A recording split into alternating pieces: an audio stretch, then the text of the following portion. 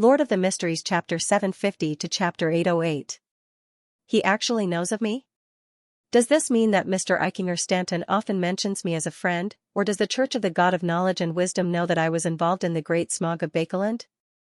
Klein smiled and nodded without batting an eyelid. Yes, I'm Sherlock Moriarty. The grayish-blue-eyed youth immediately made way and made an inviting gesture with a genial smile.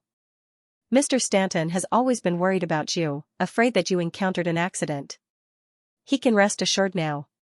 Klein handed the umbrella to him and took off his hat and coat as he walked into the hall. At this moment, the sensing Eichinger Stanton had already put down the newspaper and pipe in his hand.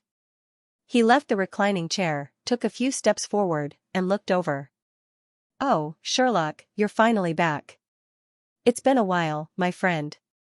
The thin, grizzled Eichinger smiled and came over. He opened his arms in an attempt to give Klein a greeting hug. Klein wasn't used to such male etiquette, so he forced a response and smiled. He forced a response and said with a smile, "Mr. Stanton, this isn't something a wisdom believer should do." The priests and bishops of the God of Knowledge and Wisdom always had a sense of pride that came from the bottom of their hearts, and they rarely embraced. In fact, other than the boorish Vasak Empire and the open kingdom of Intis, other countries and regions rarely saw such etiquette. Only very familiar friends would do it. Eichinger took 2 steps back and chuckled. "No, Sherlock. We are never stingy with respect and kindness towards friends who are truly wise. In my heart, you're one of the top 5 detectives in all of Bakeland." "I like hearing such words." Klein chuckled inwardly and returned with a humorous question. "So you're one of the top 3 detectives?" To be praised as truly wise by a Sequence 7 believer of the God of Knowledge and Wisdom was indeed delightful. "I hope that's what you think of me," Eichinger cleverly and gently replied. Then, he invited Klein into the living room and sat on the sofa. He leaned back on the reclining chair, picked up his pipe, took a deep breath, and slowly exhaled. "I'm glad that you didn't encounter any accidents. Your body and mind are in good condition. How was it? Did you have fun at Desi Bay?" Klein had already prepared an excuse. He smiled calmly. "Actually, I didn't go to Desi Bay. After I circled around there, I went to Constant. I got into some trouble in Bakeland, so I had to find a place to hide for a while." Sherlock Moriarty was a gentleman from Midseashire with a faint accent. After getting into trouble, it was very normal for him to hide in his hometown. Constant City was the capital of Midseashire. "I know," Eichinger replied in a low voice. He didn't ask what kind of trouble Sherlock had caused. Instead, he smiled. "Anyway, welcome back to Bakeland. If you need any help, you can come to me." Klein didn't stand on ceremony as he immediately said, "I came to visit you this time. Firstly, it's really been a long time since we last met. Secondly, I hope that you can represent me in selling my shares in the Bakeland Bike Company." "Heh, all the documents are complete. There's no need for any other procedures." In order to act as a mysterious tycoon and repay the 10,000 gold coins he owed Miss Messenger, not only did he plan on selling the items he didn't need, but he also planned on giving up the 10% shares in the Bakeland Bike Company. After all, Sherlock Moriarty wouldn't be able to appear openly for a long period of time. "Are you really selling it?" Eichinger stroked his pipe and said, "Although I've never been a businessman, I can tell that the bicycle is a very valuable product that can be promoted in large numbers. Its commercial prospects are like the rising sun. It's far from reaching its peak. If you sell it now, you will lose a lot of money. Therefore, buyers will definitely be willing to pay a huge premium for such expectations." Klein chuckled. "I believe that there are quite a number of people who can see the value and prospects of the bicycle. As for Fromis and Leopard, they definitely won't be willing to reduce any of their shares at this stage. It won't be a problem to sell my 10% for 2 or 3 times the normal price. Eichinger, the pricing of the shares doesn't only depend on the present, but also on the future." It was very necessary to tell a tempting story to a buyer or investor and paint a beautiful future. "Of course, there's no need for me to describe the value and prospects of the bicycle. Anyone with a business sense can tell. The only problem is the production of natural rubber."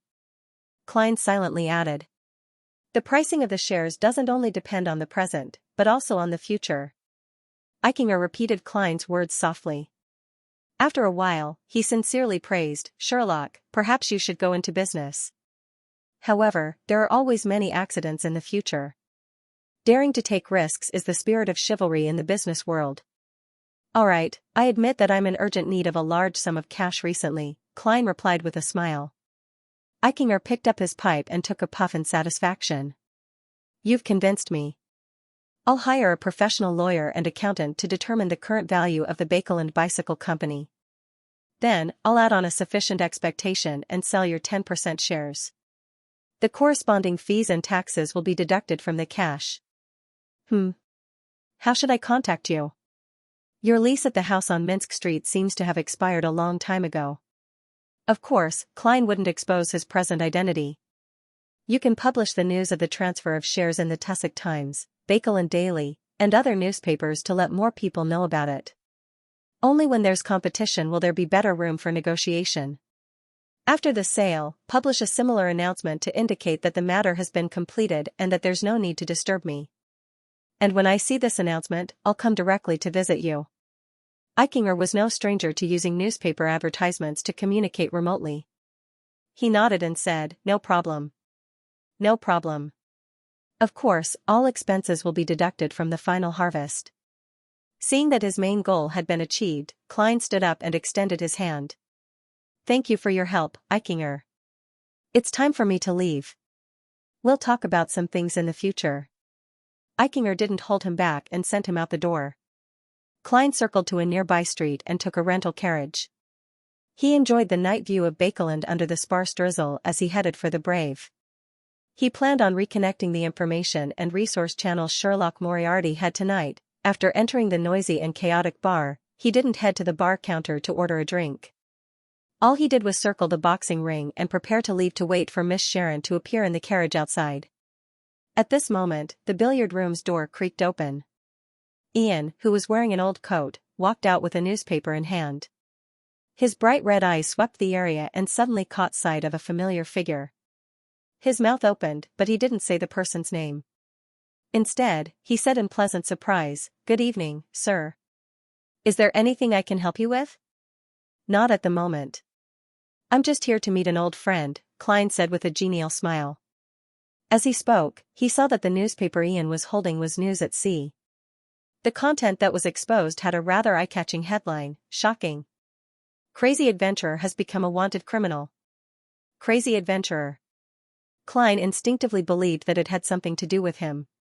Sensing his gaze, Ian smiled and raised the newspaper high. This is a rare timely report from News at Sea, as bounties have appeared everywhere.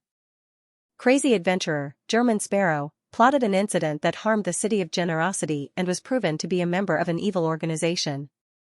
In this incident, thanks to the protection of the Church of the Storm and the Kingdom's military, there were no casualties in Byam. However, Admiral of Blood Seigneur, who was involved in the matter, went missing as a result. It's suspected that he was killed by German Sparrow. Guess how much the bounty they offered for German Sparrow is, £50,000. This exceeds Admiral of Blood's and is close to Admiral Hell's, £50,000. Klein's heart palpitated when he heard that. He calmed the ripples in his heart and replied with a smile, Unfortunately, few people receive such a bounty. He pointed at the bar's door and said, I'll look for you when I have the time in the future. All right. Ian didn't ask further as he asked, Is Mr. White from the Harvest Church your friend? This fellow is finally willing to leave the house? For the Primordial Moon believers? Klein nodded. Yes. With that said, he squeezed out of the crowd, pushed open the door, and left the Brave. After getting on a rental carriage, Klein cast his gaze out the window, waiting for Miss Sharon to appear. Of course, he couldn't guarantee that she was still here. Months had passed, and this lady and Merrick might have changed locations. Silently, Klein's spiritual perception was triggered as he turned his head to look out the window. He saw a young lady wearing a black bonnet and a Gothic regal dress clearly reflected on the glass that reflected the night. Turning his head, Klein saw Miss Sharon sitting opposite him. Her pale blonde hair, blue eyes, and pale face were no different from before. Good evening, Klein, who didn't need to act as German Sparrow, greeted her. Sharon got up slightly, lifted her skirt slightly, and bowed in return. Realizing that she might have already seen the news at sea, he cleared his throat and directly said, "I killed Senor." "Yeah." Sharon nodded slightly, indicating that she was aware. "Yeah." Sharon nodded slightly, indicating that she was aware. Klein continued with a smile, "I'm not sure. If Merrick still needs a Wraith Beyonder characteristic, he can wait and gather the funds. Once I find a replacement, I'll sell Senor to him." Sharon didn't ask what substitute meant and simply replied, "That's right. After seeing the news, he's been waiting for you to come back." "Very good." Klein chuckled. He reached into his collar and pulled out a silver necklace. "This is Senor's lucky item. You should know about it, right?" Sharon nodded and waited for Klein to continue. "I plan to sell either it or the biological poison bottle. Are you or your circle interested?" Klein took the initiative to ask. Sharon fell silent for 2 seconds before saying, "I'll help you ask." "I'll help you ask. Does that mean you need to consider it?" "That's right. The negative effects of the scales of luck do make people hesitate. However, the biological poison bottle and Wraith are really compatible. If I wasn't short on money and carrying it around would worsen my physique and cause me to contract diseases, I wouldn't even be willing to sell it. It's rather useful in an ambush." Klein vaguely grasped what Sharon was getting at as he stuffed the silver necklace with the ancient coin back into his collar. He deliberated and asked, "Is it the power of a high-sequence prisoner pathway Beyonder to make every lifeless object attack a target?" "Puppet," Sharon replied concisely. "The power of a sequence 4 puppet? By becoming a lifeless puppet, one can control all lifeless objects within a certain range? If I advance further, will it directly affect the enemy's mystical items?" Klein nodded in enlightenment and asked, "Then, do you know such a demigod?" He then described in detail the appearance of the elder who had attacked him outside Byam City. Following that, he described in detail the appearance of the elder who had attacked him outside Byam City. "Actually, I wish that you could introduce more relevant information." Klein knew Miss Sharon's style. "Actually, I was hoping that you could introduce more of the relevant situation." Klein knew Miss Sharon's style and smiled helplessly. "Actually, I wish that you could introduce more relevant information." Klein knew Miss Sharon's style.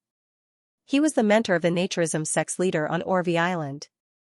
"A demigod who is pursuing us," Sharon replied without any emotions or concealment like a puppet. "He's also the one who made me feel like the chair, table, and curtains are trying to kill me." What a coincidence. However, this isn't an arrangement. It just means that a secret organization like Rose School with more than 1,000 years of history doesn't have many demigods. It's probably about the same as the Aurora Order. They have about 5 saints, and 2 to 3 angels and grade 0 sealed artifacts. Of course, this is because they've been suppressed by the 7 churches for a long period of time. Their main camp has been turned into a colony. When they were at their peak, they definitely had more than that. Klein thought and asked again, "Then, do you know a member of Rose School who can make an entire mountain tremble with just one arm?" He wanted to describe the characteristics of that arm in detail, but he found that he did not dare to look at it directly. Sharon listened quietly. Her eyes seemed to be alive, and she said in a cold voice, "Don't worry." "What happened to you?" "A saint, an angel, and Sea King, a demigod of the Aurora Order, a monster produced by the Charismatic Order's Artificial Death Project." Klein silently mocked himself and smiled bitterly. "I offended the Mother Tree of Desire and was ambushed by Rose School. Thankfully, I was in Byam, and the Church of the Storm and the Royal Army took action. Furthermore, I threw out items that were corrupted by the true Creator's aura and items related to Charismatic Order. In short, the situation was chaotic, and I took the opportunity to escape." He calmly replied, but he hid the existence of Miss Messenger and Mr. Aztec. As for the matter regarding the true Creator, he believed that Miss Sharon had long noticed that he wasn't affected by the ravings. This could be explained with timely psychological intervention and psychotherapy. Mother Tree of Desire. Sharon muttered the name as her blue eyes gradually revealed a rare emotional fluctuation. Klein didn't have the ability to interpret as a spectator, so he was unable to discern Miss Sharon's exact feelings. He only vaguely felt that she was a little afraid and disgusted. Very soon, Sharon held back her abnormal reaction and turned into the most delicate doll again. She looked at Sherlock Moriarty and said, "You're very lucky and mysterious." She looked at Sherlock Moriarty and said, "You're very lucky and mysterious." Klein smiled without a word. He didn't lie or explain. Sharon didn't inquire further as she said, "The one you encountered might be Sua. He is an abomination born 922 years ago. He calls himself the child of the chained god. He is also the present leader of Rose School." "No way, Rose School directly sent their leader and a demigod to deal with me. I'm just a mere Sequence 5. If not for Orange Light Hilarian's warning, I might have already been captured by Rose School." Klein felt a lingering fear as he casually asked, "That can't be. Is Abomination the name of a Sequence 2 or one of the prisoner pathway?" "Probably." Sharon didn't give an affirmative answer. At this moment, without waiting for Klein's response, she took the initiative to say, "William Street was destroyed." Klein tried to figure out how he should react when Miss Sharon mentioned this topic. He immediately frowned. And asked, "By who? When?" "The Nighthawks and the Machinery Hive Mind. About 2 months ago." Sharon had clearly gathered the relevant information. Klein nodded solemnly and thought for a moment before saying, "Perhaps we've all overlooked something. Maybe we've all overlooked one thing. That evil spirit doesn't necessarily need us to save it. It's also controlling Baron Pound. Could it be that something happened to this gentleman and attracted the attention of the Nighthawks and the Machinery Hive Mind?" Klein didn't feel guilty at all as he made a guess that contained both truth and falsehood. Sharon nodded slightly and said, "Baronet Pound suddenly died after a carnival." "Baronet Pound died suddenly after a party," Annan explained. "Baronet Pound suddenly died after an orgy? Alista Tudor's last bloodline was severed just like that?" Klein thought for a moment. "What's the situation at William Street now?" "They're building some high-rise buildings," Sharon described without any expression. "In the beginning, there were people secretly monitoring it, but it became less and less. By the beginning of last month, it was gone." Klein pondered for a few seconds. "Have you gone down to explore?" Sharon glanced at his face and said, "I'm not sure." "No. Is this because you remember our unwritten agreement, what we discover together, we explore together? What a noble lady. The Rose School of Thought's abstinence faction is many times better than the indulgence faction." Klein probed, "What's the matter? Are we going now?" "Okay." Sharon expressed her attitude concisely. Klein immediately ordered the coachman in front to change their route to William Street, which was at the junction of West Side and Queens. Along the way, he casually talked about what he had seen and heard at sea and his experiences that did not involve secrets. Although Sharon did not respond, she listened attentively and seemed to be very interested. This reminded Klein of the first time he met Miss Bodyguard.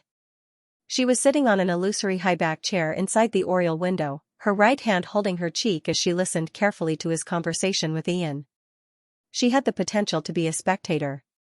The carriage passed through one quiet street after another in the pitter-patter of rain, and finally arrived near William Street.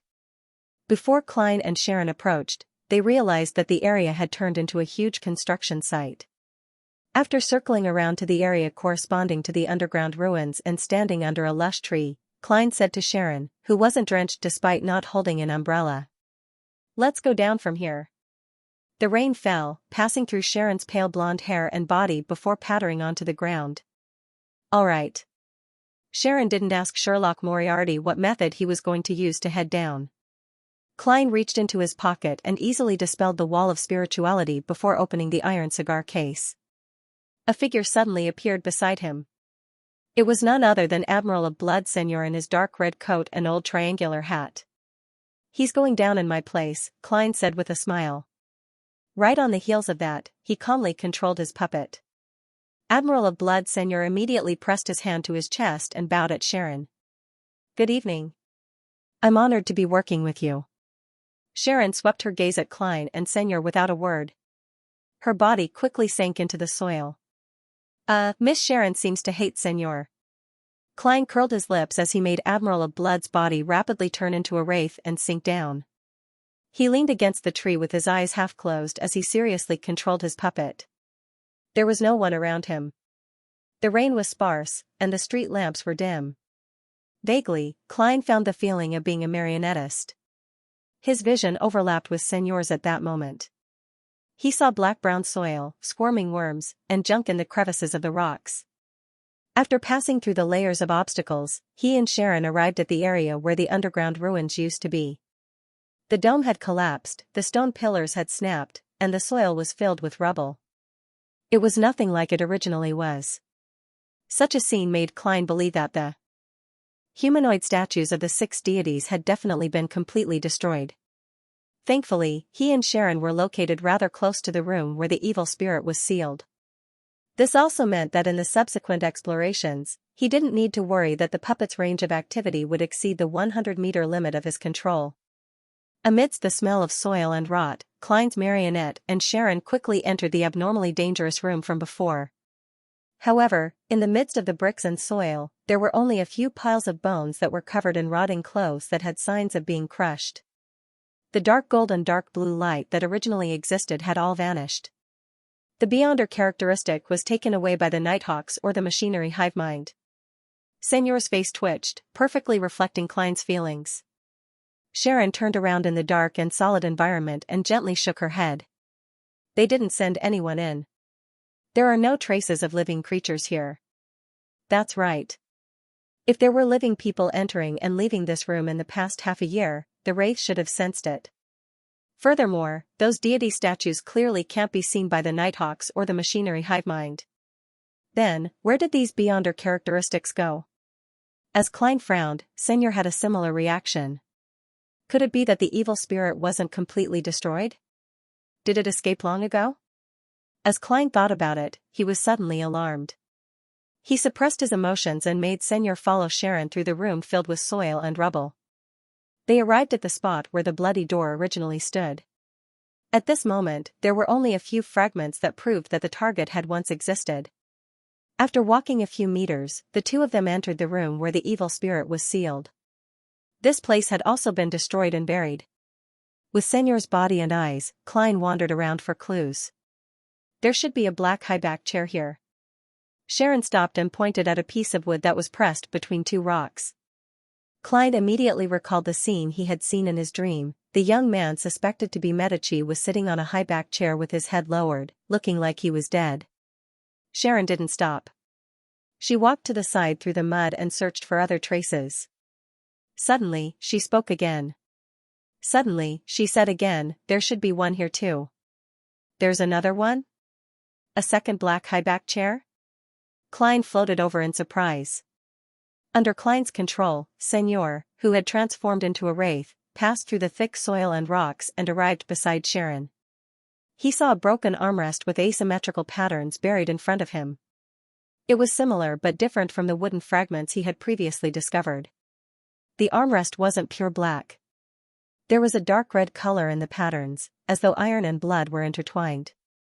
Recalling the scene from the nightmare, Klein confirmed that this wasn't the high-back chair the young man suspected to be Medici was sitting on. This was the second one. There were at least 2 high-back chairs in the room where the evil spirit was sealed. Klein and Sharon didn't say a word as they circled around in different directions in search of other traces. Before long, they found proof of the existence of a third high-back chair. It was a leg of a chair. It was mainly dark red with pure black patterns. It was completely different from the 2 wooden fragments from before. Perhaps it's a problem caused by the asymmetrical characteristics of the 4th epoch. Klein knew Sharon's style, so he took the initiative to speak, saying words that he didn't quite believe. In the nightmare caused by the evil spirit's aura, the high-back chairs that appeared were at least of the same color. Sharon shook her head slightly. 3 foot is more ritualistic. She was referring to the fact that Blood Emperor Alista Tudor wouldn't be the only one who wanted to harm the innocent. There might have been a ritual in the room where the evil spirit was sealed.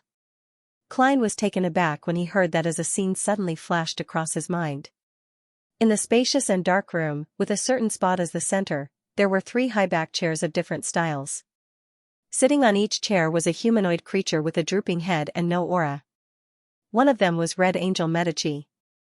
This scene became clearer and clearer, and Klein instantly thought of two other things. The main ingredient of the Sequence 0 Black Emperor's potion was the uniqueness and two Sequence 1 Beyonder characteristics, excluding the one he had. Blood Emperor Alista Tudor seemed to have forcefully jumped from Sequence 1 Prince of Disorder of the Black Emperor pathway to Sequence 0 Red Priest, which wasn't a neighboring pathway.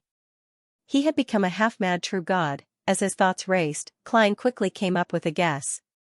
This room had once held a ritual to advance to Sequence 0, one that involved a true god. Of course, based on the complicated ritual required by the Black Emperor, this should only be part of the potion.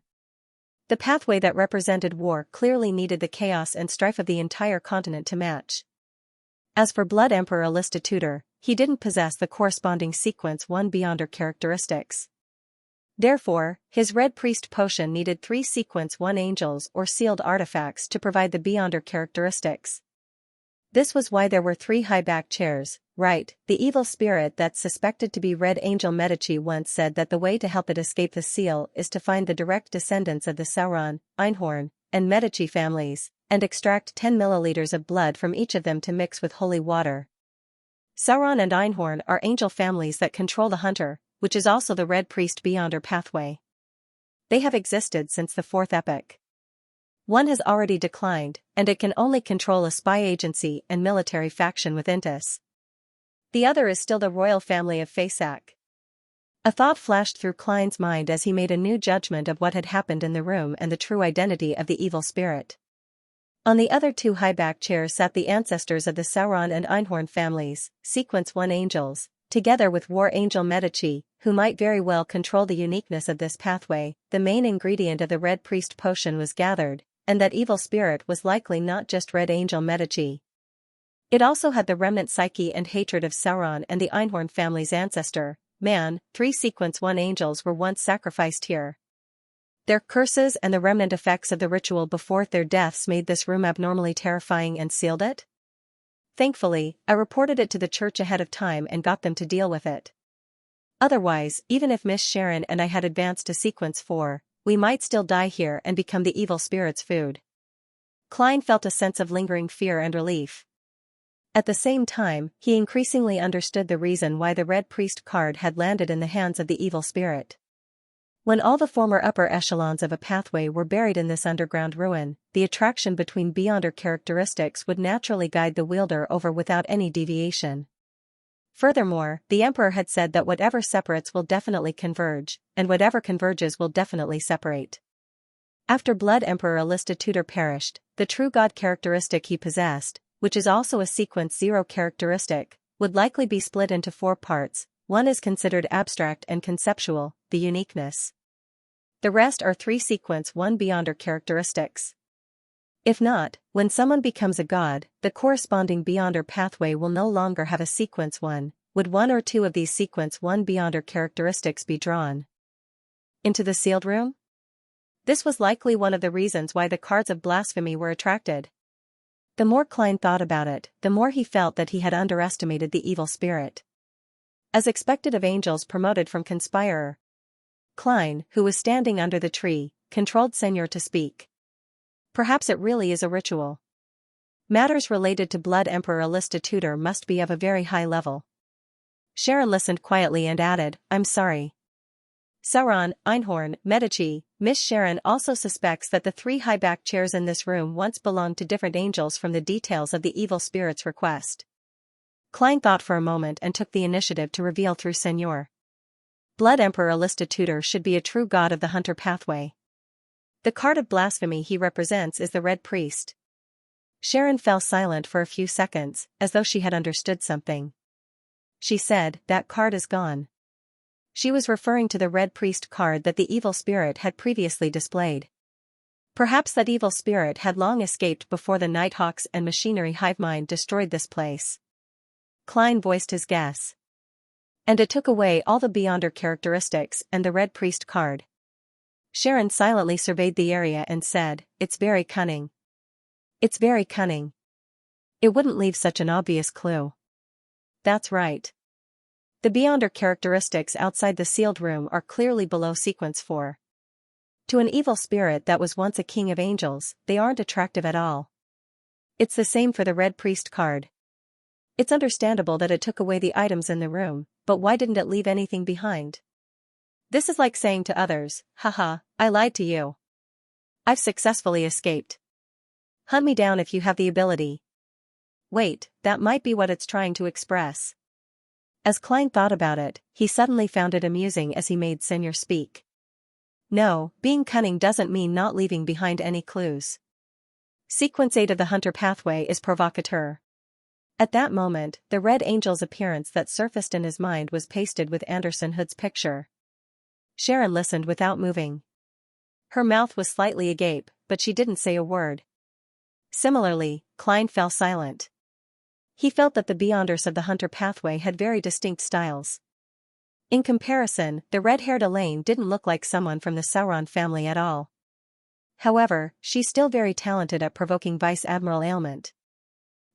Back then, the members of the Sauron family infuriated the Emperor. Klein silently exhaled as he lampooned. The silent atmosphere was quickly broken by Klein. His puppet, Senor, looked around and joked, "That's not a good idea. Perhaps that's why they were captured here. Who's helping Alista tutor?" Sharon's figure asked in a transparent and illusory manner, but she didn't seem to be looking forward to an answer. Perhaps it's the 6 deities. Klein recalled the 6 statues in the hall outside. However, he quickly wavered. However, the 7 deities support the Tuluan Sostal Empire. Sauron and Einhorn are powerful nobles of this empire.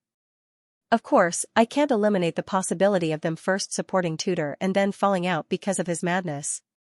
If it's not the 6 deities, does that mean that there's another deity supporting Alista Tutor? Who could it be?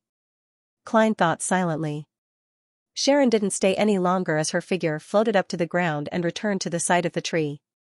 Klein put away Senor's wraith and made it enter the gold coin in the iron cigar case.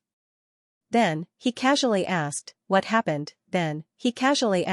Actually, I've always been curious about where the powers of pure evil spirits and wraiths that don't possess Beyonder characteristics come from.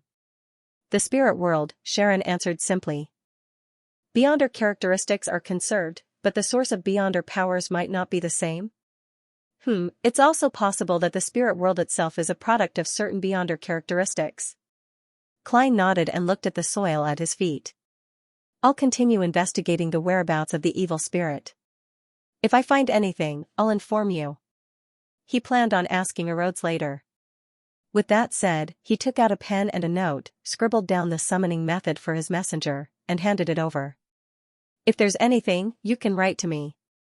Sharon took the piece of paper and looked at it seriously. I'm at the Brave. You can write to 126, Guard Street, Hillston, addressed to Mrs. Marilyn. All right. Klein put the pen in his pocket and used the silver ritual dagger to create a wall of spirituality in front of Sharon to reseal the iron cigar case. Then, like a gentleman, he went to another street to hail a rental carriage and sent Sharon all the way back to the Bakeland Bridge area. After doing all this, he returned to the high-end hotel in Hillston Borough that he had rented. On the way, he changed his appearance and switched to a carriage. Byam, Seaweed Bar. After drifting on the sea for a while, Donna set foot in the City of Generosity again, planning to coordinate some affairs for the Resistance Army. He pulled down his cap and sat at the corner of the bar counter, ready to listen to the latest rumors first, lest he became a bounty hunter due to the lack of timely and inaccurate information. At that moment, he heard an adventurer beside him say to his companions, "That's right. Do you think German Sparrow will get someone to claim Admiral of Blood's bounty on his behalf?" Ah? Donna subconsciously raised his head and looked at the speaker in confusion. P.S. There will be an early update at midnight. Why would a madman like German Sparrow get someone to claim Admiral of Blood's bounty on his behalf? That's not right. Why can he claim Admiral of Blood's bounty? Donna suddenly snapped out of his confusion as he grasped the crux of the matter. He suddenly lowered his head to prevent his eyes from revealing his surprise and confusion. The adventurers beside him continued. How is that possible? No one would dare claim it on their behalf. That's right, unless they wish to suffer the wrath of the Church of the Storm or betray German Sparrow. 42,000 pounds. If I can obtain such a bounty, I'll immediately head to Bakeland and become a tycoon. Haha, shouldn't I enjoy half a year in the Red Theater first? Perhaps German Sparrow can claim Intis, Fasak, or Fainapotter's bounty. Although it won't be as much as £42,000, it's definitely not a small sum. As the adventurers spoke, they began fantasizing about their lives after obtaining £42,000. They even argued until their faces turned red due to their differing ideals. No way. Are they implying that German Sparrow killed Admiral of Blood? No, although this madman has always had such thoughts, he lacks the necessary helpers. He needs to cooperate with Captain Anderson Hood? Donna stood up, pressed down on his cap, lowered his head, and hurriedly walked towards the billiard and card rooms.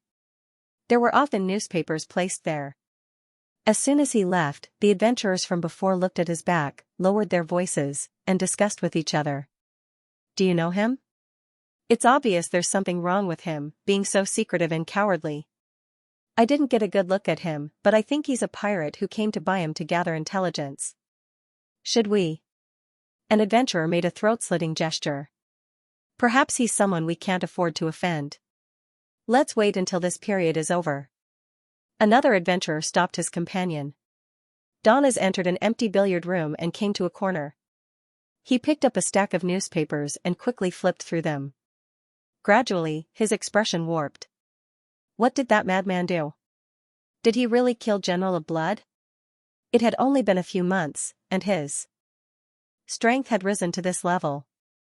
Also, the newspapers didn't mention Anderson Hood at all. Donnas was both surprised and glad. He felt that it was a very wise decision for him to submit to the German Sparrow. Otherwise, others would have read about him being hunted down and exchanged for a bounty. No, at that time, my death was not qualified to be published in the newspapers. German Sparrow was really a member of an evil organization. As he thought about it, Donna suddenly froze, as if he had turned into a stone statue. Because he was probably a member of that evil organization, the church and the military always like to exaggerate things. Yes, it's a secret organization, not an evil organization. Donnas comforted himself. He once again felt that the organization behind German Sparrow was extremely mysterious and powerful. The fact that one of the 7 pirate admirals, Senor, had been hunted was proof. Phew. Donnas exhaled as he praised the fool inwardly in fear, expressing his desire to do things seriously. In a small building near the Governor-General's office, Erland and Oskent walked out. It's finally over. Erland sighed as he wore his captain's hat. Oskent rubbed his nose, which had turned red from frequent drinking, and echoed with a sigh. That's right.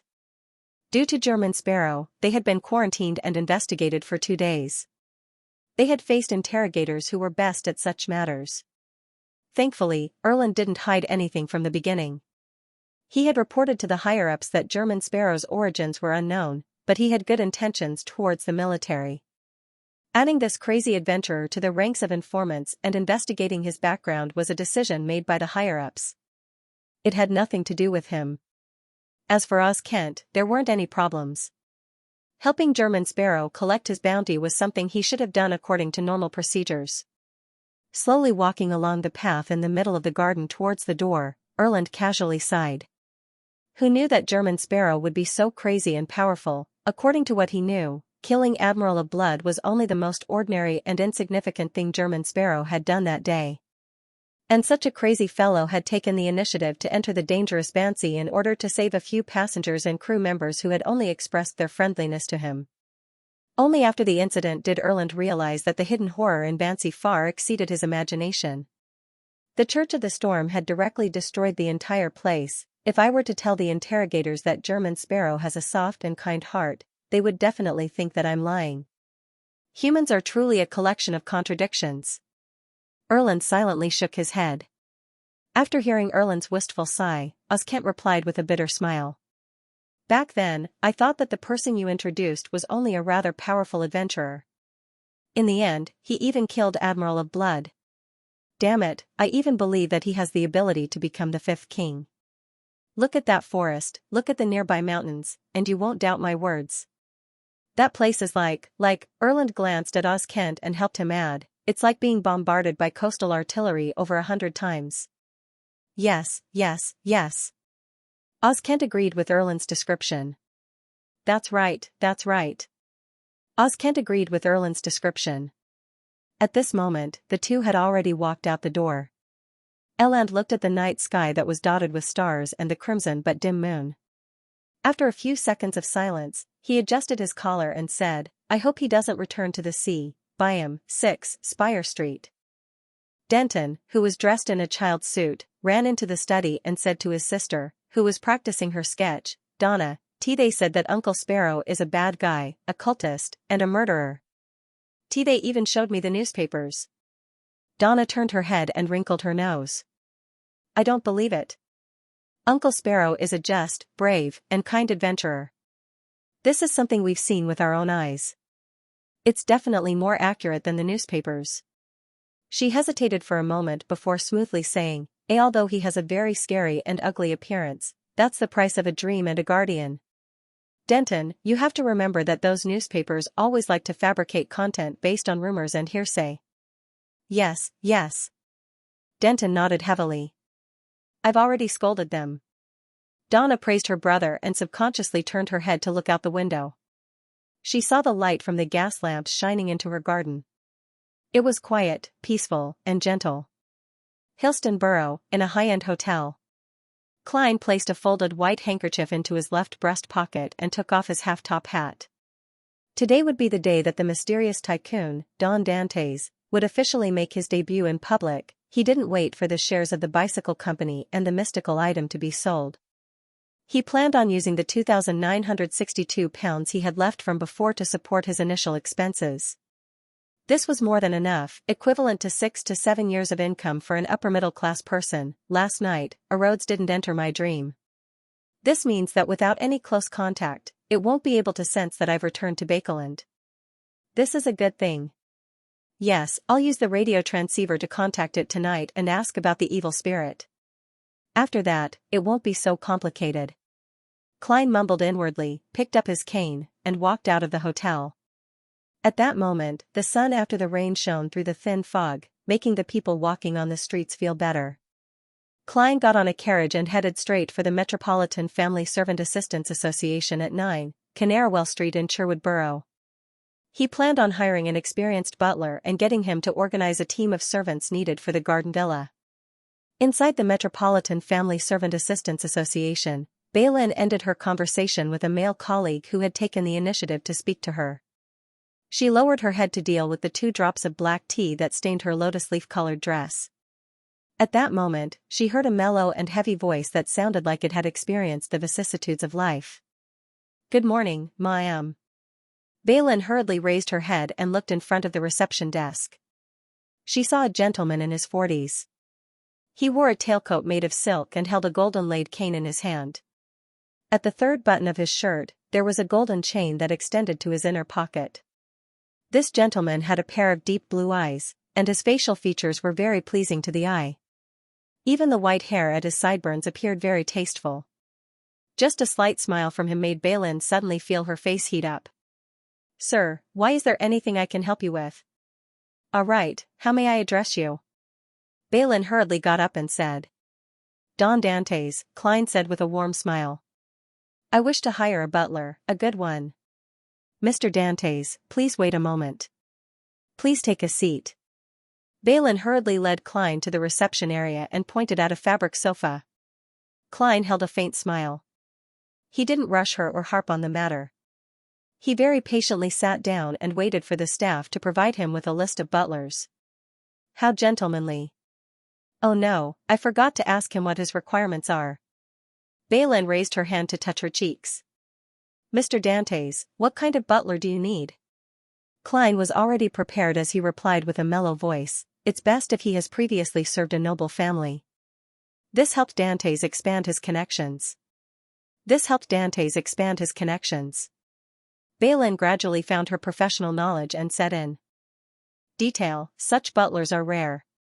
As you know, noble families seldom change their butlers unless they are no longer able to provide effective service. Besides, even if they aren't butlers, they can take up other positions in the noble family.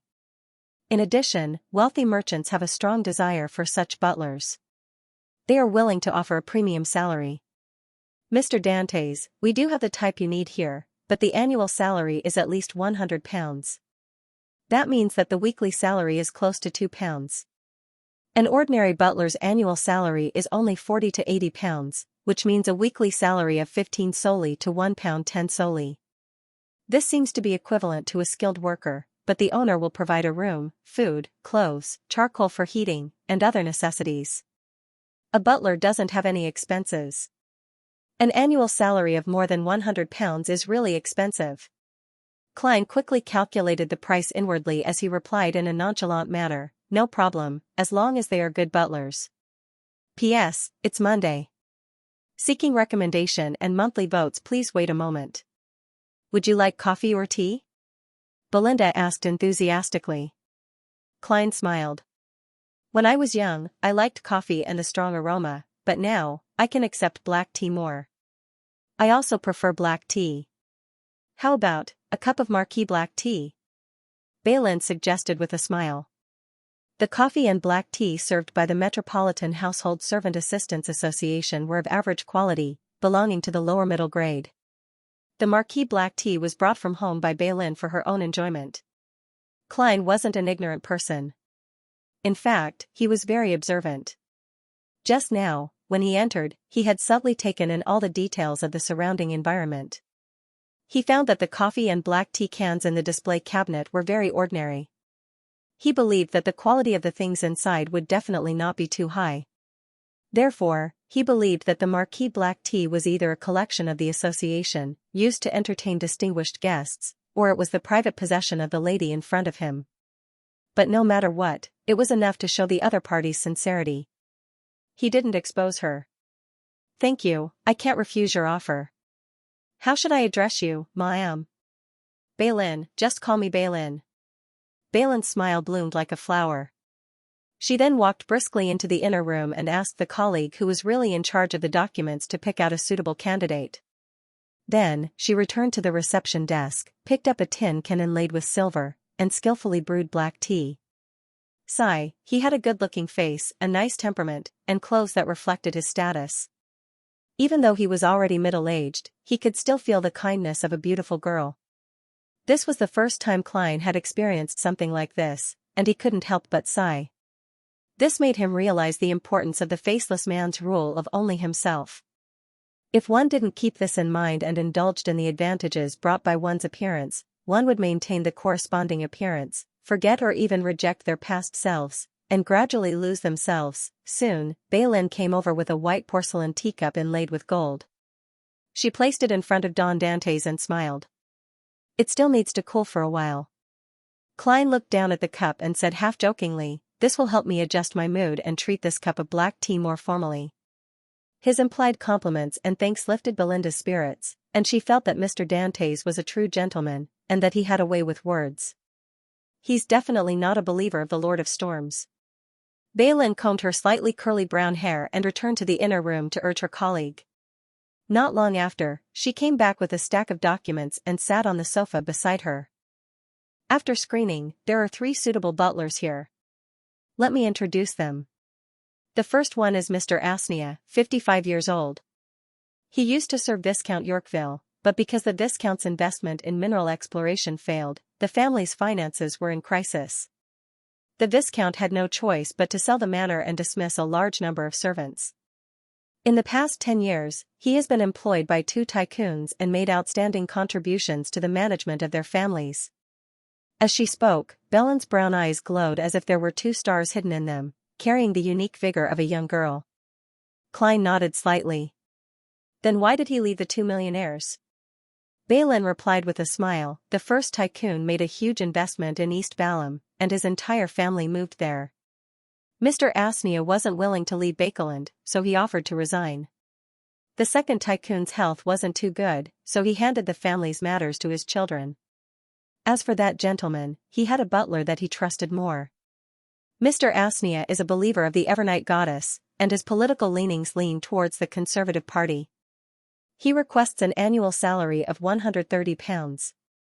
May the goddess bless him." Klein tapped his chest 4 times in a clockwise fashion, drawing the crimson moon. Balin's eyes lit up. "Mr. Dantes, are you also a believer of the goddess?" "Of course." Klein nodded with a smile without further explanation. It's no wonder he's so gentle. Belen marveled inwardly as she continued her introduction. Mr. Reback, 48 years old. He once served the Negan family as a deputy butler and assistant butler. Later, he became Baron Cinder's butler in a deal. Not long after the Duke of Negan was assassinated, Mr. Reback, who had reached the end of his service, failed to obtain a new contract from the Baron.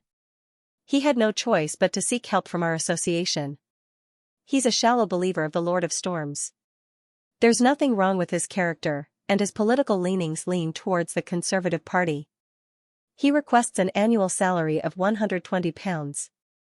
Klein listened quietly, nodding from time to time in agreement without interrupting Belen's narration. Belen flipped through the paper and took a few glances before saying again, "Third, Mr. Walter. He's 42 years old. He used to be a manor steward and butler assistant at Viscount Conrad's house. Due to certain matters, he had a conflict with the butler and chose to leave. He requests an annual salary of £115. He's a believer of the Evernight goddess, and his political leanings are the new party. The new Governor-General of Orvie Island is a member of Viscount Conrad's family. Their family is a loyal supporter of the royal family." The corresponding information quickly flashed through Klein's mind. After the introduction, Belen handed over the stack of documents. "Mr. Dantes, who do you wish to choose?" Klein thought for a few seconds before saying with a smile, "Let's do it this way. I'll get the three of them to come to my place at 9 tomorrow morning. I'll meet them and have a chat before making a decision." He knew that such associations didn't provide lodging and were purely an intermediary organization. Even if he were to confirm his candidate, he would have to wait until the afternoon or the next day to meet his butler. Therefore, he might as well hold a small interview to choose the one he wanted. "No problem," Belen said with a faint smile. "What's your address?" Klein drank a mouthful of black tea, picked up a pen and paper on the table, and wrote down the current hotel's location and name. "You, just arrived in Bakeland?" Belen took a glance and blurted out a question. It was only at this moment that she realized that Mr. Don Dantes' skin was darker than normal. It was slightly bronzed, as though he had been exposed to the sun for a long period of time. He had a rugged look to him. Yes, his accent isn't from Bakeland either. Belen slowly recalled more details. Klein smiled. "I came from Desi Bay, and I was waiting for an excellent butler to help me find a suitable house and servants." After handing over a £3 deposit, he politely drank another mouthful of black tea and got up to bid farewell. Belen walked him all the way to the door and watched him board the carriage. "Mr. Dantes seems to be a tycoon as well. Compared to that, his bearing and gentlemanly style are more charming." Belen stood in her spot as she thought. In the carriage, Klein half closed his eyes as he leaned against the wall. He couldn't help but calculate the following expenses. The butler is about £120, the valet is £35, the chef is £30, the gardener is £25, the carriage driver is £25, the family nurse is £20, 3 regular maids are £15, and 3 handyman maids are £10. This way, just the servants' expenses will be £330 a year. It's roughly equivalent to £6 and 7 soldi a week. This exceeds my weekly salary back in Tingen City. Furthermore, I need a carriage that costs about £100. I also need a garden house, which costs about £2 a week. Together with the expenses for food, clothes, and charcoal for such a large group of people, the total is ridiculous. Is this the daily life of a tycoon? Klein suddenly regretted creating such a persona. He exhaled and tried his best to throw the matter to the back of his mind. He took the carriage to Phelps Street in Northborough. There was a pure black cathedral here with a bell tower on each side. It presented a symmetrical beauty. It was none other than the headquarters of the Church of the Evernight Goddesses Bakeland Diocese, St. Samuel Cathedral. Klein adjusted the handkerchief in his left pocket, held his gold-inlaid cane, and walked into the cathedral. He passed through the quiet corridor and arrived at the prayer hall under the sunlight that pierced through the stained glass. It was very dark here, making one involuntarily feel calm. Klein randomly found a seat, leaned on his cane, took off his hat, and focused on praying with his eyes closed. Time ticked by. After listening to the sermon, he slowly got up and walked to the altar. He bowed at the bishop with short black hair before coming to the donation box beside him. After silently exhaling, Klein took out 2 10-pound notes and 6 5-pound notes and threw them in. The bishop's expression couldn't help but soften when he saw the scene from the corner of his eye. Normally speaking, unless it was a request for donations or a posthumous donation, the donation box in the cathedral would only receive a few dozen pounds. This meant that the other party was a tycoon, a rich person. P.S. It's a little rushed, so there aren't many words. Seeking monthly recommendation votes on Monday, St. Samuel Cathedral, inside the prayer hall. The black-haired bishop retracted his gaze and stopped looking at the middle-aged gentleman in front of the donation box. He didn't have any thoughts of chatting with him. Here, in front of the altar, he represented the church. Under the goddess's watch, it was impossible for him to treat anyone warmly just because they donated more. However, he remembered the man's rather good looks and mature and elegant bearing. He planned on trying to get to know him if he had the chance to meet him again in the future. As he silently watched the last note slide into the donation box, Klein closed his eyes and turned to leave. When he passed by the preacher, he deliberately glanced at the clergyman and nodded with a smile. The bishop returned a warm smile and tapped his chest 4 times in a clockwise fashion. Klein wasn't in a hurry to make contact with the relevant personnel. He wanted his actions to be logical and not appear suspicious. He calmly and coolly turned his body to the side to let a believer pass. He walked along the aisle back to his seat, picked up his hat and cane, and walked out of the cathedral. At that moment, the believers who had finished listening to the sermon either went to the donation box to express their sincerity or stood up and left. They didn't find anything wrong with it because it wasn't forced. Even devout believers who loved donating wouldn't throw money into the donation box every time they came. Usually, they would do it once or twice a week or 2 depending on the family's situation. The commoners would donate a few pence each time, the middle class would donate 3 to 5 solely, and the rich and nobles wouldn't donate more than £100 in gold pounds. This was the typical situation. Every year, on the Evernight Goddess's Day of Holy Sacrifice, which was also known as Winter Gifts Day, the amount of a single donation would increase greatly. The wealthy commoners would choose 2 to 3 solely, and the middle class would choose about £5. The members of high society would directly donate to the diocese's bishop or the church's charity organizations, ranging from a few £100 to a few £1,000. Winter Gifts Day referred to the day when the night was the longest every year. It was believed to be the Evernight Goddess's birthday. After leaving the cathedral, Klein stood at the edge of the square outside and watched as flocks of white pigeons flew up and circled back down as though nothing had happened. He even bought some food from the surrounding hawkers and leisurely fed the pigeons. He didn't plan on flipping through the newspaper advertisements to find a suitable residence in Northborough because that was the butler's mission. An excellent butler who had lived in Bakeland for many years should know which streets the different nobles, rich people, and the upper-class people who could provide assistance to their masters lived in. From there, he could choose his residence with a purpose. Interacting with neighbors was the first step for newcomers to enter their circle.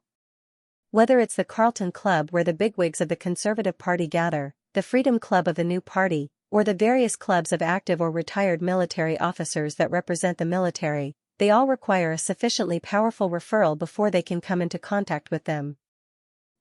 This is the so-called club politics in the kingdom. Klein pulled his thoughts back and thought about what he should do after the act of feeding the pigeons was over. After serious consideration, he realized that there was really nothing that he needed to do immediately, because the plan was still on the surface. Therefore, he prepared to enjoy an expensive but sumptuous lunch. This was something that Don Dantes should do, and it was also something that Klein was curious about. In the few months he had been in Bakeland, he had never mustered the courage to visit the most famous restaurants in the metropolis. He had been choosing between his own restaurant, the Quelag Club's buffet cafeteria, an ordinary restaurant on the street, and Lawyer Jurgen's restaurant. Occasionally, he would head to East Borough and have his breakfast or lunch at a greasy coffee shop. Labor Restaurant? Their head chef is said to be from Earl Hall's family. He provides rich people, lawyers, and high-ranking government employees with an aristocratic flavor that they normally wouldn't come into contact with. Earl Hall seems to have invested in this restaurant and has quite a bit of shares. This restaurant specializes in local Bakeland dishes. It's very famous for its desserts, and the prices are very unfriendly. Into Serenzo restaurant. This place has the purest Intis dishes. Heh, many of the signature dishes are made under Roselle's name. It's said that they came from the emperor's palace.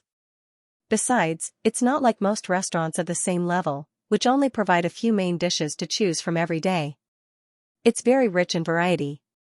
Klein recalled the information he had read about top restaurants from newspapers and magazines, and finally decided to experience the emperor's palace dishes. He didn't stay any longer. He hailed a carriage and headed for Into Serenzo restaurant in Westborough. At the entrance, Klein handed his coat, hat, and cane to a waiter in a red vest.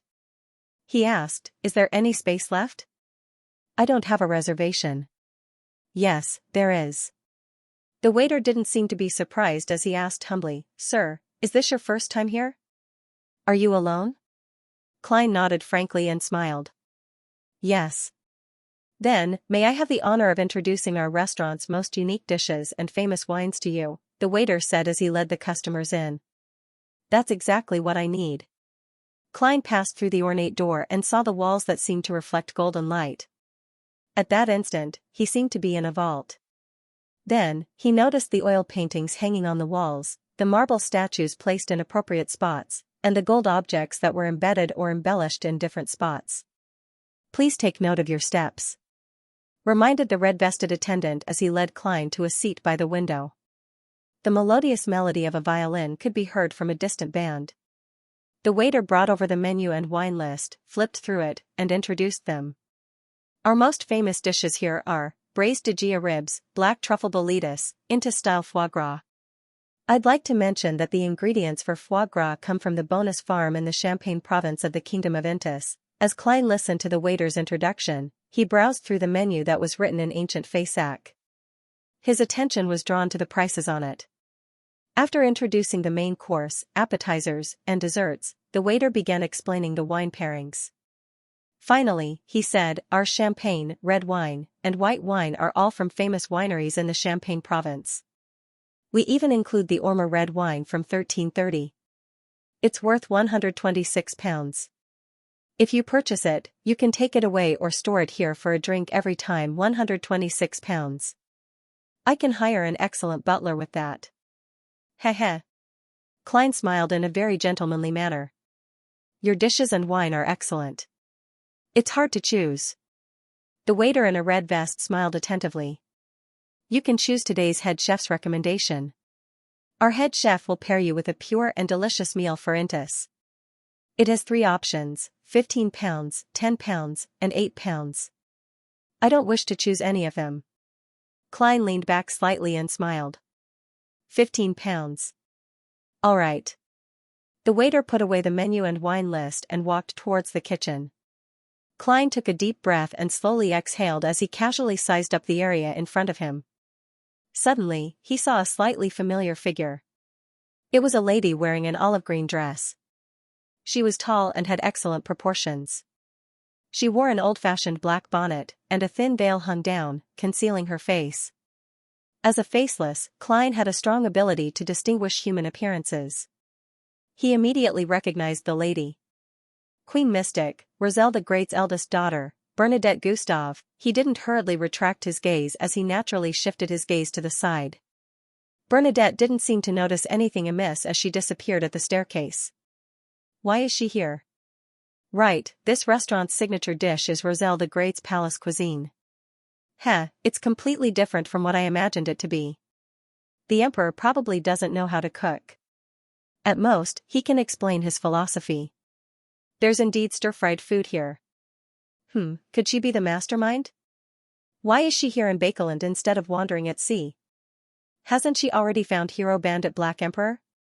Klein sat calmly on the surface, but questions arose in his heart. At that moment, a carriage was driving towards Intis Serenzo restaurant. Sitting in the carriage was Alan Series and his family. This famous surgeon was a member of the Quelag Club and a good friend of Sherlock Moriarty. He had once entrusted the great detective with the matter of Will Septon. Ever since his wife became pregnant, he felt that his luck had become rather good. His career was getting better by the day, and his income was increasing every month. Recently, he had successfully completed Baron Cinders's visceral surgery, earning him the appreciation of the newly promoted noble. He had invited his family to Serenzo restaurant for lunch. "I heard the ice cream inside is pretty good," Alan said to his wife with a reserved smile. His wife was a black-haired beauty with a very obvious belly. She smiled gently and said she smiled warmly and said, "I'm looking forward to Roselle the Great's palace cuisine." Alan tersely acknowledged and looked out the window. "We're almost there." Just as he said that, his wife held her belly and frowned. "It hurts a little." Alan, who wasn't a first-time father, hurriedly checked and didn't discover any problems. However, his wife was becoming more and more uncomfortable. The child in her belly seemed to be throwing a tantrum. I don't think I'll go. "I want to go home and rest," Alan's wife suggested. Alan thought for a moment. "I'll accompany you." He then instructed his valet, "Get out of the carriage here. Go to the restaurant and apologize to Baron Cinders on my behalf." By the time the carriage began its return, Alan's wife's discomfort had been alleviated for some baffling reason. When she entered the house, everything was normal. She pointed at her belly, at a loss whether to laugh or cry. "It looks like he doesn't want to eat ice cream." Achoo. Inside into Serenzo restaurant, Klein, who hadn't missed a single serving of food, enjoyed his ice cream with a pained and satisfied expression. Midway, his nose felt itchy, so he took out a piece of tissue and sneezed. Westboro, in a dark house. Furs, who had advanced to astrologer, actively participated in various Beyonder gatherings in search of a way to earn money. She currently owed Zio £220, so much so that her friends suspected her of participating in illegal gambling. "I can't even afford the necessary crystal ball." As her thoughts wandered, Furs suddenly heard a gathering member say, "I want to sell a moon puppet. I want to sell a moon puppet. Moon puppet." Furs's heart stirred as she reined in her diverted attention. She turned her head to look at the gathering member who had just spoken. The man in the iron-black mask had already taken out a small puppet and showed it to everyone. "A friend of mine discovered a miniature tomb deep in the southern continent's Paws Valley. This puppet was inserted into the right eye socket of one of the deceased." Like the other gathering members, Furs carefully examined the puppet and discovered that it was slender and long. Its entire body resembled a tiny wooden stake. It had been carved with crescent moon-like eyes and a mouth, and it was embedded with dried grass and flowers. "It doesn't look special." Furs mumbled inwardly, but her spiritual perception didn't trigger at all. The fountain pen in her hand remained hovering over a bronze-green notebook. The man in the iron-black mask continued his introduction. "My friend and I have yet to confirm the use of this puppet. We only suspect that it's not that simple. Perhaps it hides quite a secret." £60. You can buy it for just £60. This price is very fair. Even if it has nothing to do with mysticism, it's still a pretty good antique. It's worth £40 to £50. That is to say, spending £10 to buy a chance at a pleasant surprise is a very small sum of money to you. It's a very tempting excuse. This man is likely a successful salesman. However, I don't even have £10. As Furs gave a self-deprecating laugh, she believed that no one present would buy a so-called moon puppet of unknown origins and uses. Just as this thought appeared in her mind, she suddenly heard a deliberately suppressed female voice. £50. Is she willing to gamble on her luck because she's too rich? Furs subconsciously turned her head to look at the gathering member who had spoken. She saw that the lady was wearing a hooded robe, her face hidden in the shadows. At this moment, the owner of the moon puppet laughed out loud. "Then I'm more inclined to keep it for myself. Perhaps I'll discover its uniqueness in the future." As he spoke, he realized that no one else was bidding, so he changed the topic. Hence, he changed the topic and said, "Of course, as a gentleman, since you have expressed your desire and the price is reasonable, I'm willing to fulfill your wish." "Deal," the hooded lady replied in a deep voice. Soon, the host's attendant completed the transaction. Furs noticed that the lady's hand was trembling slightly when she received the moon puppet. She places great importance on this item. She might really know the uniqueness of that puppet. Moon puppet. Moon. It comes from the southern continent. Furs suddenly made connections as she recalled the few primordial moon believers that Mr. Moon wished to find. She suspected that the hooded lady was one of them, or that they were related. Of course, she didn't have any evidence. Even her guesses didn't seem strong enough. Phew. Furs silently exhaled and decided to think of a way to verify it. She casually flipped through the hard-shelled notebook in her hand and revealed a yellowish-brown parchment. The paper was printed with various lines, deep and shallow, which formed a strange picture of unknown, simple, and mysterious imagery. This was one of the pages of Lemano's travels. It recorded a beyonder power. It wasn't one of the pages that Furs had later found an opportunity to record, but one of the 5 pages that originally existed. Furs looked up and pretended to observe the transactions of others, taking in the situation beside the hooded lady. She discovered a dark brown spotted mosquito on the nearby wall. There were unknown bugs slowly crawling across the ground. Furs's fingers naturally and deftly slid across the dark patterns on the yellowish-brown parchment as a complicated symbol quickly formed in her mind. Silently and without the slightest abnormality, she felt that she had read the mosquito, and her thoughts were connected with the mosquitoes. The spotted brown mosquito flew up, flying very low. It circled to the hooded lady's lower body and carefully stuck in front of her. The spotted brown mosquito's vision was different from a human's. It formed an incomprehensible scene in Furs's mind, but it quickly disintegrated and reassembled to form a corresponding normal scene. The hooded lady had rather soft contours. Her skin was dark, and her eyebrows were thin and long. The corners of her mouth drooped down quite a bit. Furs immediately recognized her. She was none other than the primordial moon believer that Mr. Moon was looking for. Windsor bearing, an effective clue was worth £100, and a direct lock was worth £500. Furs recalled the contents of the bounty as her heart burned. Her first reaction was to control the spotted brown mosquito to bite Windsor bearing normally and suck her blood. This way, she could use astrology to directly lock onto her whereabouts. However, after a moment of struggle, she gave up on the idea. This was because it was taboo at a beyonder gathering. If she was discovered, she would definitely be attacked to death by all the gathering members. And the convener of the gathering always had considerable strength. If she went overboard, it would be easy for the other party to notice her. Yes, I'll just earn £100. I'll consider the issue of directly locking onto her if I have additional opportunities in the future. I have to leave this gathering early and smear my blood on the surface of Lemano's travels to prevent myself from getting lost. That's very dangerous. Furs suppressed her disappointment and made her final decision. In fact, her actions had already crossed the line a little. This made her not wish to stay any longer.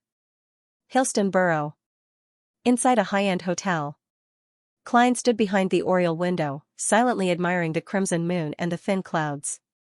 After an unknown period of time, he combed the white hair at his temples and reached out to draw the curtains. Then, he busied himself moving the radio transceiver back to the real world and dispersed most of its smell. This time, he only waited about 10 seconds before he felt the room turn dark and gloomy. He heard the radio transceiver emit clicking sounds.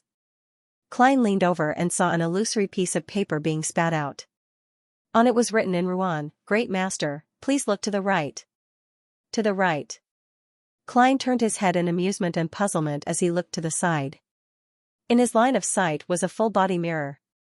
It had turned dark, as though someone had smeared a layer of ink over it. Just as this thought flashed through his mind, the full-body mirror lit up. Illusory fireworks shot up into the sky one after another, blooming and falling in a dazzling and gorgeous manner. At the same time, a line of golden Ruan text appeared in the middle of the full-body mirror. "Welcome back, Great Master." At that moment, although a Rhodes didn't make a sound, Klein had a baffling feeling that it was shouting at the top of its lungs. The fireworks calmed down as the golden words distorted and reformed, forming new text. "Great Master, your humble and loyal servant, Rhodes, wishes to ask if there's anything I can do for you." Klein was already very accustomed to this as he skillfully said, "Answer my question. Answer my question." The golden words reformed again. "Thank you for your answer. You may ask your question." Klein, who was already prepared, said, "Where did the evil spirit in the underground ruins of William Street go?"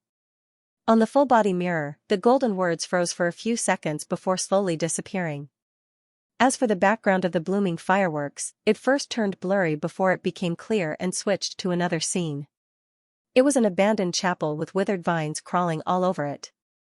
There were gray stones and feces left behind by birds and beasts. Klein was rather familiar with this. This was the place where he and Miss Sharon had conversed with the evil spirit. As the scene zoomed in, Klein saw that in the corner of the half-collapsed chapel, there was a pothole that wasn't too deep. There were clear marks of fingers digging inside. Miss Magicians mentioned this before. As Klein's thoughts surged, a cold and laughing voice sounded from the scene, "Happy working with you." As this sentence seeped out of the soil, the scene immediately turned blurry and distorted, turning into a disturbed water surface before it completely shattered. "Happy working with you." Who is the evil spirit talking to about happy working with you? To make an angel of the hunter pathway speak in such a tone, the person opposite it likely isn't of a low level. It might even reach the level of an angel. However, why would he use his hand to dig a hole? He should have a more relaxed method that doesn't waste time. Is this angel also under a restriction? Just like the grandpa in Leonard's body? Right, Leonard was in Bakeland back then. This is a clue, but there are other possibilities. Being at the level of an angel doesn't equal to being an angel. Who did the evil spirit control Baronet Pound to contact? From the looks of it, the Intis and Faceac spies were deliberately set up by the evil spirit as a smokescreen.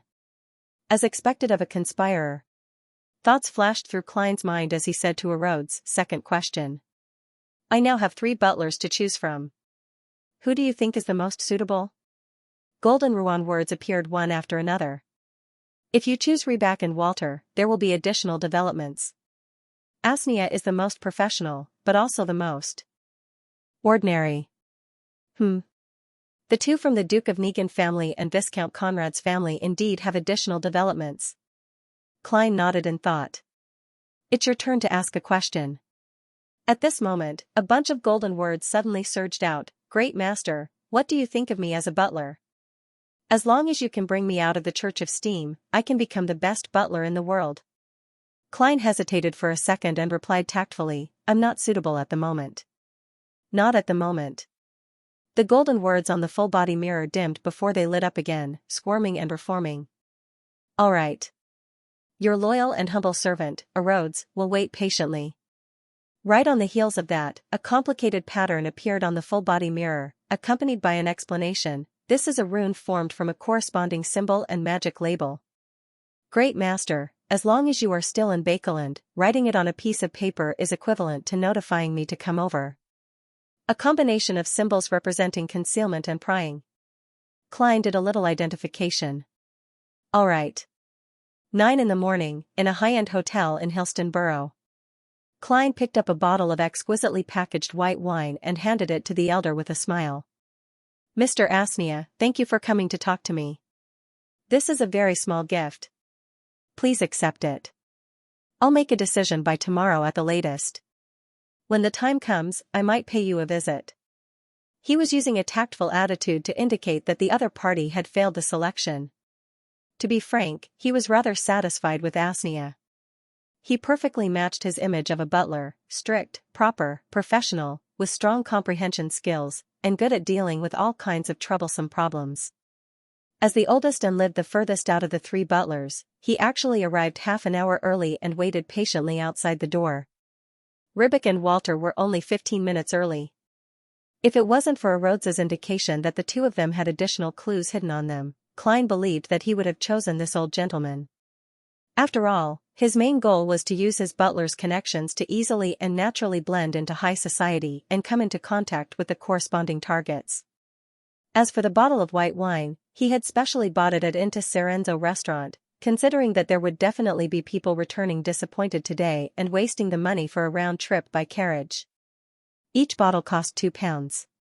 This effectively enhanced Don Dantes' image as a mysterious tycoon who was extravagant and had a very elegant demeanor. In addition, he also believed that he couldn't underestimate a butler from an aristocratic family. Such a person would definitely know a large number of people from high society, many professional butlers, and countless servants in their past careers. They covered the upper, middle, and lower classes, effectively influencing a gentleman's reputation. And this was a necessary reference to enter higher social circles. In this era, the 55-year-old Xianxia's hair was already quite white. His blue eyes were filled with the wisdom that time had given him. He didn't reject Dwayne Dantes' gift and took a look at it before bowing meticulously. After taking a look, he bowed meticulously and said, "I like this white wine from Jared very much." "Thank you for your generosity." "Jared?" "Yes, the waiter introduced it to me yesterday. This is a winery in the Champagne province of Intis. It is famous for producing high-quality wines, and some of the vintages are considered top-notch." "Sigh, even a butler knows more about wine than me." "That's right, Mr. Xianxia mentioned earlier that the wine cellars of the nobles and the rich are directly managed by their butler or an assistant butler. Does this mean that I will have to have a wine cellar in the future? The 2-pound wine is the lowest quality, and the 126-pound 1330 Ormer red wine isn't the best. How much money would a wine cellar like this cost?" As he thought about it, Klein felt his chest tighten. He suspected that the 2,888 pounds he had wouldn't last much longer. If it weren't for his experience as a clown, he would have definitely lost his composure and wouldn't have smiled and said, "That's right. Your liking is the greatest compliment you can give me. Mr. Xianxia, please invite Mr. Rybak from the coffee shop downstairs." Xianxia agreed without any hesitation. In less than 5 minutes, Rybak knocked on the door and entered the living room. This gentleman had neatly combed blonde hair. There were a few wrinkles by the corners of his eyes and mouth, but they weren't too obvious. His skin was healthy, and he had a masculine bearing. It was obvious that he was the kind of butler who could accompany his master on hunts or even resist enemies. After exchanging greetings, Klein invited him to take a seat with a smile. He went straight to the point. "Forgive me for being frank. I don't quite understand why you became Baron Cinders' butler. Your father was the assistant butler of the Negan family, and your grandfather was the steward of this family's manor. Many of your ancestors served the Duke and his relatives until they returned to God's embrace. And you should have had such a life trajectory. Due to Roselle the Great's influence, the various countries in the northern continent had a habit of using fiefdom and aristocratic title to indicate a noble, but it had changed to using a surname and aristocratic title. Of course, a small number of nobles' surnames were directly derived from their fiefdom." Rybak answered with a standard smile. "Baron Cinders is a newly promoted noble and a friend of the late Duke, so I was sent to his house to help him and his family adapt to the life of a noble and grasp the corresponding etiquette." The old Duke he was referring to was the current Duke of Negan's father, Lord Paulus Negan, who was assassinated last year. "Then, why did you leave the Baron's family?" Klein asked after some deliberation. Rybak said calmly, "Although Baron Cinders obtained his title through the Conservative Party, he's one of the most famous bankers, investors, and business owners in the kingdom. He's one of the earliest multimillionaires and has a strong sense of sympathy for the new party. He's willing to provide a certain amount of help, causing him to be in conflict with many conservative nobles, including the young Duke. So, in order to avoid trouble for the Baron, I volunteered to leave. He actually tried to persuade me to stay. He's a very good employer." Klein nodded and asked, "What's the matter? You believe in the Lord of Storms?" Rybak replied seriously. "Yes, the Lord gives us courage, passion, and a sense of responsibility." Klein asked a few more questions about the butler domain and received detailed answers. He then smiled at Rybak. He then smiled at Rybak and said, "Can I trouble you to invite Mr. Walter to the coffee shop downstairs? I'll make a decision after I'm done talking to him. You can wait 10 minutes in the coffee shop." "All right." Rybak didn't waste any time. He immediately stood up, bowed, and bade farewell. He had the bearing of a soldier. After watching him leave and close the door, Klein sat down again. He picked up the cup of black tea and took a sip. "If I choose him, I'll likely establish a relationship with the current Duke of Negan and the Conservative Party. The additional investigation might include the previous assassination." Before long, Walter arrived and entered after knocking on the door. Klein exchanged a few pleasantries with him before asking, "What conflict do you have with Viscount Conrad's butler? You know that I have to figure this out. I can't bear the risk of offending a noble." Walter had a wide forehead and glossy black hair. His brown eyes were stern, but they weren't to the extent that he couldn't communicate with them. Walter had a broad forehead, lustrous black hair, and stern brown eyes. However, he didn't make others feel as though they couldn't be talked to. As the butler's assistant, I was originally in charge of the Viscount's children. In the process, due to some matters, I received the appreciation of a certain big shot. As a result, I was highly regarded by the Viscount and guarded against by the butler. Later, that big shot passed away in an accident, and the Viscount's attitude toward me changed accordingly. Mr. Butler was even less friendly, which made me think that there was no need to wait for a turnaround. Being in charge of the Viscount's children got to know an important figure. Yes, Talem also got to know Prince Edisac while teaching Viscount Conrad's youngest son. And the prince died a few months ago due to the Great Smog of Bakeland. This matches Walter's story. From the looks of it, this butler was a peripheral victim of the incident back then. He's quite cautious and professional. He didn't expose his employer's shortcomings, nor did he reveal anything about the prince. He also didn't say anything bad about the Viscount's butler. If I choose him, the additional investigation is worth looking forward to. Klein listened quietly as he made some connections. He switched to asking some professional questions and expressed his desire to enter high society. After receiving a satisfactory answer, he straightened his clothes and stood up with a smile. "Let me reintroduce myself, Don Dantes, your employer." Walter immediately bowed. "Sir, how may I be of service?" He maintained a serious, old-fashioned, and calm demeanor, as though he believed that this was the professionalism of a butler. "Two things." Klein chuckled. "First, help me bring this bottle of white wine to Mr. Ribic in the coffee shop below and convey my apologies and gratitude. Second, hire a solicitor to draw up a professional contract that includes you and the other servants." "Yes, sir." Walter bowed again. As Klein handed the white wine to him, he casually asked, "Walter, how many servants do you think I should hire so that I won't be rude?" Walter took the bottle of white wine and answered without hesitation, "How many servants do you think I should hire?" Walter received the bottle of white wine and replied without hesitation, "That's right." Walter took the bottle of white wine and answered without hesitation, "You should first determine where you will be staying. Only then will you know how many servants you need. My request is very simple. I want to stay in Northborough. I'm a devout believer of the goddess." Klein casually drew a crimson moon on his chest. "According to the information I read in the newspapers and magazines, a garden villa in a high-end district in the city costs at least £3 a week, which is £156 a year. Although there's no direct data, I can infer that a very good garden villa in the suburbs costs about £2 a week. A high-end condominium with a few bedrooms and living rooms is about the same. It's considered rather luxurious, a place that only the upper middle class can afford to rent.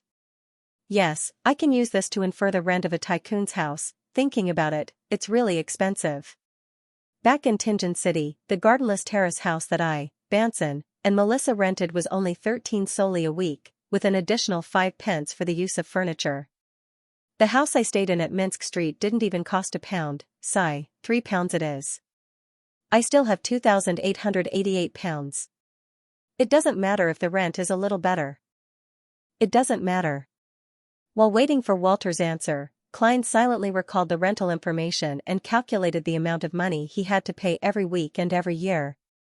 Walter thought for 2 seconds before seriously answering, "Sir, you can choose 32 Buckland Street. Sir, you can choose 32 Buckland Street. It's close to St. Samuel Cathedral. It's a 3-story building with more than 10 rooms. It has a stable, a servant's quarters, and a rather large garden. Barons, members of parliament, and senior lawyers live nearby. The furnishings inside are very exquisite. There are quite a number of famous paintings and antiques. All the furniture and utensils are sufficient to accentuate your status. You can rent it for a year, and if you're satisfied with it, you can consider buying it as a whole." "That sounds pretty good." Klein asked with a smile. "How much is the annual rent?" Walter reported the figure in a serious and well-practiced manner. "Including the use of furniture, it's £1,260 a year." Note 1. Klein was glad that he wasn't drinking his tea, otherwise, he definitely would have spewed it all over his butler's face. He used nearly all his control as a clown to prevent his expression from showing any abnormalities. Note 1. The rental information is from How Much Money Was in the Past and Study of Marriage and Family Life of the Victorian Middle Class. The one worth £1,260 was rented as an embassy during the Qing dynasty. I have no idea if it was overpriced. P.S. I recommend the book, Tomorrow's Calamity. The dark and despairing world setting has a different charm. The protagonist's lazy system makes it so that the plot isn't constantly tense. There's tension and relaxation. After a brief silence, Klein picked up the cup of black tea and took a sip. This is a choice, and we can consider it. However, Roselle the Great once said that we should never rush to make a decision. Only through repeated comparison would we be able to obtain the best answer. Is there any other choice? The white-gloved Walter's expression didn't change in the slightest. Phelps Street can also meet your requirements. I remember that the house at number 9 is looking for tenants. It's a villa type, 2 stories, a dozen rooms, with stables, servants' quarters, and a small garden. The furniture and utensils are relatively old, but decent. The annual rent is £220. This price is rather reasonable. Reasonable. However, 9, Phelps Street means that I'm less than 100 meters away from St. Samuel Cathedral. Although this is in line with the theory that it's dark under the lights, there will definitely be many nighthawks among the passers-by. When I want to leave and return in secret, it'll be very inconvenient. It'll be easy for problems to arise. Klein, who originally estimated the rent to be £150 to £160, suddenly felt that £220 wasn't bad after the price of the garden building in front of him. This made him suspect that butler Walter had purposely mentioned expensive first. Klein thought for a few seconds. Anything else? Walter replied without the slightest bit of impatience, that's right, 160 Buckland Street is also for rent. It's also a 3-story building with a garden, stable, and servants' quarters. It has a total of more than 10 rooms, but its location is inferior to Unit 32. The furnishings, furniture, and utensils can only be considered decent. The annual rent is £315. £315. The rental price flashed through Klein's mind in a somewhat numb manner as he pondered. What do you suggest? At this moment, he already had an answer in his heart. However, as the employer, he could not rush to express his opinion.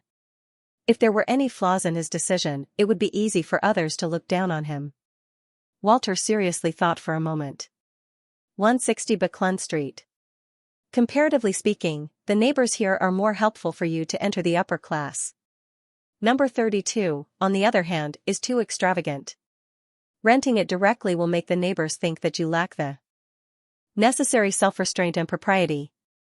To put it simply, renting a house that costs £1,260 a year when he just arrived would make it easy for his neighbors to label him as a nouveau riche eager to show off. For a tycoon who strives to enter high society, such a reputation isn't good. Klein took a sip of black tea and asked with a smile, then why did you mention 32 Buckland Street? Walter calmly bowed and said, Sir, I'm just a butler. My responsibility isn't to make decisions, but to present all the appropriate options and give you some suggestions for your consideration. Since I don't know your specific preferences, I have to give you as many choices as I can. Very professional. He's likely worried that Don Dantes is a nouveau riche who likes to show off. Therefore, he chose 32 Buckland Street as a test to a certain extent, allowing him to adjust the direction and management style of his suggestions. Klein chuckled. Eliminating the house at 32, we'll choose one of the two. Before making a decision, I have the habit of visiting the site. We'll set off after lunch. Yes, sir. Walter remained as solemn and inflexible as ever. South of the bridge, inside the Harvest Church. As Emlyn White wiped the silver candlestick, he thought about the clues provided by Miss Magicians. A secret beyond her gathering. This is equivalent to not providing any clues. It'll be rather difficult to investigate further. Besides, I won't be able to join that gathering anytime soon. Emlyn looked at the surface of the silver, examined himself, and raised his hand to comb his hair. Then, he put down the rag, retreated to the first row of pews in the cathedral, and sat down. He watched Bishop Yutravsky seriously pray in front of the altar with an unfocused gaze. Thoughts popped up in his mind one after another, sparks flying from time to time. Emlyn suddenly grasped a detail. Why did a puppet that piqued the interest of the primordial moon's believers coincidentally appear? Moon puppet, moon puppet. This feels like bait for fishing. Could it be a trap designed by Russ Bathory and company? Emlyn's eyes lit up as he suddenly stood up.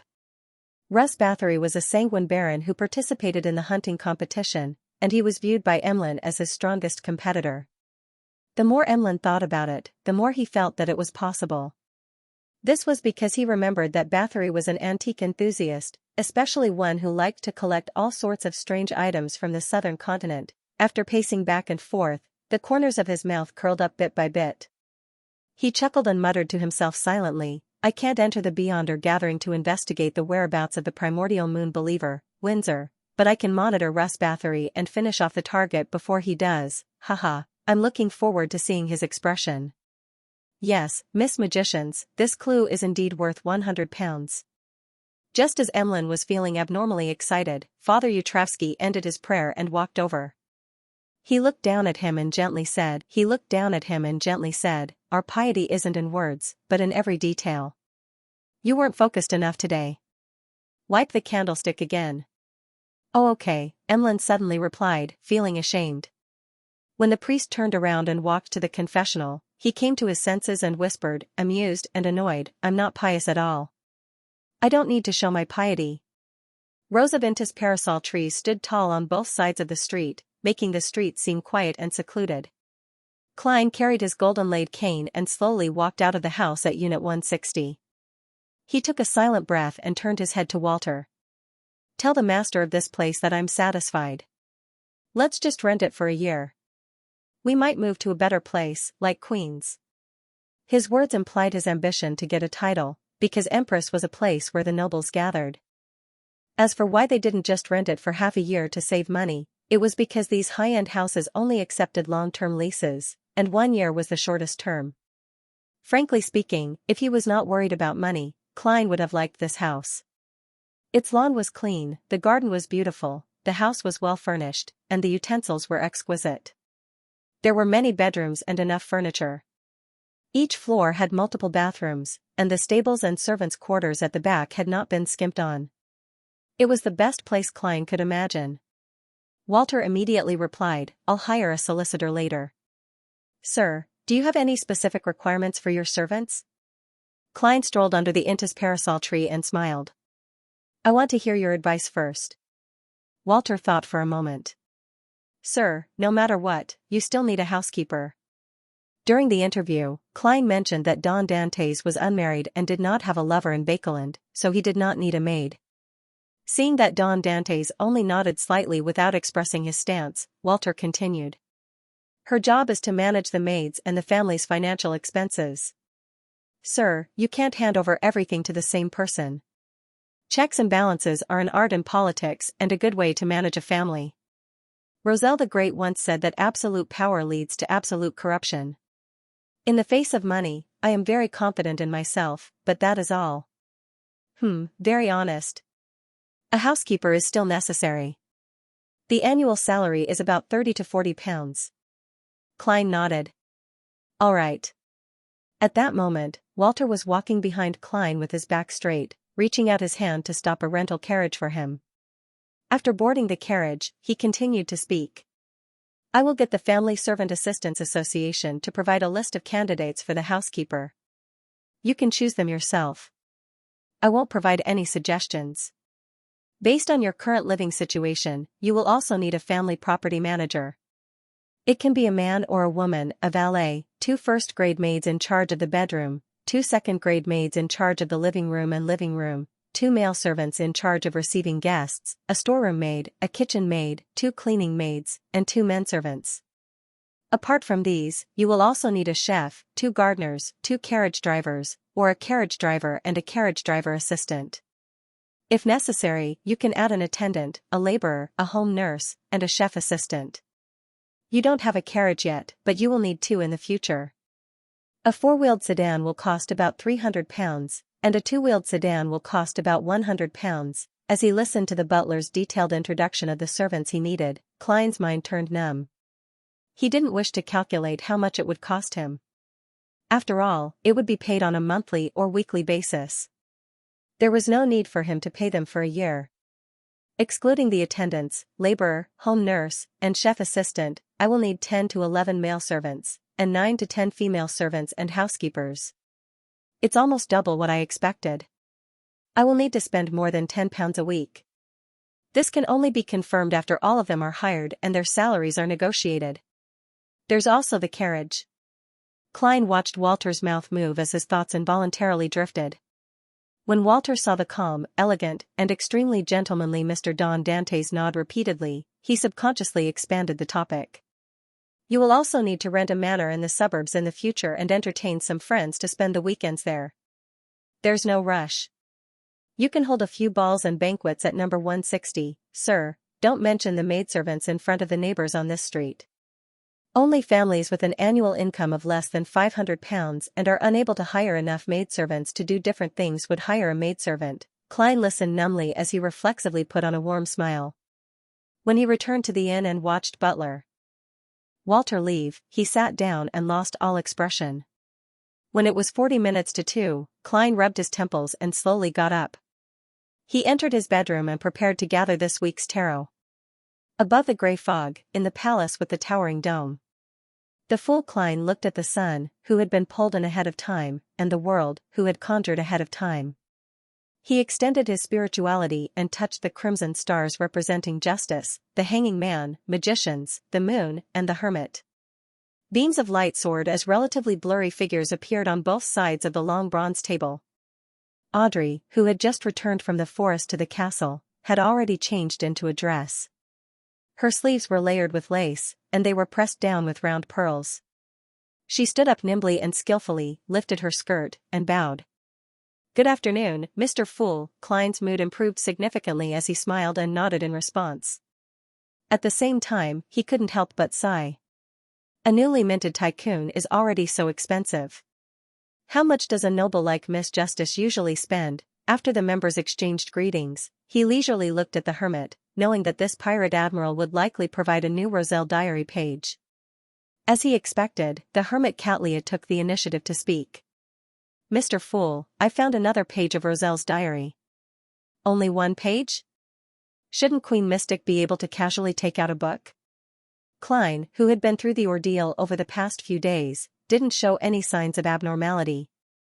He nodded slightly and said, "That's not a problem."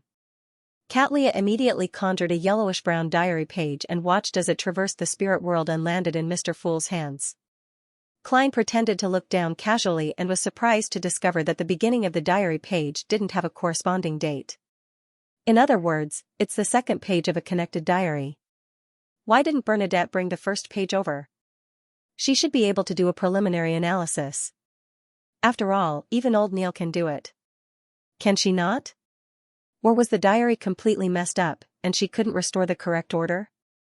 Does this mean that after Roselle the Great perished, his items were plundered by various factions, and some of them were lost? And back then, Bernadette didn't have the ability to resist them. Only after she became Queen Mystic did she begin doing the corresponding things. As Klein guessed, he quickly read the contents on the piece of paper. The history of the fourth epoch revealed by Mr. Dorr is becoming more and more interesting. This unlucky fellow who was trapped in the storm and lost in the depths of the darkness told me that the Black Emperor had died once and resurrected. This is surprisingly consistent with what the ancient secret organization mentioned.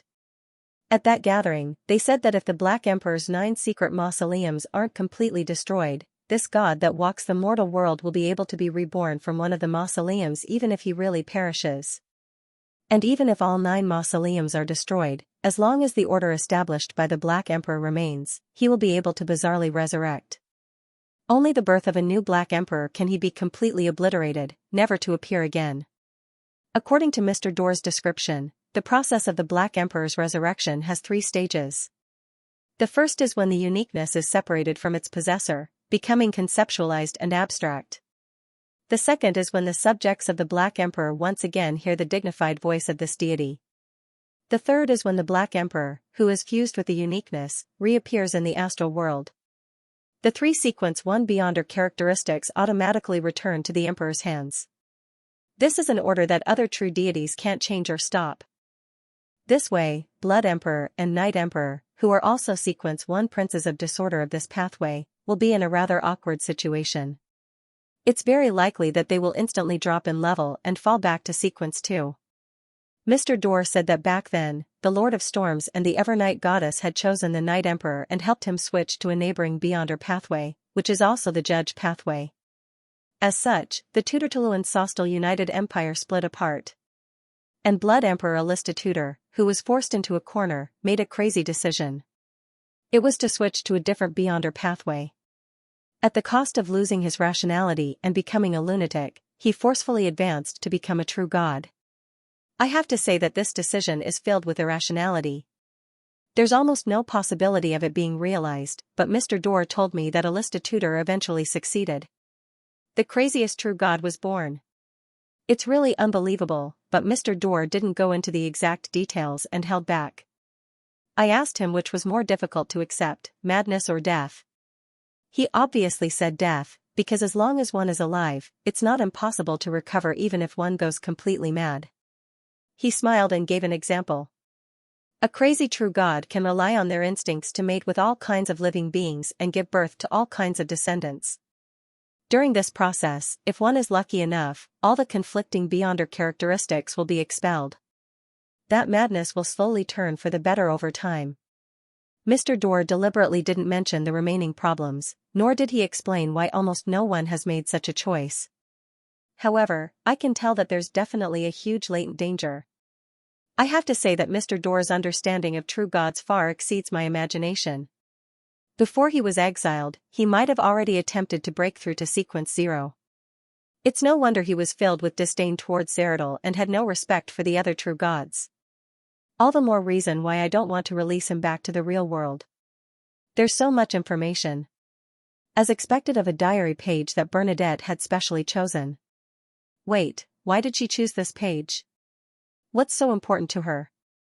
From that day onwards, Roselle the Great slowly had problems and finally went mad? Madness, could it be? No way.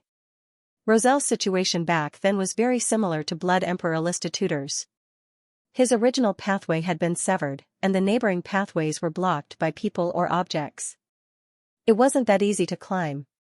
Could it be that, under immense pressure, he made the same irrational decision as Blood Emperor and attempted to switch to a non-neighboring pathway? This way, the madness in his later years was really a result of him losing his rationality, and not a result of someone slandering him. It's no wonder Bernadette betrayed him and hated him. She even attempted to seek out the truth. From this angle, certain matters are very interesting. Roselle forcefully ascended the throne and proclaimed himself emperor. Roselle promulgated the civil code, using the order of Earth's 18th and 19th century to replace the original rules. Roselle spread his own sayings and promoted his own aesthetics. Haha, I've really underestimated this fellow countryman and senior. I always thought that he was cosplaying Napoleon and Caesar to amuse himself. So he was making preparations for the Dark Emperor. No, I've also read a few pages of his diary back then. His thoughts were clear, and his emotions were normal. He could even communicate deeply with a certain noble lady and a certain noble lady. He might not have made the final decision back then, but he was consciously leaving himself a way out. There's a high chance that the civil code wasn't something that Roselle had intentionally done. As a usurper, it was a necessary choice to promulgate new laws. And among the things that can be used as reference, the civil code is the one that's most in line with society and the course of history. The act of declaring himself emperor after that was something that Bernadette found incomprehensible and unacceptable. As Roselle's most beloved child, she might have noticed something amiss before her father proclaimed himself emperor. Therefore, she chose the longest diary entry written during the emperor's reign to give to Admiral of Stars. Klein couldn't help but connect the dots. It was as though the heavy history hidden in the depths of the fog had been flipped open in front of him.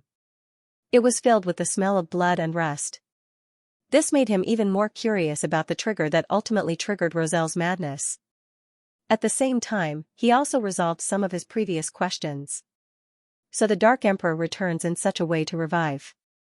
It's very similar to my previous guesses. In the history of the Fourth Epoch, there's actually a Tutortaluan-Sostal United Empire. It was supported by the Lord of Storms, the Evernight Goddess, and the other 3 deities. The 2 thrones in the underground ruins of William Street can be explained. They belong to the United Empire. According to Mr. Dorr, the 6 deities chose the Night Emperor, causing the United Empire to split apart. Then, who helped the Blood Emperor capture or kill the 3 Sequence 1 hunters of the Hunter Pathway? Among them, Red Angel Medici is likely stronger than the Blood Emperor back then. Primordial Demonis? Death? Primordial Moon? Dark Side of the Universe? Mother Tree of Desire. Klein tried to make guesses, but he had no clue. He quickly made the diary vanish and smiled at the hermit. What request do you have? Katlia didn't hide anything. Other than Roselle the Great, who else is the protagonist of this diary? Her question immediately made Audrey turn her head to look at Mr. Fool. Her eyes were bright and filled with curiosity. Even her ears seemed to perk up. The hanging man Alger and the others were also very interested. If Roselle the Great could write about him in his diary, he was definitely not an ordinary person. Klein vaguely guessed their thoughts and could not help but complain in his heart. It's just that this diary entry was carefully chosen by Bernadette. If it were anything else, I would have to tell you that the other protagonists are a demoness, a hunter, a certain noble lady, After thinking for 2 seconds, Klein, who was leisurely leaning back in his chair, replied with a smile. Mr. Dorr. Mr. Dorr. An existence that can be addressed as such by Mr. Fool is at least close to a deity, right? Audrey guessed Mr. Dorr's identity from his tone and words and obtained a certain answer. Katlia and company had similar thoughts, but no one knew who Mr. Dorr was. As they sized up each other, all they received was a shake of their heads. Seeing that Magician's Furs had the same reaction as the other members, Klein deliberately looked at the lady and chuckled. You shouldn't be unfamiliar with him. Ah? Magician's Furs wore a blank look. She didn't believe that she knew the so-called Mr. Dorr at all. The other party's level seemed to be very high. I'm no stranger to Mr. Dorr? Apart from Mr. Fool, I'm no stranger to the 7 deities. Furthermore, I've only entered the cathedral of the god of steam and machinery. As Magician's Furs was puzzled, she quickly recalled the high-level existences she had come into contact with. As there were very few of them, she quickly eliminated the other possibilities. Suddenly, her eyes lit up as she thought of something. She thought of the contents of her first conversation with Mr. Fool.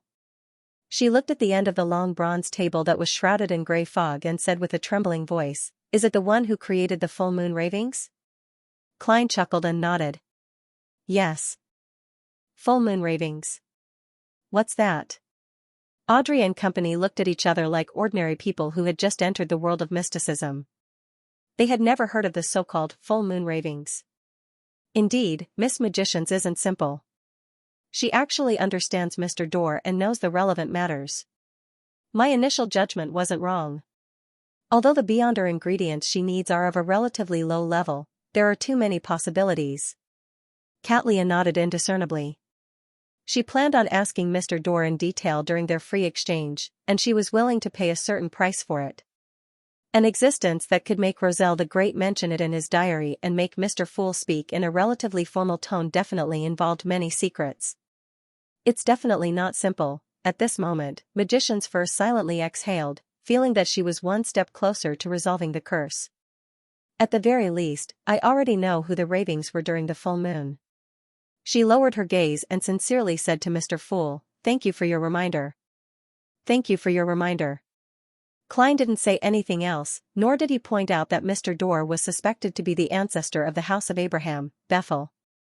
He looked around and said in a relaxed tone, "You may begin." With that said, he immediately controlled the world and hoarsely said, "I have 2 mystical items that I wish to sell." 2 mystical items. Mr. World has been able to bring out very valuable items at every gathering recently. As expected of Mr. Fool's blessed.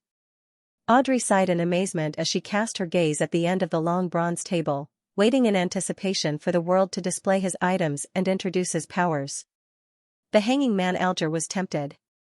He knew that the mystical items sold by the world definitely wouldn't be bad, but when he thought about how he had nothing left and how he had even traded the secret of the primitive island to him, he sighed silently and felt a baffling sense of depression.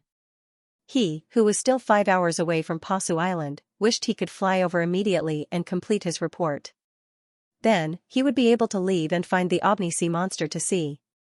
At this stage, he could explore the primitive island with the world and obtain the corresponding rewards to alleviate his financial crisis. As for Sun, Emlyn, and Magician's furs, although they were somewhat curious about mystical items, they lacked the necessary desire to purchase them.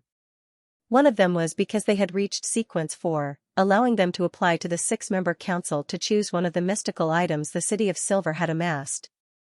The other was thinking of the rewards from the hunting competition, but they were temporarily unsure of what it was. Blindly purchasing items from the outside would easily result in duplication and waste. Furthermore, the 2,000 to 3,000 pounds they had on them still had to be used to pay for clues. The other was purely because they had no money. Katlia looked at the world German sparrow with interest, thinking about where his mystical items could come from. If it was suitable and didn't conflict with the 2 mystical items she had on her, she was willing to buy it. Seeing that the 2 patrons were more or less tempted, the world chuckled in a deep voice. The first is the Scales of Luck.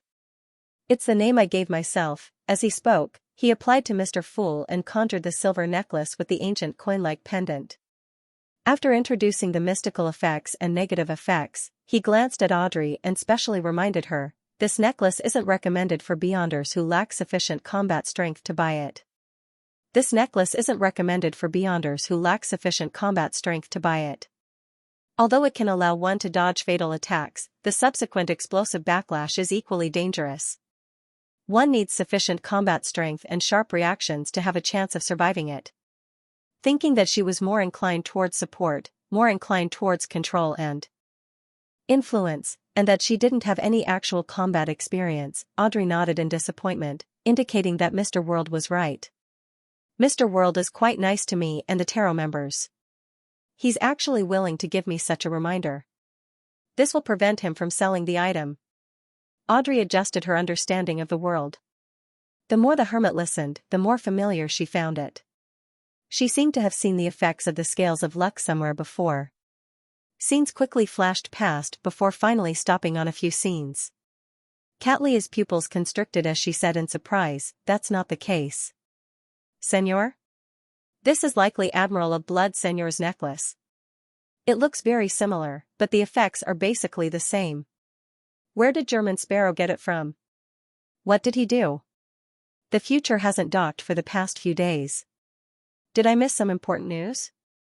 Katlia instinctively suspected that the world had done something major again. Klein thought for a moment and controlled the world to chuckle in a deep voice. He's already dead. He didn't mind letting Miss Justice and company know that German Sparrow was equivalent to the world. After all, 2 of them already knew about it. Furthermore, he didn't plan on using this identity often and only appearing occasionally. A powerful member who often takes action will make others have a greater sense of belonging to tarot. He's already dead. German Sparrow killed Senor? The last time I fought him, I only had a slight advantage. Katlia realized that she couldn't figure out the world's strength at all. Although Admiral of Blood's bounty was higher than hers, it was mainly because he had done many bad deeds. In terms of strength and mystical items, Katlia was slightly stronger. It wasn't like she hadn't clashed with Senor before. She had gained the upper hand several times, but she was unable to seriously injure him. As for German Sparrow, she believed that he was inferior to her when they met on the future. He might not even be able to defeat Vice Admiral Ailment Tracy in her best condition. After this crazy adventurer completed his advancement and hunted Slaughterer Curtius, she determined that he had the strength of a true pirate admiral, on the same level as her. However, in just a week, German Sparrow had completed another hunt and killed Admiral of Blood Senor, who was ranked 3rd among the pirate admirals. This matter was something that Katlia was certain that it was impossible for her to accomplish. Dead? Admiral of Blood Senor is dead? It was done by German Sparrow? Does he kill a Sequence 5 a week? Furthermore, each one is stronger than the other. Even if he's blessed of Mr. Fool, isn't this strength a little too exaggerated? Especially since he hasn't reached the level of a demigod. Could it be the work of another blessed? The church should have the corresponding dossiers, but with my present status, I don't have the right to read them. The hanging man Alger was secretly alarmed as he couldn't help but think of a reasonable explanation. Audrey was still in her family castle in Eastchester County. She could only read a few national newspapers and magazines, so she didn't know what had happened at sea. Just from Ma'am Hermit's tone and words, Mr. World had done something impressive again. Senor. Mr. the Hanging Man seems to have mentioned it before. That's the name of Admiral of Blood. Mr. World eliminated this pirate admiral and obtained his item? How impressive. This is my dream. In the past, when I heard of the 7 pirate admirals, I had fantasized about becoming a powerful beyonder and going on an adventure at sea to capture all of them and hand them over to the kingdom. Artero is already this powerful. I have to investigate the person who killed Admiral of Blood. That way, I can figure out Mr. World's true identity. Will he be unhappy if I do that? No, he took the initiative to mention it, probably because he's willing to be known. Audrey thought in delight. Magician's Furs, who often needed to read all kinds of newspapers to gather information, instantly recalled some of the news she had recently read. Admiral of Blood Senor is suspected to have been killed by the crazy adventurer, German Sparrow. I could Mr. World be that crazy adventurer with a bounty of £50,000. Furs felt a deep sense of respect as she truly began to believe that he had the ability to help her kill the Aurora Order's oracle, the suspected traveler, Louis Veen. This was because he seldom read the various tabloids, and the areas he frequented every day didn't include any information-gathering spots. As for Sun, he wasn't surprised at all. He had long believed that Mr. World was extremely powerful. Even though the Hanging Man had once said that Admiral of Blood Senor was very powerful, he believed that he was definitely inferior to Mr. World despite not having a direct impression of him. Catlia fell silent for a few seconds before saying, "How much do you plan on selling it for, or what item do you plan on exchanging it for? If the price is right, I can consider it." Very good. Finally, someone is interested. Klein, who was burdened with heavy financial pressure, controlled the world. 12,000 gold pounds. He was afraid that Catlia would be scared off by the price, so he hurriedly added, "You can choose to use a portion of the gold coins to replace it. You can choose to replace it with some gold coins, which will only cost 11,000 pounds in total." Klein believed that Admiral of Stars, who had robbed the gold ships of various countries, should have the necessary gold reserves. Even if it wasn't much, he could still exchange it for other pirates. This would allow him to raise the first sum he owed Miss Messenger. As for salvaging a sunken ship at the bottom of the sea, with the existence of the Church of the Storm, Klein believed that it would be easy to find it. Whatever could be found at present, it would have long been done by the irascible man. A sea king was in no way weaker than a sea god, and in the Church of the Storm, there were definitely 3 to 5 people at the level of a sea king. Catlia did the math and said, 4,000 pounds worth of gold coins and 6,500 pounds in cash, 4,000 pounds worth of gold coins and 6,500 pounds in cash. If you agree, we have a deal. This amount of money wasn't that easy to gather for her. However, she had the Moses Ascetic Order backing her. To be able to use about 10,000 pounds to obtain the Scales of Luck was something no secret organization would reject. As expected of a pirate admiral. Unfortunately, I have to hide from Rose School and can't plunder Admiral of Blood's ship. Klein made the world seriously consider it. Deal. Finally. At the moment of the transaction, Klein heaved a sigh of relief, feeling the pressure on him lessen significantly. Although Miss Messenger had said that the 10,000 Ruan gold coins could be repaid in installments, and she didn't specify when it would begin, Klein didn't want to drag it out for too long, afraid that he would anger Rionette Tinker. She's a demigod-level spirit world creature. As long as she's really angry, she has plenty of ways to make things difficult for her employer even with the contract's restrictions. Furthermore, the expenses of acting as a tycoon are just too great. The salary and corresponding expenses of the 20 or so servants are just a small part of it. The carriage, horses, alcohol, gifts for neighbors, the expenses for the ball, and the investment to conceal my identity are all more expensive than the last. If I don't save up some cash, I'm afraid that I'll go bankrupt one day and won't be able to continue. Sigh, 6,500 pounds plus the money I already have should be enough until I confirm my goal, right? No, the experiences of the past 2 days have taught me that I should never use my own knowledge to imagine the life of a tycoon.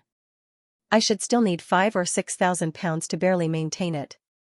Klein really wanted to raise his hand to rub his son acupoint, but he ultimately resisted the urge. He calmed his emotions and made the world survey the area once again before laughing hoarsely.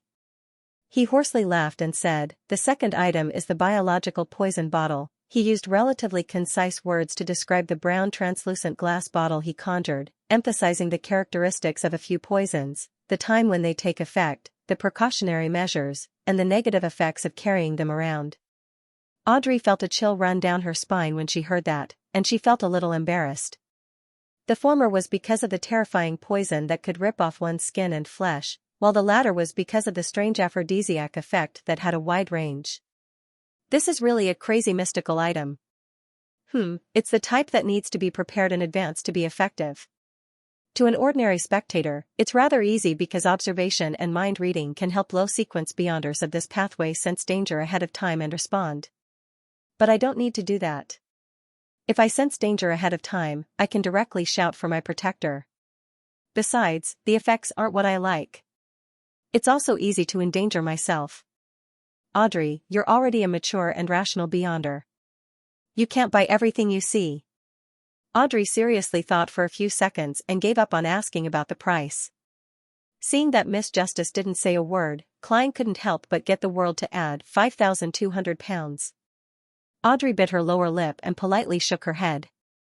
I wish to obtain a mystical item with more offensive capabilities. Spectator was also a path that lacked direct attack power in the early stages. It was only good at influencing and controlling the target. 5,200 pounds. The Hanging Man Alger, Magician's Furs, and Emlyn repeated the price softly without any other thoughts. 5,200 pounds. Catlia seemed to recall something as she paused for a moment before quickly adding, "There's no need for that for me. Ma'am Hermit seems to be afraid of something." Audrey acutely read her emotions. In that instant, Catlia first felt that the biological poison bottle was very compatible with poison expert Frank Lee. Furthermore, their powers didn't overlap too much, and they complemented each other. She wondered if she should buy it for her first mate since he had saved up quite a bit of money. But then she considered the terrifying experiments Frank Lee would do after obtaining the biological poison bottle. She shuddered for some baffling reason and gave up on her initial thoughts. She didn't wish to see the future's deck grow the children of the crew, especially the mooing ones. After the gathering, I'll write to Miss Sharon and tell her that Admiral of Blood's necklace has been sold.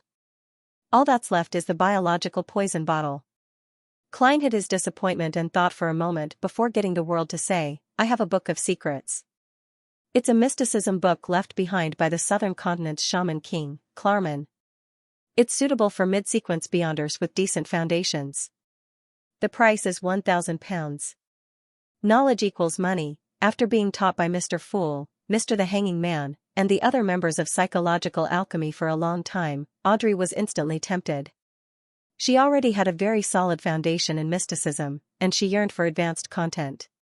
In the future, psychological alchemy will likely teach me a portion of high-level mysticism knowledge, but it definitely won't be very comprehensive. It'll be limited to the realm of the mind. Audrey convinced herself simply and nodded slightly. That's exactly what I want. Magician's Furs was also very interested, but when she thought of the money she had, she silently shut her mouth. As for the other members, they didn't lack such knowledge. As expected of Miss Justice, she didn't bargain at all. My bottom line is actually 800 pounds. No, there's no bottom line at all. It's not like knowledge can only be sold once. Klein happily made the world chuckle. Deal. However, I have to remind you that you absolutely cannot pray to the primordial moon. This will make you become a squirming piece of meat that will crazily mate with different species and give birth to all kinds of children. Of course, you can't pray to other secret existences either. It's equally dangerous. Audrey felt a sense of fear when she heard that. She couldn't help but change her sitting posture. She immediately calmed down and looked at the end of the long bronze table. She said firmly, "When holding a secret ritual, I'll only pray to Mr. Fool." She spoke with sincerity, without the slightest bit of falsehood. Miss Justice really worships and trusts the fool. While Klein was inexplicably touched, he also felt a little ashamed. This was because the sea god scepter's domain didn't overlap with the primordial moon. There were certain rituals that he couldn't respond to in the most effective manner. All he could do was attempt to use a tiny bit of the mysterious space above the gray fog as a feedback. Following that, as the fool, he expressed his attitude. Very good. At the same time, having achieved his initial goal, he made the world casually say, I still have an interrogator beyonder characteristic here. I still have an interrogator beyonder characteristic here. It's only 1,200 pounds. Just how many items does he have? Magician's Furs was stunned. Considering that Xiao was still lacking quite a bit of money and lacked the corresponding formula, she could only retract her gaze and pretend not to hear. As for the interrogator beyonder characteristic of Mr. Fool's subordinate, she didn't believe that he would keep it for her for so long. Seeing that no one responded, the world coughed and said, I have no more deals.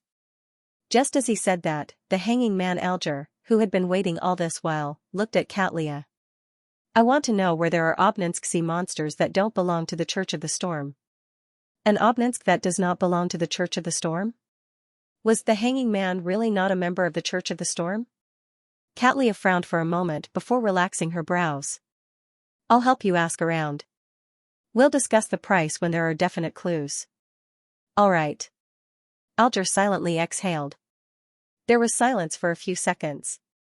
Upon seeing this, Emlyn said to Magician's Furs, I'll pay you the 100 pounds for the clue. I'll pay you the 100 pounds for the clue today. Thank you, Magician's Furs said in low spirits. Mr. World's deals were all in the thousands and tens of thousands of pounds. It made her a little numb. Emlyn then turned to look at the sun. I have the Tree of Elders root crystals and supplementary ingredients you wanted. Give me the list of the monsters and resources around the City of Silver. I'll choose a few items of equivalent value. Yes, they cost me a total of 2,000 pounds. Together with my payment of 200 pounds, it's a total of 2,200 pounds. At that moment, Emlyn only wanted to exchange for something that he could quickly sell, otherwise, he wouldn't have any money on him. All right. Thank you, Mr. Moon. The sun was delighted as he suddenly felt that Mr. Moon wasn't that irritating. He quickly conjured the corresponding list and handed it to Emlyn. Emlyn casually flipped through the paper, and as he read, he suddenly felt that something was amiss. This was because just the information itself was of high value. It could reflect the detailed situation and corresponding resources around the City of Silver. I remember that they didn't pay for it before reading this list. Emlyn couldn't help but glance at the hanging man Alger and Katlia. At that instant, he seemed to understand something. When he looked at the sun again, Emlyn felt a new sense of superiority, but he couldn't get rid of his guilt. He cleared his throat and said, this, and this. Sun took note of it seriously and indicated that he didn't need to return to the City of Silver. He could gather the items around Afternoon Town. Following that, Audrey asked for clues regarding the fruit of the illusory chime tree, but she received a disappointing answer. With that, the transaction came to an end. Without the need for the fool Klein to announce it, they took the initiative to enter the free exchange segment. The hanging man Alger turned his head to Little Sun and said, You are still in Afternoon Town? Yes, but we're about to return to the City of Silver. The new exploration team has arrived today. Not only did Sun seriously answer Mr. the Hanging Man's question, but he also took the initiative to mention, I've already told the chief that I obtained the notary potion formula while clearing the monsters in Afternoon Town. The Hanging Man nodded slightly. What's his attitude? He only said very good. Derek tried to recall the situation back then. The Hanging Man Alger chuckled when he heard that. You can be at ease now. Your first seat is very happy to see you grow like this. In comparison, he is even more wary of the Shepherd Elder Council. He didn't continue the topic as he threw out a piece of news to all the members. Recently, many pirates have gone to Bansi Harbor and discovered that it has been completely destroyed. Even if it were to be rebuilt, it would take several years. After hearing the Hanging Man's recount, Klein couldn't help but think of Red Angel Medici and the evil spirit in the underground ruins. However, he did not share the findings of this exploration. Firstly, it was not necessary for the time being. Secondly, it involved Miss Sharon. As for the other members, they already knew that Bansi Harbor had been destroyed. Since the hanging man hadn't revealed any new information, they naturally didn't have any intention of responding. Seeing that no one spoke, Alger swept a glance at the world before retracting his gaze. "It's your turn." Catlia immediately turned her head to look at Magician's Furs. "Ma'am, what else do you know about Mr. Dorr? I can pay you accordingly." Furs, who originally didn't want to reveal her problem, suddenly hesitated and wavered when she heard the latter half of the sentence. "I wonder how much Ma'am Hermit can pay me. I don't know much about Mr. Dorr either. Besides, part of it stems from Mr. Fool's words." Magician's Furs looked at the end of the long bronze table again. "Honorable Mr. Fool, may I speak?" As he would see her every full moon, he knew that Miss Magician's financial situation wasn't too good. He smiled and nodded. "Sure." Furs silently heaved a sigh of relief and turned to Catlia. £500. You can apply for a one-on-one exchange." Catlia didn't bargain and thought for a moment. "No need, just say it." She hoped that the other members would recall more about Mr. Dorr after hearing Miss Magician's story. Furs nodded and deliberated over her words. "I once obtained a mystical item that can help a person traverse the spirit world. However, after using it, I will hear strange ravings every time there's a full moon or blood moon. It will bring me pain that nearly causes me to lose control. And according to Mr. Fool, the ravings came from Mr. Dorr." She paused for a second and added, "He might be asking for help." "So Furs has been suffering in silence. She doesn't show it at all usually. She always looks like she's enjoying life." As Audrey subconsciously pitied her friend, she reflected on her failure to use her powers as a spectator to discover Furs's abnormality. A mystical item that can traverse the spirit world. Ravings during the full moon. Suspected to be a cry for help. Catlia repeated the main points of Miss Magician's words and nodded in satisfaction. "Thank you for your description." She then glanced at the other members and regretfully found that no one had any additional reactions. The free exchange continued and came to an end without much trouble. After watching the members leave and helping them complete the actual operations of a few transactions, Klein returned to the real world. He sat down on the reclining chair and rested for a while. Following that, he walked to his desk, took out a pen and paper, and wrote a letter to Sharon. He told her that the lucky necklace had been sold, and all that was left was the biological poison bottle and the lunatic beyonder characteristic. After folding the letter and writing the information of 126, Guard Street in Hillston Borough, Mrs. Merriam, and so on, Klein opened the iron cigar case again and made Admiral of Blood Senior silently appear beside him. This wraith was like a valet as he humbly picked up the letter on the table and disappeared from the room. A few blocks away, a letter appeared out of thin air and fell into a mailbox. Eastchester County, inside the Hall family's castle. Audrey's blue eyes looked at the mirror without focus as her mind was filled with the contents of the Book of Secrets. This knowledge intertwined to form an illusory book. Once she recalled it, it would appear, and she could flip to the corresponding page according to her will. This was a product of Klein's ability to directly use some of the powers of the mysterious space above the gray fog, combining the information bestowed with a seer's ability to recall dreams. It could last for a week or two. And this was enough for Audrey to finish reading the Book of Secrets. If there was anything she couldn't remember, she could continue asking for a bestowment. Mr. Fool's condition seems to be getting better. Audrey thought in delight as her eyes gradually regained their luster. She stood up and walked to the door, smiling at the golden retriever who was sitting outside in boredom. "Susie, you don't look ladylike like that." Susie looked around warily and sniffled before saying, "This is the most standard action for hunting dogs." "But you're not a qualified hunting dog." Audrey lampooned and said with a smile, "I thought you'd answer me like this, Audrey, I'm just a dog." "But you're not a qualified hunting dog." Audrey lampooned and said with a smile, "I thought you'd answer me like this, Audrey, I'm just a dog." Susie replied in a serious tone, "It's easy for others to grasp one's habits and mental activities with overly repetitive words." "Audrey, that's what the psychology book said." Audrey was momentarily at a loss for words.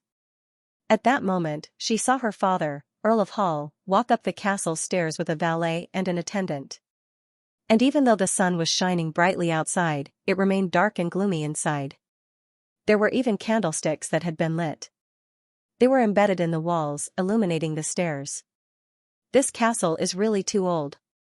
I think it needs a major renovation, Earl of Hall casually complained to his daughter. Audrey nodded reservedly.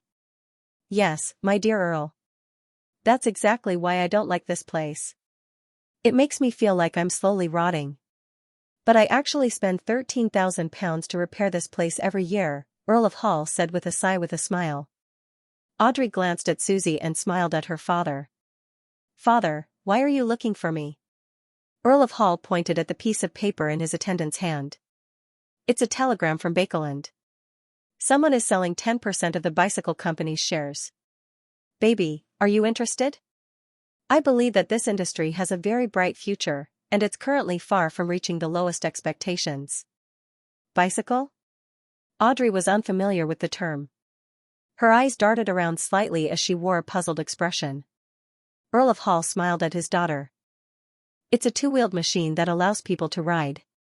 You can understand it as a carriage for ordinary people. In Rouen and Bakeland, the majority of people aren't nobles or merchants, but ordinary people who do manual labor.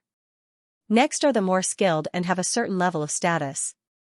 These are the people that the bicycle targets. They have the absolute majority and a certain purchasing power. Even if only 10% of them are willing to buy a bicycle, it will allow the company to develop very well. Yes, they have the corresponding patents. Audrey believed in her father's foresight. She could also understand the prospects described by Earl of Hall. She nodded gently. What's the approximate value of 10% of the shares?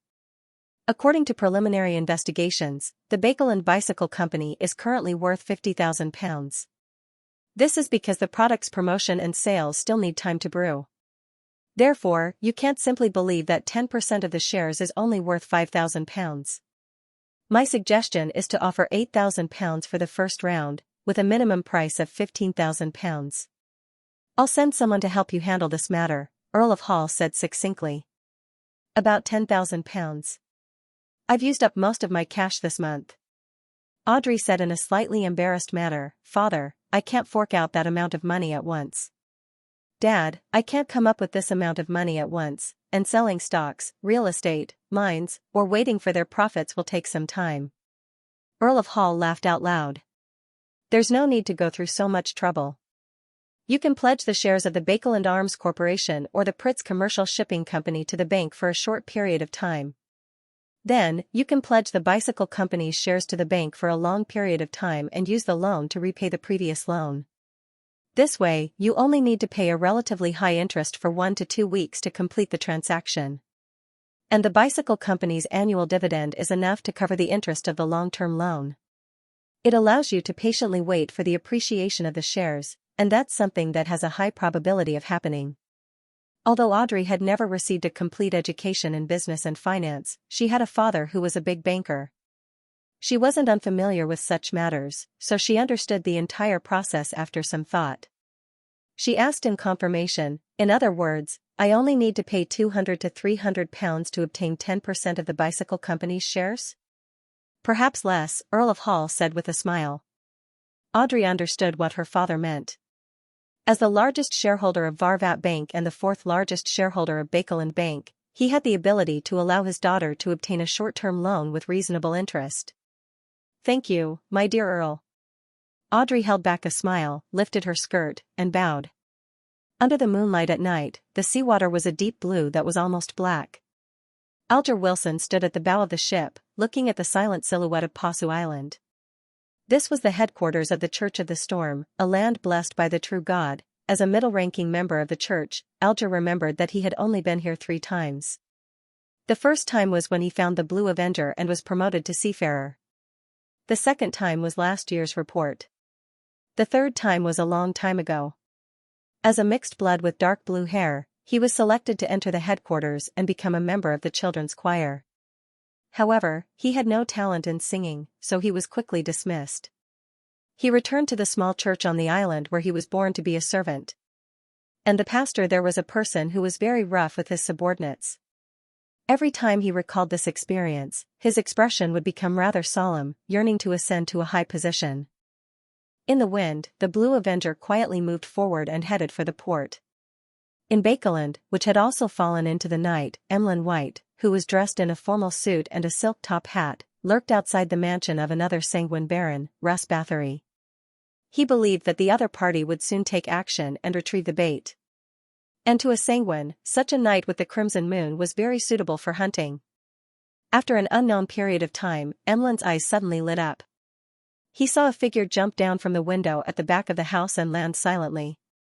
Under the crimson but dim moonlight, Emlyn took out a small metal bottle, twisted the cap, and gulped it down. Then, he seemed to turn into a shadow, floating on the wall and ground as he quickly and silently followed Russ Bathory. The vampires had always been known for their speed. The two barons, one in front and one behind, ran through the dark alleys and the edge of the dark streets.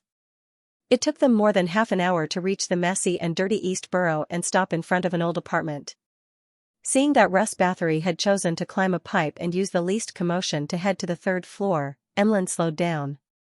He wasn't in a hurry to follow behind him, as it would be easy for him to be discovered. After serious consideration for 2 seconds, he took out a translucent perfume bottle, twisted the cap, and pressed down, spraying the liquid inside on himself.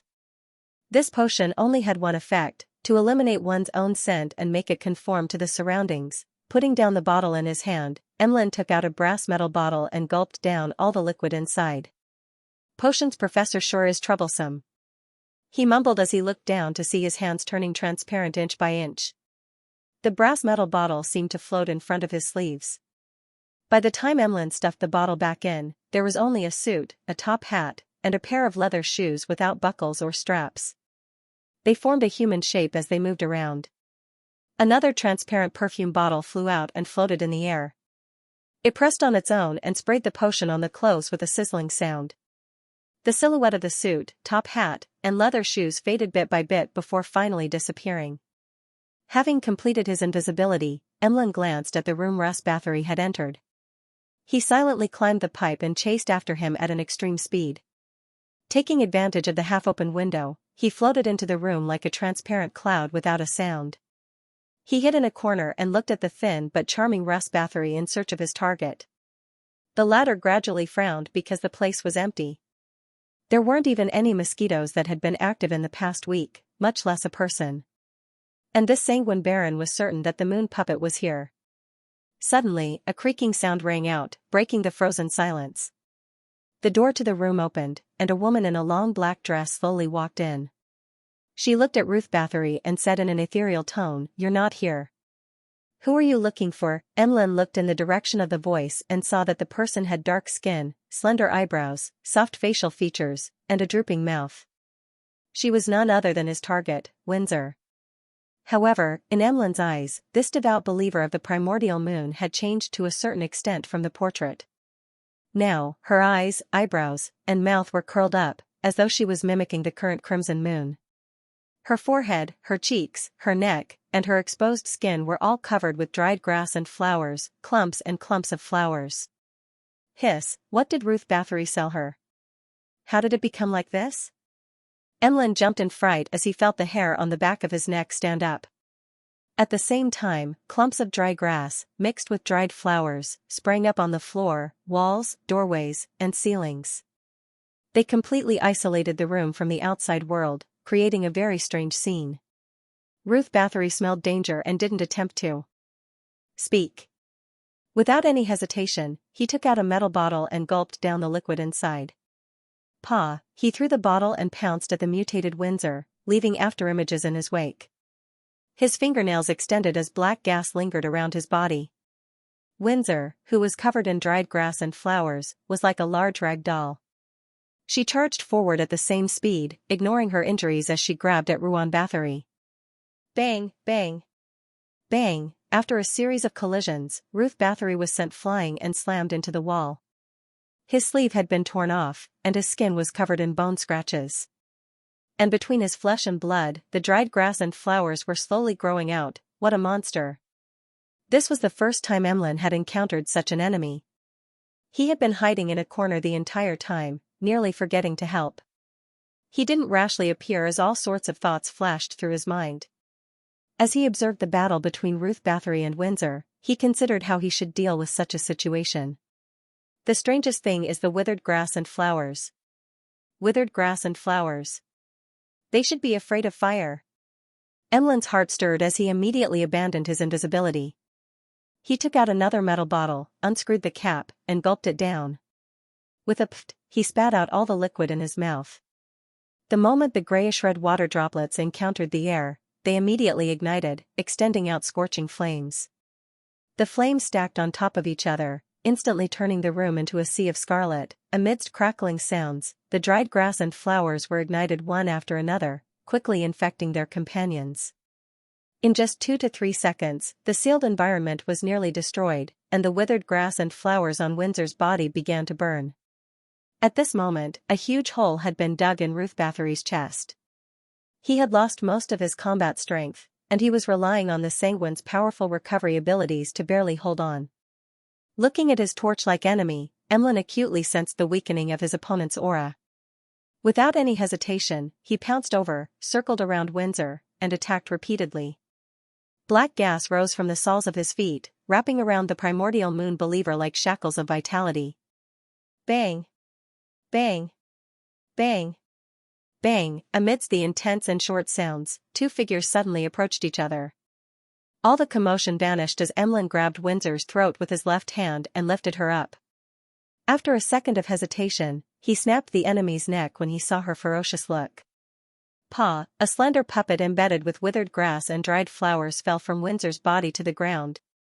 The flames in the room gradually subsided. Emlyn pulled off Windsor's mutated head, turned around, and looked at the panting Ruth Bathory. He pressed his empty right hand to his chest and bowed with a smile. "Thank you for your help." Seeing Ruth Bathory instantly turn furious and powerless to snatch it, Emlyn added in a good mood, "Remember to hand that puppet and the Beyonder characteristic to Lord Nibs. Remember to hand over the puppet and the Beyonder characteristic to Lord Nibs.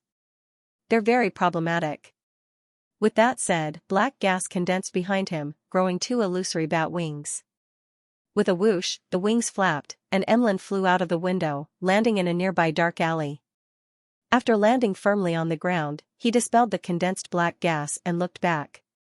Seeing that Ruth Bathory wasn't following, Emlyn heaved a sigh of relief. He clenched his fist to his mouth and mumbled as he coughed, "I hate flames. I hate smoke." Just as he was about to leave Eastborough, he suddenly felt a chill behind him. Emlyn tensed up as he held Windsor's mutated head and slowly turned around to look at the shadows in the corner. The first thing he saw was a small black figure standing there. Then, he saw the figure's face clearly. Its body was slender like a wooden stake, and its eyes and mouth were curved into the shape of a moon. Its surface was embedded with withered grass and dried flowers. It was none other than the moon puppet in the room. "It's pestering me. What exactly is this item? This place is still very far from Lord Nibs's residence. It's really dangerous outside." Thoughts surfaced in Emlyn's mind, sending a chill down his spine as his muscles tensed up. As these thoughts flashed through his mind, he suddenly had an idea. He stared at the moon puppet and whispered in ancient Hermes, "The fool that doesn't belong to this era. The mysterious ruler above the grey fog. The king of yellow and black who wields good luck, who isn't sleeping in the middle of the night." Klein sat up and rubbed his temples angrily. He quickly left the bed, took 4 steps counterclockwise, and went above the grey fog, where he sat at the seat belonging to the fool. That fellow, Emlyn White?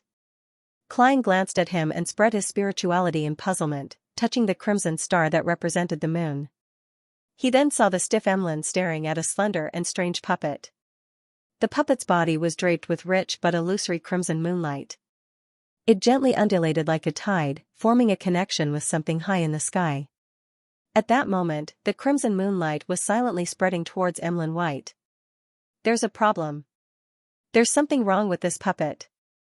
With the help of the grey fog, Klein didn't hesitate to let the sea god's scepter leave the junk pile and fly into his hand. The blue gems at the tip of the bone scepter lit up one after another, emitting a blinding light.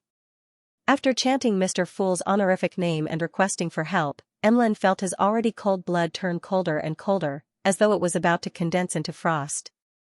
This made his body quickly stiffen as he watched helplessly as the moon puppet swaggered over. At that moment, silver streaked across the alley, dispersing all the gloominess and gloom. Pa! The lightning bolts twisted into a ball and landed on the moon puppet's body, drowning it in a silvery white glow.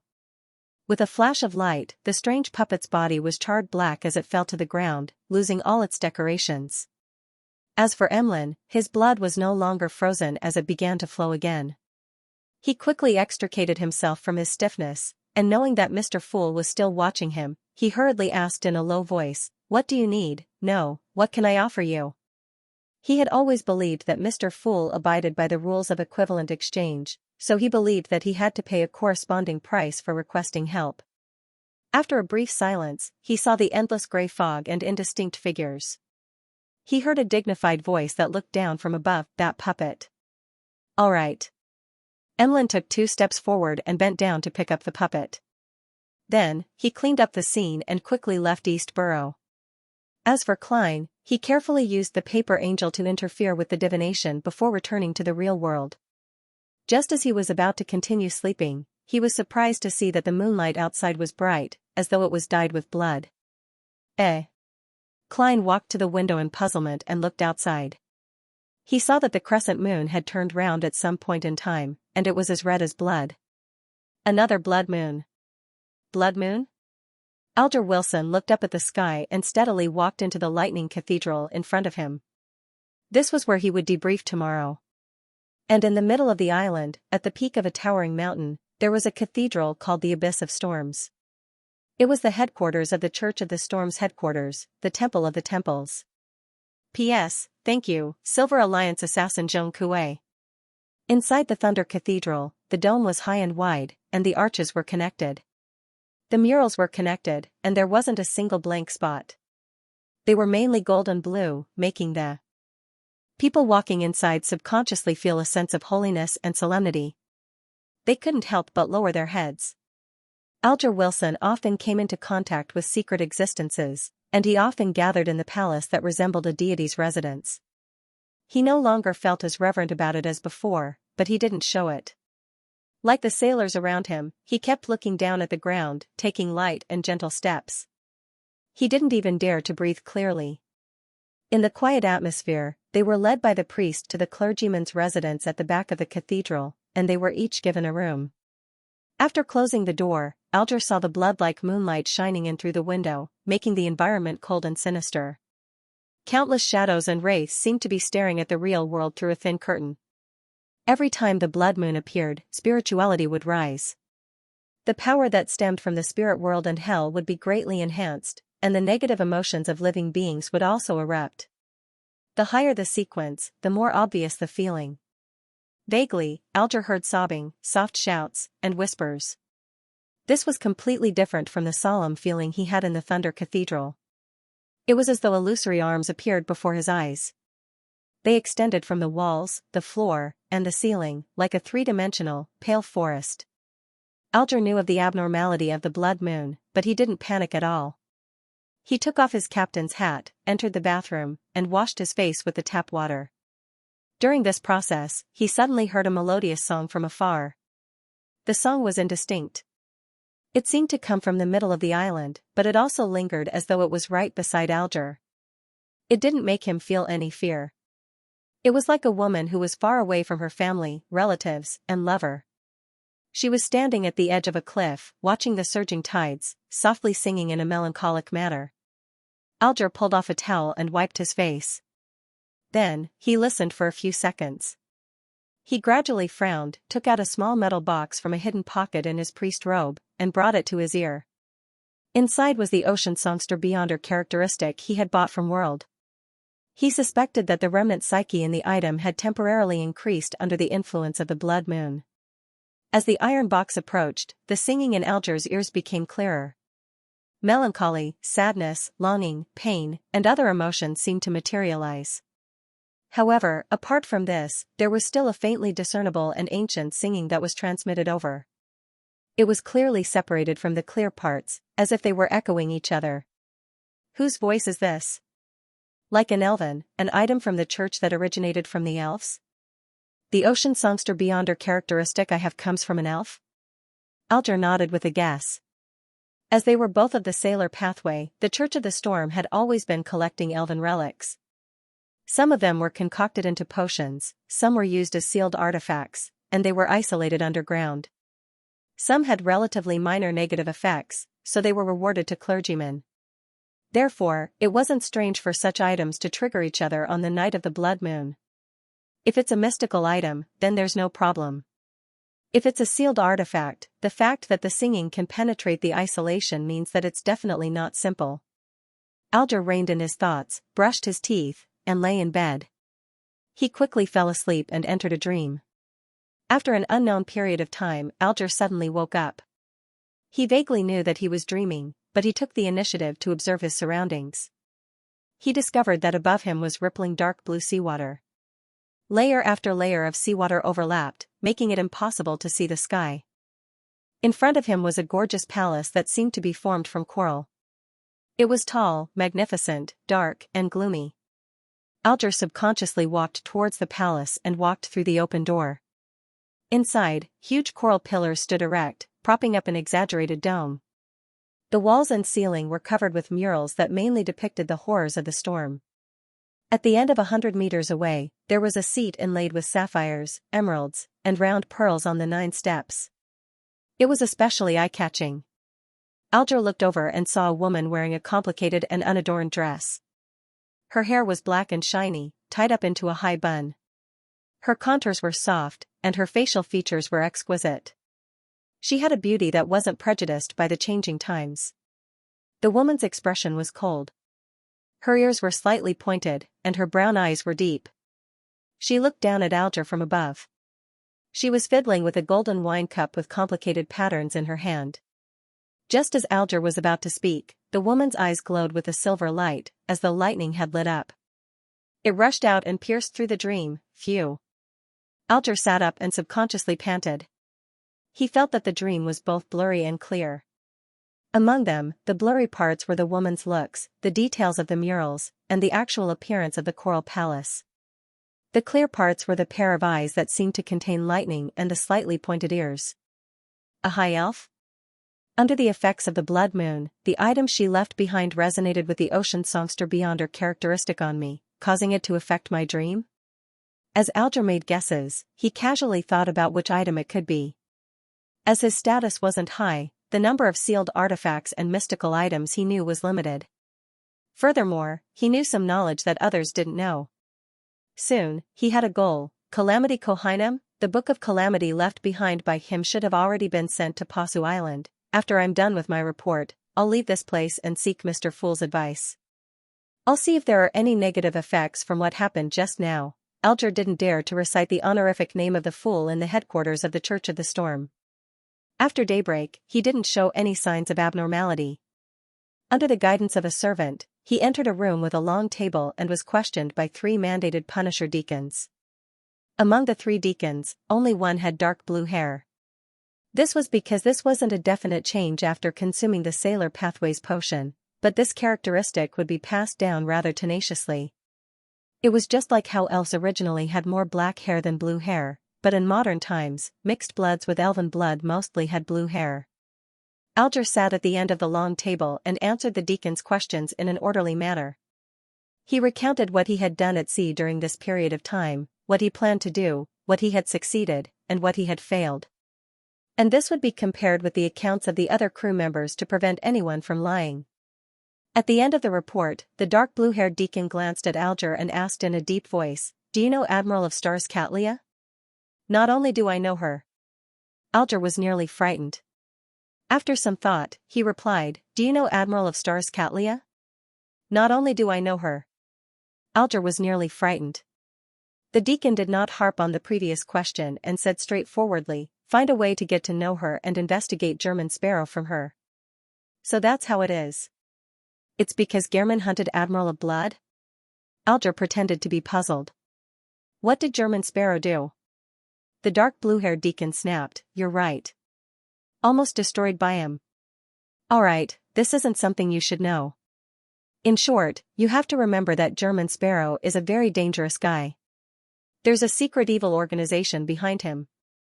That organization has a demigod, and they're enemies with Rose School. Almost destroyed by him? The organization had a demigod? Hostile to Rose School? Alger deliberately did not hide his astonishment. He originally believed that Gehrman had received extra attention because he had hunted Admiral of Blood Seigneur, but to his surprise, the matter was much more complicated and exaggerated than he imagined. What did German Sparrow do? When I pass by him, I'll have to look for the scene. Also, isn't Taro's nemesis the Aurora Order? Hasn't Mr. Fool been targeting the true creator all this while? How did it become, no, there's another Rose School? Alger muttered inwardly. As for Taro having a demigod, he wasn't surprised. He even found it logical. How could an ancient existence not have a demigod as his subordinate? Furthermore, Rear Admiral Hurricane Zillings's silent and bizarre death had already made him believe that Mr. Fool had a high sequence blessed. Thankfully, my meeting with Gehrman was done in secret, otherwise, things would be troublesome. Alger listened in silence without asking further. As usual, he accepted the mission and left the room. North Borough of Bakeland, outside 160 Buckland Street. Servants lined up in 2 rows as they welcomed their masters. Don Dantes, who had white sideburns and deep blue eyes, was dressed in a tailcoat and silk top hat. He held a gold-inlaid cane and, accompanied by Walter and Richardson, he walked past the servants and arrived at the entrance of the 3-story building. Waiting there was the housekeeper he had chosen this morning, Xianxia. She was in her 40s, and her hair was tied up neatly. She had ordinary facial features, but she had a capable bearing. She wore a pair of gold-rimmed glasses and a long black and white dress that was different from a maid's. From the information and interviews, Klein learned that this lady was born in East Borough and was a believer of the Evernight goddess. At the age of 15, she chose to receive training from a charity foundation of the church and became a qualified maid.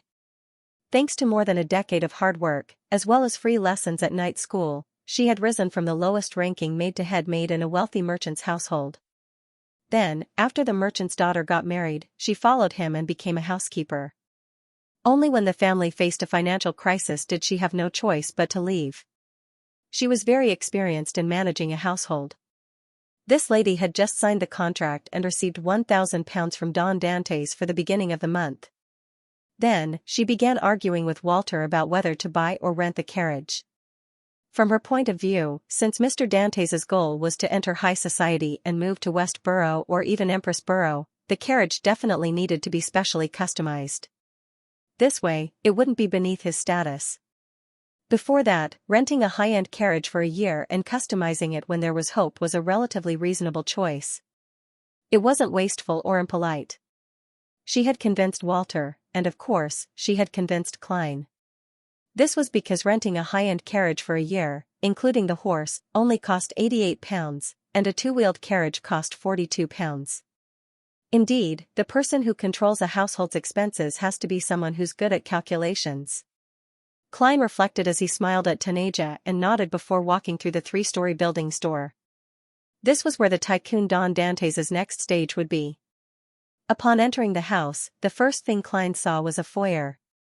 It was very spacious, with many chairs and umbrellas. Furthermore, it was decorated elegantly and appropriately. If he hadn't known the structure beforehand and had done an on-site inspection, Klein would have thought that it was a guest hall. After passing through the second door, his eyes suddenly opened up to a hall that could accommodate dozens or even hundreds of guests to dance. The center of the hall was covered with colorful, thick, and soft carpet, surrounded by shiny marble tiles. There were pianos, stone carvings, and other objects. There were also stone pillars inlaid with ornaments supporting the second floor.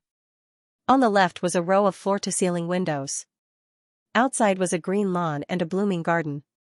On the right were walls, wooden doors, and corridors that led to the lounge, storeroom, washroom, kitchen, and butler's room. The hall was 2 stories high, with crystal chandeliers hanging from the ceiling. It was easy to imagine what it would be like at night. Walking to the end, there were stairs on both sides that led to the second floor. The corridor here was square, and the empty space in the center was where the hall was covered with carpet.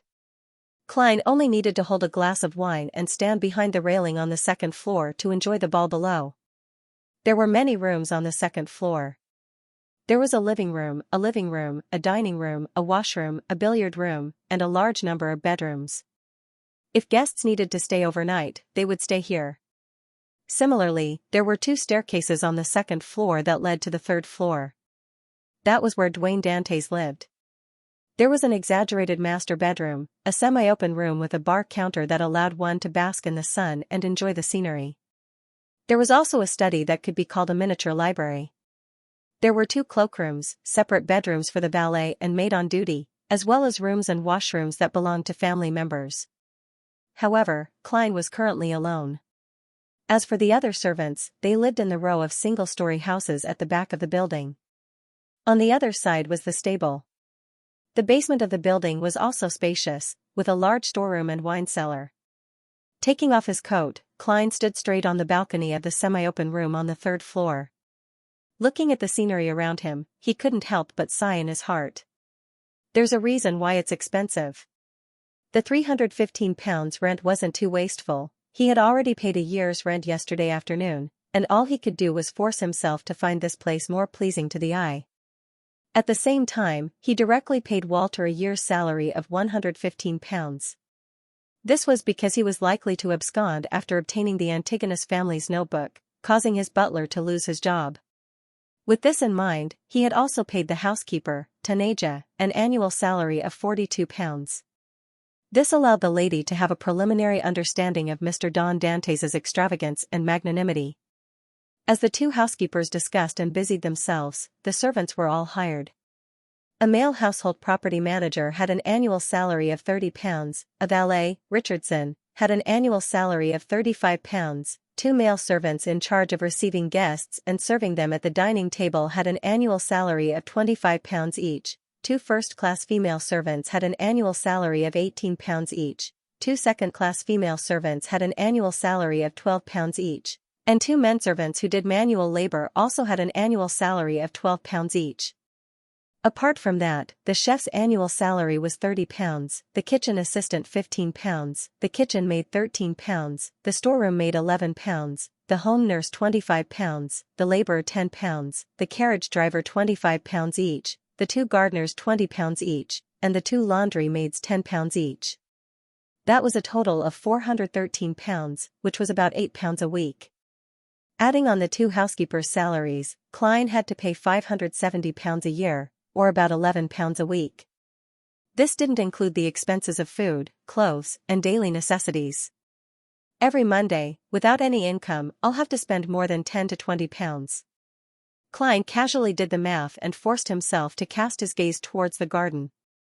At noon, after paying the rent for the 2 carriages and the servant's first week's salary, as well as giving Xianxia £1,000 for her daily expenses, he was left with £1,286 in cash and 18 gold coins. However, the money for Miss Justice and Ma'am Hermit would arrive within the week. I wonder how long Xianxia's £1,000 will last. Just stocking up enough alcohol for the ball and banquets will cost at least a few £100s.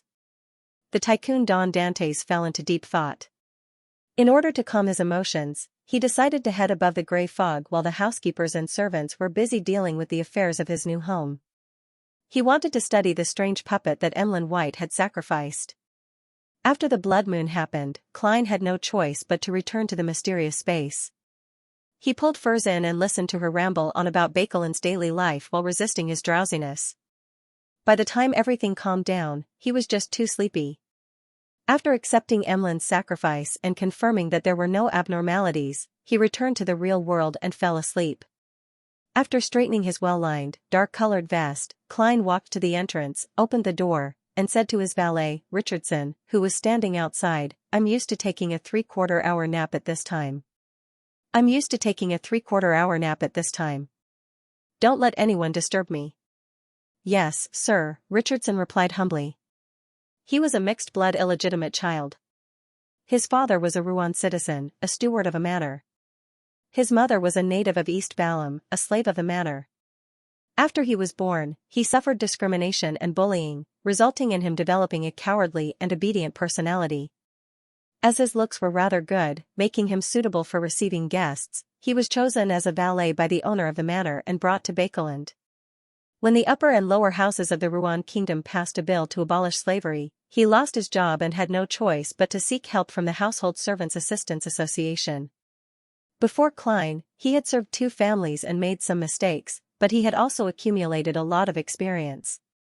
He caught the eye of butler Walter and became Don Dantes' valet.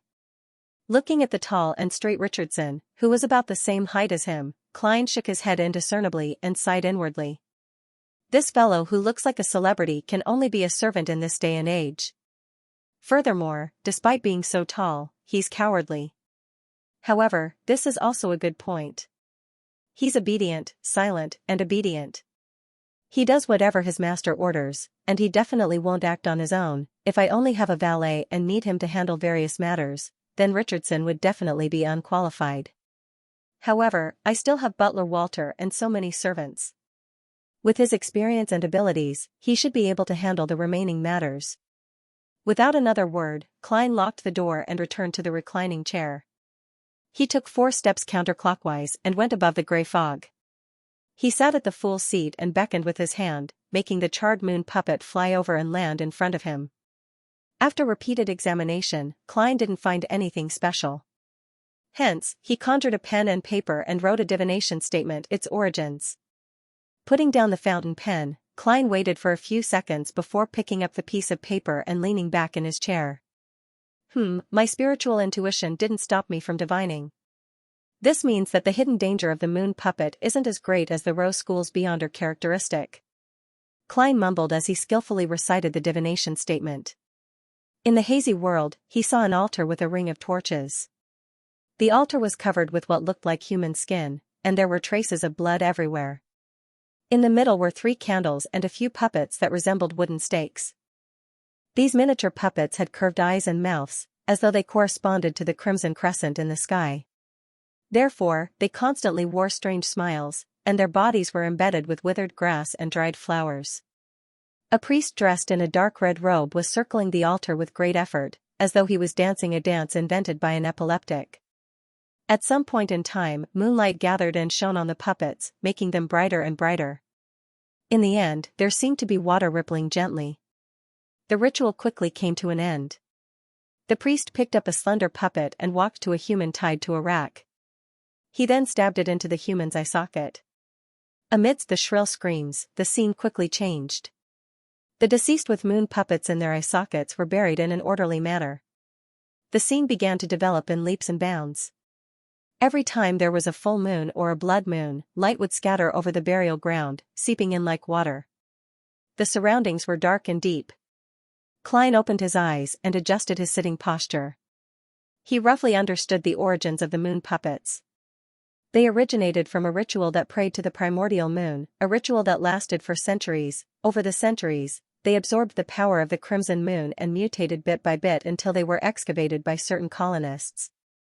They usually didn't do anything odd, and only the believers of the primordial moon could activate them using the correct method. As for the effects, Klein wasn't sure. In a sense, these puppets are equivalent to the primordial moon's benefactors. After I killed one last night, the evil god was enraged, resulting in the blood moon? Klein tapped the edge of the long mottled table and made a preliminary judgment. Yes, the wrath of the primordial moon directly changed the lunar phenomena, manifesting as a blood moon. If this guess is correct, it means that in the domain of the crimson moon, the goddess is inferior to the primordial moon. It might even be a title that wields a grade 0 sealed artifact. Klein nodded slightly as he attempted to divine the weakness of the moon puppet. This time, he saw the sun and the lightning. That is to say, the beyonder powers of the sun domain and the lightning of the storm domain are most suitable to deal with it. As Klein deciphered the contents of the revelation, he threw the moon puppet into the junk pile and returned to the real world. An hour later, Walter, dressed neatly and wearing white gloves, knocked on the door and entered the room. He bowed and said, "Sir, I'll be printing some of your name cards and sending them along with some small gifts to the neighbors. They will observe for a few days and confirm your situation. If they are willing to accept you, they will return the gesture and invite you over as a guest. What title do you need added to your name card?" Title: The fool that doesn't belong to this era? Klein lampooned inwardly as he replied with a smile, "Merchant from Desi, Don Dantes, is sufficient." Walter silently lampooned and replied with a smile, "Merchant from Desi, Don Dantes, is sufficient." Walter nodded and said, "Based on your intentions, I will immediately arrange etiquette lessons for you." "According to your wishes, I will immediately arrange etiquette lessons for you. The focus will be on dancing. I will hire a professional tutor to come over." Having read many magazines, Klein knew that the circles he wanted to enter were filled with balls. He wasn't surprised by Walter's suggestion and nodded. "All right." With that said, he turned his head to his valet, Richardson. "Prepare the carriage. I'm going to St. Samuel Cathedral." Klein remembered very clearly that his main goal was to act as a devout believer of the Evernight goddess and make contact with the corresponding clergyman. From there, he would find a chance to sneak into Cheney's Gate. Therefore, he planned on praying at the cathedral when he had the time to show his sincerity and familiarize himself with them. "Yes, sir," Richardson replied respectfully. Not long after, Klein, who had put on his coat and top hat, boarded the luxurious four-wheeled carriage that he had rented. He enjoyed the scenery along the way while sipping his black tea with lemon slices. In fact, there was a small bar counter in the carriage. On it were distilled spirits such as Blonde Proof, Austere Black Rand, and various red and white wines that stemmed from intis prepared by Walter. However, Klein wasn't a fan of drinking. As a beyonder, he didn't like the feeling of being drunk. It easily made him think of losing control. Therefore, he used the excuse that he wasn't allowed to drink at the cathedral to instruct his valet, Richardson, to prepare a pot of Marquis black tea. "If possible, I would prefer a cup of sweet iced tea." "It's the flavor of the South," Klein said to Richardson half-jokingly. "I will prepare it next time," Richardson immediately replied. Klein smiled and shook his head. No, it's not respectable enough. After I get familiar with the neighbors here, I'll hold a Desi specialty banquet. I'll prepare sweet iced tea then." "Hee, I think their children will like it." When Richardson realized that he had misunderstood his employer's intentions, he hurriedly said nervously, "I will remember." It only took about 20 minutes to walk from 160 Buckland Street to St. Samuel Cathedral on Phelps Street. If it wasn't for the fact that he had already rented a carriage and hired a carriage driver, Klein would have preferred to walk over to digest his food and strengthen his body. Soon, the carriage stopped at the edge of the square outside the church. Klein walked down with his golden-laid cane and stopped to watch the pigeons dance for a while. After entering the cathedral and arriving at the main prayer hall, he handed his top hat and cane to Richardson before he found a seat near the aisle and sat down. He lowered his head and clasped his hands together, starting to pray seriously and quietly. Richardson sat behind him and put down his various items. He glanced at the dark sacred emblem on the altar before closing his eyes. In the serene atmosphere, Klein felt that his spirituality was slightly diverging, but he was not surprised. This was because the believers who prayed in the cathedral would experience the same thing. A small amount of spirituality with pious beliefs gathered bit by bit, providing power to the seal on Cheney's Gate. After an unknown period of time, his spiritual perception was triggered. He quietly opened his eyes and looked diagonally ahead. There stood an old man wearing a clergy's black robe. His hair was sparse and the color was like frost, and his face was as pale as a corpse. From afar, his aura was cold and he was expressionless. He blended in with the dark environment of the prayer hall to a certain extent. "Keeper." Klein made a judgment with a single glance. He closed his eyes to pray again. Of course, he had already memorized the man's looks. He had a big nose, grayish-blue eyes, loose facial skin, and no facial hair. The old man dressed like a clergyman also sat down at this time and focused on praying to the goddess.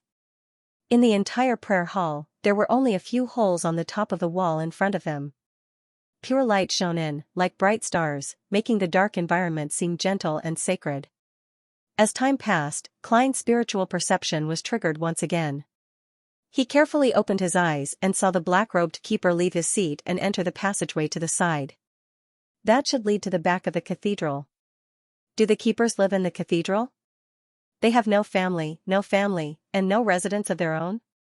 From their state, this doesn't seem too surprising. Furthermore, it's normal for the people guarding Cheney's gate to be supervised by the bishops.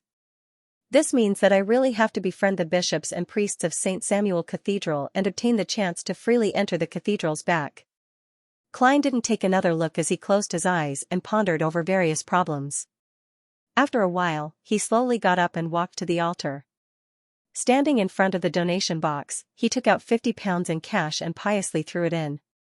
This made the bishops and priests on duty look over. Their gazes turned friendly as they memorized his looks. After doing all of this, Klein nodded slightly at the clergyman, turned around, and walked down the aisle to the exit. Richardson followed closely behind with his hat and cane in hand.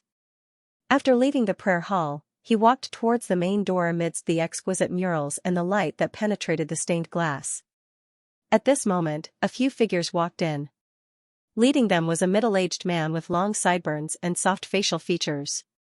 He wore a black trench coat and didn't wear gloves, nor did he hold a cane. To the left of the man was a young man who was also wearing a black trench coat. He had black hair and green eyes, and he looked handsome. However, his hairstyle appeared a little casual, as though he hadn't combed it carefully after waking up in the morning. His looks and figure were abnormally familiar to Klein, but he had the misconception that he hadn't seen him in years. Leonard Mitchell. Klein's pupils constricted, but he didn't stop at all. He maintained his previous pace and stride as he walked towards the Nighthawks in black trench coats. Yes, Klein confirmed that they were Nighthawks. When he met them, he casually swept a glance at Leonard and company before walking past them and towards the door. The door was wide open. The clouds outside were thin, and the sunlight was pure. White pigeons were flying in the sky. Leonard Mitchell also glanced at the believers who passed by, as though he had nothing to do. He retracted his gaze and sighed. I hope I can stay in Bakeland for a few more days and have a good rest. Not only is this case dangerous and exciting, but we also need to be on our toes at all times. Their team of Red Gloves had just cracked a case of a devil in human skin and captured 2 of the targets. It looked easy on the surface, but in fact, it wasn't simple at all. They had experienced many setbacks and counterattacks before completing the mission with great difficulty. Every member was not only physically exhausted, but also mentally exhausted. Captain Sostel shook his head and smiled. This is the life of us Red Gloves. You should have known that this would happen when you chose to join.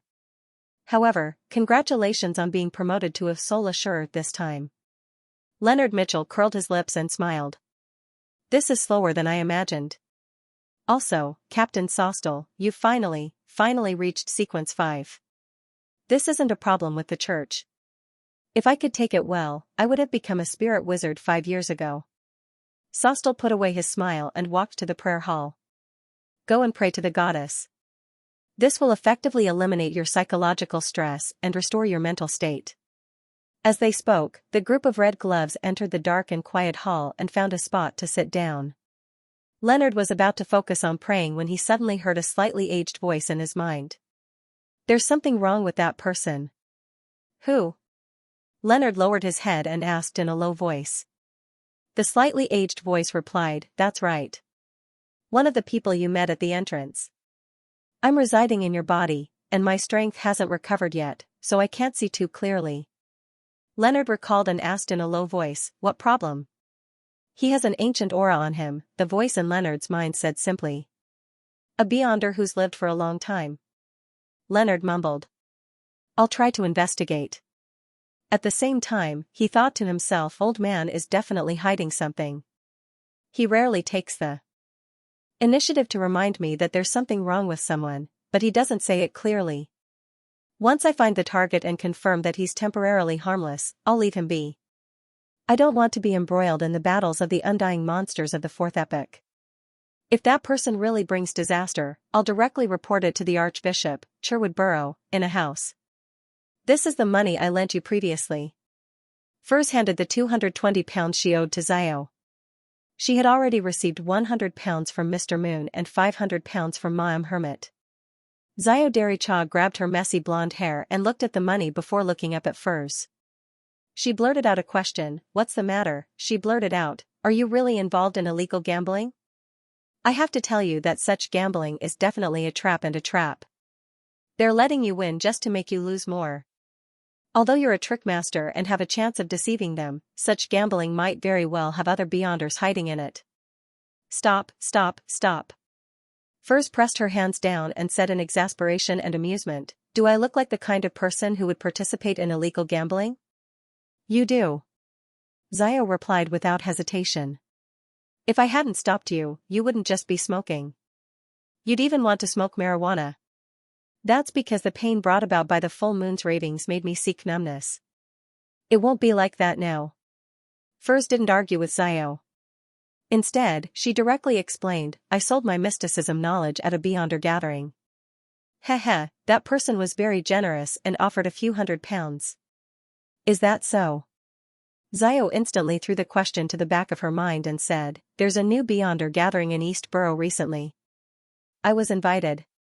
A new Beyonder gathering? Furs was first taken aback before she felt a sense of anticipation. According to her teacher, Dorian Gray, and Mr. Fool, she knew that Louis Veen was an oracle of the Aurora Order. He had probably come to Bakelin to replace the previously missing Mr. A and rebuild the Aurora Order's forces in this metropolis. Therefore, there was a high chance that he had disguised himself and organized a new Beyonder gathering. Furs thought for a moment and said to Xiao in a seemingly casual manner, are you going to participate? Of course, I have to prepare the interrogator potion formula, Xiao answered decisively. Furs nodded, covered her mouth, and yawned. When you have the qualifications to invite new members, remember to bring me along. P.S. I don't have a copy. Update as per usual on Monday. Asking for monthly and recommended votes in advance late at night, 7, Pinster Street. Leonard Mitchell sat on a chair, raised his feet, and extended them to the edge of the desk. Following that, he leaned back, causing the wooden joints to creak. His breathing gradually became long. After an unknown period of time, his eyelids drooped, covering his eyes. At this moment, Leonard's spirit had already arrived in a grey world, but he was still in his bedroom. He flew to the window and saw a thick grey fog enveloping the nearby streets.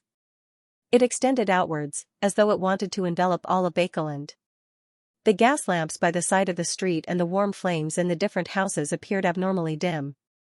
They could only illuminate a very small area around them, and it was dyed a little hazy. At the same time, illusory oval-shaped balls of light appeared and hid, intertwining and enveloping the houses, as though they were the source of their existence. This was the city in the eyes of a nightmare.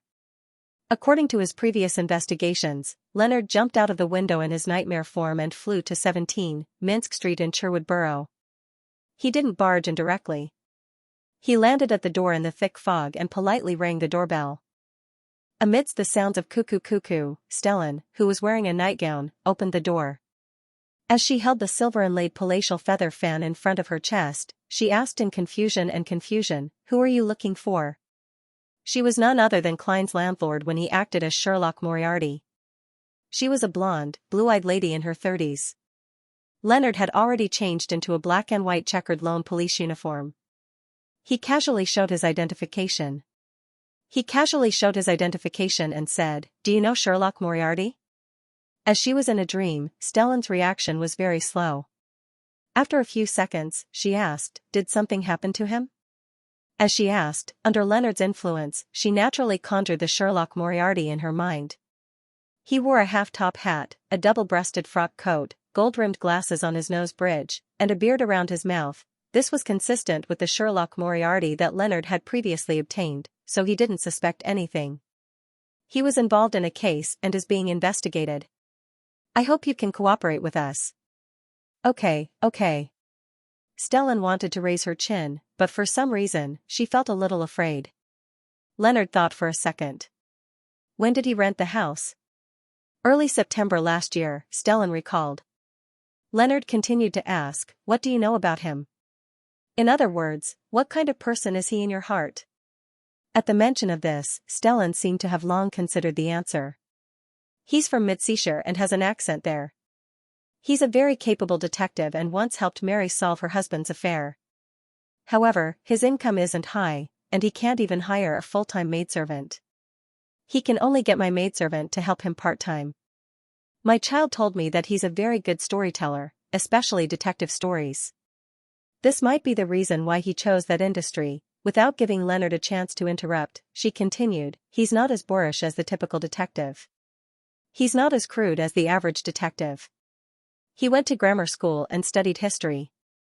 The most enviable thing is that he received Mary's gratitude and joined the Quelag Club. It's filled with people of high status.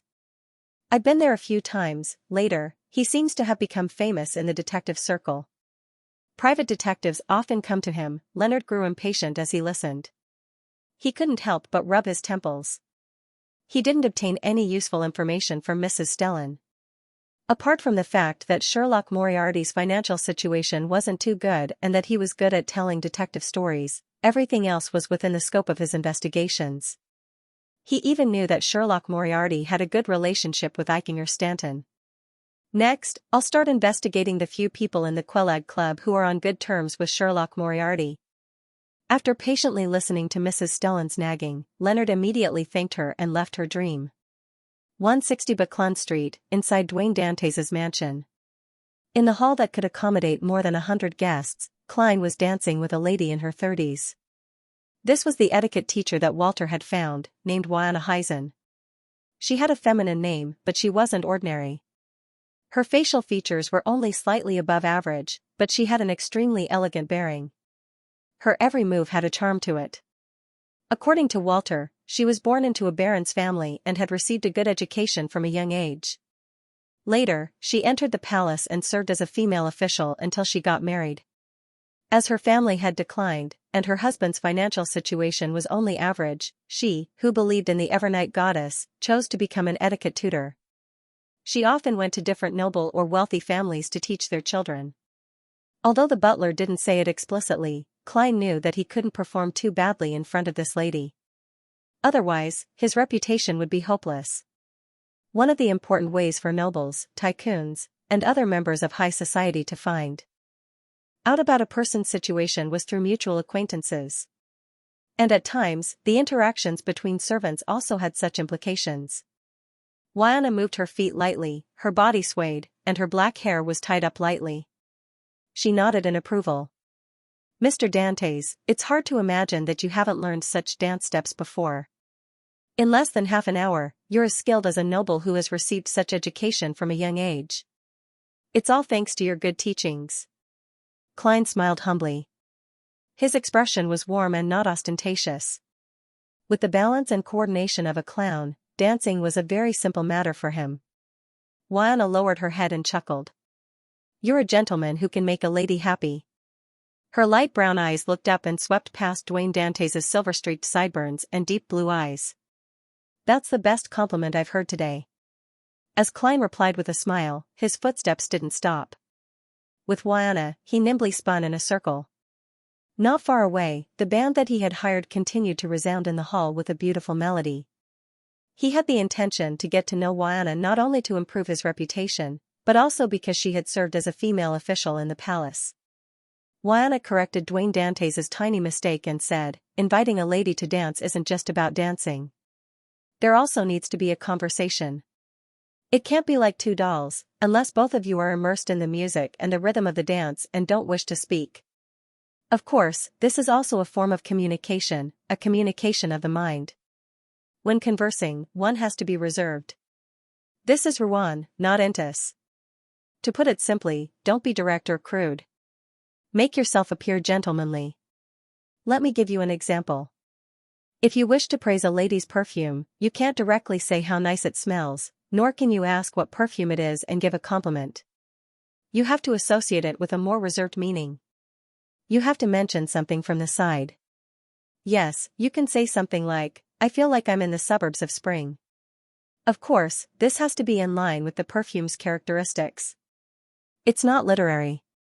Shouldn't you say, the moon is beautiful tonight? Klein lampooned in a Japanese-styled manner as he gave a self-deprecating laugh. Thank you for not saying that my praise wasn't gentlemanly enough. Xianxia's smile deepened.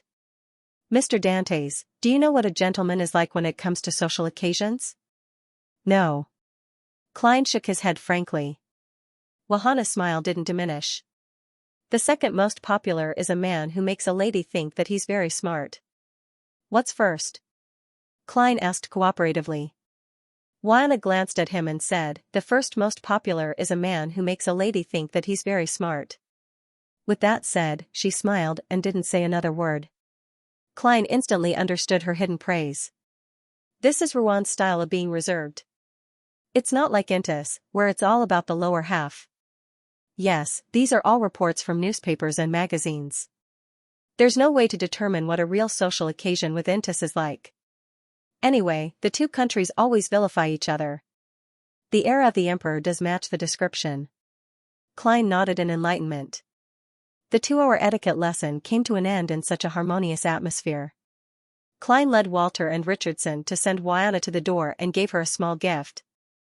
It was the Drim Company's Moonlight perfume. It was mixed with grey amber and was rather expensive. As for the exact amount, Klein wasn't sure. This was because Walter was in charge of buying it, and the expenditure came from the housekeeper. When the £1,000 were almost spent and new funds were needed, Tanaja would bring the receipts and forms to him for verification. The reason why Klein knew which company it was and what kind of perfume it was because his butler had informed him ahead of time. It was to prevent him from appearing insincere if Xianxia asked about it. From these details, he deeply understood the importance of a good butler. Seeing the satisfied Xianxia leave, Klein resisted the urge to rub his temples as he sighed inwardly. This is more tiring than fighting a beyonder. I have to constantly pay attention to my actions and choose my words carefully. I need to rest. At this moment, Walter, who was wearing a white glove, took a step forward. Sir, since you are making rapid progress in your etiquette studies, you can bring forward the other lessons. What lessons? Klein felt a headache coming on. History, international politics, philosophy, music, as well as the general knowledge of golf, horse racing, hunting, and other sports. Walter answered meticulously. Philosophy? Klein asked in surprise. Walter nodded and said, "This is one of the easiest topics to talk about in high society." This is one of the easiest topics to talk about in high society. You don't need to have a deep understanding of it, but at the very least, you need to know what others are discussing. You need to know that the source of pragmatism is Kongso, Marid, and Patterson, not Emperor Roselle. You need to know that Lumi was the one who proposed that humans are born free. Many tycoons are prone to make mistakes in this aspect when they first enter high society. They are used to pushing unknown words or philosophical ideas to Roselle the Great. Klein's headache worsened as he forced a smile and said, "I don't have much to do recently. Apart from taking an afternoon nap and going to the cathedral, you can arrange the lesson at any time." In a dark room, an envelope floated up and opened on its own, shaking out a piece of paper. Sharon's figure was outlined by the side in her tiny bonnet. She took the letter and read it seriously. She immediately wrote a reply, set up a ritual, and began summoning Sherlock, Moriarty's messenger. During this process, she didn't forget to put in a gold coin. Soon, Sharon finished chanting the incantation and saw the candle flame expand as it was dyed a dark green. Rionette Tinker carried 4 blonde, red-eyed heads out of the candle flame and came in front of Sharon. Sharon's gaze froze as her doll-like face suddenly had an intense emotional change. She blurted out, "Teacher. Didn't you already, P.S., seeking monthly votes for Monday 160 Buckland Street, in a study with excellent lighting. There were rows of bookshelves here, and there were many collections." At a glance, it looked like he had entered a private library. Klein was sitting in a high-back chair, reading the day's newspapers. He discovered that be it the Tussock Times or the Bakelin Daily News, there was an additional advertisement in a prominent spot, transfer of 10% of the Bakelin Bike Company's shares. "Mr. Stanton sure is efficient. It's only been a few days, and he's already completed the financial investigation and valuation." Just as Klein sighed inwardly, his spiritual perception was triggered. He quickly activated his spirit vision and saw Miss Messenger, Rionette Tinker, walk out of the void. She was still holding the 4 blonde, red-eyed heads in her hands, and one of them was biting on a letter. It's likely Miss Sharon's reply. As Klein thought, he reached out to receive it and nodded slightly. "Thank you." As he spoke, he subconsciously looked at the study's door because his valet, Richardson, was standing guard outside.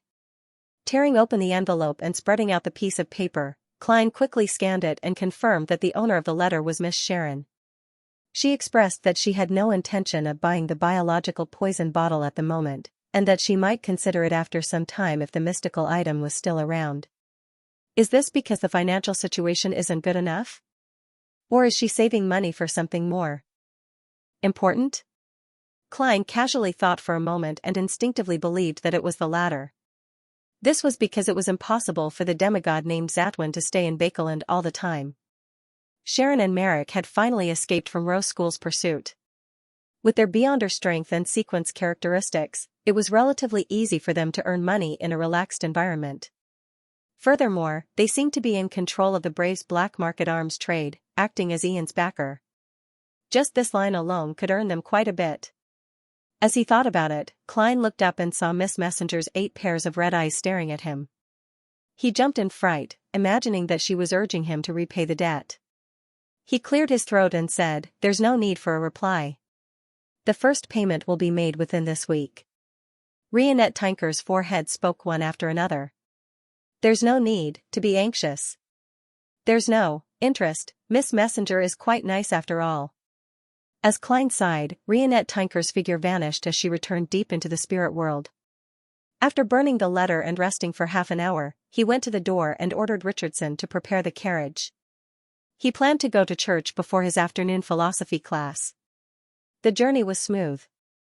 After drinking a few mouthfuls of black tea, Klein quickly arrived at the square outside St. Samuel Cathedral. After admiring the tranquility brought by the white pigeons, he walked past the cathedral's door and entered the prayer hall.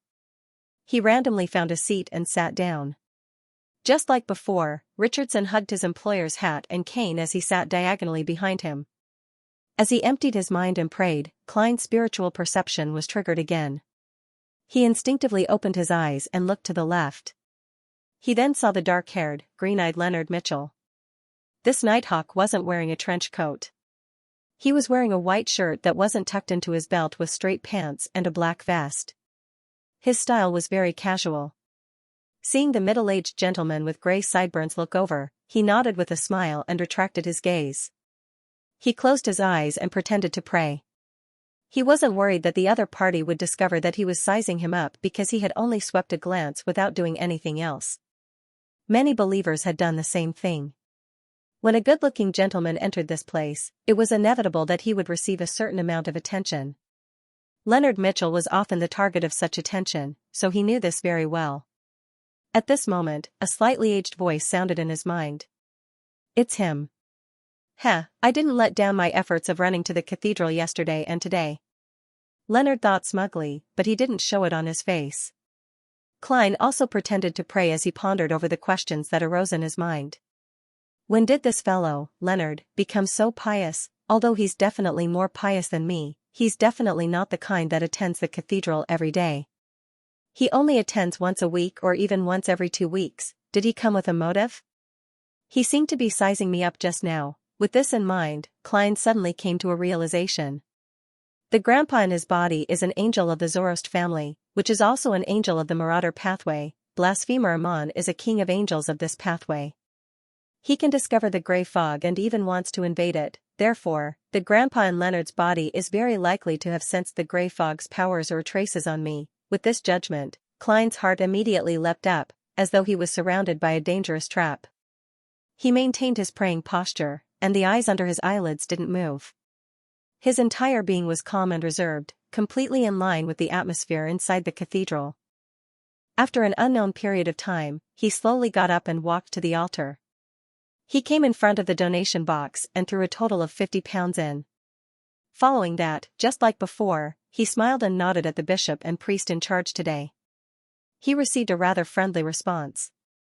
On the way out of St. Samuel Cathedral, Klein took his hat from Richardson and fed the pigeons in the square for about 10 minutes. And behind him, believers who had finished praying came out one after another, including Leonard Mitchell. Klein didn't size up the main entrance as he leisurely clapped his hands, took his golden-laid cane, and walked to the four-wheeled carriage that was parked nearby. Leonard was similarly feeding the pigeons in the square as he watched his target board the carriage and leave, but he had no intention of tailing him. Since the other party had an ancient aura and had received the attention of the parasite in his body, he naturally didn't dare to be careless. He didn't dare take direct action because it would be extremely dangerous. He planned on checking the periphery and gathering the necessary information. I'll see what old man has to say when the time comes. Besides, it's not like I don't have a direction to investigate. Such high-end carriages are rather limited in all of Bakeland. Be it one's own or rented, it's very easy to determine the source. Then, I'll know that gentleman's identity and origins. Leonard looked at the pigeon as he leisurely thought. He was a nighthawk with rich experience, and he was an elite red glove among the nighthawks. At that moment, a white pigeon flapped its wings and flew over. There seemed to be a piece of paper in its beak. Leonard frowned as he extended his left palm and watched the white pigeon descend. It threw the piece of paper down before flapping its wings and flying up again. Raising his hand to hold the piece of paper, Leonard unfolded it warily and puzzledly. He saw 2 words on it: Zoroast, parasite. This? Leonard's pupils constricted as he felt his hair stand on end. His emotions were on the verge of exploding. That gentleman saw through my secret? As expected of a person with an ancient aura, he might really be one of the undying monsters left behind from the 4th epoch. Is he warning me? He's telling me not to interfere in his matters or even approach him. At that moment, thinking back to the middle-aged gentleman with white sideburns and deep blue eyes, Leonard felt that his every action exuded a strong sense of deterrence. It made him not dare look straight at him or approach him. He immediately lost the idea of investigating the other party. Watching the white pigeons land at the same time, he lowered his voice and said, seeing the white pigeon land, he suppressed his voice and said, "Old man, that might be an old friend of yours. If you wish to investigate anything, it's best to wait until you've mostly recovered your strength." Old friend. The slightly aged voice repeated the 2 words, as though he was puzzled, but he didn't dare to confirm anything. Leonard quickly reined in his emotions and chuckled. So you're a member of the Zoroast family. At that moment, less than 100 meters away, at the intersection of Phelps Street and other streets, Don Dantes, whose black hair was mixed with some silver strands, leaned against the wall and slowly closed his eyes, hiding his distinct facial features in the shadows of the carriage. Beside his substitute, Richardson, a middle-aged man wearing a dark red coat and an old triangular hat, appeared. He bowed at his master before vanishing without alerting anyone. The carriage slowly turned around as a flock of white pigeons flew up from the square. After returning home and entering the room with the huge balcony, the silent Klein sighed silently. If Leonard didn't accept the warning due to the grandpa's bewitchment, he would write another note. The content would be, "I know where Blasphemer Amon is." In other words, he meant that if he messed up his matters again, he would tell Blasphemer Amon that there was an angel from the Zoroast family here. This didn't make the grandpa feel that Don Dantes was weak and needed to rely on others to resist him. Instead, it was more like a form of courtesy and respect for an angel by warning him no more than 3 times. If he didn't restrain himself after 2 warnings, the solution wouldn't just be to inform Blasphemer Amon. Yes, there's a high chance that I can intimidate them. That grandpa definitely has other motives or difficulties in choosing a superficial parasitism. He probably doesn't wish for me to flip the gambling table. Heh, I have to thank Erodes for this. If I didn't know that there was a marauder angel in Leonard's body, I definitely wouldn't have discovered that I've been targeted, much less use the appropriate words and methods to warn them. Klein thought calmly, no longer feeling nervous and flustered. As he relaxed, there was a knock on the door. Richardson said, "Sir, the butler is looking for you." "Sir, the butler is looking for you." "Invite him in." Klein turned around and left the balcony, returning to the half-open room. "Sir, your philosophy teacher, Mr. Hamid, is here." "Philosophy class." Klein rubbed his temples as he felt a headache coming on.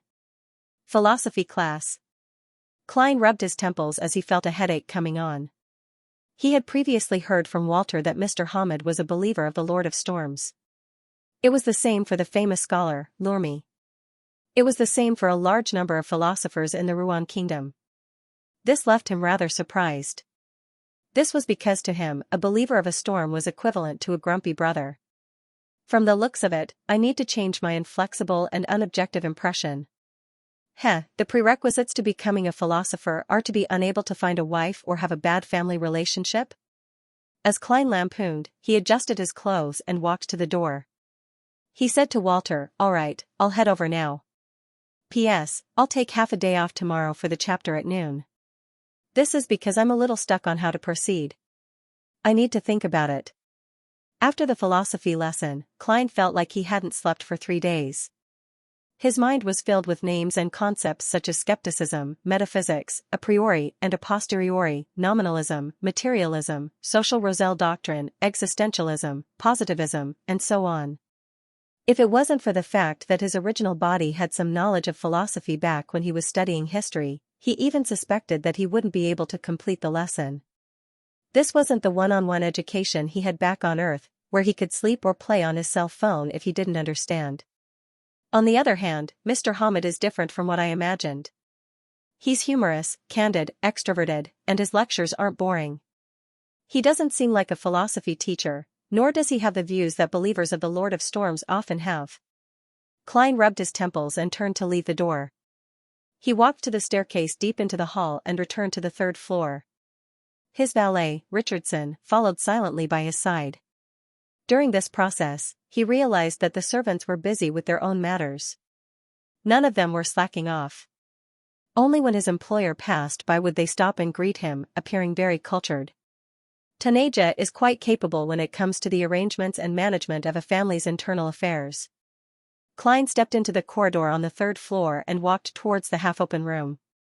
Before entering, Klein saw Walter hanging 2 double-barreled shotguns on the wall, adding a sense of boorishness and boldness to the interior. This was an arrangement every wealthy merchant had in their home.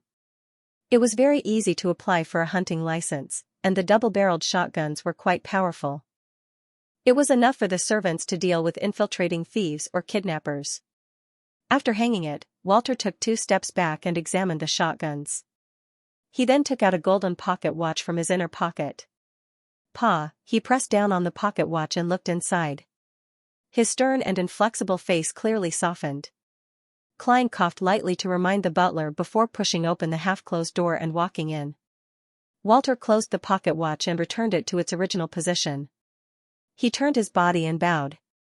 He bowed and said, "Sir, we obtained a total of 6 hunting licenses.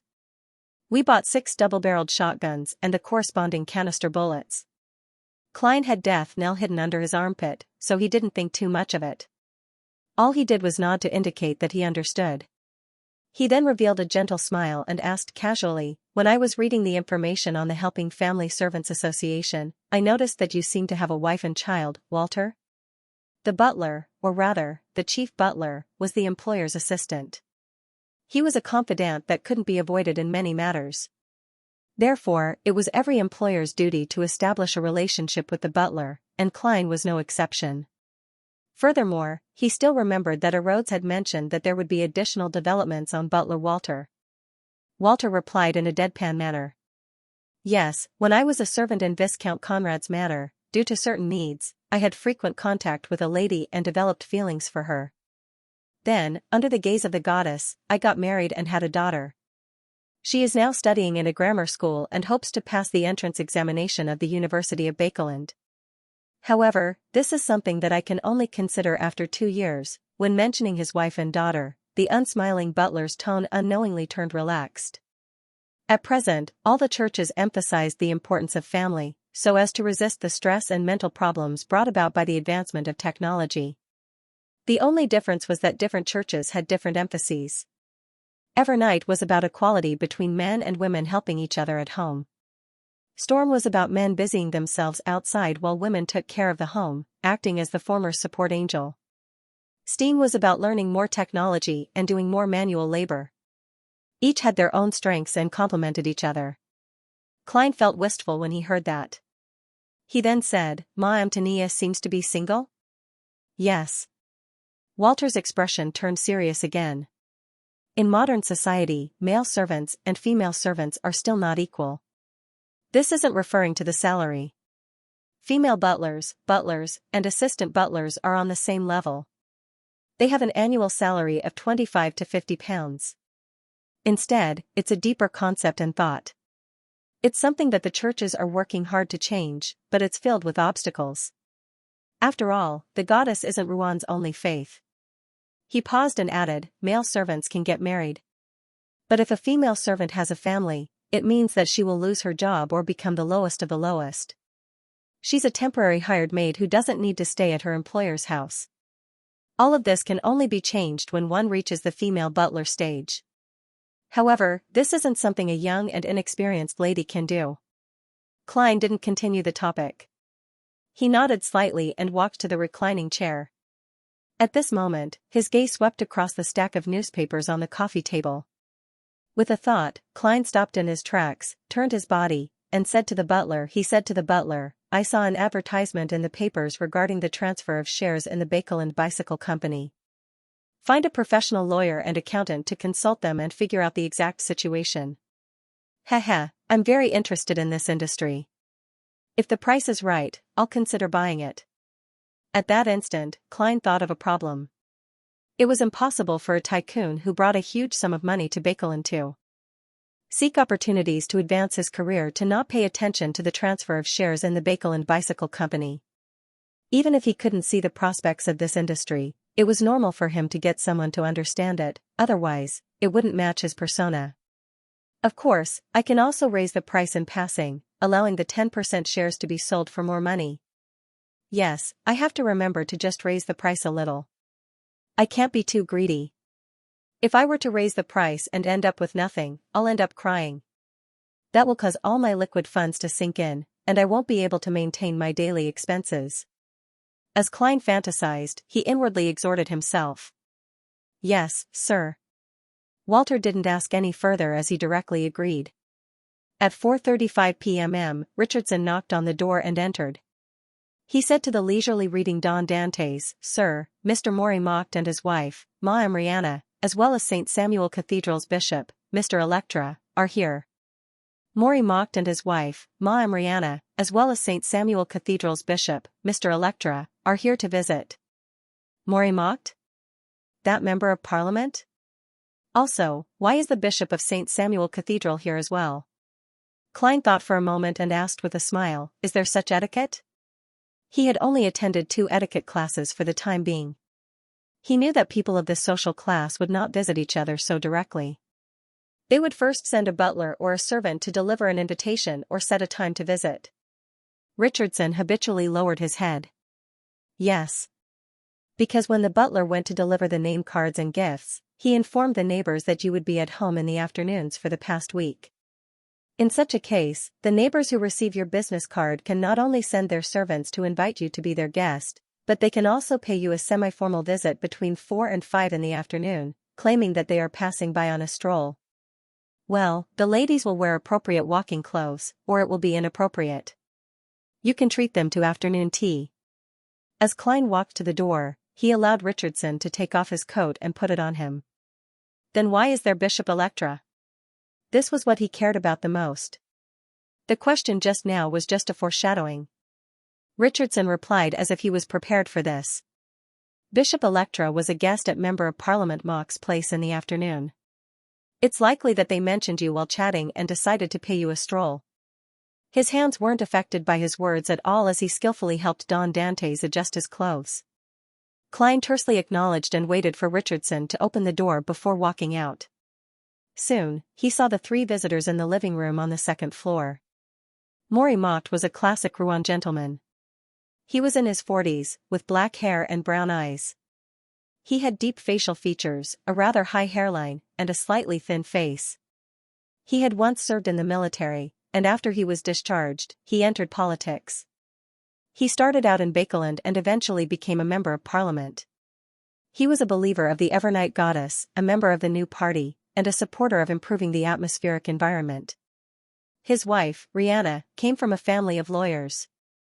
She had provided her husband with plenty of resources for his political career, and she was also a believer of the Evernight Goddess. Electra wore a double-breasted clergyman's black robe, and he looked to be in his 40s. His blue eyes were deep, and his face was thin. His facial features weren't considered good, but he was pleasing to the eye for some baffling reason. He was a bishop that Klein had once seen when he placed money into the donation box. Upon seeing Don Dantes enter, Maury Mocked took 2 steps forward and chuckled. "I've been hearing that a devout believer of the goddess has moved into Block 160, and I've been thinking of paying him a visit. I happened to be passing by today, so I decided to pay you a visit. Please forgive us for our rudeness. Klein smiled and tapped his chest 4 times in a clockwise fashion. At times like this, all you need to do is praise the goddess. Praise the goddess. Electra and Rihanna nodded in secret before drawing a crimson moon on their chests. After exchanging pleasantries, Klein invited his 3 guests to take their seats. A maidservant promptly served them black tea and coffee. Housekeeper Tanaja had previously asked him what he wanted to drink. Mr. Dantes, I heard you're a merchant from Desi. I wonder what line of work you were in the past. Mori mocked asked casually as he joked. Your last name always makes me think of many things. This was the surname of the protagonist in one of Roselle the Great's best-selling novels. Klein chuckled and returned with a question in a humorous manner. What line of work does digging up a treasure belong to? This was also the content of the best-selling novel. Without waiting for the counselors to respond, he said the content that he had long prepared. I once had my own mineral deposits, but as you know, there will be a day when they're all dug up. A city that thrives on mining will eventually decline. He was hinting at the resource-based cities in Desi County where he was born. In those places, gangs ran amok and there were many hidden tycoons. It was difficult for ordinary people to investigate Don Dantes' situation without spending more than half a year. Bishop Electra nodded in thought. That's why you chose to come to Bakeland in search of new opportunities? I wonder who led you into the church. As for Electra's latter question, Klein had already rehearsed it. Upon hearing that, he sighed and said, it was my father, a truly wise elder. Unfortunately, he passed away in an accident many years ago. When he said that, he incorporated the feelings of the original Klein's parents, the accumulated emotions of being unable to return home in a foreign land, and the traces left behind by his experience in Tianjin City. His tone seemed calm with a hint of a smile, but there was a hint of sorrow hidden in it. It was a sense of eternity. Sorry, he must have entered the divine kingdom and is sleeping peacefully under the goddess's watch, Bishop Electra said sincerely. Bishop Electra said sincerely as he tapped his chest 4 times clockwise, drawing the crimson moon. Without waiting for Don Dantes' response, he looked at him and invited, the day after tomorrow, there will be a moon mass for the deceased. The day after tomorrow, there will be a moon mass for the dead to help them sleep in the goddess kingdom and obtain eternal peace. I wonder if you're interested in participating? The Church of the Evernight Goddess didn't have many festive days. The most important one was the Winter Gifts Day, followed by the Grand Mass during the full moon, also known as the Moon Massachusetts. After that was the normal Mass and prayers on Sundays. However, different dioceses and cathedrals had different guardian saints or angels, so they had their own special festive day. That's exactly what I wish for, Klein stood up and bowed as he said sincerely. This allowed him to interact with the priests and bishops of St. Samuel Cathedral. He could even form a relationship with the diocesan bishop, allowing him to enter certain areas of the cathedral in the future. And at the same time, he once again realized why the Evernight pathway could be interchanged with the death pathway. Both of them had the authorities of tranquility, eternal slumber, darkness, and so on. They represented the end and endpoint. Following that, Mori mocked didn't discuss the topic of Don Dantes' identity and experiences. It was as though he had just casually asked. He and his wife, Rihanna, began chatting about their vacation experiences in Desi Bay over the years. Having crammed on the relevant information and having stayed there for 2 days, Klein responded in a native tone, sharing the specialty of Desi's roasted fish. During this process, he even pretended to casually mention his hunting activities when he was doing business in West Balam, as though he was very familiar with the primitive forest there. This was to pave the way for Don Dantes' second identity. And West Balam was different from East Balam. Rouen and Intis's colonial powers were on par.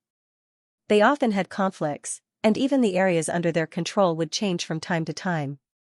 It wasn't a simple matter to investigate the activities of a merchant or adventurer, especially when Don Dantes might be using a fake name. As for his hunting experience in West Balam's primitive forest, Klein didn't randomly fabricate it, nor did he copy it from some magazine or newspaper. He had used the glorious deeds of the Fog Sea's strongest hunter, Anderson, as a blueprint. He had extracted the details and abandoned the main idea to play it out himself. It was both real and fake. Upon hearing about the thick pythons in the forest, the man-eating fish with sharp teeth, and the flowers that could capture their prey, Member of Parliament Mock's wife, Rihanna, would exclaim from time to time. She looked afraid but also eager to learn more. As for the Member of Parliament and the bishop, they were equally interested. They couldn't help but interrupt Don Dantes' description to ask about the details. "You really are an excellent hunter. Back when I was serving in East Balam, I never had the chance to enter the forest. I never expected it to be so dangerous." After the extremely gentlemanly middle-aged gentleman finished speaking, Maury mocked, picked up a tiny piece of velvet cake and sincerely praised him. "If there's a chance in the future, I'd like to invite you to hunt with me." As they conversed, the maidservant had already served them afternoon tea and snacks. A male servant was in charge of serving them by the side. Upon hearing Mock's half-hearted invitation, Klein replied with a smile, "I can't wait. I can't wait any longer." After chatting for a while and talking about the management of Baekeland's atmosphere, the three guests bade him farewell. As they had just gotten to know each other and weren't considered familiar with each other, Klein didn't hold them back. He sent them to the door with his valet, Richardson. As he watched the bishop, the Member of Parliament, and the Member of Parliament's wife leave, the smile on Klein's face faded bit by bit, but it didn't completely disappear. He was rather satisfied with his present progress. Bishop Electra was directly connected to the Church of the Evernight Goddess. It was the main reason why he had returned to Baekeland. Member of Parliament Maury Mocked was a retired soldier and a current Member of Parliament. Without a doubt, he belonged to one or a few military officers' clubs. It was beneficial for him to continue investigating the Great Smog of Baekeland. Next, it's time to deepen our connection bit by bit. When Klein returned to the living room, he saw that the maidservant had already taken away the remaining snacks and tea. He had planned on eating a little more, regardless of the other food. Rouen, especially Baekeland's desserts, was rather outstanding. And the chef that Don Dantes had hired was especially skilled in this field. Even Ma and Rihanna had been praising him, something that Klein agreed with. Retracting his gaze, Klein didn't say a word as he stably walked to the staircase that led to the third floor. Before dinner, Walter finally returned home and reported to him about the 10% shares of the Baekeland Bike Company. "Sir, we were lucky enough. Someone had hired professional lawyers and accountants to investigate the Baekeland Bike Company's situation. They had provided the seller with a price before the advertisement was published, but in the subsequent negotiations, there was a buyer who offered a higher price. He was unable to continue and could only give up. This way, we don't need to wait for the investigation report. We can directly hire the original team." Klein nodded and didn't hide anything. "What's the price now?" The buyer who gave up offered £6,000. "His bottom line is £7,000. The seller didn't divulge the other buyer's situation, but from the various sources, it's at least £8,000. £8,000. Not bad. Should I raise my hand? If I were to raise the price slightly, the other party would immediately give up. Wouldn't that be awkward?" Klein nodded gently. "Give me the corresponding report. I'll consider it." After flipping through the report and having dinner, to establish a generous but shrewd image, Klein turned to Richardson and said, "Prepare a two-wheeled carriage." "Prepare the carriage. I'm going out for a while." He originally imagined that Richardson would be surprised and ask why it was a two-wheeled carriage, as it wasn't presentable enough. To his surprise, his valet only flashed a hint of doubt before he respectfully replied, "Prepare a two-wheeled carriage." "All right, sir." Obeying orders without asking why is also a merit. Klein sighed inwardly as he waited for Richardson to help him put on his coat. After getting on the two-wheeled carriage, he directly instructed, "Head to the Baekeland Bridge area and the borders of East Borough." Richardson still didn't ask for the purpose as he instructed the carriage driver to carefully steer the horse. The carriage passed through Cherwood Borough and arrived at the Baekeland Bridge area under the illumination of the gas lamps. Klein didn't say where he was going, but he got the carriage driver to freely traverse the nearby streets. He leaned against the wall of the carriage and looked out at the street. He saw pedestrians wearing old clothes and walking with tired faces. It seemed that they had just finished a busy day and were in a hurry to go home to enjoy dinner. Occasionally, a bicycle would pass by with a ringing bell and rush into the distance. Compared to the pedestrians, the expression of the cyclist was more energetic and brimming with an indescribable pride. It's a very direct distinction between the different ranks. Although it's just the difference between a skilled worker and an ordinary worker, the difference between a weekly salary of 1 to 2 pounds and less than 1 pound. Klein slowly exhaled and subconsciously looked up into the sky. At this moment, Bakeland had already fallen into complete darkness, but the smog wasn't too severe.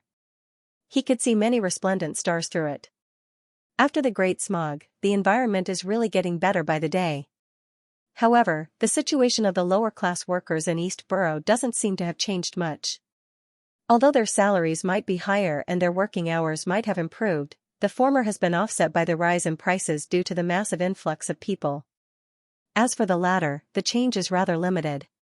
At most, it's shortened from 15 to 16 hours to 11 to 12 hours. It's really to resolve any problems that arise. Pretend as though nothing has happened. The kingdom is still undergoing internal reforms.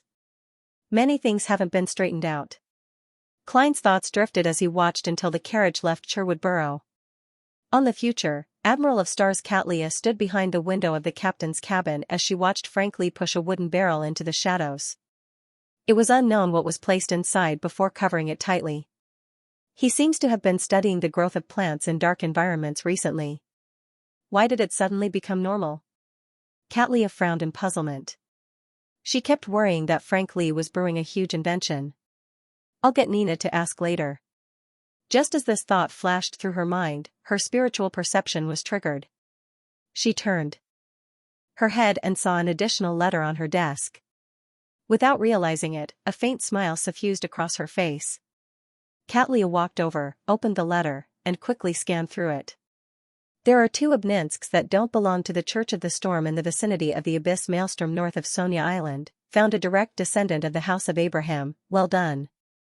The Abyss Maelstrom was the name of a dangerous sea, not an abyss. House of Abraham.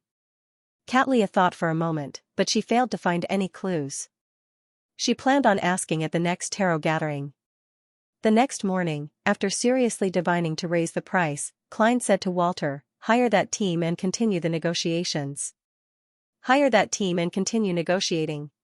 My base price is £9,000. "All right, sir," Walter said apologetically. Walter immediately said apologetically, "Something happened at home, so I hope I can have half a day off in advance." "No problem. Do you need any help?" Klein asked warmly. "Thank you for your kind intentions. I can resolve it. Besides, there's no rush. I'll first settle the equity negotiations," Walter said sincerely. Klein didn't ask further as he nodded and approved his leave. After the butler left the room, Klein turned his head to Richardson. "Did Walter meet anyone this morning?" "Mr. Butler received a letter," Richardson answered without hiding anything. "He received a letter? Didn't he say that something happened at home?" "Walter's family lives in Bakeland. Wouldn't it be faster to take a public carriage or a rental carriage if something really happened? With his income and land in the countryside, he'll definitely be able to afford it." Klein nodded as though it was a casual question and didn't say another word. He slowly walked back to the reclining chair and sat down.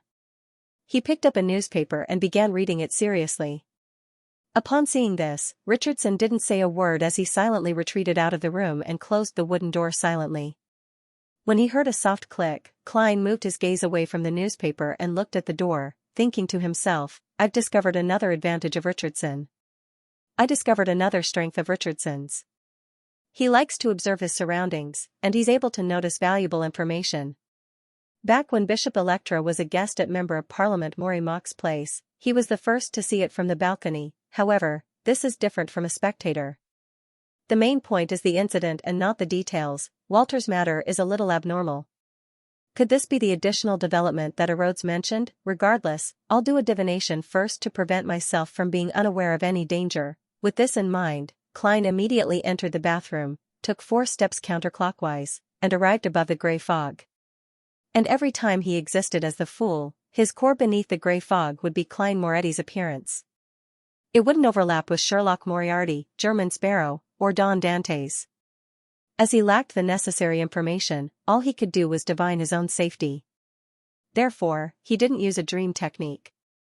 Instead, he took off the spirit pendulum on his wrist and wrote the corresponding divination statement, "Walter's abnormality will bring me danger." Holding the pendulum in his left hand and closing his eyes, Klein entered a cogitation state and recited the words he had just written. After repeating it 7 times, he opened his eyes and looked at the silver chain. He saw that the topaz pendant was spinning counterclockwise, and the amplitude and speed were rather normal. This also meant that Walter's abnormality wouldn't bring him danger. But that can only mean one thing. Perhaps I'll encounter trouble that isn't dangerous. In addition, there's another possibility. Whether it's dangerous or not depends on whether I make the right choice. If I get involved rashly, even if it isn't dangerous, it will become dangerous. Klein interpreted it based on his rich experience. Just as he put down this matter, he suddenly saw the crimson star that symbolized the hermit emit light as it expanded and contracted. Is the payment from the scales of luck about to arrive? Klein was delighted and immediately spread his spirituality over. After the interaction, he was disappointed. This was because Katlia was only requesting Mr. Fool to pass her message to the hanging man. She didn't mention when the deal with the world would be completed. There's an Obninsk in the abyssal vortex north of Sonia Island? Mr. the hanging man's luck isn't bad. At the very least, he doesn't need to enter the ruins of the Battle of the Gods like me. Of course, Obninsks are very dangerous as well. Using them to hold a ritual isn't that simple. Mr. the hanging man might even need to seek God's help. Ma'am Hermit's request is actually to help find a direct descendant of the House of Abraham.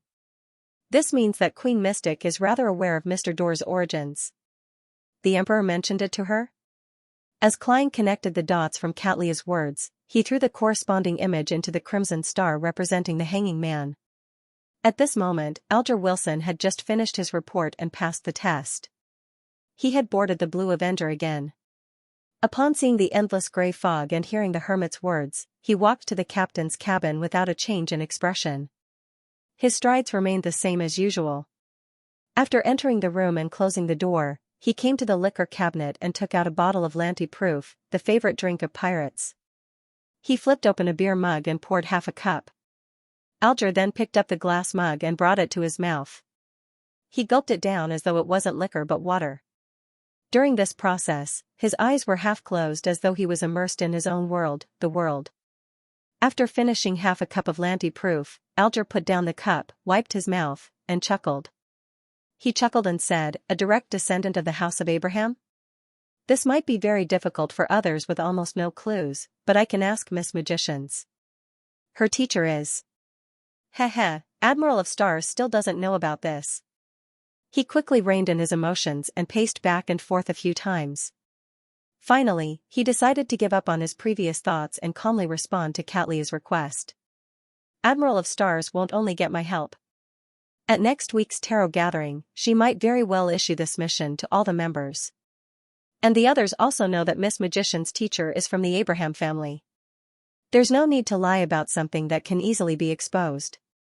I can't ruin the many transactions that might happen in the future because of my greed. At times, honesty is the method with the least cost. Alger stopped in his tracks and bowed his head respectfully as he recited Mr. Fool's honorific name. Please inform Ma'am Hermit that she can directly ask Miss Magicians about clues regarding the direct descendants of the House of Abraham. After instructing Admiral of Stars to change her request, Alger took the initiative to mention his encounter on the night of the blood moon. He asked Mr. Fool if the item that resonated with the ocean songster's beyonder characteristic was the Book of Calamity. He also asked if the woman holding the golden wine cup in the Coral Palace in his dream was Kohainem. There's such a thing? Queen of Calamity really isn't dead yet. It's likely that she had split the beyonder characteristic.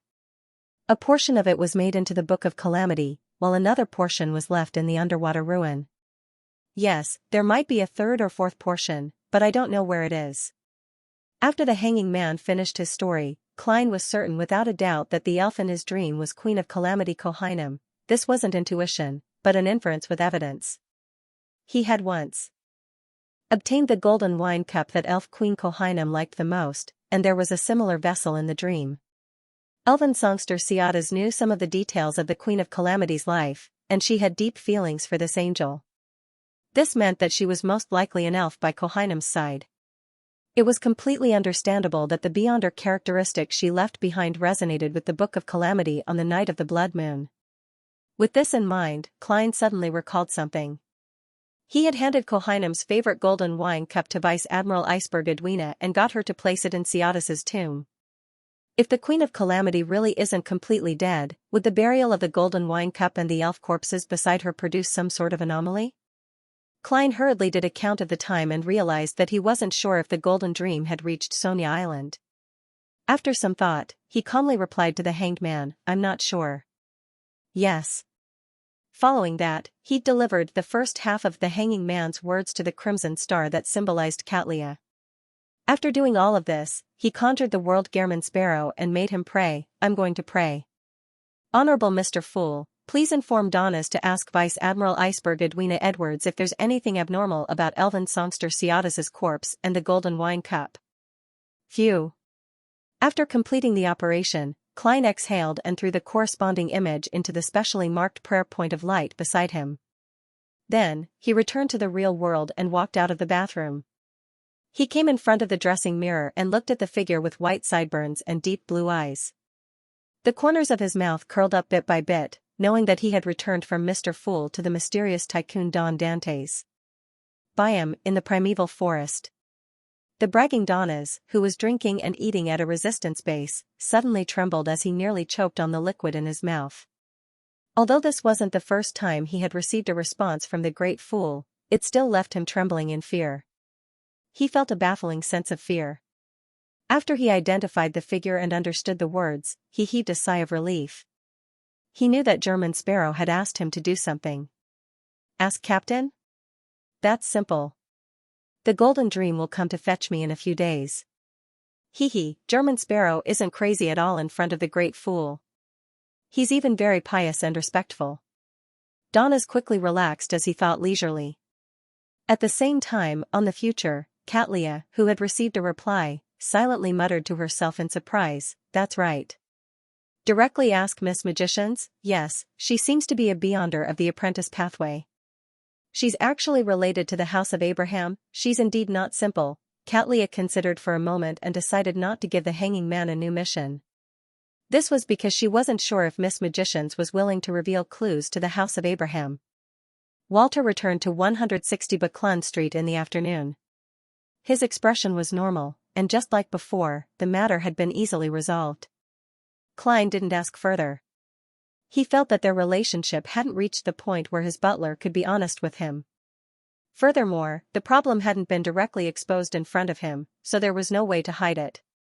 Time quickly passed as he studied. The next evening, before the full moon arrived, Klein brought his valet, Richardson, to St. Samuel Cathedral in a rented high-class carriage to participate in the Moon, Massachusetts. He wasn't worried about the possible donations because Miss Justice had already paid the £1,000. He had £2,186 on him, so donating a few £100 wouldn't put him in a difficult position. It's just not putting him in a difficult position. Klein sighed as he looked at the symmetrical bell tower outside the window. He left the carriage, crossed the square, and walked into St. Samuel Cathedral. Divine King of the Nine Heavens. After waiting outside the prayer hall for nearly 10 minutes, Klein and the other believers who were participating in the Moon Mass entered under the guidance of the priest. In the dark and quiet atmosphere, they were greeted by a neat and ethereal chanting. The crimson full moon rises, casting its light on the land. Everyone sinks into a sweet dream, dreaming of themselves, dreaming of parents, wives, and children. This is forever. Note 1, as the holy and rhythmic voice echoed, the believers in the prayer hall couldn't help but calm down. It was as though they had forgotten the troubles of life and were no longer worried about the various problems of the real world. Under the guidance of a few priests, they found their seats. In front of the altar, Bishop Electra, who was in charge of the Mass, held the revelation of Evernight and began to preach a simple sermon. When this segment came to an end, the priests picked up water and bread and distributed it to Klein and company. This was the blessing of the Evernight, food shared by the living and the dead. Klein, who had yet to enjoy his dinner, naturally didn't waste the bread and the cup of water. Then, he saw the candles on the altar light up. Against the backdrop of the darkness, they were like stars in the night sky, emitting a reassuring light and heat. At this moment, Bishop Electra led the priests and everyone in the choir to recite in unison, "We will look up at the night sky, tenderly say her name, Evernight Goddess." Apart from Evernight Goddess, there are no other words. May the goddess, in between the angels singing, pluck them along with the sweet silence, and hold them in her gentle right hand. Goddess. If she hears it, she will definitely agree, she will definitely reveal a pure smile to the dead. Come, rest and sleep, my children. Note 2, the empty voice bore into the ears of every believer with a sense of holiness, as though it resonated with all the spirits present.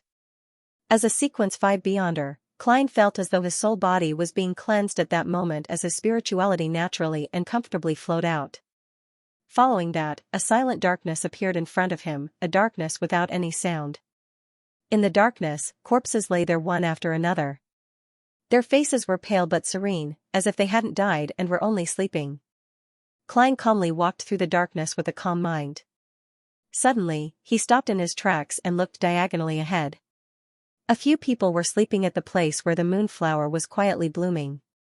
They were Dunn Smith, who wasn't wearing his hat and trench coat, old Neil, who was still wearing his classic black robe, and the short Kenley, who was working hard to save money. Their eyes were closed in a relaxed manner, and there seemed to be a faint smile on their lips. Around them were tombstones after tombstones, and each one had the same words written on it, Guardian. Klein closed his eyes as the holy and ethereal voice rang in his ears. Cross your hands, put it on your chest. And say the wordless prayer, and cry from your heart, the only home is peace. Note 3, Klein lowered his head and closed his eyes. He raised his hands and crossed them in front of his chest. Then, he silently repeated himself, the only home is peace. The only home is peace. He repeated it again and again until the prayer hall became extremely quiet. Only then did Klein open his eyes and rub the corners of his eyes. He slowly exhaled and looked to his left and right. With the light from the candlesticks, he discovered that most of the believers were crying without realizing it. Even his valet, Richardson, had lost his composure and allowed his tears to flow down without him wiping them away. The moon mass is closer to a ritual with beyonder powers. Its effect should be to resonate with everyone's soul, allowing different people to see the deceased they were close to in the darkness. They can release their grief and obtain peace. Yes, this isn't a mutation that only targets beyonders, so I can be at ease. To ordinary people, this is just a momentary hallucination and an outlet for their emotions. They will only believe that the goddess is great, and they won't suspect any supernatural powers. Sequence 5 of the Evernight pathway seems to have greatly improved their control over spirits. Klein retracted his gaze and made a judgment. Right on the heels of that, he recalled the darkness and the deceased lying in the moonflower. Closing his eyes, Klein allowed his thoughts to wander. That dark plain with moonflower, night vanilla, and slumber flower is a manifestation of the goddess's divine kingdom. Then, what does the source of danger at night in the ruins of the Battle of the Gods correspond to? Klein gradually outlined the cold night scene he saw on the easternmost side of the Sonia Sea, as well as the fog that enveloped the surface of the sea. In the mist, there was a pitch-black, ancient church with a steepled roof. Crows were circling above it, as if they were offering sacrifices and mourning.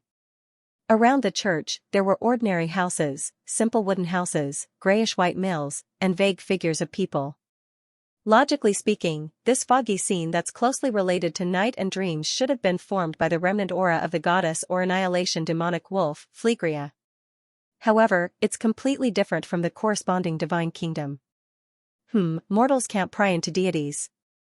Perhaps that dark plain with flowers and grass isn't a projection of the divine kingdom, but a byproduct of a ritual.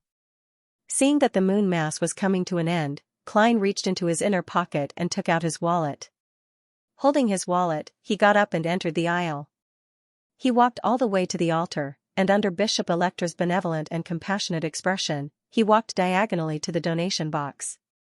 After tapping his chest 4 times in a clockwise fashion to draw the crimson moon, Klein threw all the large bills in. A total of £300. At that moment, Klein wasn't as pained and reluctant as before. He was extremely calm because he recalled the ritual old Neil used to repay his debt. That time, under the goddess's blessings, they had picked up a wallet with more than £300 in cash. He took a step back and drew the crimson moon again, giving up his position to the donor behind him. At that moment, Bishop Electra took the initiative to come over. As he drew the crimson moons clockwise, he said, "May the goddess bless you. May the goddess know that what I want the most right now is to listen to your teachings," Klein replied with a smile. Bishop Electra glanced at the side exit of the prayer hall. "If you don't mind waiting for a quarter of an hour, I can preach to you in the library." "That's exactly what I want." Klein smiled warmly. Bishop Electra immediately got a priest to lead Don Dantes and his servants out of the prayer hall through a side passageway, circling to the library not far from the spiral staircase. There were huge bookshelves here, filled with all sorts of books related to the Church of the Evernight Goddess. There were also tables and chairs on both sides for the priests and bishops to study and preach to their believers. 12 minutes later, Bishop Electra entered the library with a smile that calmed one's heart. He saw the white-sideburned and elegant Don Dantes standing in front of a row of bookshelves, engrossed in reading a book. He looked very scholarly. "What are you reading?" he asked with a smile. Klein closed the book and gave a self-deprecating laugh. "Revelation of Evernight. To be frank, although I'm a devout believer of the goddess, I've been busy with my life over the past few years. I've never calmed down to read this holy Bible seriously."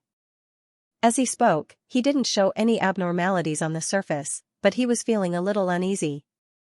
He was afraid that the goddess would directly send a bolt of lightning to reward her devout believer, Don Dantes. Yes, lightning isn't in the goddess's domain. Klein consoled himself. Bishop Electra smiled and took the Revelation of Evernight. "It's not too late to begin now." He then invited Don Dantes to sit down at a table and systematically explained the composition of the Revelation of Evernight and the key holy words within. Richardson took his employer's hat and cane and sat a little further away. As he waited in silence, he diverted his attention to listen to the bishop's preaching.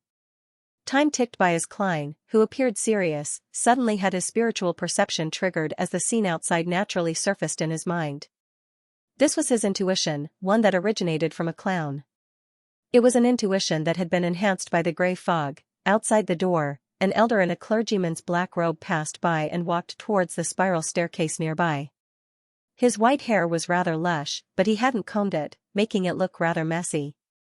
His face was thin, as though his skin was wrapped around his bones. He had a rather cold bearing, and his skin was abnormally pale. His eyes were a rare pure black.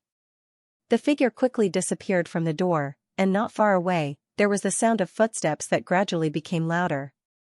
"An insider. But it's not the one I met in the prayer hall." He's on duty today?" Klein looked intently at Bishop Electra, appearing as though he was pondering over the contents of the Holy Bible. He wasn't surprised that an insider would appear inside the cathedral at this time and pass by the library. This was because the seal behind Cheney's gate would reach its peak at night, making it unsuitable for living creatures. Therefore, keepers would enter at sunrise and leave at sunset. And now, it was completely dark. Remember what day it is today and what day it is. Later, gradually add the corresponding information and figure out the keeper's rotation. Only then can I act as a suitable target at the right time. Klein reined in his thoughts and listened carefully. Half an hour later, he got up and bade farewell. He smiled at Bishop Electra. "I wonder if I'll have the honor of listening to your preaching in the future." "No problem." Faced with a tycoon who had just donated £300, Bishop Electra couldn't reject him. He even nodded happily and said, "As long as you come to the cathedral, as long as I have the time." Klein didn't harp on the details to prevent himself from arousing suspicion. After thanking him sincerely, he left St. Samuel Cathedral with his valet, Richardson.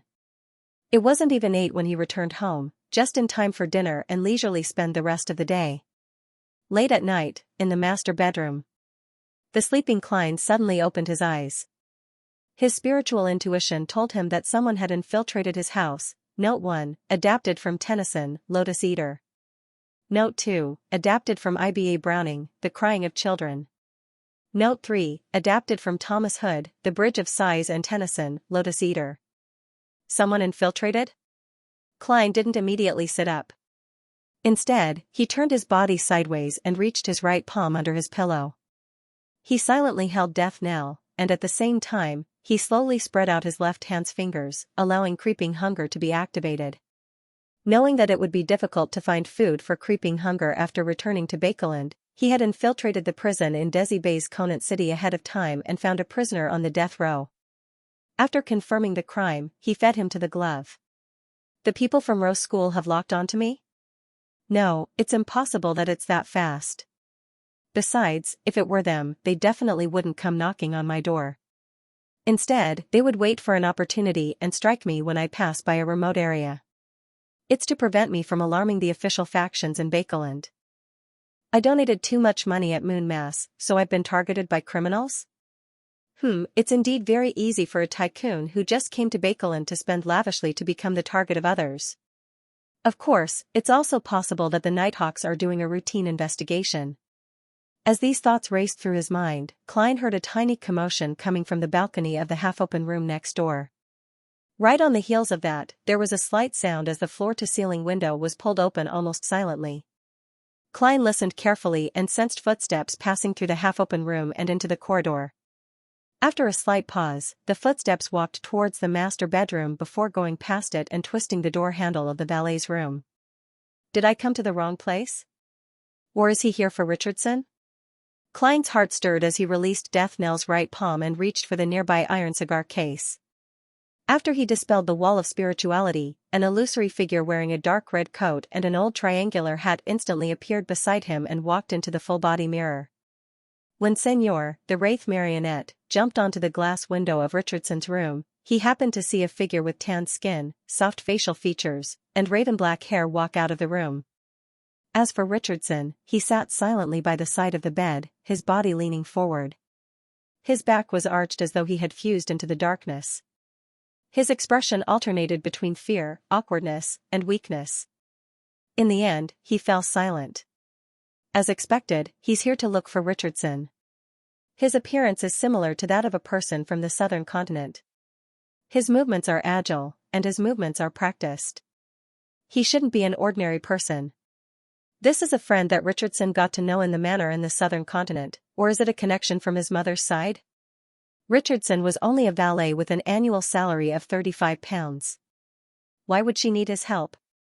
Klein observed from Senor's perspective while making guesses in his mind.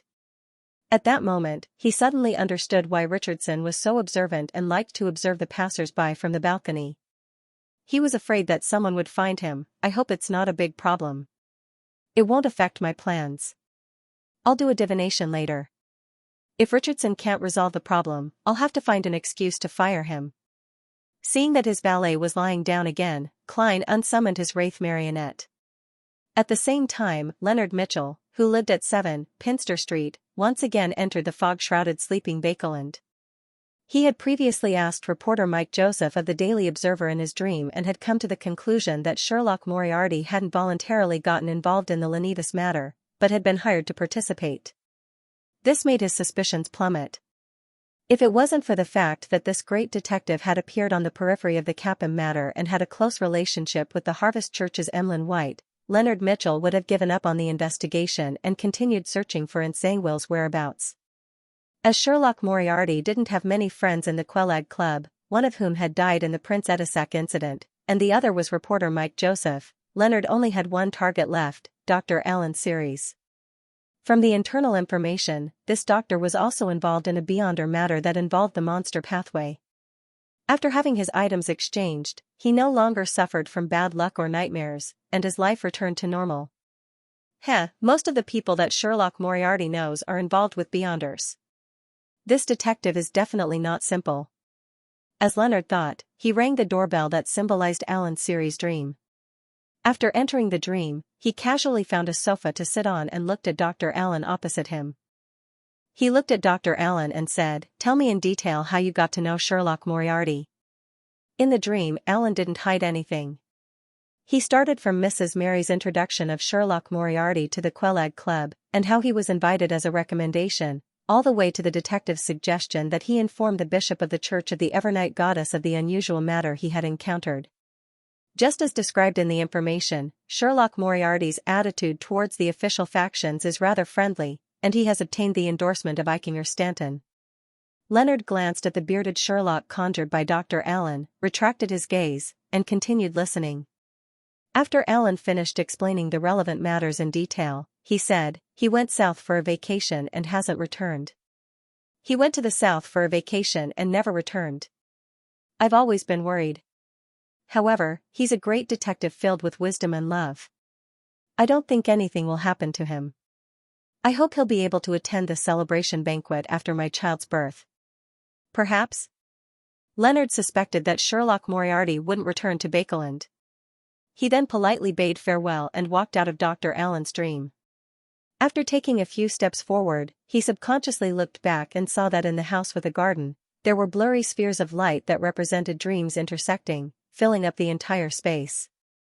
There was nothing wrong with them. Was I imagining things? I keep feeling like there's something different about me. Leonard muttered, turned around, and flew towards Pinster Street. As far as he could see, the fog was thick, and the gas lamps were dim and pale. Suddenly, Leonard stopped flying and cast his gaze at a building.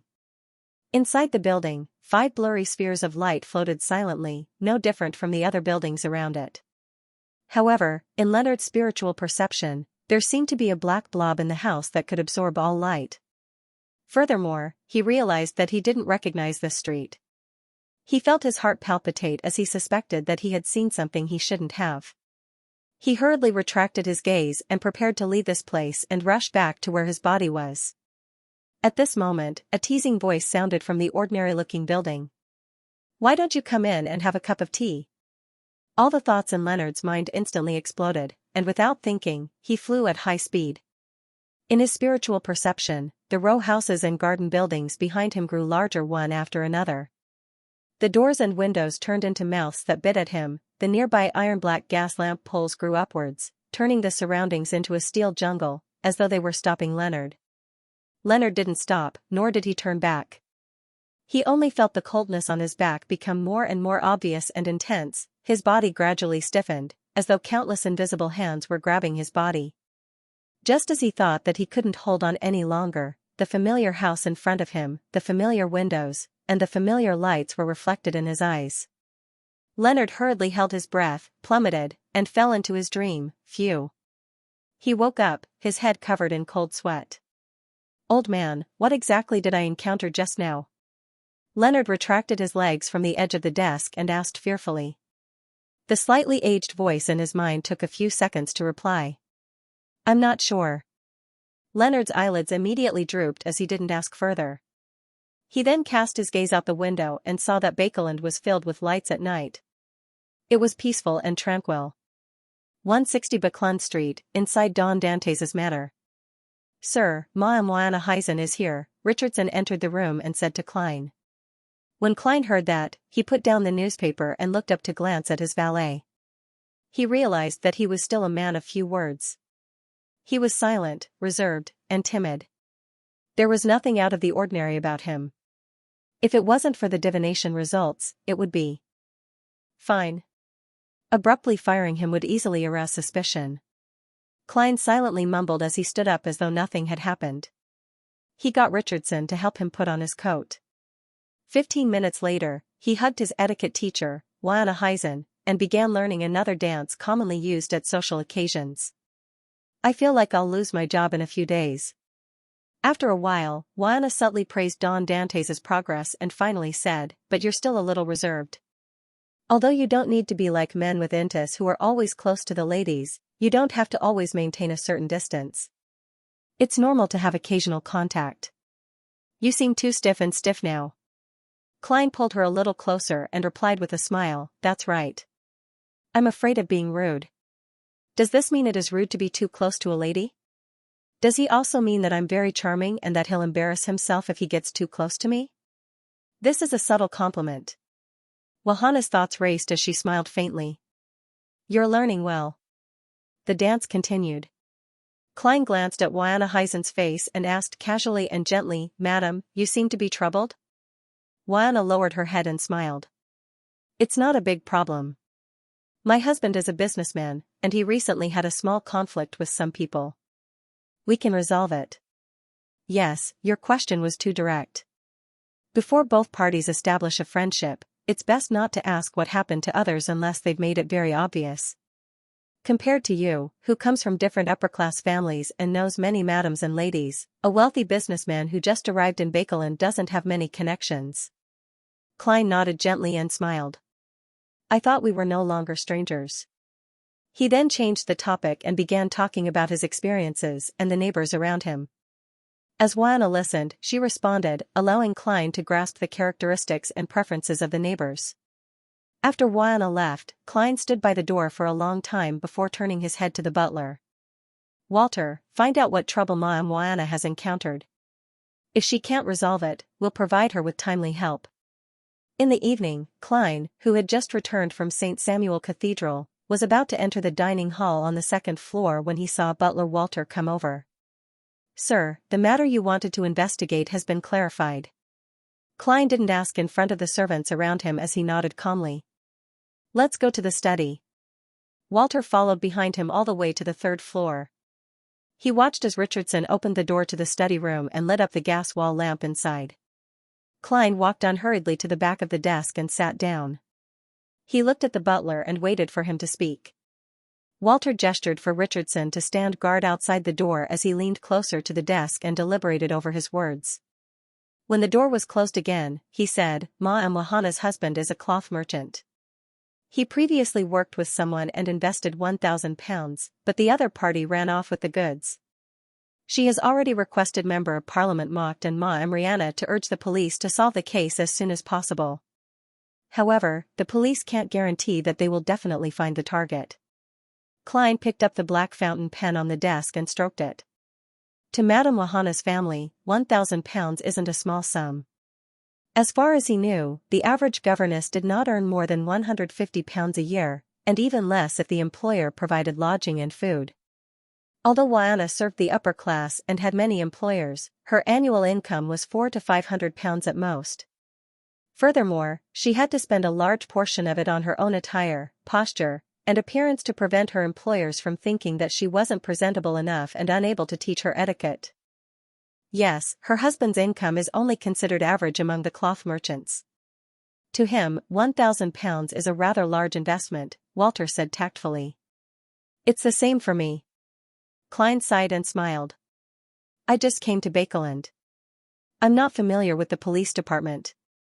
Walter immediately replied, Sir, when I was serving Viscount Conrad, I knew a few members of the Bakeland Senior Police Association. Bakeland Senior Police Officers Association? They were all high-ranking people in Civilage Yard. Even the chief superintendent in charge of the district's security was not qualified to enter. Civilage Yard was the police station of Bakeland, named after the street on which it stood. As expected of a butler from a noble family. Klein sighed inwardly and shook his head with a smile. There's no need for the time being. In this aspect, Juana can seek help from too many people. Be it Member of Parliament Mocht or anyone else, they have the ability to make Civilage Yard take this case seriously. He paused and pretended to say casually, I've seen the bottom of this society, and I know how they live. Sometimes, the police might not be as useful as gang members or bounty hunters. Walter, go to the police department and get the relevant information. Go to the famous bars in the Bakeland Bridge area and East Borough to post the bounty. Regardless of whether you find the corresponding criminal or retrieve the cloth, I'll give you a reward of £200. Hee, I just hope those scammers are still in Bakeland, £200 bounty. Walter repeated the number and couldn't help but glance at his employer, as though he couldn't believe that he was willing to pay so much for Juana's matter. He opened his mouth as if he wanted to remind her of something, but in the end, he didn't say anything. Yes, sir. I'll give you the money directly. Klein slowly stood up and took out his wallet. As Walter received the thick stack of cash, he pondered and asked, Should we tell Lady Juana? Klein smiled. No need. Walter nodded in enlightenment and bowed. Your reputation for generosity and kindness will spread throughout this neighborhood. East Side, Daravi Street, in a cramped but lively tavern. Zio, who had carefully combed her short blonde hair, squeezed through the area filled with the fragrance of alcohol and the stench of sweat and arrived at the bar counter. She knocked on the wooden board and said to the bartender, Are there any new commissions today? If it were anyone else, the bartender would definitely ignore them if they asked without ordering alcohol. But seeing that it was Zio, a bounty hunter whom everyone would rather not drink, he could only sigh. There's a very generous bounty, 200 pounds, 200 pounds? Xiao nearly suspected that she had heard wrongly. Apart from receiving missions of this level or higher from Miss Audrey, she had never encountered such a bounty in East Borough or Bakeland Bridge. Even the Aztec Eggers mission that had sent bounty hunters into a frenzy was only 150 pounds.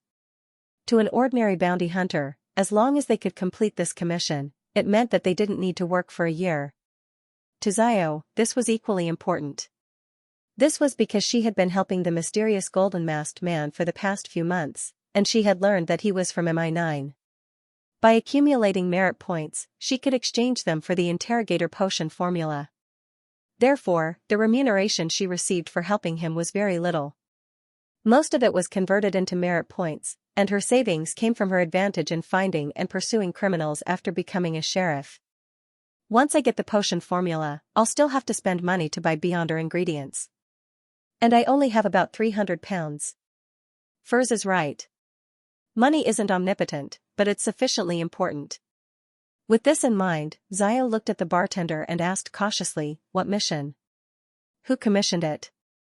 "To find a few cheats. They scammed 1,000 pounds worth of cloth." As the bartender handed the information to Xiao, he said, "The person who commissioned the mission seems to be a butler. He calls himself Walter, and he's in the service of Mr. Don Dantes of Buckland Street. If you can catch the cheats or find the cloth, you can head there to claim the bounty." Xiao quickly flipped through the information as a corresponding image quickly appeared in her mind. She instinctively had a direction to investigate. "I'll accept this mission," she immediately looked up and said. The bartender shrugged his shoulders and said, "It's not just you. It's not just you. All the bounty hunters who have come here have accepted this mission. Furthermore, they have other ideas." "What ideas?" Xiao asked out of curiosity. The bartender chuckled.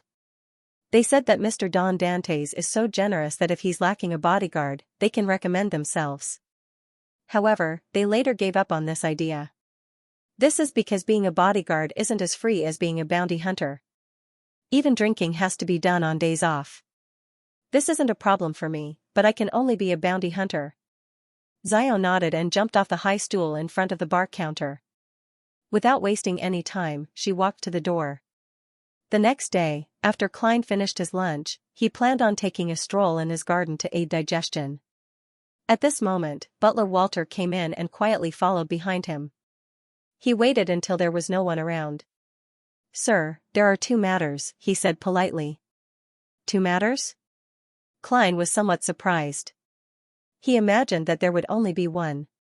Walter nodded and said, "Yes. The first matter is regarding 10% of the Bakeland Bike Company's shares. Someone has already offered 10,000 pounds.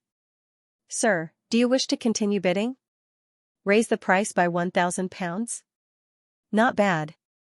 Klein pretended to be put in a difficult position as he thought. "I just came to Bakeland. There are many things I need to restrain. Let's leave it at that." "Let's leave it at that, all right, sir." Walter then said, "The cheater who scammed Ma and Wahana's husband of the cloth has been caught. The bounty hunter is already nearby and is requesting payment." "That fast?" Klein turned his head in surprise and looked at his butler. If he were to take action personally, it was true that he could resolve it on the same day. After all, he had the dowsing rod technique to search for people. But the problem was that most bounty hunters weren't seers. Perhaps it's a Beyonder who's good at tracking and finding people. Klein made a preliminary judgment. Walter answered with certainty, "Yes. It's much faster than I expected." According to the bounty hunter, she traced the source of the stolen goods and found the cheats. The source of the stolen goods was so easily revealed? From the looks of it, she's been educated with an iron fist. Klein nodded slightly. "What's the bounty hunter's name?" "She's very capable. She calls herself Xiao," Walter answered truthfully. "No way." Klein nearly stumbled. Thankfully, he had the superb balance of a clown. He pretended to calm the waves in his heart as he deliberated and said, "Leave behind the contact information of the bounty hunter.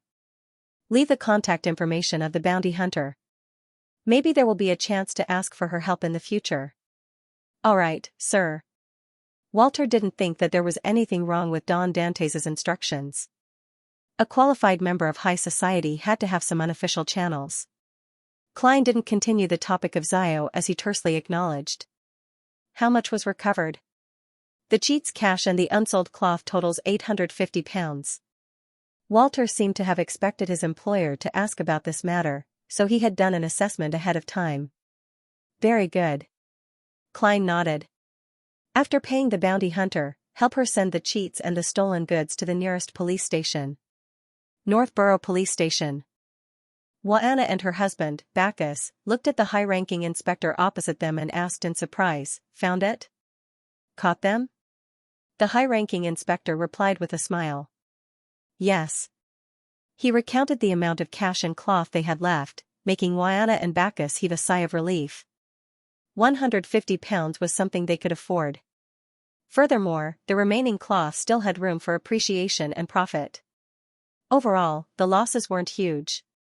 They repeatedly thanked the officer until someone came to get Bacchus to identify the stolen goods and the criminal. Juana sat there without losing her composure. She smiled at the high-ranking inspector in front of her. Your efficiency has exceeded my expectations. I'm very curious. How did you find those cheats? Knowing that the beautiful and elegant lady knew a House of Commons member of Parliament and that they would figure out the truth sooner or later, the high-ranking inspector didn't hide anything. Actually, it was done by a bounty hunter. She started by selling the stolen goods and quickly caught the culprit. You issued a bounty? Juana seemed to understand the whole story. The high-ranking inspector shook his head and said, We didn't have the time. We haven't had the time. Someone posted a reward for £200. £200? Juana asked in surprise. This wasn't a small sum. It even exceeded the profits her husband expected from this business. Seeing the officer give an affirmative answer, Juana couldn't help but ask, who issued the bounty? The bounty hunter didn't say, but she was accompanied by a gentleman dressed as a butler. The high-ranking inspector simply described Walter's appearance. Juana vaguely guessed who it was as she leaned back and subconsciously muttered, £200, in the afternoon, at Member of Parliament Mock's house. Juana, who had come to teach his daughter etiquette, first thanked Ma'am Rihanna for her help. The green-haired Rihanna said a few words of modesty and changed the topic. Juana, I heard that you're still Mr. Don Dante's etiquette teacher. What kind of person is he? Juana deliberated for a moment. A real gentleman, warm-hearted, generous, good-natured, cultured, gentlemanly, and knowledgeable. Rihanna nodded slightly. She turned to look at the haughty girl beside her and said with a light chuckle, It's a pity that he's too old. Otherwise, he would be a good matchmaking partner. Well, I'm going to invite him to the dance this weekend. 9 Heaven's Divine Emperor's Saturday night, 8 o'clock. Klein took 2.5 minutes to arrive at Member of Parliament Mock's house at 39 Buckland Street in his luxurious carriage. Looking at the gurgling water reflecting the lights in the fountain, he buttoned his tailcoat as he alighted the carriage and slowly walked to the front door. Richardson held a bottle of beautifully packaged Southville red wine and followed closely behind his employer. After entering, Klein immediately saw Member of Parliament Maury Mock and his wife, Ma'am Rihanna, coming to welcome him. The former was wearing an olive-green army officer's uniform with an orange-red sash. There were a few medals hanging on his chest. In Rouen, active or retired military officers liked to wear their military uniforms at balls. The latter was wearing a yellow dress with a ruffled collar. It was adorned with rare and exquisite lace, making her look different from an unmarried lady. However, she similarly revealed her fair neck and shoulders. Klein took the bottle of Southville red wine from his valet, Richardson, and handed it to Mock before bowing. Sorry, I'm a few minutes late. This was actually a common situation at Rouen banquets. Guests would rather be a certain amount of time late than arrive early. This was because the host might still be busy making the final preparations for the banquet. It wasn't a suitable time to entertain guests. Of course, lateness had to be limited to less than 10 minutes. If Juana hadn't specially taught him such things, Klein would have politely arrived earlier. It's fine. The ball hasn't officially begun. Mocked glanced at the Southville red wine in his hand and handed it to his valet as he nodded with a smile. In Rowan's high society, one had to give the host a small gift when attending a banquet hosted by the host for the first time. Amongst them, alcoholic beverages were the most popular, but one had to remember to choose something locally produced for the first time. After exchanging greetings with the host, Klein looked at Ma and Rihanna and saw her raise her right hand slightly. Hence, he took a step forward, held her hand, and bent down to kiss it. Your radiance illuminates the entire ball. Before the start of the banquet, complimenting the host was one of the rare occasions in Rouen where there was no need to be reserved. Unlike Intis, the kissing of the hand in Rouen required the ladies to express their approval first before the men could proceed. Otherwise, it would be considered a serious breach of etiquette. So is your arrival, Lady Rihanna replied with a smile. Then, the couple led Don Dantes through the porch and into the hall. The melodious melody was already echoing in the hall. After taking a few steps forward, Maury Mocked pointed at a girl in a sky-blue dress. My daughter, Hazel. Klein then looked at the girl, and his pupils suddenly contracted. He knew this girl. To be more precise, he had seen the image of this person before, when he asked Rhodes where he could obtain a mystical item that could steal the beyonder powers of others. The magic mirror showed a scene of an arrogant girl loitering in the sewers. And this was none other than Hazel Mocked, a lady with wavy, black-green hair and dark brown eyes. She has a mystical item that corresponds to a fire thief? With her family background, why would she loiter in the sewers? Was that a fortuitous encounter of hers? Was she searching for or waiting for something in the sewers? Has she already become a beyonder? How did she become a beyonder? Is there a parasitic grandpa in her body? Could that grandpa be able to sense the gray fog's aura like Blasphemer Amon? Draped in Don Dantes' skin, Klein instantly thought of many questions, but he pressed his chest and bowed without batting an eyelid. Good evening, Miss Hazel. During this process, he secretly swept his gaze at Hazel Mock's face and discovered that the girl had a calm expression. Her eyes were arrogant as she politely replied with a smile. Good evening, Mr. Dantes. She doesn't have any abnormal reactions, which means that she's unable to sense the gray fog's aura. As for if she has a parasitic grandpa, I can't be sure for now. I'll have to continue observing. Klein propped his body up and took a glass of pale golden champagne from a waiter's tray. He then began conversing with Member of Parliament Maury Mocked. I never expected you to be a major, Member of Parliament. This was obvious from Mock's epaulette. If he was a colonel, Klein would suspect that this gentleman was also a beyonder, but it was hard to say if he was a major. Haha, that's nothing. There are too many opportunities to make meritorious contributions in East Balham, Maury Mocked replied humbly. Of course, the climate there isn't something people can get used to. I've been suggesting to the upper echelons of the army to design a special military uniform for East and West Balham. We'll eliminate the traditional dark colors, otherwise, the officers will feel like they're beef on a grill. As for the soldiers, they were mostly dressed in red and white. Yes, the climate there is completely different from back home. Even Desi Bay isn't that hot. Klein casually mentioned that he had been to the southern continent and that he had been to either East or West Balham, confirming the hunting experience he had mentioned a few days ago. After exchanging pleasantries for a few minutes, Mocked apologized and walked to the staircase with his wife, Rihanna. When they reached the second floor, he raised a glass of red wine and said, Everyone, thank you for attending this ball. Thank you all for attending this ball. First of all, let us praise the gods, for they are the source of all beauty. He and Lady Rihanna immediately tapped their chests 4 times and began to praise the goddess in a low voice. The guests also used their own corresponding methods to praise the gods they believed in. Mocked continued raising his cup without putting it down as he continued with a smile, That's right. Secondly, praise the kingdom. It is the cornerstone of stability. Praise the kingdom. Klein raised his glass of champagne and said to the guests around him. Following that, Mock surveyed the area and asked in a humorous manner, Finally, what shall we praise? With a thought, Klein laughed heartily. Praise the improvement of Baekeland's air. Mocked was taken aback as he couldn't help but smile. Very good, this is a good suggestion. Let us praise the improvement of Baekeland's air. This is a symbol of a better life for us. Cheers. Tackling air pollution had always been his political philosophy as a member of parliament. He had always pushed for the enactment of the corresponding bills on various occasions, and he had played quite a role in improving the environment. Therefore, praising the improvement of Baekeland's air was equivalent to praising him. Furthermore, it was more implicit and open. The guests responded enthusiastically as they downed the alcoholic beverages in their hands. Right on the heels of that, Mocht held Rihanna's hand and went down to the main hall on the first floor. They began the opening dance to a gentle melody.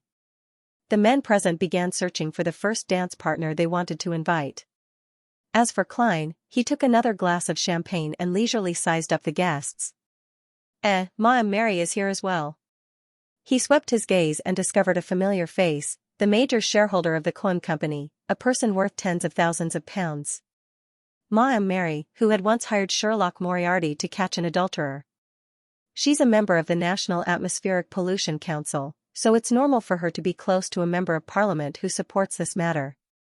Klein didn't attempt to invite her for a dance because he was now Don Dantes. He didn't know any ladies outside the main street. He retracted his gaze and looked elsewhere. He saw Hazel Mocht holding a glass of white wine as she stood by the side. She wore a slightly distant smile as she watched the men lock onto their partners and prepare to invite them for a dance. This lady was actually quite good-looking. She was elegant and beautiful, and she should have been the star of the ball. Everyone would vie to invite her for a dance, but her haughty attitude that seemed to be condescending made the men who had cast their gazes at her change their targets. I've seen such looks from certain beyonders. They believe that they're no longer mortals.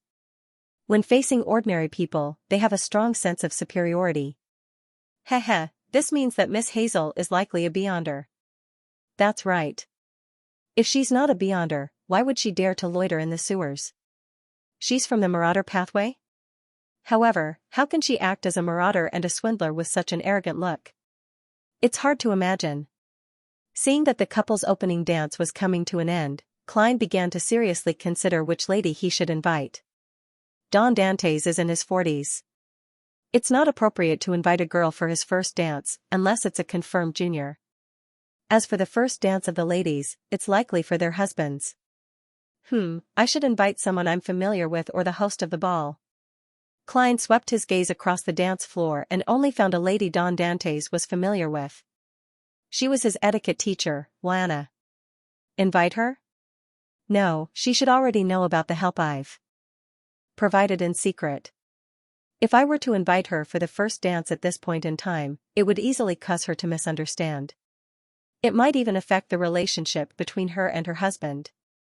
It might also bring unnecessary trouble to Don Dantes' identity. I'm not the emperor who likes the wives of good people. No, he likes everything. In short, I should avoid arousing suspicion. As Klein moved his gaze, he heard the music change. It went from soft and gentle to light and lively. This was a popular piece of music from the countryside in the middle of Rouen. It was loved by nobles and was often used to accompany the first dance. As the melody changed, the men began walking towards the ladies or madams they had chosen. As for Klein, he noticed that no one approached Hazel Mocht. She's one of the hosts of the ball. Furthermore, I can observe her up close. If she's really a beyonder from the Marauder pathway, that means that the grey fog has a certain degree of convergence towards seer pathways. With a warm smile, Klein unhurriedly walked towards the proud girl. Miss Hazel, may I invite you for a dance? Don Dantes, who had white sideburns, bowed in a standard manner. Hazel glanced at him and fell silent for a few seconds. It would be my honor. She extended her hand. Klein politely held her hand as they entered the dance floor. They began dancing a brisk and lively dance to the melody. Glancing at her beautiful but expressionless face, Klein smiled in a probing manner. I noticed that many young gentlemen wished to invite you for a dance, but they failed to muster the courage. Hazel looked up slightly and swept her gaze. Mr. Dantes, this isn't a polite topic. Klein choked, unsure of how to continue. Divine Emperor of the Nine Heavens, I thought she would say contemptuously that she didn't like childish and incompetent people, implying that she looked down on ordinary people. Who knew that she couldn't even be bothered to answer this question? Heh, such a strong sense of superiority can easily cause her to lose control when advancing. Klein couldn't help but lampoon inwardly. From what he knew, Beyonders were only humans with additional powers. It was equivalent to being rich and having a lot of status. In essence, they still had human attributes and were unable to escape society. Only when one reached sequence 4 would there be a qualitative change. Besides, most demigods are active in human society. Even the sequence 1 snake of fate, Will-Aseptin, is doing his job as an unborn fetus. Perhaps only when one reaches the stage of Blasphemer Amon and company can they truly look at the real world with the eyes of a god. Klein's thoughts raced as he took the initiative to say, "Sorry. I was once a merchant who frequently traveled between the northern and southern continents. I don't have much experience at balls." "Heh, I'm referring to this kind of ball." "It's fine," Hazel replied calmly, as though she didn't care if he brought up the topic from before. If it were anyone else, they wouldn't know how to chat with this arrogant girl. All they could do was focus on dancing. However, Klein was now considered knowledgeable and experienced. He had a sufficient understanding of the mysterious world and different Beyonders, so he smiled and said, "I'm sorry, but I'm sorry." After the apology, he said with a smile, "To me, this isn't a simpler challenge than the sea. It similarly has beautiful scenery, but it also contains countless difficulties. Of course, there are also all sorts of stories about treasures at sea. Some of them are obviously fake, while others sound real, but there's no way to verify them. Just like the number 1 treasure, Death's Key." "Death's Key?"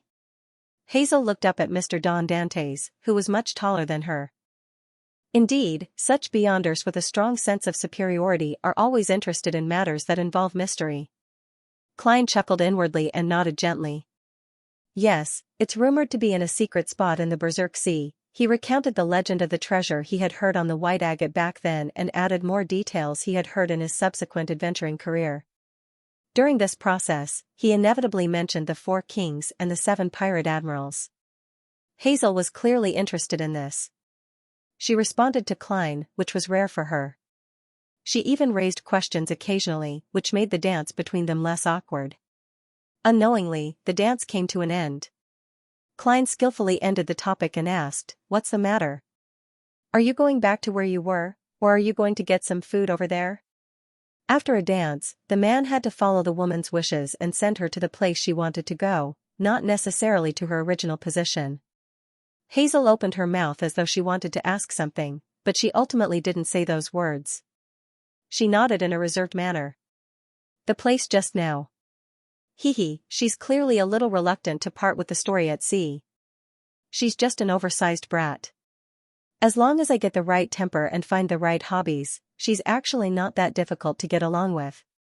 Klein held back his laughter and sent Hazel back to the edge of the dance floor, where she had been standing. As for himself, he naturally acted nonchalantly as he walked to the long tables that had all sorts of food placed on them.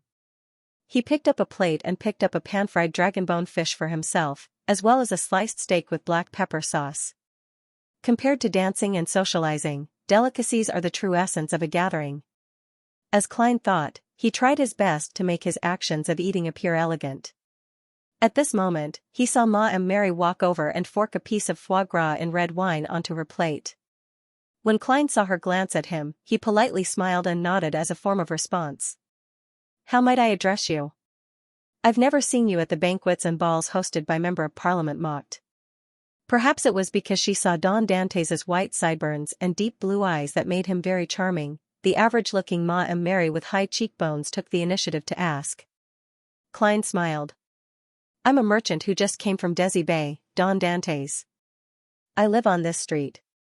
May I know your name?" Mary nodded thoughtfully. She roughly understood that this was a businessman who was trying to get into the upper class, just like her in the past.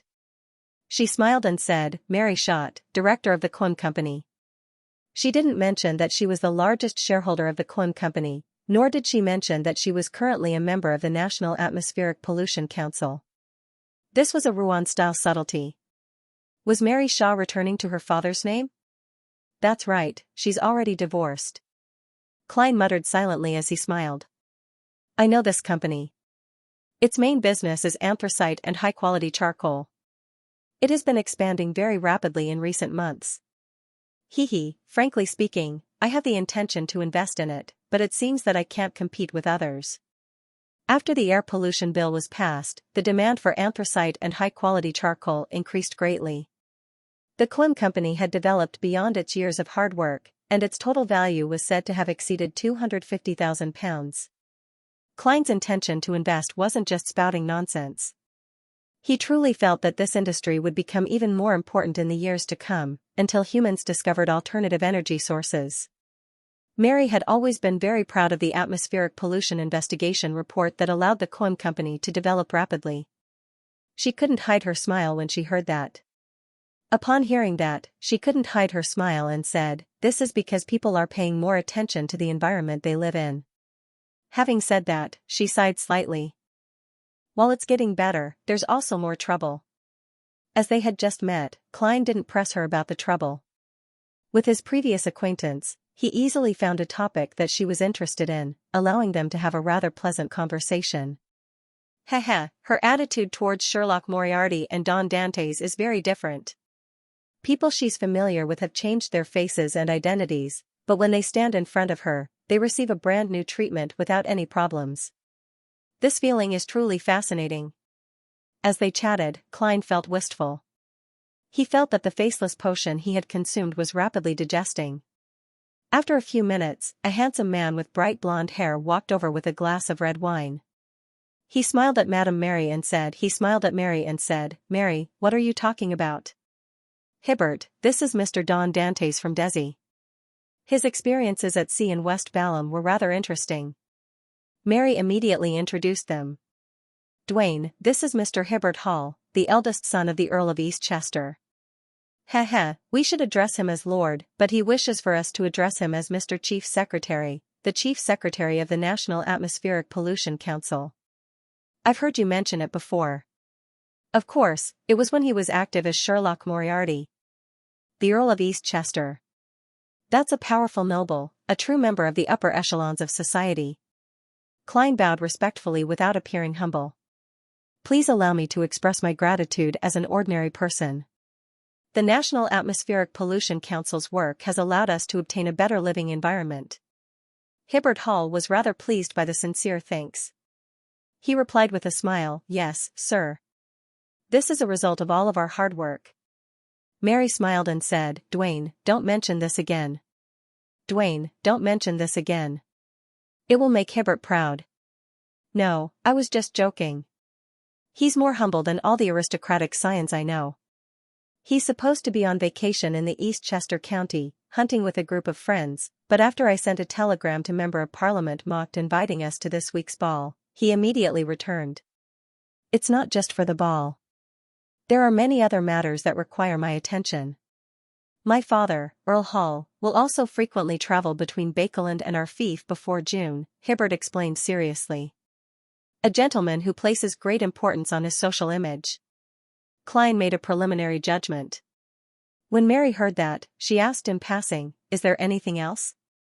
When will you be leaving Bakeland?" "Everything else has been settled. There's only one thing left. My sister, Audrey, is very interested in 10% of the Bakeland Bike Company's shares. She hired a professional team to help her negotiate. I'm in charge of coordinating this matter," Hibbert said without much thought. 10% of the Bakeland Bike Company's shares? What a coincidence. I have to say that the circle of high society isn't that big. Klein sighed inwardly as he deliberately mentioned, "I've also found a team to purchase the 10% shares. I offered it at £9,000, but unfortunately, there's no way for me to compete with others. All I can do is give up." Hibbert looked at him in surprise. "You have good taste." He didn't mention the exact price he offered, to prevent Hibbert from competing again. £9,000. Mary silently muttered to herself, feeling that she had underestimated Don Dantes' wealth. At this moment, the melody of the third dance sounded. Hibbert Hall turned to Mary and said, "May I have the honor of inviting you for a dance? I've been waiting for your invitation." Mary immediately extended her hand. This prevented Klein from directly exchanging name cards with them. However, he wasn't in a rush, as there was still some time before the ball. After getting another plate of food, he enjoyed it while watching the dance floor, enjoying the ladies dancing. During this process, he discovered that Member of Parliament Mocked and Ma and Rihanna were mingling with different guests, chatting happily with everyone. They even danced a few times. According to Walter, after confirming the guest list, the host has to seriously summarize every guest's preferences and experiences. Based on that, they can design different conversations or jokes, making everyone feel like they are being treated individually. Interpersonal relationships in high society sure are troublesome. Heh, this might be the reason why Rouen gentlemen generally have receding hairlines. As Klein sighed, he lampooned. He retracted his gaze and looked at the empty plate. He seriously considered whether he should invite a particular lady for a dance or eat a little more. At this moment, he caught sight of Hazel Mock's figure from the corner of his eye. The girl was hurrying to the 3rd floor. Divine Emperor of the 9 heavens, what happened? Klein instantly tensed up. He had experienced too many accidents, and he knew that it was easy for beyonder incidents to happen around him. Once he encountered such a situation, he couldn't help but subconsciously be on high alert. It felt like he was suffering from post-traumatic stress disorder. As he seriously watched Hazel Mock's back disappear down the staircase, Klein sensed that she was only anxious and not flustered. This seems to imply that the situation is within her grasp. Besides, Mocked is a member of Parliament of the House of Commons, a member of the upper echelons of the kingdom second only to the nobles. There's a high chance that there are beyonders protecting him. Earl Hall's eldest son is here as well. His bodyguard is definitely a beyonder. In addition, St. Samuel Cathedral is only about 10 minutes away from Buckland Street by carriage. If there's really a problem, the Nighthawks, priests, and bishops can rush over at any time. Unless they're determined to die, no one would cause an accident at this ball. Klein gradually calmed down as he made another guess about Hazel's situation. She had rushed to the 3rd floor to resolve the negative effects of the mystical item. Back when Klein asked Rhodes where he could obtain a mystical item that could steal the beyonder powers of others, one of the answers given by the magic mirror was Hazel Mocked. Thinking back to the scene of the dance, Hazel's image quickly reconstructed in Klein's mind. He focused on the different accessories she wore. Hair accessories, earrings, necklace, brooch, tulle gloves. Which one could it be? Klein retracted his gaze and felt thirsty. Hence, he picked up a cup of water and gulped it down. Just as he put down the cup, he saw his etiquette teacher, Wiana Heisen, come over with a tray. The lady wore a red dress, but it didn't look tacky at all. She smiled faintly at Dwayne Dantes. She smiled at Don Dantes and said, I realized that you don't really like drinking.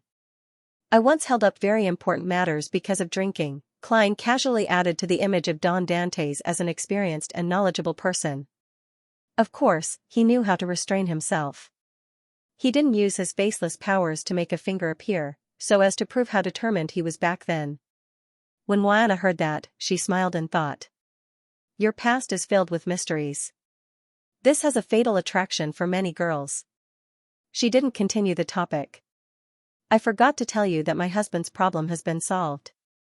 Klein picked up a glass of champagne, raised it forward, and said with a smile, this is a delightful thing. Congratulations. He did not mention that he had helped them in secret. Wiana gave him a deep look and raised the red wine in her hand. Cheers. After a light clink and a sip, Klein politely apologized, put down the cup, and turned to the washroom. It wasn't that he wanted to head above the gray fog, but purely because of the negative effects of death knell. He had drunk too much water and planned on relieving himself. When he walked out of the washroom, Klein looked up at the staircase that led from the 2nd floor to the 3rd. He discovered that Hazel Mocked was walking down. Her footsteps were no longer hurried, and her expression was calm. Indeed, there's nothing wrong. It's likely the negative effects of the mystical item on her. I wonder what the effects are. Klein heaved a sigh of relief as he casually scanned the dance floor. During a break in the music, he walked over to a lady and invited her to dance. And with Don Dantes' appearance and bearing, there was no doubt that he wasn't rejected. As they danced, ate, chatted, and ate, the ball slowly came to an end as the guests bade farewell one after another. It was the same for Klein, who had completed his mission of exchanging name cards. However, he wasn't the first, nor was he the last to leave. The hall quickly became deserted. As Ma and Rihanna supervised the servants to clean up, she beckoned for her daughter, Hazel mocked, to come over. Mr. Don Dantes' performance was much better than I imagined. Quite a number of ladies have asked me about him in private, Ma and Rihanna said in a reserved manner. Hazel, you just danced and chatted with Mr. Dantes. What do you think of him? You are more mature than girls your age. I believe in your taste and judgment. She knew her daughter very well, so she deliberately added the second half of her sentence. Otherwise, Hazel might not be interested in answering her in detail. In front of her mother, Hazel wasn't that arrogant. After some thought, she said, he's not too familiar with this circle, so it's easy for him to bring up topics that offend people. However, he's very knowledgeable. Very knowledgeable. Ma and Rihanna repeated her daughter's words in astonishment. With her understanding of Hazel, this was a rather high evaluation. She couldn't help but feel worried, afraid that her daughter would fall for Don Dantes. Hazel doesn't think highly of the gentlemen of marriageable age around her. Is it because they are too young, too shallow, and not capable enough? Don Dantes happens to be the type that precocious girls like. Rihanna suddenly regretted inviting the gentleman to the ball. She knew that with Hazel's personality, if she were to be rejected after falling in love, it was entirely possible for her to elope. Hazel seemed to sense her mother's thoughts as she said without much emotion, I only like gentlemen who are sufficiently powerful. Phew. Rihanna secretly heaved a sigh of relief and stopped worrying about the problem. Phew. Rihanna secretly heaved a sigh of relief. She was no longer worried about the question from before because Hazel was a girl who disdained lying. Late at night, Hazel got up from her bed. With her night vision, she changed into clothes that made it easier for her to move around. She climbed down from her bedroom's balcony and carefully avoided the bodyguards at home. She snuck out of the garden and came to the middle of Buckland Street. Not all sewer entrances allowed humans to pass through freely and didn't have vertical metal stairs. Hazel skillfully moved the manhole cover away, climbed down, and closed it from the inside. After nearly 3/4 of an hour, she moved the manhole cover and returned to the shadows of the street. At this moment, Hazel saw a black figure nimbly flip into the nearby garden. Number 160. She read out the corresponding house number. This was Don Dantes' home. On the 3rd floor of the building, Klein once again woke up from his dream due to his spiritual intuition. He yearned to capture the intruder who had interrupted his sleep and feed it to creeping hunger. This time, he directly opened the iron cigar case and released the wraith marionette. Señor's figure in his dark red coat first walked into the full-body mirror before jumping onto the oriel window of his valet's room. He watched Richardson and saw the valet sit up, looking at the door with fear and nervousness. The door opened silently, and a figure flashed in. Under the crimson moonlight, the intruder revealed his brownish-yellow skin, soft contours, and raven-black short curly hair. He was clearly of the southern continent's Balam race. He stood at the door with a gloomy aura and looked at Richardson, who was looking at him. He said in a deep voice, have you thought it through? Don't think that you can obtain the peaceful life you want by leaving us. You have the blood of a citizen of death flowing in your body. You are destined to give up everything to restore God's glory. Think about your dead mother. Think about the bullying you once suffered. Do you wish for your child to grow up under the discriminating gazes of others, forever being someone's servant? But, what can I do? Richardson lowered his head and said with great difficulty. Wait for the mission. The intruder's voice softened a little. Richardson didn't answer if it was okay or not. He seemed to be struggling inwardly. As for the intruder, he didn't mind his hesitation. He treated it as though he had agreed and turned around, exited the room, and left the way he came. Citizen of Death. Charismatic Order, or someone from the Balam Nation Restoration Organization? Klein, who had witnessed everything, leaned against the bed as he muttered silently to himself, what mission will they give Richardson? Steal my money and provide funds to the organization? Or cause a terrorist incident at a banquet of high society? At that moment, the intruder had already climbed down from the balcony, passed through the garden, and flipped over the iron fence wall before returning to the streets. Suddenly, he saw a figure pounce at him from his left. He hurriedly dodged, clenched his fist, and threw a punch. Bang! His fist struck the shadow, but it passed right through it as though he had hit a shadow created by the street lamps. At the same time, he suffered a heavy blow to the back of his head as he fainted to the ground. Hazel's figure immediately appeared behind the intruder. She wore an excited expression, as though she had completed a successful scam. She quickly reined in her emotions and maintained her arrogant posture. She turned her head to look at the black iron fence of 160 Buckland Street. The girl bent down and grabbed the intruder's arm, dragging him to Don Dantes' door. Right on the heels of that, Hazel released her left hand and wiped away any traces. She raised her chin slightly and took 2 steps forward, pulling the doorbell. Then, she quickly left with her back straight, following the shadows of the street back home. And on a street lamp outside 160, a figure wearing a dark red coat and an old triangular hat was silently reflected on the glass surface of the black metal fence. He had watched the entire process. How should I deal with this? Inside the room, Klein thought in a dilemma. He knew that Hazel had kindly helped her neighbor deal with the intruder without leaving her name, but this way, the matter would definitely be passed on to the Nighthawks after the butler called the police. When that happened, the identity of the person who knocked out the intruder would be an important question. If Klein was really an ordinary person, it wouldn't be a big deal. The Nighthawks could investigate him however they wanted, but not only was he a Sequence 5 Beyonder, but he was also plotting to steal the items behind Cheney's gate. He didn't wish for his plans to be disrupted by an accident that would force him to change his identity again. To be frank, his earliest thought was to find an excuse to fire Richardson. However, the conversation he had just heard made him waver. If I were to fire Richardson now, it would be equivalent to me personally pushing him into the abyss as he yearns for a peaceful life. He would only be able to mingle with those people. Unfortunately, the identity of Don Dantes has a mission.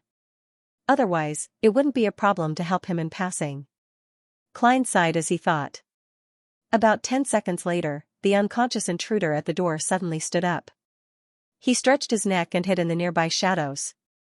And at this moment, butler Walter, who had just heard the doorbell, put on his clothes and walked out of the building. When he came to the door, Walter used the light from the street lamps to peer through the gaps in the metal fence and discovered that there was no one outside. The street was silent. For an instant, Walter suspected if he had heard wrongly. There hadn't been any doorbell. He composed himself and quickly walked to the servants' quarters at the back of the building. He woke a few of them up and got them to take double-barreled hunting guns and patrol the surroundings of the main building to prevent any thieves or robbers from infiltrating. Walter didn't call the police immediately because nothing had happened yet. The doorbell just now might have been a prank by a homeless man. Meanwhile, in the nearest sewer, the infiltrator from before held on to a metal handle and went down one level at a time, arriving in a dark area. He quickly stopped and leaned his back against the moss-covered wall. He slowly slid down and sat on the dirty ground. His eyes closed again as though he was still unconscious. And in front of him, a middle-aged man wearing an old triangular hat and a dark red coat instantly appeared. It was none other than Klein's marionette, Wraith Seigneur.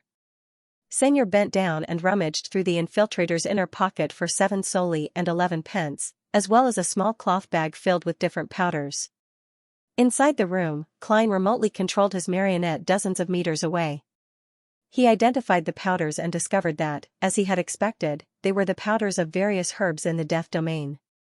And a portion of them could be used for mediumship. There was a high chance that a Beyonder from Balam belonged to the corpse collector pathway. Even if he wasn't a Sequence 7 spirit medium, it was normal for him to prepare the corresponding herbal powders and essential oils. After all, those ingredients didn't only have one use for mediumship. Right on the heels of that, Klein controlled Seigneur to quickly set up a ritual and pray to the fool. Then, he went above the grey fog to respond, allowing Seigneur to complete the rest. After doing all of this, he returned to the real world and continued controlling Wraith Seigneur to truly begin mediumship. Through the glimmering storm, Klein saw the infiltrator's spirit. He was in a daze, blurry, and transparent. "What's your name? Which faction do you belong to?" Seigneur asked in a deep voice. The infiltrator replied blankly, "Gadotpos." Gadapos, I belong to the Black Skull Gang. The Black Skeleton Gang seems to be a gang in the periphery of East Borough and the Bakeland Bridge area near the dock. It's mainly made up of people with Balam blood. Although they're not as barbaric and rash as this Manger Gang, they're also ruthless and aren't afraid to kill. As Klein recalled the information he had gathered in the past, he made Senor continue asking. What do you do? Why, Richardson? Gadapos said in a daze, we are fighting for God.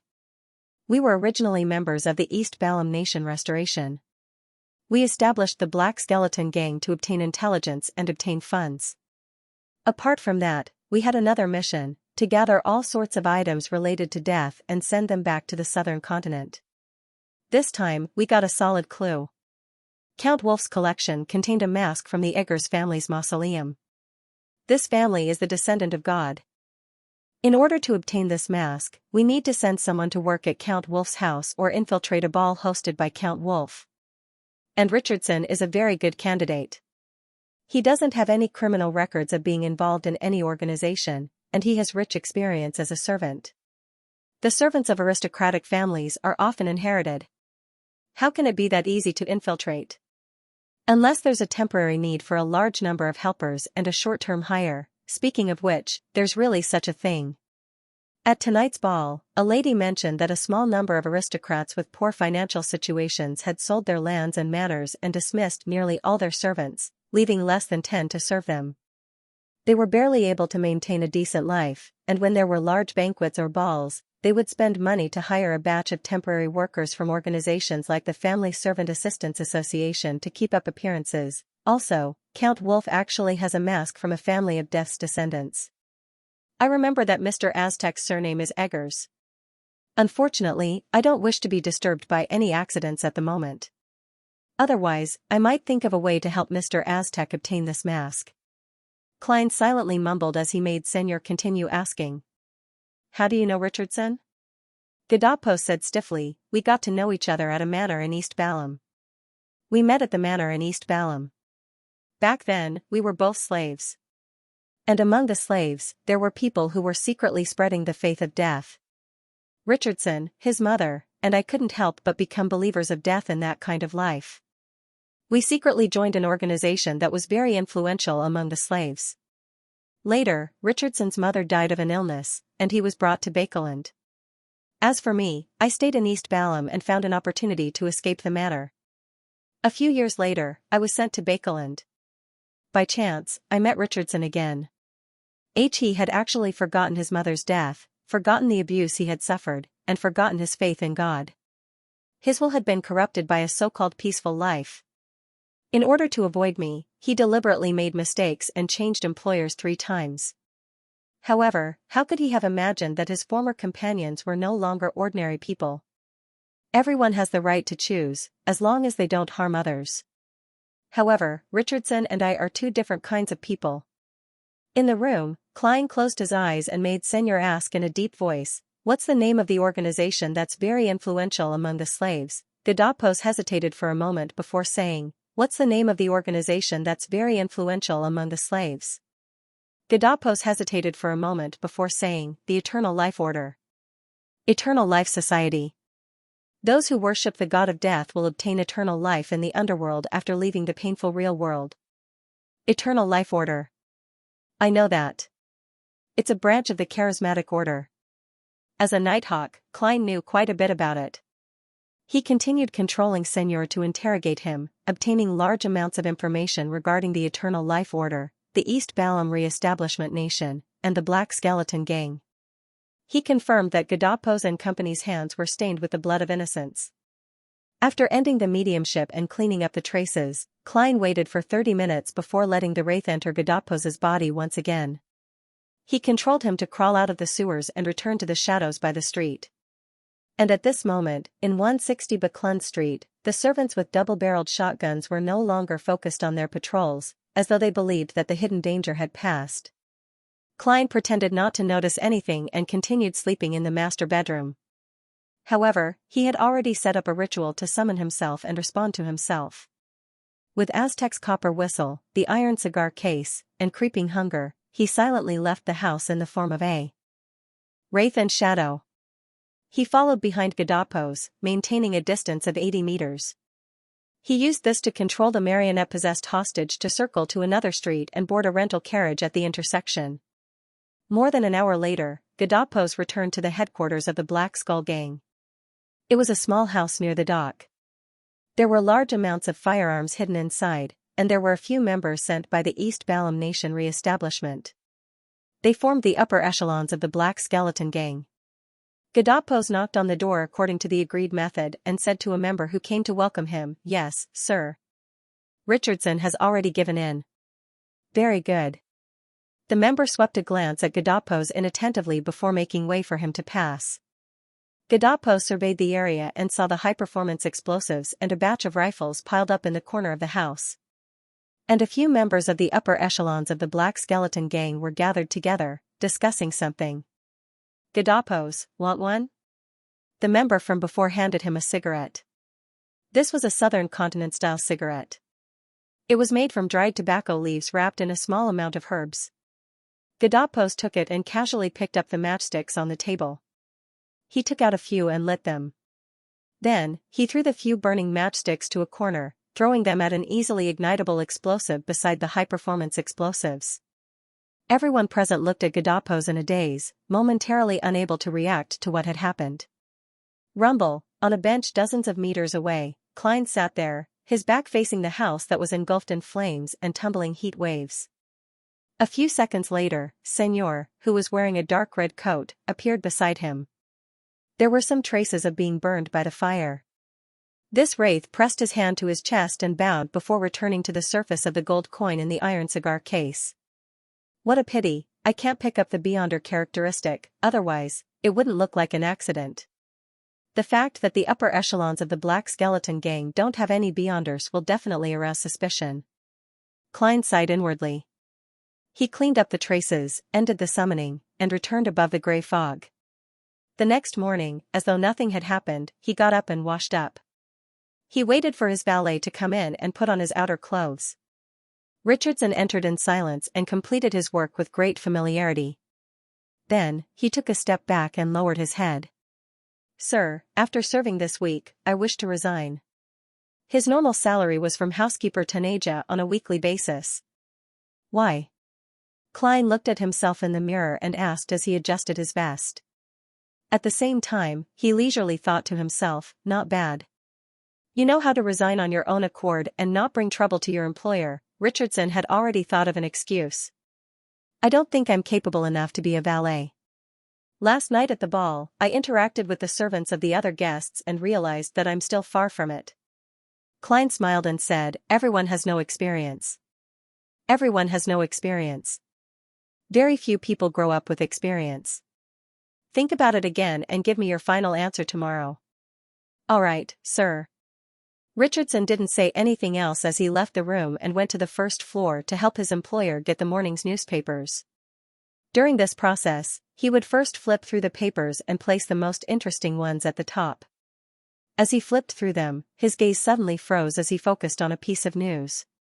A violent explosion occurred at 79 Dyrham Street in the Bakeland Bridge area.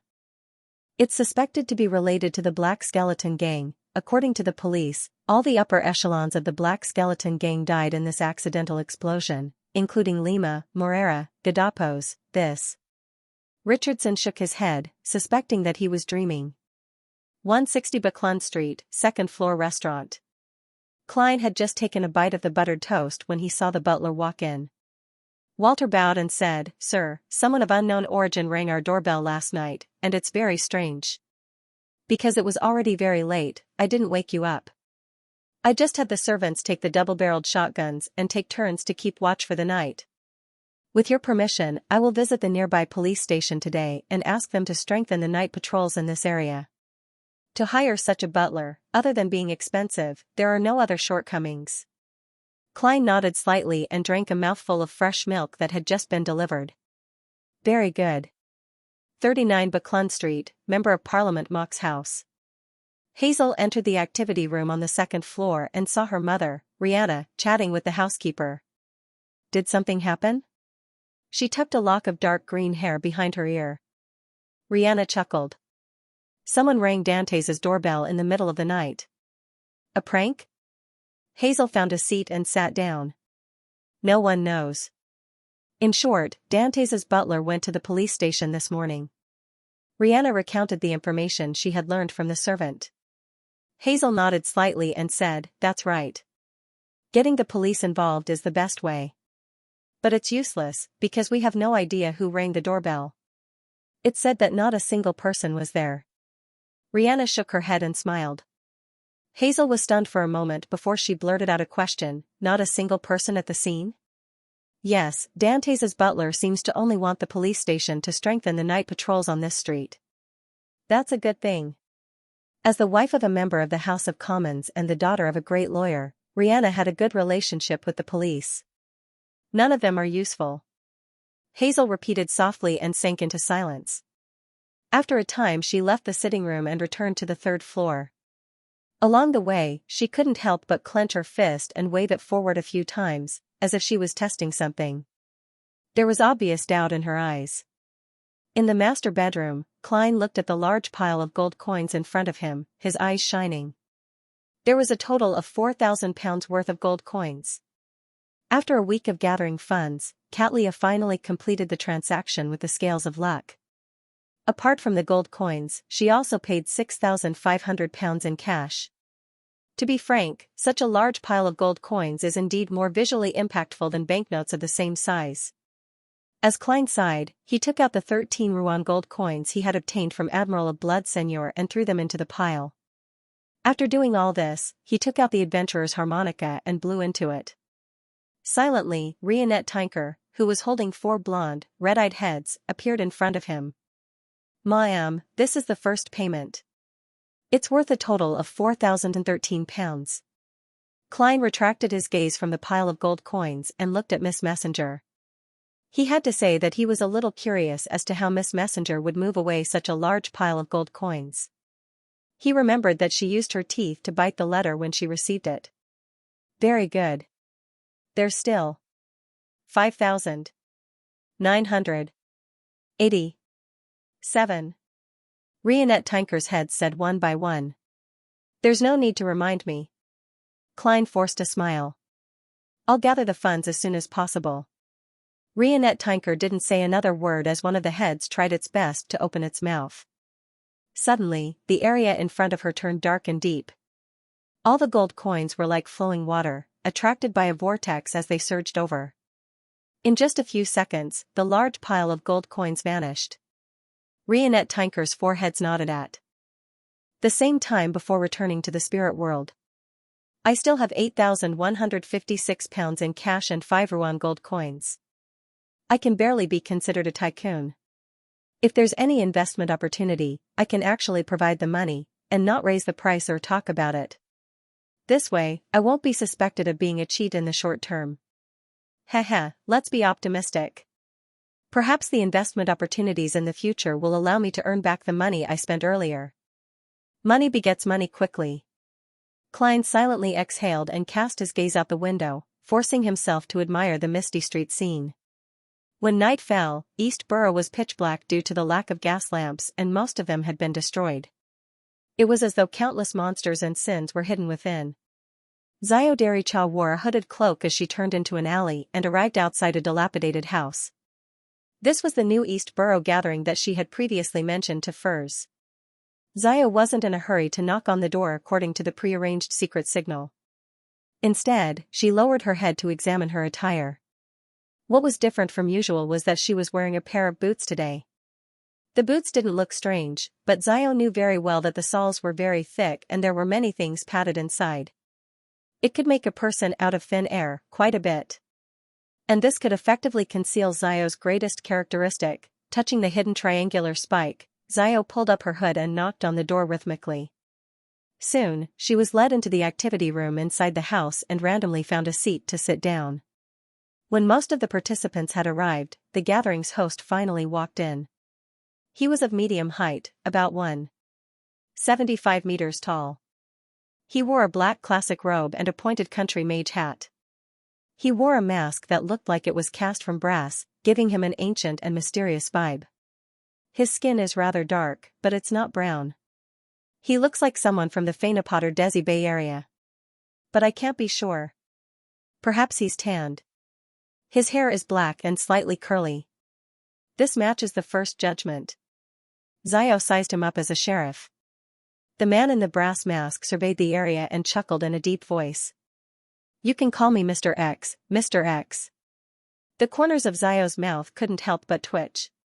After becoming a peripheral member of MI9, she had learned of quite a number of secret organizations, including the Aurora Order. Therefore, she knew very well that the oracles of the Aurora Order used letters as codenames and liked to call themselves Mr. or Ms., and from her point of view, calling themselves that in front of outsiders felt like they were exposing their identity and origins. After all, the participants of the gathering couldn't all be Beyonders with limited knowledge. Isn't he afraid of being reported? It's no wonder that gentleman from MI9 said that the Aurora Order is filled with lunatics. It's impossible to understand their actions with normal logic. Ever since Mr. A vanished, there have been several gatherings in Bakeland that were held under his name or by his companions to seek benefits. The person in charge was quickly reported and arrested. Yes, this Mr. X might not necessarily be from the Aurora Order. Perhaps he's the same as the ones from before. Xiao retracted her sizing-up gaze and quietly watched the gathering. She rarely reported such matters because she had the experience of an unaffiliated Beyonder struggling to survive. She understood that it wasn't easy for everyone, so as long as nothing unexpected happened, she wouldn't provide the corresponding information to MI9. If it's confirmed that it's an oracle from the Aurora Order, I'll have to report them. They're all lunatics and will bring great harm. As Xiao thought, she watched the others exchange information or complete transactions. She didn't participate too deeply. Firstly, it was because there weren't any items or information that interested her. Secondly, it was to save up for the interrogator potion. After the gathering ended, Xiao returned to her residence in Sherwood Borough. She saw Furs wearing a facial mask that was said to be moisturizing. She was lying there leisurely reading. How was it? How was the gathering? Furs feigned nonchalance as she asked. Xiao threw her cloak to the side and said, there were quite a number of people at the gathering. There were also many items that appeared, but they were mostly low-sequence Beyonders. It's the first gathering, so it's impossible for anyone to directly take out anything good, Furs said as she put down the thing in her hand. Yeah. Xiao nodded. The organizer of the gathering calls himself Mr. X, but no one knows if he's related to Mr. A. Mr. X. A suspected oracle from the Aurora Order. Could it be Louis Veen? Furs's mind jolted as she languidly leaned back. What does he look like? He's wearing a mask. Xiao rolled her eyes at Furs. Do you think my vision can penetrate the barrier? No. I mean, his overall appearance. Furs had seen Louis Veen's full-body portrait from her teacher, Dorian Gray. She knew what he looked like. As a sheriff, Xiao effortlessly restored Mr. X's image and said in puzzlement, it's Mr. X. She asked in puzzlement, regardless of whether he's related to Mr. A or not, such a name might very well be reported. Isn't he worried? After listening to Xiao's description and seeing the portrait she had conjured with her sheriff powers, Furs was secretly delighted. She felt that Mr. X was very likely the traitor of the House of Abraham, Louis Veen. He's not worried about being reported because he's a traveler. He can easily escape if anything happens? If the official organizations were to act according to their experience with Mr. A, there's really no way to make him stay. Furs silently muttered and didn't continue on the topic. Instead, she asked about something else. After Xiao went to take a shower, she hurriedly used her astrologer powers to ask her spirituality. She overlapped Louis Veen's image with Mr. X's and obtained the answer that they were the same person. It's really him. Furs stood up and paced back and forth in the living room in excitement and joy.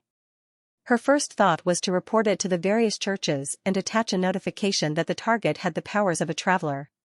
Then, she recalled her previous attempt to hire Mr. World to assassinate Louis Veen. Regardless, I'll first ask Mr. World if he's free and if he wants to take on this mission. I can't offend him. Thinking of Mr. World's actions, Furs shivered for some baffling reason. After making up her mind, she first confirmed that Xiao was still taking a bath and wouldn't be coming out anytime soon. Then, she began praying to Mr. Fool.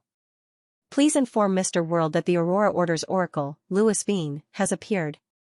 He's most likely a traveler, codenamed Mr. X. P.S. There will still be regular updates on Monday.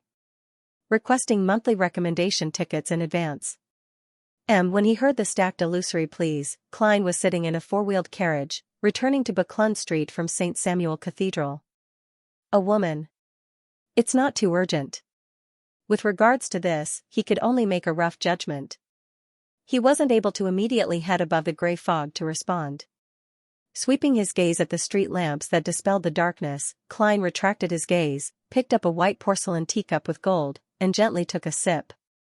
When Richardson saw this, he mustered his courage and said, "Sir, I've already thought it through." "Sir, I've thought it through." "You're right. Everyone has no experience. Very few people grow up with experience. Thank you for giving me such a chance to grow up." After confirming that Gadapos and his gang were dead, he finally stopped worrying and began considering his career. Changing employers in such a short period of time was a huge stain on a servant's record. Once he resigned from Don Dantes, Richardson believed that it would be difficult for him to continue being a valet. To him, this would be extremely detrimental. This was not only because a valet's annual salary was at least £25, which was far better than other non-managerial positions, and was comparable to a lady's personal maid. It was also because a valet and a personal maid had the highest chance of becoming a butler among the servants. They followed their male or female owners and helped them handle trivial matters. They could be their mouthpieces and assistants, effectively nurturing their own abilities and grasping the various skills of a butler. Through this, they could become their employer's trusted aide. As long as there was a chance, they could easily become a manor steward, butler's assistant, or assistant butler, slowly being promoted to butler. It was true that Richardson yearned for a peaceful life, but this didn't mean that he was willing to be a servant forever. Without a doubt, he wanted to rely on his own hard work to earn a higher salary and obtain a higher status. And being a butler of a wealthy family was his ultimate goal. "It's not too late to realize it now," Klein replied with a smile, allowing Richardson to stay. After returning to 160 Buckland Street, he instructed housekeeper Tanaja to get the kitchen to prepare a midnight snack for him at 11:30. He went up to the third floor, took off his coat, and entered the bathroom. At this moment, the bathtub had already been filled with suitable hot water by a maid 5 minutes in advance. Klein wasn't in a hurry to take a bath. He went above the grey fog and found out who had been praying. Mr. X. Traveler. Miss Magician sure is efficient. Without realizing it, she has grown up. Klein muttered to himself. After some serious consideration, he conjured the World Gehrman Sparrow and made the fake person pray in the emanating grey fog. "I'm not sure. Give me the time, location, and more information. Only then can I act." Klein's thoughts were very simple. It was that the powers of a traveler were rather useful, but it was difficult for Don Dantes to leave Buckland Street or stay in his room for long periods of time. If Miss Magicians could provide detailed and reliable information, an assassination wouldn't affect anything. However, if he were to get the world to gather information bit by bit from the periphery, it would definitely be impossible. It would affect his more important matters. Soon, Magician's Furs replied. "I'll collect them as soon as possible." As Mr. X's gathering hadn't been confirmed when and where it would be held, all she could do was wait patiently. After settling this matter, Klein returned to the real world, stripped himself naked, and lay in the bathtub. The warm water enveloped him as he squinted his eyes in comfort. He felt the exhaustion in his body and mind being washed away bit by bit. He had been to St. Samuel Cathedral several times recently to listen to Bishop Electra's explanation of the revelation of Evernight. He had also grasped the images and characteristics of the two keepers. However, as there hadn't been any repetition, he was still unable to determine the pattern of the keepers taking turns. And such actions would similarly bring trouble. Klein opened his eyes and looked at the fog above him. He sighed inwardly. The first inspection should be coming soon. A person who often entered and exited St. Samuel Cathedral's inner sanctum was likely to be investigated by the Nighthawks. And with his origin still unclear, such matters were almost certain. If I don't do an inspection, it would be a serious dereliction of duty for the Nighthawks. Klein slowly exhaled.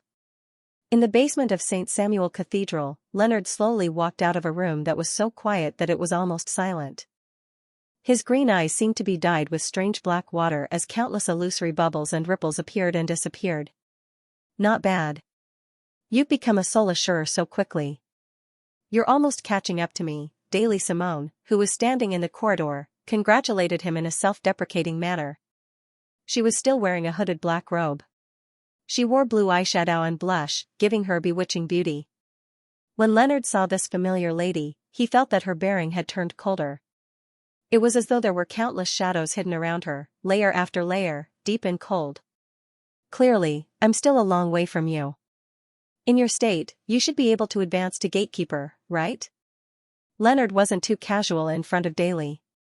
He spoke in a rather serious manner because if he were to joke, he would definitely be the one blushing in embarrassment, not the lady. Gatekeeper was a sequence 5 of the death pathway. 2 months ago. Daly didn't hide anything and said with a slightly twisted expression. Leonard roughly understood the reason and nodded slightly. You haven't accumulated enough merit points? Daly pursed her lips and said, yes. It's like going to bed and everything is ready, only to find that there are no condoms in the house, and it's night outside. Most of the shops in the neighborhood are closed. What a wonderful metaphor. Leonard didn't know how to respond. You can take the initiative to take over some things. Without giving Daly a chance to speak, he pointed at the other end of the corridor. Captain Sostel is still waiting for my promotion report. Daly didn't say anything and just watched him leave. When his figure disappeared around the corner, the lady's expression became absent-minded. She whispered to herself, Captain Sostel, in the room where Leonard's Red Gloves team was temporarily stationed. Sostel, who had just become a spirit warlock, saw his undisciplined subordinate enter. He casually threw a document over. Very good, you've already been promoted. I'll congratulate you later. First, do a dream review on the target. It was already late at night, but to the Nighthawks, who were mainly sleepless, it wasn't much different from daytime.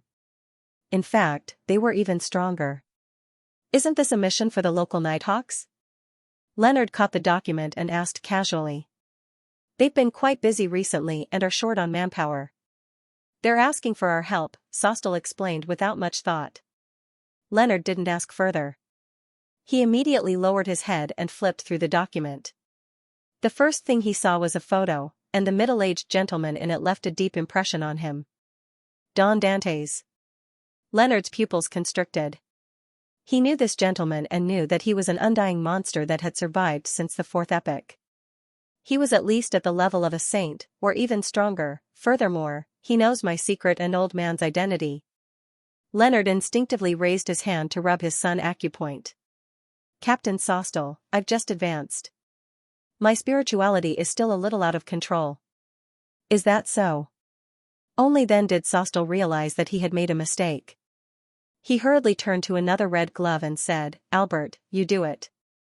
The one named Albert was a man in his 30s. His hair was yellowish and his skin was slightly pale.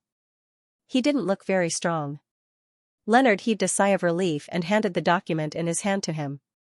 At that moment, his heart suddenly skipped a beat.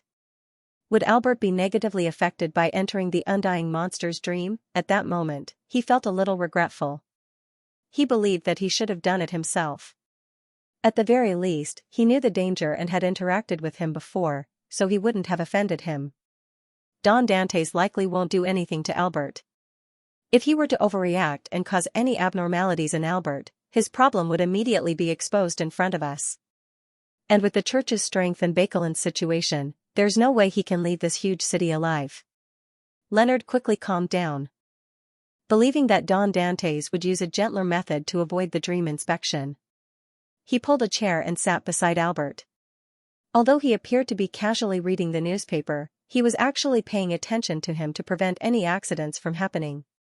160 Buckland Street, master bedroom. In the dream, Klein suddenly jolted awake, knowing that an outsider had arrived. The inspection of the Nighthawks?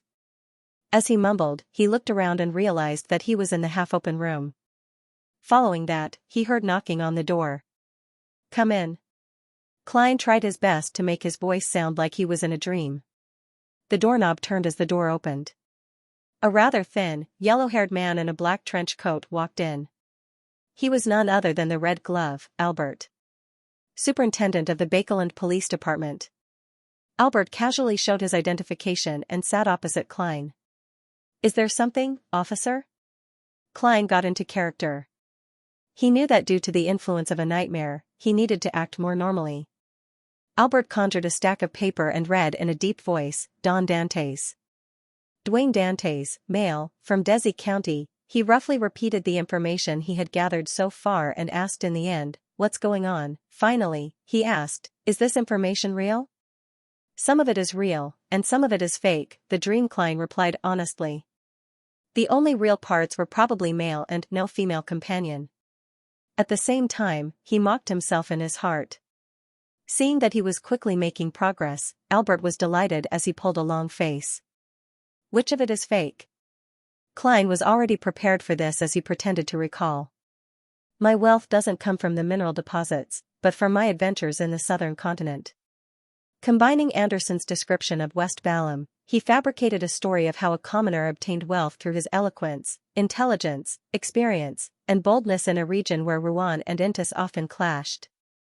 This story wasn't considered detailed and was only an outline. Its main goal was to make the Nighthawks believe that Don Dantes was an ordinary person with an adventurous spirit, and not a beyonder. There were many similar stories of people becoming rich in Rouen, so it wasn't rare. P.S. Seeking monthly recommendation votes for Monday after Klein finished, Albert asked a few questions based on his description to see if any of the details matched. Dream follower. Calm without a doubt, he received a satisfactory answer. "Thank you for your cooperation. I wish you a sweet dream."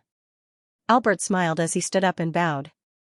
At the same time, he used the powers of a nightmare to affect Dwayne Dantes once again, making him only vaguely remember what kind of dream he had after he woke up.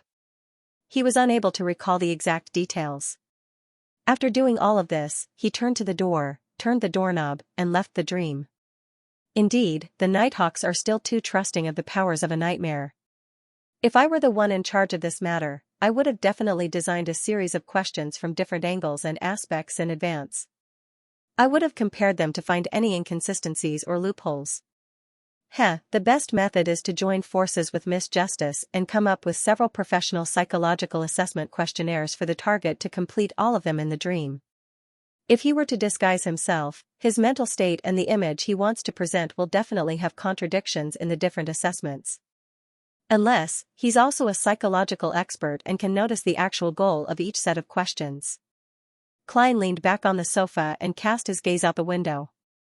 In the gray and hazy world, the light from the gas lamps was dim and pale, illuminating the surroundings in a gloomy silence. Klein quietly watched for a few seconds before curling the corners of his lips into a self-deprecating smile. And in the basement of St. Samuel Cathedral, after seeing Albert wake up normally and hearing his report, Leonard first heaved a sigh of relief. Then, he became even more afraid of the undying monster from the fourth epoch. In the city of Silver, lightning streaked across the sky, illuminating all the streets. Derek Berg walked out of his house, held the axe of Hurricane, and headed for the Twin Towers in the north of the city. Along the way, he encountered many residents of the city of Silver. Some of them were busy, while others were sending their children to receive general education. Some were in groups of 3 to 5, patrolling every corner to prevent people from accidentally dying at home and turning into terrifying evil spirits if they weren't killed by their loved ones. The existence of these people made the city of Silver appear very lively. Occasionally, Derek could hear the children's cheers and laughter. He could not help but recall his life in the afternoon town camp. There were only a dozen or so humans he met every day, and most of the time, he had to stay in the sturdy but cramped buildings. Outside the camp were the monsters that hid in the dark. They were wiped out time and time again, only to appear out of nowhere again. Every member of the exploration party felt a sense of helplessness that came from the bottom of their hearts. It was as if they could never be truly safe no matter what they did. They could never be at ease, and they had to give it their all at all times without the slightest slack. No normal creature could maintain such a high state of vigilance for long. Therefore, the city of Silver had a mature rotation system. It didn't take too long for the first expedition team to return to the city of Silver from Afternoon Town, But what followed was an unavoidable period of isolated observation and rest. It was only today that Derek adjusted himself and believed that his mental state could withstand the negative impact of his advancement. And he had previously reported to Chief Colin Iliad that he had obtained the notary potion formula. He was allowed to use this harvest to exchange for the corresponding beyonder ingredient, the tail feathers of a spirit-packed bird. As for the items he owed the moon, he had obtained them through patrolling afternoon town surroundings and had passed them to him through Mr. Fool. After advancing, I'll have the right to choose a mystical item that isn't a high-sequence beyonder. Derek thought with some anticipation as he sped up his pace and arrived at the Twin Towers in the north of the city. Although the material warehouse and mystical items were inside the spire and were watched by the 6-member council, Derek's destination was the steeple because there were merit exchange points there. Just as he was about to enter the steeple, his spiritual perception was triggered as he subconsciously looked up at the top of the spire. He saw a woman in a purple-patterned black robe standing behind the window, looking down at him. She had silver-gray curly hair, light gray eyes, and a beautiful face. She was none other than a member of the 6-member council, Shepherd Lovia. When their eyes met, Lovia's gaze seemed to be able to penetrate his soul. However, her expression didn't change at all. She even nodded slightly as though she was greeting him. She's not greeting me, but the person behind me. Suddenly, Derek came to a realization. This stemmed from the experience he had accumulated under the guidance of Tarot and the others.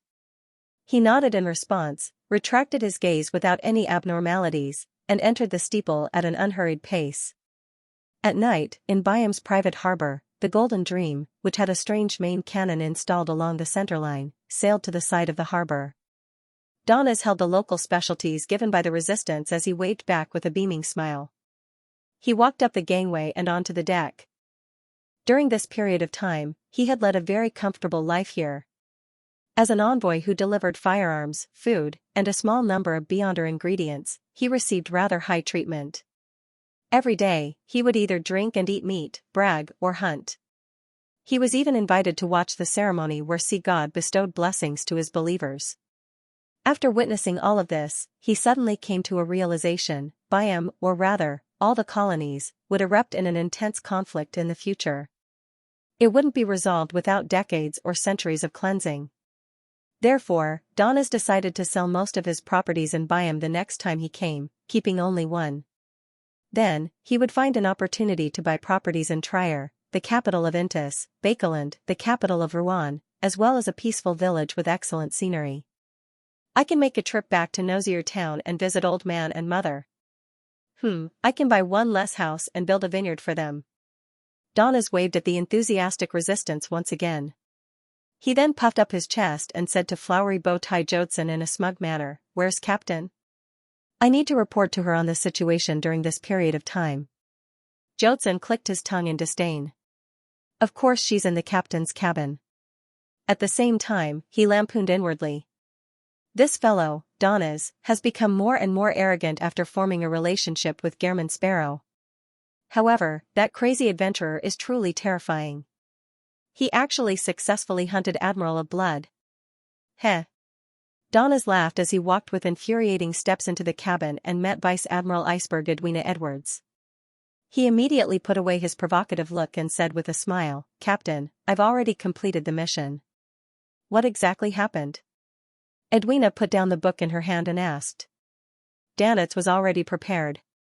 He described in detail what he had experienced during this period of time and exaggerated the role he played in the war. Finally, he said, "Captain, I met Gehrman Sparrow. He got me to ask you if there's anything abnormal about elvish songster Ciatas's corpse and the golden wine cup." Edwina didn't directly answer as she got up and walked to the corner of the captain's cabin. There was a black wooden crate there. The Golden Dream would only head for Sonia Island after this voyage, so Ciata's and Mobit's corpses were still on the ship. They had been placed in a specially prepared crate by Edwina. Bending one knee and half kneeling, Edwina opened the wooden crate, revealing the crisscrossed corpses inside. The golden wine cup that had been mostly flattened silently sat in a skeletal palm. It didn't look abnormal at all. "There's nothing abnormal," Edwina concluded. Donnas peeked his head out to take a glance and memorized the answer. He planned on reporting it to the great fool when no one was around and getting him to pass it on to the lunatic Gehrman Sparrow. There's nothing abnormal? Above the gray fog, Klein frowned slightly. He was half puzzled and half relieved. According to his inference, the chances of the golden wine cup being problematic weren't low. The lack of any abnormalities exceeded his expectations. However, he liked the answer because he didn't wish for Ciada's and Mobit's slumber to be disturbed. Perhaps there's an additional catalyst condition? Heh, I hope I'll never be able to gather it. Klein muttered to himself as he cast his gaze at Roselle's travels in the junk pile. As he temporarily didn't have a way to enter the sea of collective subconscious, and with his current focus being the Antigonus family's notebook, he delayed his second exploration of the world in the book. Phew. Klein exhaled, retracted his gaze, and prepared for this week's tarot gathering. It was 3 p.m. in Bakeland. Dark red beams of light lit up on both sides of the long mottled table, solidifying into blurry, different figures. Audrey's mood was as good as usual, or even better. This was because her brother, Hibbert Hall, had sent a telegram to inform her that the 10% of the shares in the Bakeland Bicycle Company had been finalized for a total of £12,000.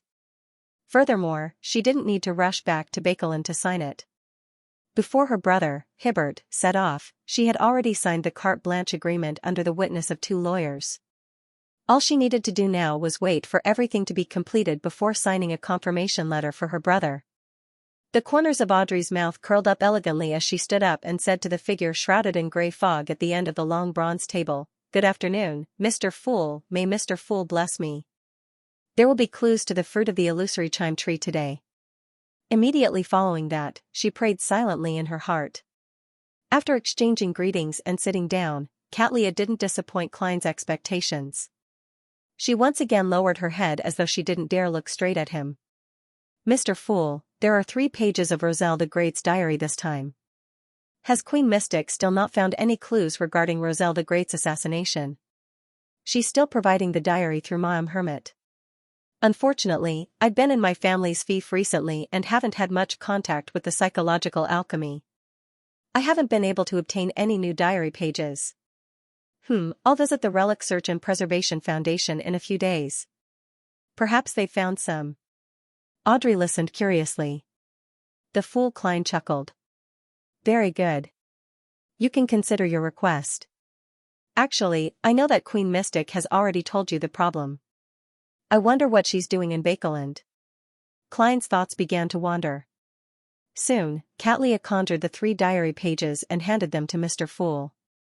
P.S. Seeking monthly recommendation votes for Monday, knowing that the diary entries that Queen Mystic had carefully chosen definitely had rather important content, the fool Klein focused his mind and casually cast his gaze at the yellowish-brown goatskin in his hand. September 11th. Ever since I became an angel, I've had a feeling that my personality is split. In my heart, my soul, and deep in my mind, there's always a voice urging me and influencing me, creating an uncontrollable coldness, bloodthirstiness, cruelty, and madness. This doesn't come from the outside world, nor is it the influence of a deity on one's pathway. I can clearly sense that it comes from my genes, from the collective subconscious that humans have passed down from generation to generation. It comes from the beyonder characteristic itself, and not from the remnant mental influence. It makes me have a strong desire to hunt and kill. I want to devour all living beings with beyonder characteristics around me. This makes me need to spend most of my energy to resist it. Even though I'm already acting and digesting the potion, I don't see any improvement. It's no wonder Mr. Dorr said that reason is temporary, while madness is eternal. September 28th. I haven't written a diary in a long time. In the past half a month, I seem to be watching myself being replaced by strangers bit by bit, becoming cold and terrifying. Even my daughter, Bernadette, could only make me feel a tiny bit of fatherly love, very, very little. Just as I was about to go crazy, I seemed to hear countless praises.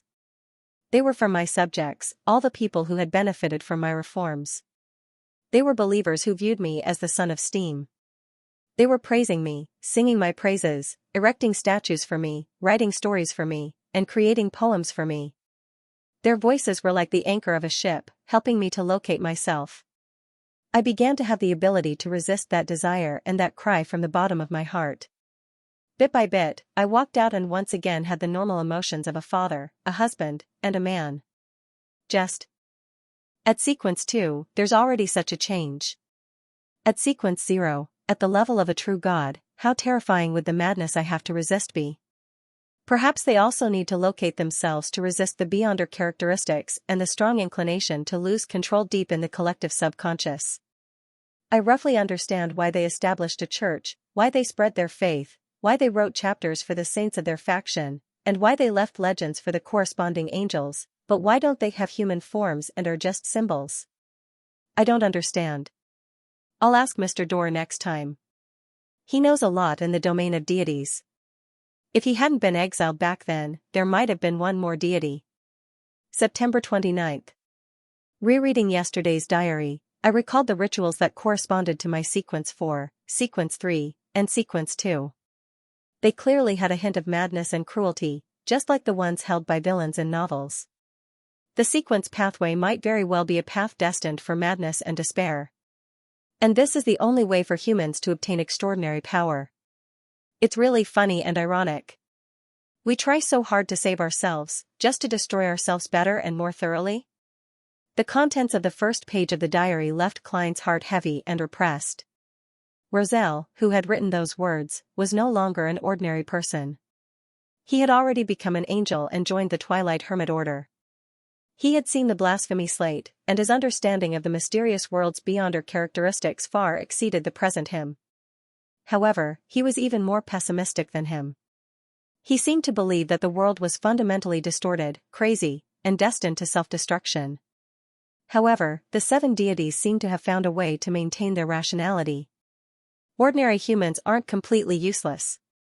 Their knowledge and spirituality can be gathered, and it's possible for them to help the deities locate their original form, retaining the memories and rationality accumulated over the years. This can be inferred from Roselle's personal experience.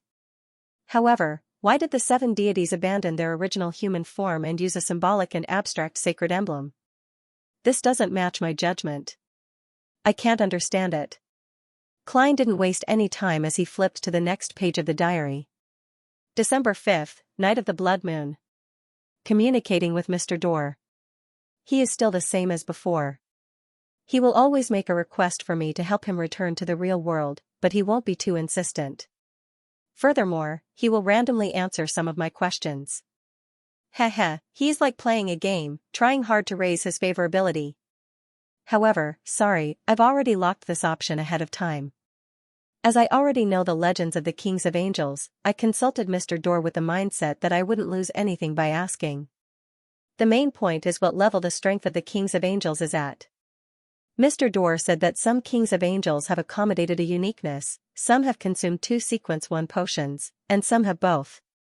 The word accommodate is used very strangely. I raised my doubts about this, but Mr. Dorr didn't directly answer. He only told me that if there's no way to accommodate a uniqueness, then before the ritual is held and the advancement to sequence 0, the uniqueness will only be a burden to a sequence 1 angel and not a help. Yes, it's understandable. It's just like using a grade 0 sealed artifact. The negative effects are always terrifying, and the uniqueness is definitely more exaggerated than that. I also asked which kings of angels have accommodated a uniqueness. Mr. Dorr similarly didn't directly answer. He only said that Amon and Adam made all the angels jealous from the bottom of their hearts. This is because they were born with a uniqueness, so there's no need to consider the problem of accommodating. From another angle, it means that Amon and Adam have consumed the uniqueness of a sequence 1 potion? As expected of the Creator's Son. That Creator, also known as the ancient Sun God, is actually so powerful that he can pass on a uniqueness to his 2 children, as well as a sequence 1 beyonder characteristic.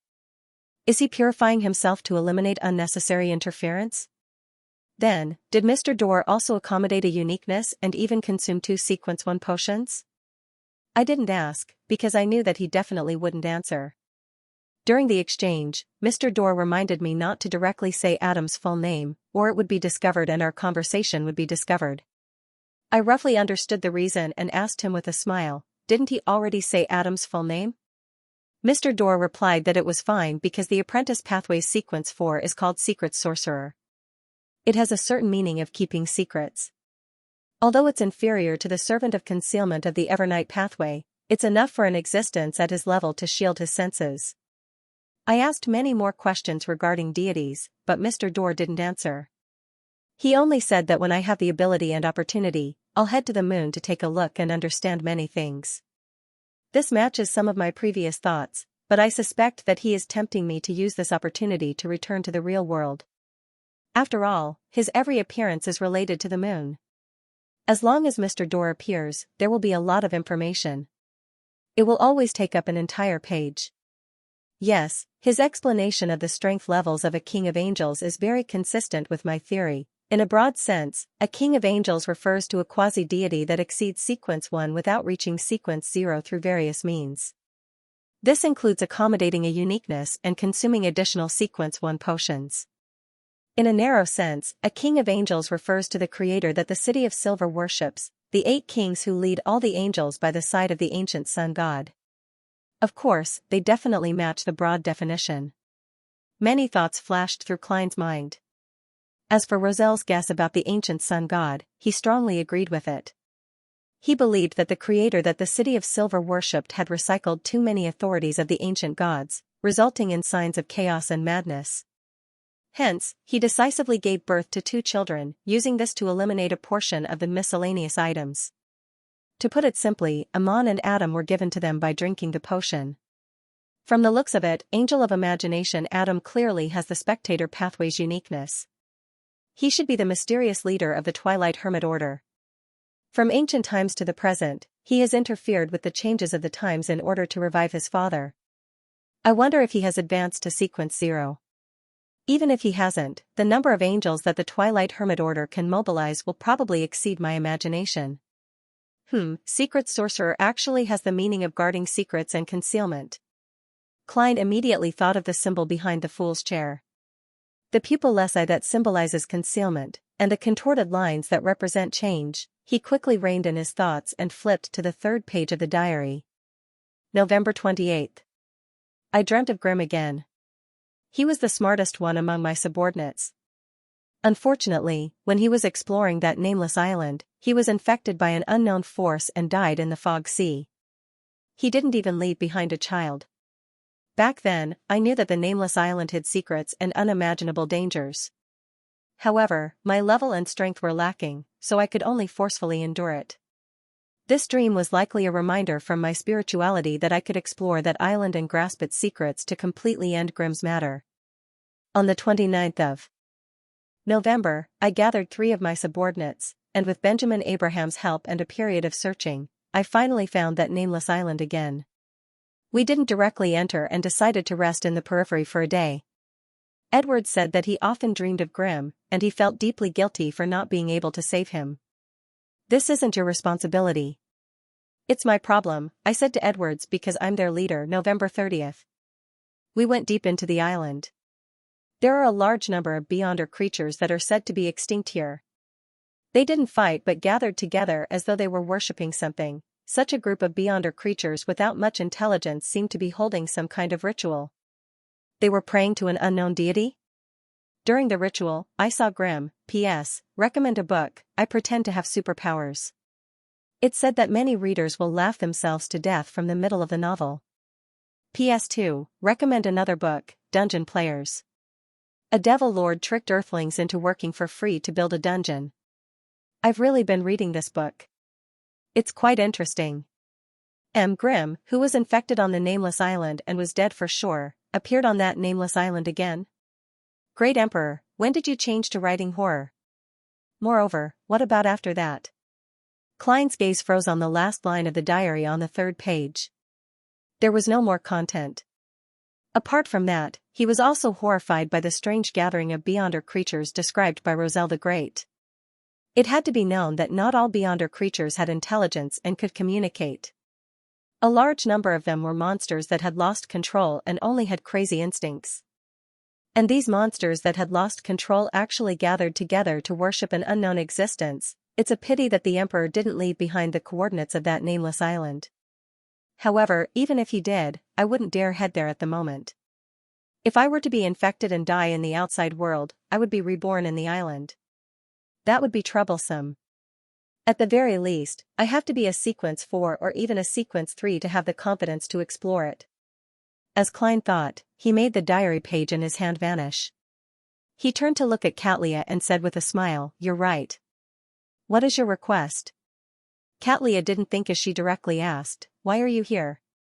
"Honorable Mr. Fool, I wish to know if Roselle the Great has ever joined a very secretive and ancient organization." "Extremely secretive and ancient. Twilight Hermit Order? Roselle the Great used to be one of their members?" Audrey suddenly recalled the organization that Mr. Fool had mentioned. The hanging man Alger also recalled the corresponding matter. He remembered that when Miss Justice described the Desire Apostle incident in Bakeland, she had mentioned a mysterious organization. Back then, Mr. Fool had told the members not to mention the organization's name in the outside world, because any mention of it will be known. Such an organization does match Roselle the Great's level. Alger nodded in his heart. The Fool Klein thought of something else. Queen Mystic's experience in selecting diary entries was vague. She was unable to accurately ask questions based on the content provided. This also meant that there was a high chance that she only knew that a particular diary entry was very important and contained key information. Or, she could determine Roselle's emotions from the handwriting. As for Ma'am Hermit's question, it wasn't difficult for him at all. He smiled. Yes. At the same time, he silently reminded himself, in the future, I'll have to be wary of Queen Mystic's problems that have nothing to do with the contents of the diary entries. Thankfully, I've read quite a number of Roselle's diary entries. I have a rather good understanding of the Emperor. After saying that, he didn't add anything else. It's your turn. He didn't directly say Twilight Hermit Order because he wanted to answer the question again next time. Xianxia bowed to express her gratitude before looking at the magicians. I want clues about the direct descendants of the House of Abraham. 1,000 pounds. She didn't feel any psychological burden when she made the offer, because Queen Mystic would definitely compensate her accordingly. Why did she look at me directly? She already knows that my teacher is a member of the House of Abraham? Magician's Furs was first alarmed before she found it unsurprising. This was because this matter wasn't a secret to the tarot members apart from Ma'am Hermit. It was normal for them to mention it when completing a transaction with Ma'am Hermit. Although 1,000 pounds was very tempting, Furs had no intention of betraying her teacher's information. The number of people who had sincerely treated her well in her life could be counted on one hand. Therefore, she cherished such feelings very much. After some deliberation, Magician's Furs said, "Why are you looking for them? Why are you looking for them? If you can provide a reason, I can pass it on to them. As for whether there will be any subsequent developments, it will depend on their wishes. I can't be sure. Indeed, she looks ordinary, but she actually hides many secrets. She's a very careful and meticulous lady." Xianxia sighed inwardly as she nodded gently. "That's very reasonable. I'm looking for a direct descendant of the House of Abraham in hopes of obtaining information on Mr. Dorr. Pass this to them and see if there's a chance of cooperation." "Yes, it's just passing the message. I will also pay you 350 pounds in cash. If they are willing to engage, there will be another 650 pounds. Furs held back for a full second before replying, "Yes. Deal." After saying that, she pondered over the hidden meaning in Ma'am Hermit's words. Mr. Dorr has something to do with the House of Abraham? That's right. My bracelet came from Mrs. Elisa. It belongs to the House of Abraham. Teacher doesn't know that I already know that he's a member of the House of Abraham. I can only casually mention it in the letter, saying that at a particular gathering, I heard that someone was looking for a direct descendant of the House of Abraham and that it involves Mr. Dorr. I wonder how teacher will react. At this moment, Miss Justice was sincerely happy for her friend, feeling that she had finally escaped the predicament of bankruptcy. Furs is already sequence 7. She's about to catch up to me. I have to strive to become a hypnotist as soon as possible. As she thought of this, her eyes flickered as she looked at the members of the tarot, hoping to find clues to the fruit of the illusory chime tree. Miss Justice's gaze is truly irresistible. Magician's Furs lowered her head in embarrassment. This was because there hadn't been any clues regarding the fruit of the illusory chime tree in her circles. On the other side, Alger pondered for 2 seconds before saying, "That's right. I have a lead, but it will be at least 2 weeks before I can get it. He did have a lead. A long time ago, he and Xianxia had discovered an illusory chime tree when they ventured deep into the primitive island. However, due to his lack of strength, he didn't attempt to approach it. And now, he had hopes of advancing to Sequence 5, so he naturally didn't wish to let go of the opportunity to earn money. After all, he still owed Admiral of Stars the information fee. The reason why he mentioned it now was because it was a declaration of sovereignty in a certain sense. When the time came, he would explore it with the world. It was best to clarify what they wanted ahead of time to prevent any conflicts from arising. Of course, this way, when dealing with the illusory chime tree, there was a high chance that the world, German Sparrow, would stand by the side and not provide any help. No problem. Audrey was delighted. She didn't even ask about the price. She was already considering finding an excuse to buy it directly from Psychological Alchemy when she returned to Bakeland in June. After the 2 transactions were over, the members temporarily didn't have any other requests.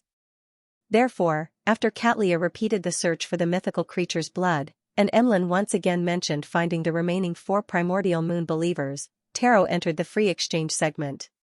Sun automatically said, "I've already become a notary." "I've already become a notary. There's no need to tell us that." The hanging man had the urge to cover his face, but he still replied calmly, "Although a notary's physique will be greatly enhanced, it's still more of a support role."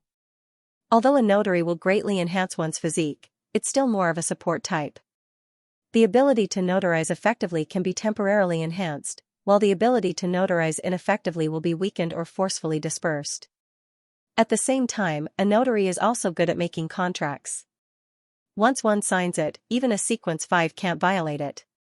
Even a Sequence 4 demigod would have to pay a sizable price to violate it. As a member of the Church of the Storm, understanding the advantages and disadvantages of the Sun pathway was a basic skill. Therefore, Alger explained the exact situation to Little Sun in detail and reminded him to choose a mystical item that was good at controlling the target. If there wasn't one, choose one with strong offensive strength. "Thank you, Mr. the Hanging Man," Sun sincerely thanked him. In his heart, in the entire tarot, the greatest and most revered was Mr. Fool, the most admirable and yearning was Mr. World, and the most reliable, kindest was undoubtedly the wise Mr. the Hanging Man. At this moment, Emlyn thought to himself, "This fellow has actually reached my level. No, I can't let him surpass me. I have to complete the hunt as soon as possible and obtain the reward." He thought for a few seconds, and after obtaining Mr. Fool's approval, he conjured the moon doll that resembled a wooden stake. "Ladies and gentlemen, do any of you know what it is?"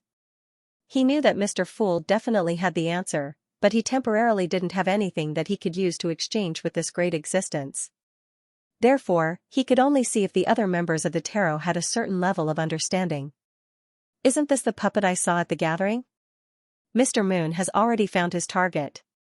Magician's Furs was equally curious as she waited for someone to give her an answer. Katlia carefully examined it and slowly frowned. "This should be a moon emissary. It's a beyonder item created by the primordial moon believers through centuries of bloody rituals. It's said that it has been infused with divine powers. Every one of them possesses unimaginable terror. Where did you obtain it? It's very dangerous. It's best to leave it to the upper echelons of the sanguine." Emlyn changed his sitting posture and chuckled. "I encountered it when I was hunting that primordial moon believer. He's already dead, and I'm still alive. Mr. Moon's flaunting is really obvious at a glance." Senior spectator Audrey chuckled inwardly. Katlia was taken aback as she deliberately asked without any concealment, "How did you do it?" "How did you do it?" "The upper echelons of the sanguine provided help?" Emlyn opened his mouth, but he was at a loss for words.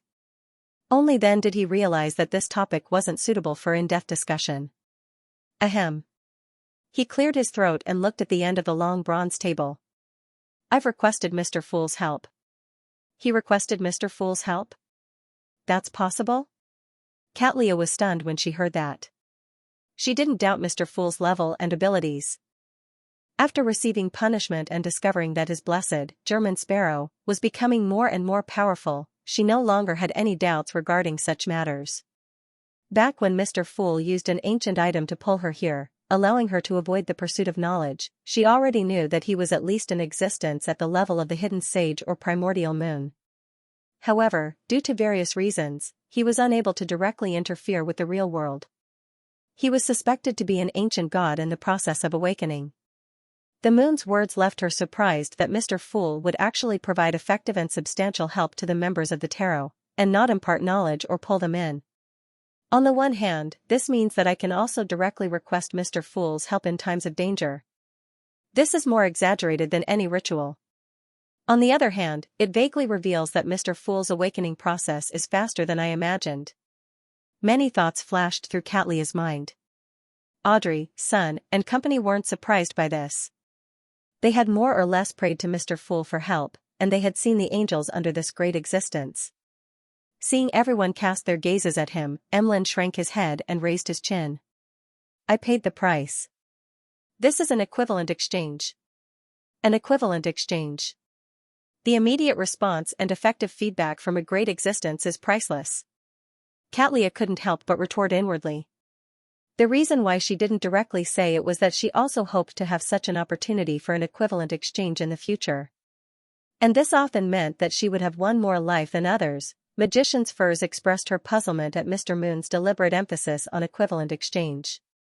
Those who had prayed to Mr. Fool for help had all provided corresponding rewards. Mr. Moon really is a person who cares about his reputation. No, a sanguine. Audrey seriously evaluated Emlyn's momentary emotional changes. As the exchange continued, the tarot gathering slowly came to an end. After returning to the City of Silver, Sun first seriously memorized the pros and cons of a notary given by Mr. the Hanging Man. Then, he headed to the Twin Towers in the north of the city to choose a mystical item. He hadn't done it before because his condition wasn't stable after his advancement. He was worried that he would lose control when he came into contact with a mystical item. Inside the spire, Derek Berg, who had completed the process, raised his request.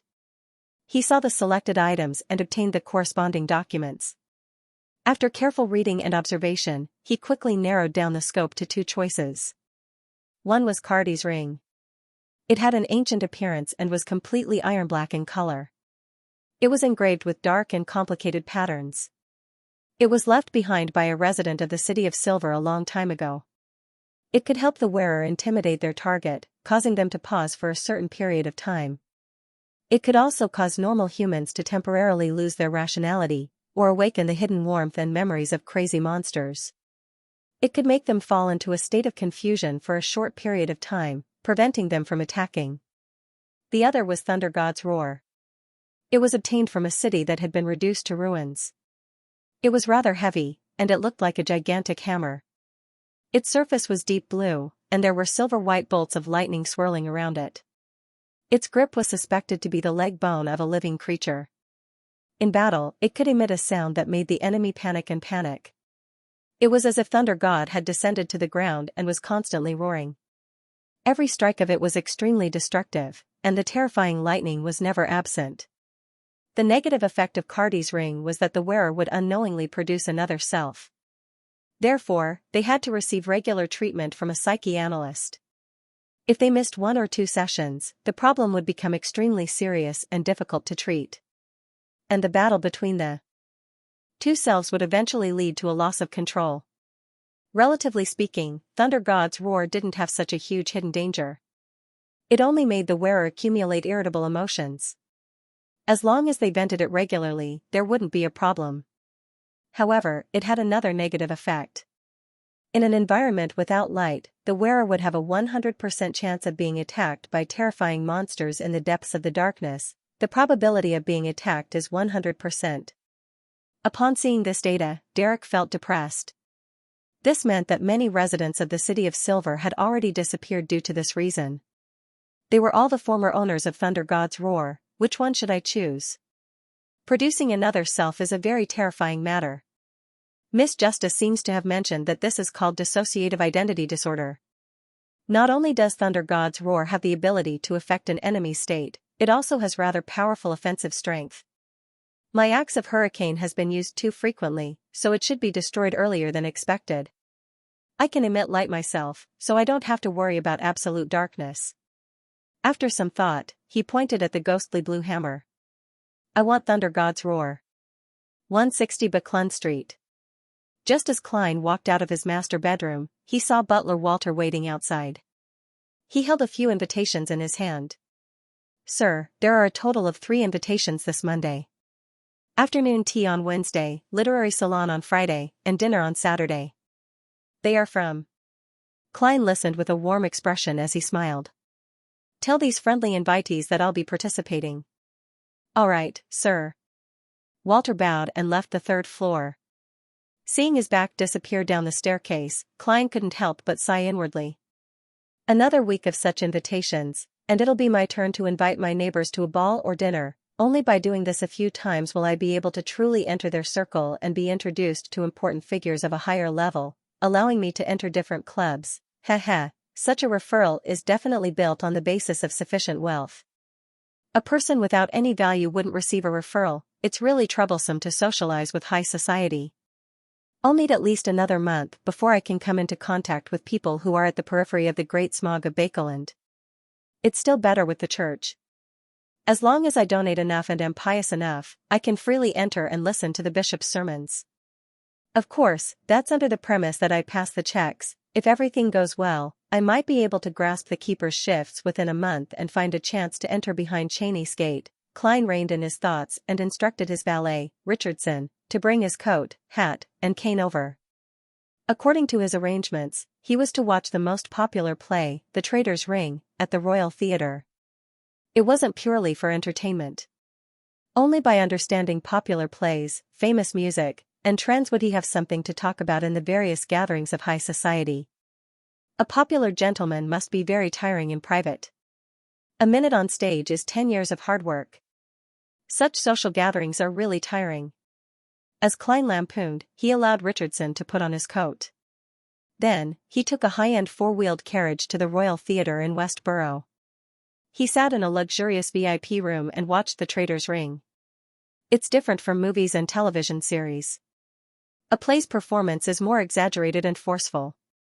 Yes, this is determined by the performance environment. The story isn't bad, but why do I find it a little familiar? Don't tell me that the original author is Roselle the Great. These people should be famous actors. The newspapers have mentioned them before. It's said that they're very popular. It's a little like celebrities from the internet era on Earth. As long as I participate in gatherings of high society, I'll definitely have a chance of meeting them. As Klein watched the play, he habitually lampooned inwardly. Sherwood Borough, at the ticket office of a large theater. Finally, it was Melissa's turn. She took out notes and copper coins and pushed them into the window. The Traitor's Ring, Sunday at 3 in the afternoon. 2 tickets.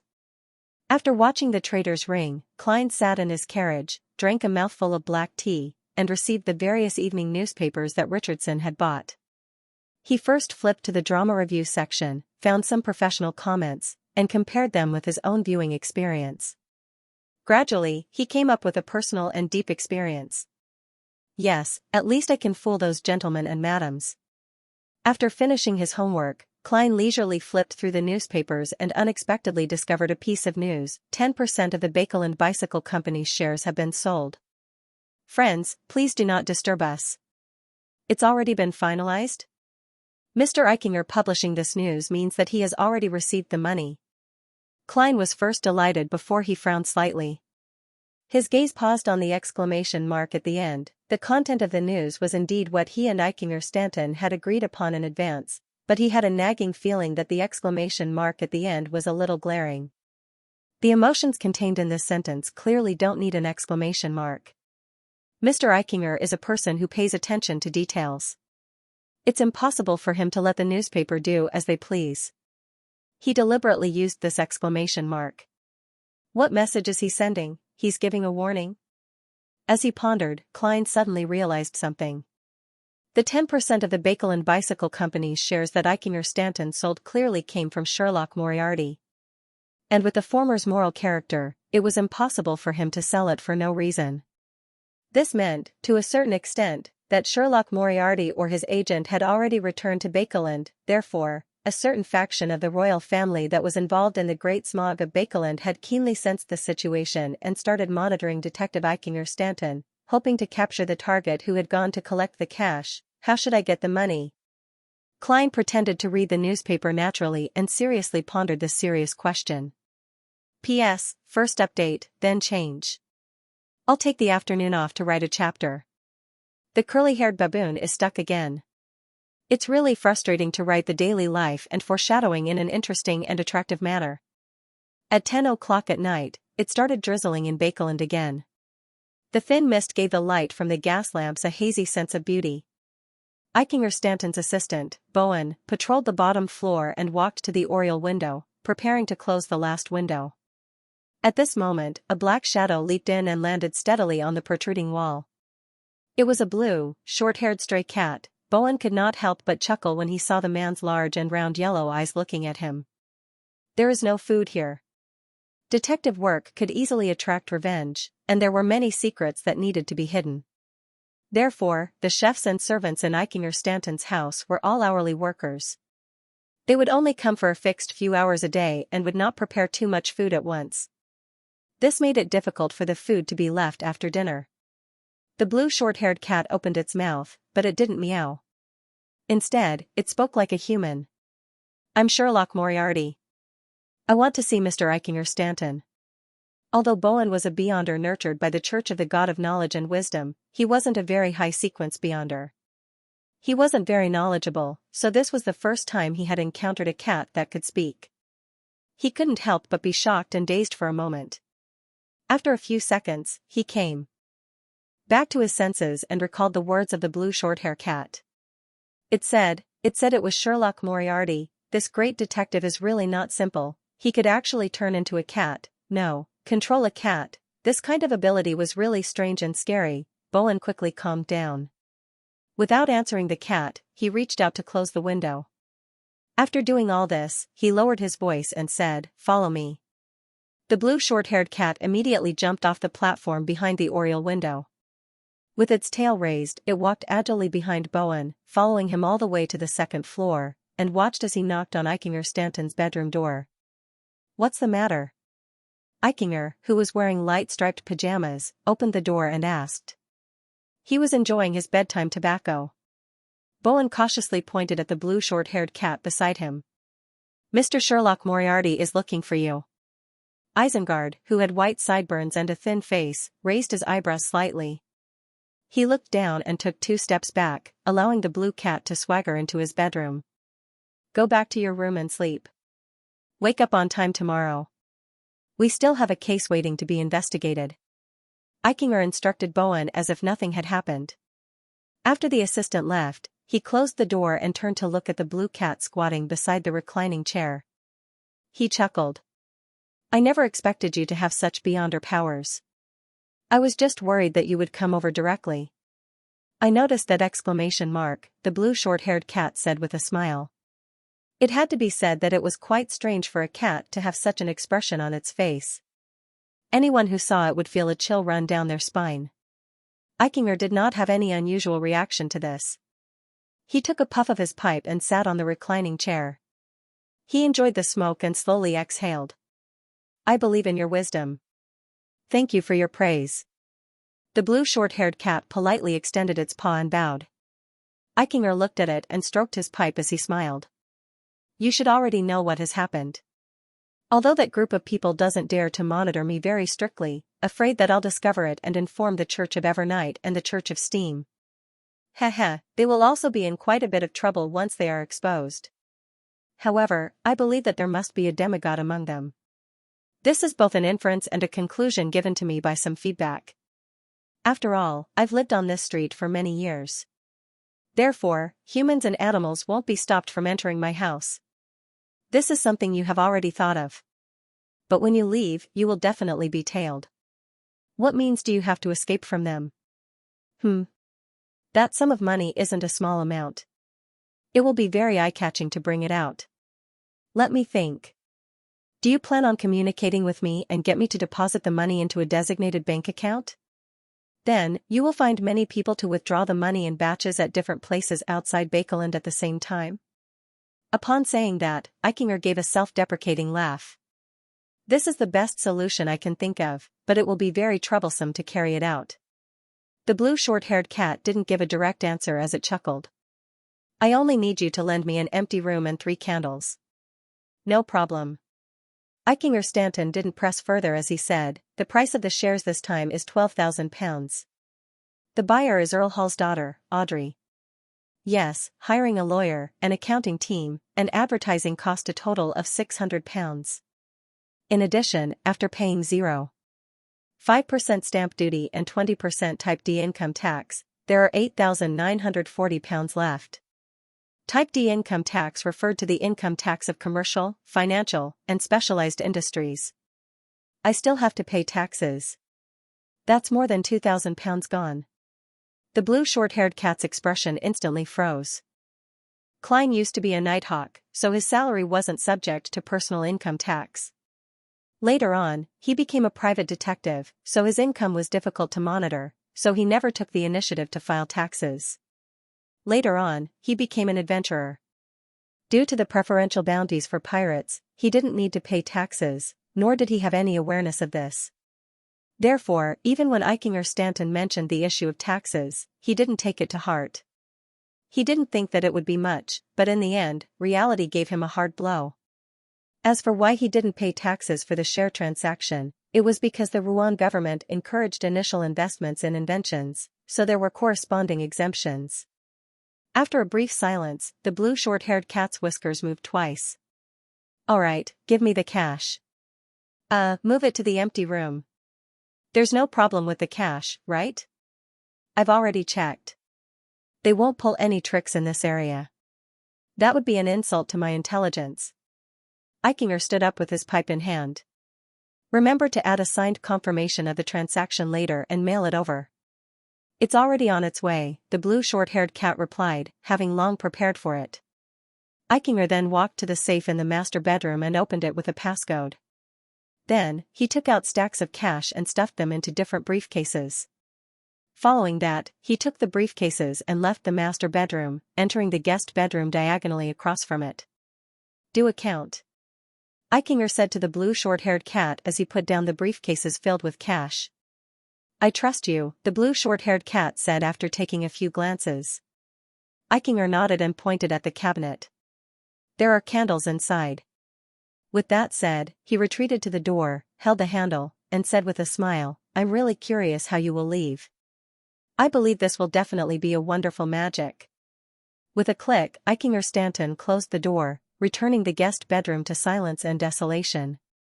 A figure wearing a dark red coat and an old triangular hat quickly appeared beside the blue short-haired cat. It was none other than Klein's marionette, Wraith Seigneur. He took out some candles and quickly set up a simple altar. He skipped all the prerequisites and chanted in the Elvish language in a low voice. He skipped all the steps and directly chanted in Elvish, the blessed of the sea and spirit world, the protector of the Rorstad archipelago, the ruler of the undersea creatures, the controller of tsunamis and storms, the great Cavituous. Your loyal servant prays for your attention. I pray that you accept his offerings. I pray that you open the door to your kingdom. The sound of the wind inside the wall of spirituality suddenly turned intense.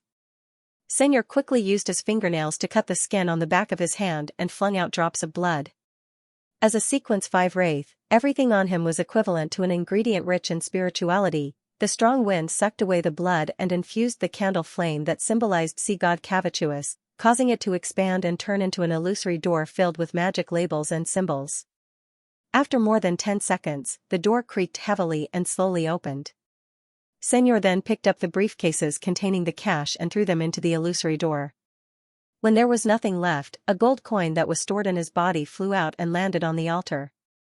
The wraith's figure then disappeared, projecting onto the smooth part of the gold coin. The gold coin flew up in a wobbly manner, following the briefcase in front of it, and entered the illusory door of sacrifice. Without a sound, the mysterious door closed, and the 3 candles returned to normal. At this moment, the blue short-haired cat seemed to find itself. It looked left and right in a daze and meowed. After a while, Eichinger opened the door and entered. He discovered that the briefcases containing the cash had all disappeared, leaving only the 3 candles burning quietly. Only the blue short-haired cat was left warily arching its back. As he stared at this scene, a rental carriage drove past at an unhurried pace at a fork on the other side of the street. On the same night, in a building in Sherwood Borough, Xiao braved the drizzle and returned home. As she dried her hair with a towel, she said to Furs, "Your letter has been sent. Your letter has been sent." Furs tersely acknowledged as she secretly guessed when her teacher would reply. At this moment, Xiao put down the towel and casually said, "There's news about Mr. X's party. It's the same place as before, Friday night." "Very good, I can tell Mr. World. I wonder how much I'll need to pay." Furz's eyes lit up when she heard that. Before she could ask for details, Xiao had already added, "Mr. X also gave a mission that's said to pay very handsomely. Mr. X also gave you a mission that is said to be very rewarding. Yes, tell him about the people you know who have abnormal luck." "People with abnormal luck?" Furs muttered in puzzlement. Is there something wrong with this gentleman's brain? Who would divulge the situation around them at such a gathering? It'll make it easy for others to discover their true identity. Who knows? Perhaps he really is a lunatic. Xiao didn't know anyone with abnormal luck, so she replied indifferently. Furs thought carefully for a moment, but she still couldn't figure out the true purpose of the mission. All she could do was throw it to the back of her mind. She planned on praying to Mr. Fool when Xiao went to take a shower and pass the corresponding information to the world, German Sparrow. Divine Emperor of the Nine Heavens, Mr. X is searching for people with abnormal luck? Above the gray fog, Klein pondered over the information provided by Miss Magicians in an attempt to analyze it for any useful information. After thinking for a while, he decided to think from a different angle due to his lack of inspiration. It was to recall the people around him who had abnormal luck to see if there was any internal connection. The Fog Sea's strongest hunter, Anderson Hood, counts as one. Dr. Alan Series counts as another. They were all affected by one of the snakes of fate. Angel of Fate Ouroboros is one of the founders of Rose Redemption. This secret organization supports and believes in the true creator. The Aurora Order is equivalent to the Church of the True Creator. A series of situations surfaced in Klein's mind as he quickly came to a conclusion. This is the Angel of Fate Ouroboros searching for the Snake of Mercury, Septon. He is driving the members of the Aurora Order to help him find the Snake of Mercury, Septon, and this means that behind Mr. X, there's a king of angels somewhere in Bakeland. Under such circumstances, assassinating Mr. X is equivalent to sending myself to my death. It's no wonder that Mr. X doesn't care about how special Bakeland is. The official factions will at most believe that he has a saint backing him. Yes, in the official files, there are only 5 saints in the upper echelons of the Aurora Order. If that's the case, I'll make the wrong response. After Klein came to a conclusion, his first thought was to reject Miss Magician's request and warn her not to provoke Mr. X. If it wasn't for the fact that making a report would implicate the Snake of Mercury, Septon, and the Beyonder dossier of the Church of the Evernight Goddess clearly recorded Dr. Alan Series' luck, Klein would have gotten Miss Magicians to report the Angel of Fate Ouroboros and Mr. X to a particular church. He calmly pondered for a few seconds before conjuring the world German Sparrow and making him pray in the gray fog. That's right. I'll confirm the situation and give you an answer tomorrow. He didn't reject it directly because he planned on asking the Snake of Mercury, Septon. Then, he returned to the world of reality. He carefully took out the paper crane that had become very fragile from the interlayer of his wallet and gently unfolded it. Klein was not in a hurry to write down the content. Instead, he first thought about what questions he needed to ask and carefully wrote a mental draft. Then, he took out a pencil and sharpened it with a knife. After flexing his muscles, Klein wrote, "The members of the Aurora Order are looking for people with abnormal luck. I wonder if you know how to use worms of time to create charms? Is your umbilical cord blood considered the blood of a mythical creature? If it does, and I want a drop, what price do I have to pay?" Klein originally wanted to ask Septon how he was able to maintain his rationality. After all, the church's information didn't indicate that they publicly worshipped the Snake of Fate.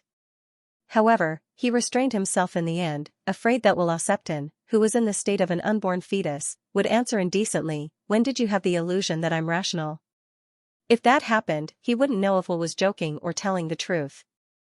Yes, although there aren't any organizations that believe in the snake of fate, there are still existences similar to the god of luck in certain areas. It's considered a traditional custom. Perhaps they are Weloseptins or Ouroboros' avatars.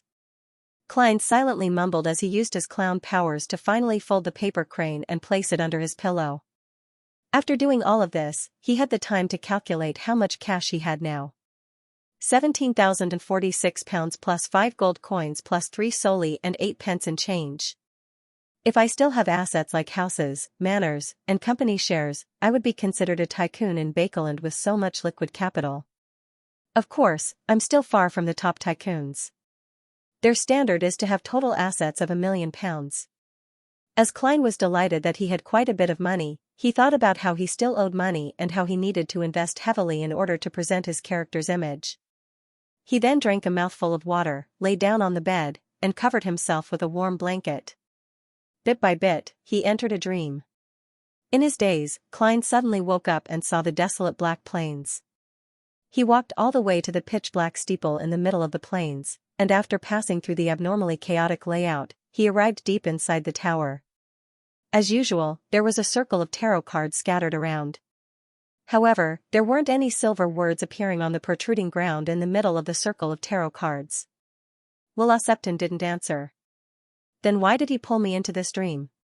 Amidst his puzzlement, Klein suddenly saw a black pram slide out from the shadows.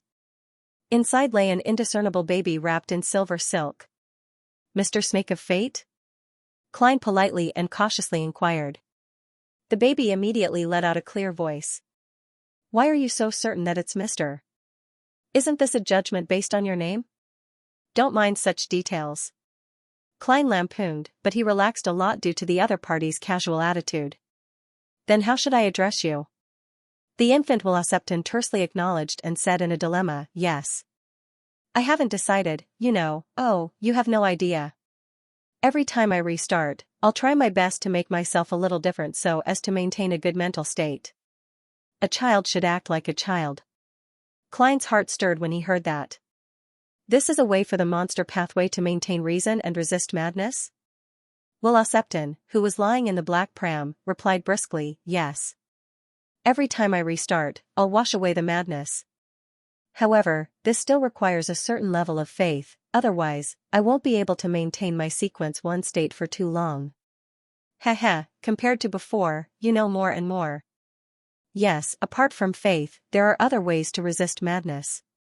However, reboot is clearly an ability unique to the monster. Pathway sequence 1 Snake of Fate. Other Beyonder pathways are unable to mimic it. Does Mr. Aztec's constant loss of memories and constant recovery have such implications? Klein nodded in thought and seized the time to ask, I suspect that Ouroboros is looking for you through the Aurora Order members. Weloseptin sneered. I've been playing hide-and-seek with him for a very long time. He isn't good at such matters. It can be seen that he doesn't have a childhood. Every time he reboots, he grows up beside the true creator. He lacks the experience of different mental states at different stages. This causes him to be crazy at times.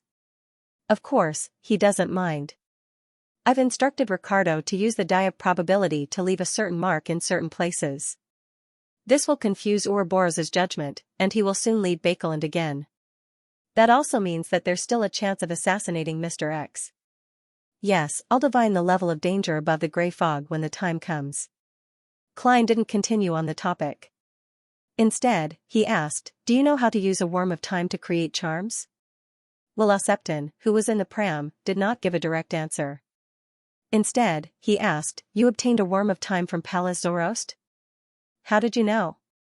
Klein was taken aback for 2 seconds before returning with a question. He wasn't surprised that Will could tell the origins of the worm of time. After all, there weren't many Marauder pathway demigods who could use such an item to create an avatar. What he was curious about was why the Snake of Mercury didn't guess that Blasphemer Amon had also left behind a worm of time. Weloseptin laughed. Palace Zoroast's condition isn't right. He's parasitizing your former colleague. Right, your former colleague was investigating Sherlock Moriarty's matter and entered my house in the middle of the night. I sensed something wrong with him and gave him a short period of bad luck, giving him a chance to encounter the other demigods hiding in Bakeland. And when he was in danger, Pallas Zoros took action. Haha, actually, it doesn't matter if he doesn't take action. It's just a prank. I'll make your former colleague sufficiently lucky at the critical moment. Leonard was investigating Sherlock Moriarty?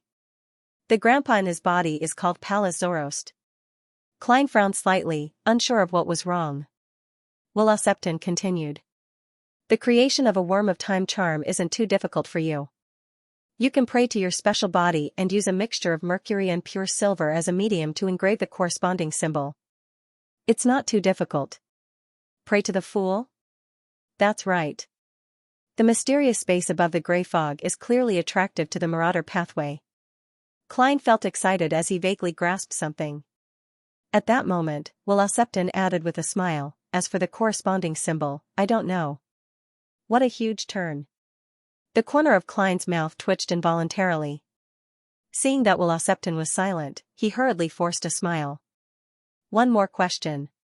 Your umbilical cord blood. Before he could finish, Will Septon suddenly opened his mouth and spoke. Wow. He began to cry like a real baby. Speak properly. Klein froze in place. If he hadn't confirmed it, he would have really suspected if the person in front of him was a Sequence 1 existence or if he was the chairman of the Life School of Thought. All right.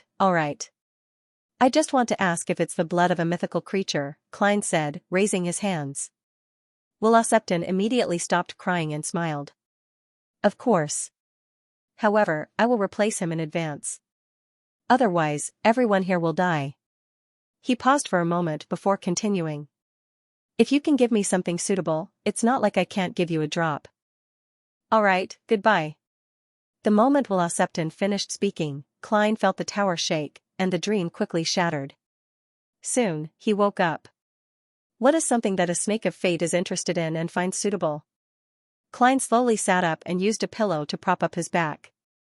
After some thought, he decided not to consider the matter for now. After all, there was still more than a month before Will Septon's birth. Furthermore, he could still throw this problem to Catlia or Queen Mystic Bernadette, who backed her, and let them fret over it. Of course, Klein didn't eliminate the possibility that Will Septon would have a sudden whimsical decision to give birth prematurely. He slowly turned his attention to the creation of a worm of time charm. According to Snake of Fate Will Septon, he fulfilled almost all the requirements and was just short of a corresponding symbol. Praying to the Fool and borrowing the powers of the mysterious space above the gray fog. I wonder if the corresponding symbol of the Marauder pathway will work. Even if it does, I don't know. Unless I can pull a Marauder above the gray fog and make the corresponding high-back chair produce a pattern. As Klein pondered over the details, he suddenly had an idea. In that case, perhaps I can try the symbol behind the Fool's chair, half of the pupillesi that represented concealment and the other half of the contorted lines that represented change formed a special symbol. I wonder if it's useful. Divination can't be done by elimination, but I can predict if the attempt will be successful. Besides, even if it fails, it shouldn't be a problem. After all, I'm praying to myself.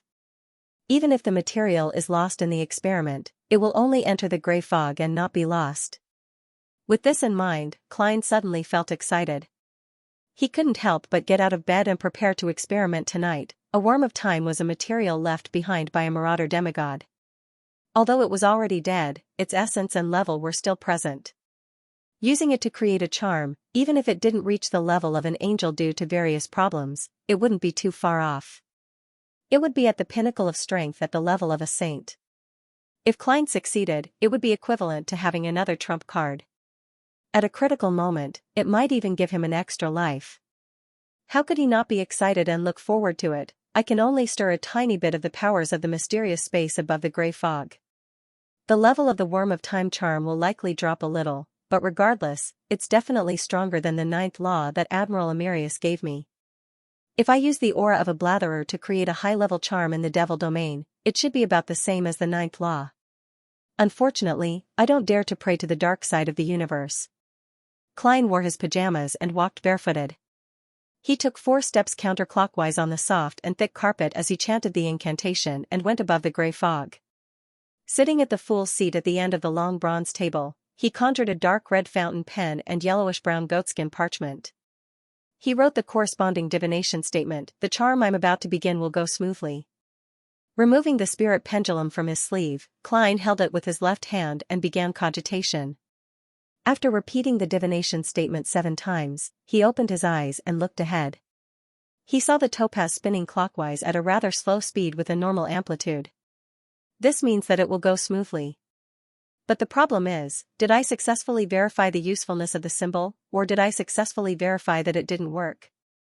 As a veteran seer, Klein attempted to interpret the revelation, but he was unable to obtain a definite answer. With regards to this, he could only decide to experiment, because he couldn't eliminate any errors without doing so. Right on the heels of that, Klein wrote a new divination statement: "The assassination of Mr. X this Friday will be dangerous." This time, the topaz pendulum continued spinning clockwise, but the speed was faster and the amplitude was greater. There's quite a bit of danger, but it's not to the point of involving a demigod, much less a king of angels. If it really involves an existence at that level, he will definitely be able to sense my divination and resist it. From the looks of it, the angel of fate Ouroboros will soon be lured out of Bakeland. This means that the danger is mostly concentrated on Mr. X and his subordinates. It's something I can handle. As long as I don't make any mistakes, the chances are very high. Klein made a judgment, put down the pen and paper, and returned to the real world. As a mysticism expert who often created charms, he didn't lack any common materials. He immediately took out a candle and lit it on the desk. Following that, under the glow of dusk, he set up a simple altar and used a carving knife to carve out the compound symbol representing the Fool on the silver sheet. As Klein didn't know what numinous digit corresponded to the Fool or what magical label there was, he could only make the front and back sides be the same. According to the books of charms he had read, this also satisfied the rules of mysticism, but the corresponding power would be reduced, and the chances of failure would be increased. This was because the existence he prayed to would easily think that he wasn't pious or respectful enough. Of course, this wasn't a problem for Klein. He wouldn't despise himself.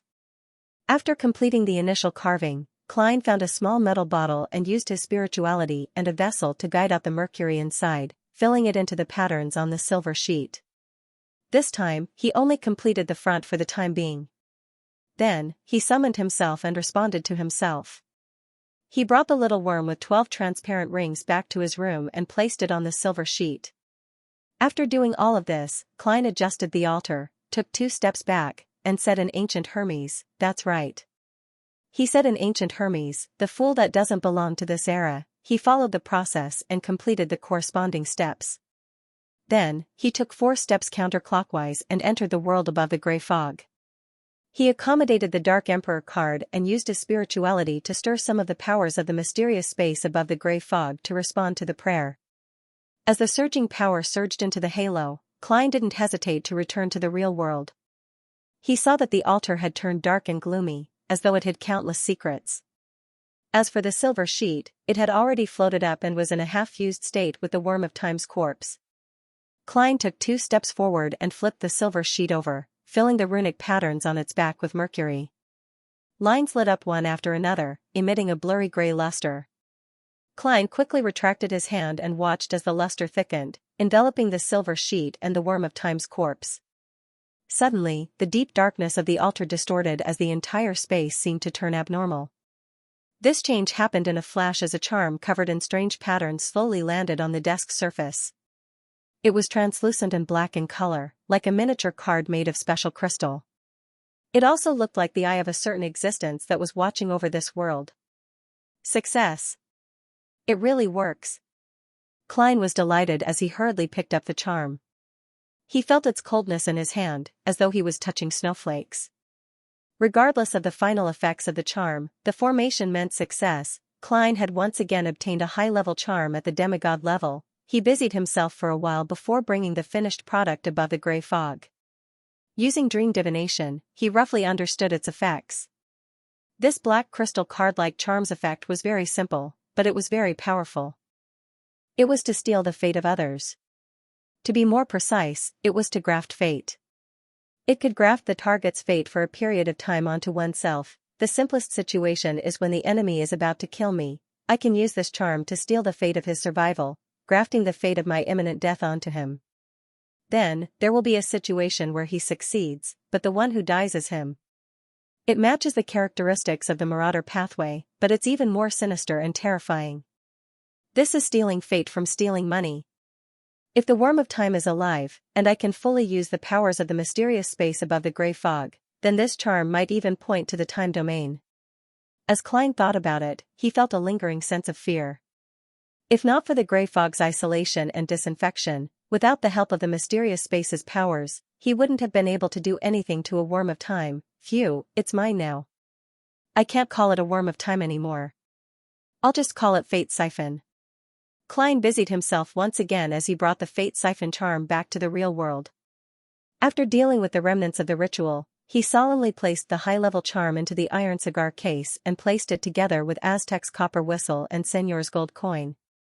Then, he used a wall of spirituality to seal and isolate it. In a good mood, Klein instantly lost his sleepiness. He drew the curtains slightly, allowing the crimson moonlight to shine in, illuminating the room with peace and tranquility. While enjoying the scenery, he suddenly saw a figure sneak out of Member of Parliament Mock's house and approach him through the shadows. It was none other than Hazel Mock. She had once again arrived at the sewer's entrance, moved the manhole cover, and climbed down without forgetting to restore it. Why is she always running into the sewers? It's unlikely that she's heading to another zone to act as a superhero like the mysterious world. After all, it's less than an hour each time. Unless she has extremely powerful intelligence, it's very difficult to accomplish anything. Besides, it's very easy for her to be captured by the official organizations. Combined with the scenes shown by Erodes, it's more likely that she's searching for something. It's very easy for me to encounter danger if I keep exploring the sewers like this. Klein stood behind a gap in the curtains as he observed the various things he discovered under the silent night. He didn't attempt to warn Hazel, nor did he directly use a wraith to possess her to make her understand the dangers of the Beyonder world. Firstly, this was because his judgment of Hazel's lack of understanding of mysticism and her strong sense of superiority was biased. He was temporarily unable to be certain. Secondly, he didn't know why she had Beyonder powers and mystical items. Giving her a warning out of goodwill to repay her for her previous kindness would easily attract unnecessary attention or even trouble. After enjoying the night's peace, Klein returned to bed and slept all the way until dawn. Before Richardson came in, he had transformed into Gehrman Sparrow and prayed to the Fool, "I'm sorry. I can take on this mission, but regardless of whether it succeeds or not, I want that bracelet of yours and a stone, as well as the rights to use that spellbook for a period of time. If it succeeds, all the spoils of war will be mine. You can only take the target's head. If there's a need, you will have to provide assistance. A stone from the bracelet and the right to use Laymanos travels for a period of time? How does he know that I have these two items? I don't recall mentioning it on the tarot." After hearing the World German Sparrow's reply, Furs was surprised and shocked. It was as though all her secrets had been seen through. She tensed up as she quickly recalled where she had slipped up. "Apart from Teacher, Zio, and Mr. Fool, no one knows that I have these two items. It's especially so for Laymanos travels. I haven't used it much." Mr. Fool. Mr. World's behavior on the tarot was rather odd. He never submitted Roselda Great's diary. He doesn't seem to put in any effort or worry about it. He has a deep connection with Mr. Fool, and he obtained the corresponding information from him? A believer or a blessed? First thought carefully for a moment and vaguely grasped something. She wasn't as horrified as before. Only at this point did she have the energy to consider if the World German Sparrow's request was acceptable. To Furs, such a price was too cheap. It was less than she had expected and more reasonable. As a Beyonder who often stayed at home to write and rest, lending Laymanos travels for a period of time didn't affect her safety or usage at all. As for the bracelet that could help her traverse the spirit world and the two stones, giving one to the World German Sparrow wouldn't make her completely lose her trump card. The only problem is that Mr. World seems to only be willing to make one attempt. If he fails, he will still ask for the payment. With the risk he needs to bear, that's normal. I originally thought that I would need to help him do quite a bit and exchange the trader's head from Teacher to repay the debt. First thought for a few seconds before praying to Mr. Fool. Please tell Mr. World that I accept his conditions and will do my best to cooperate with his actions. She had originally wanted to remind the World German Sparrow that using the stone would result in the repercussions of the full moon ravings, but she immediately realized that only Beyonders of the apprentice pathway would receive such treatment.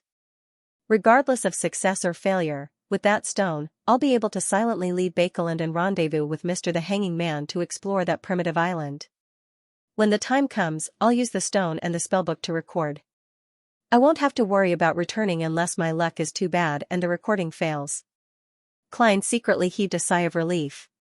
He opened the door and got his valet, Richardson, to help him tidy up his clothes. Sir, after breakfast, your scheduled itinerary is to visit the royal family's collection exhibition at the Royal Museum. As Richardson helped his employer put on his coat, he informed him of the day's arrangements. As Don Dante's social dance progress was extremely fast, the etiquette classes in the morning were reduced from 5 to 3 a week. This allowed him to have extra time to do other things. And such an exhibition would definitely become a hot topic of discussion in high society. It wouldn't look good if he didn't visit it personally. As for going to St. Samuel Cathedral to listen to the bishop's sermon, Klein had also consciously reduced the frequency. This wasn't because he needed to donate dozens of pounds every time, but because he was worried that after the initial novelty period, going too often would arouse suspicion. Being natural and reasonable were the core elements of his plan. He planned on randomly choosing 2 out of the remaining 6 days apart from Sunday. He wanted to accumulate intelligence over a longer period of time and figure out the pattern. There's no rush. I can't wait any longer, Klein said to his valet with a smile as he looked at his outstanding bearing in the mirror. Upon thinking of St. Samuel Cathedral and the Church of Evernight, he naturally thought of Leonard Mitchell's secret investigation of Sherlock Moriarty. He didn't understand what the other party was suspecting. Was it Emlyn White's purchase of Tinder that made Leonard decide to investigate the people around him, or was it the faint figure of the detective in Capham's case and Lenevis's case that made the Red Gloves in charge of the investigation sense something? Or is it a combination of both? Klein thought about the traces he had left behind and had a general guess. He wasn't afraid that Sherlock Moriarty would be placed on the wanted list of the Church of Evernight and have a bounty placed on him. After all, apart from contacting a few acquaintances, the great detective wouldn't appear again. What he was worried about was people discovering that the early Sherlock Moriarty resembled Klein Moretti, and from there, they would be able to track down the deceased former Nighthawk. In fact, even if they discover me, it's nothing. I'm no longer the clown or magicians from back then. There aren't just 1 or 2 demigods who want to find me. Even if the high-ranking deacons of the church are added, the problem wouldn't change qualitatively. Besides, Banson and Melissa are truly ordinary people. The church definitely won't implicate them or disturb their lives. I wonder if they will take back the pension. Probably not. There's no way to explain it to ordinary people. Klein didn't fret over his debts. This was also the reason why he was so calm when he heard the Snake of Mercury, Will Septon, point out his identity as Klein Moretti. How could a Sequence 1 angel who had interacted with Sherlock Moriarty a long time ago, and who was adept at destiny-related powers, not be able to discover where the great detective came from? Even with the grey fog in the way, interfering with many details, Will Septon would definitely know that Sherlock Moriarty came from Tingen. And back in Tingen, Klein had interacted with a youth of the monster pathway, Ade Missile, causing his eyes to bleed. As long as the Snake of Fate Will Septon grasped this information and made a comparison, the answer would be obvious. If Leonard were to really discover Sherlock Moriarty's hidden identity, I wonder what kind of expression he would have. Klein gave a self-deprecating laugh and walked out of the master bedroom. He went down to the 2nd floor and enjoyed the breakfast that his chef had meticulously prepared. Westboro, 2 Kings Avenue, Royal Museum. Klein led butler Walter and his valet, Richardson, through the ticketing booth and entered. This exhibition was organized by the Rouen royal family. They brought all kinds of historical collections from the founding of the country to the outside world for the public to view and understand, so as to raise the respect and recognition the citizens had for the royal family. As a graduate with a degree in history, Klein was rather interested in this exhibition. Many of the events that he was very familiar with had their corresponding items here. From another angle, it made one immersed in the long and fascinating past. What surprised Klein was that Walter had a deep understanding of most of the exhibits. He introduced them to Don Dantes in great detail. As expected of someone from a noble family. Klein nodded to himself. As they walked and listened, the trio constantly encountered other visitors. The entire exhibition hall was quiet and orderly, with only murmurs.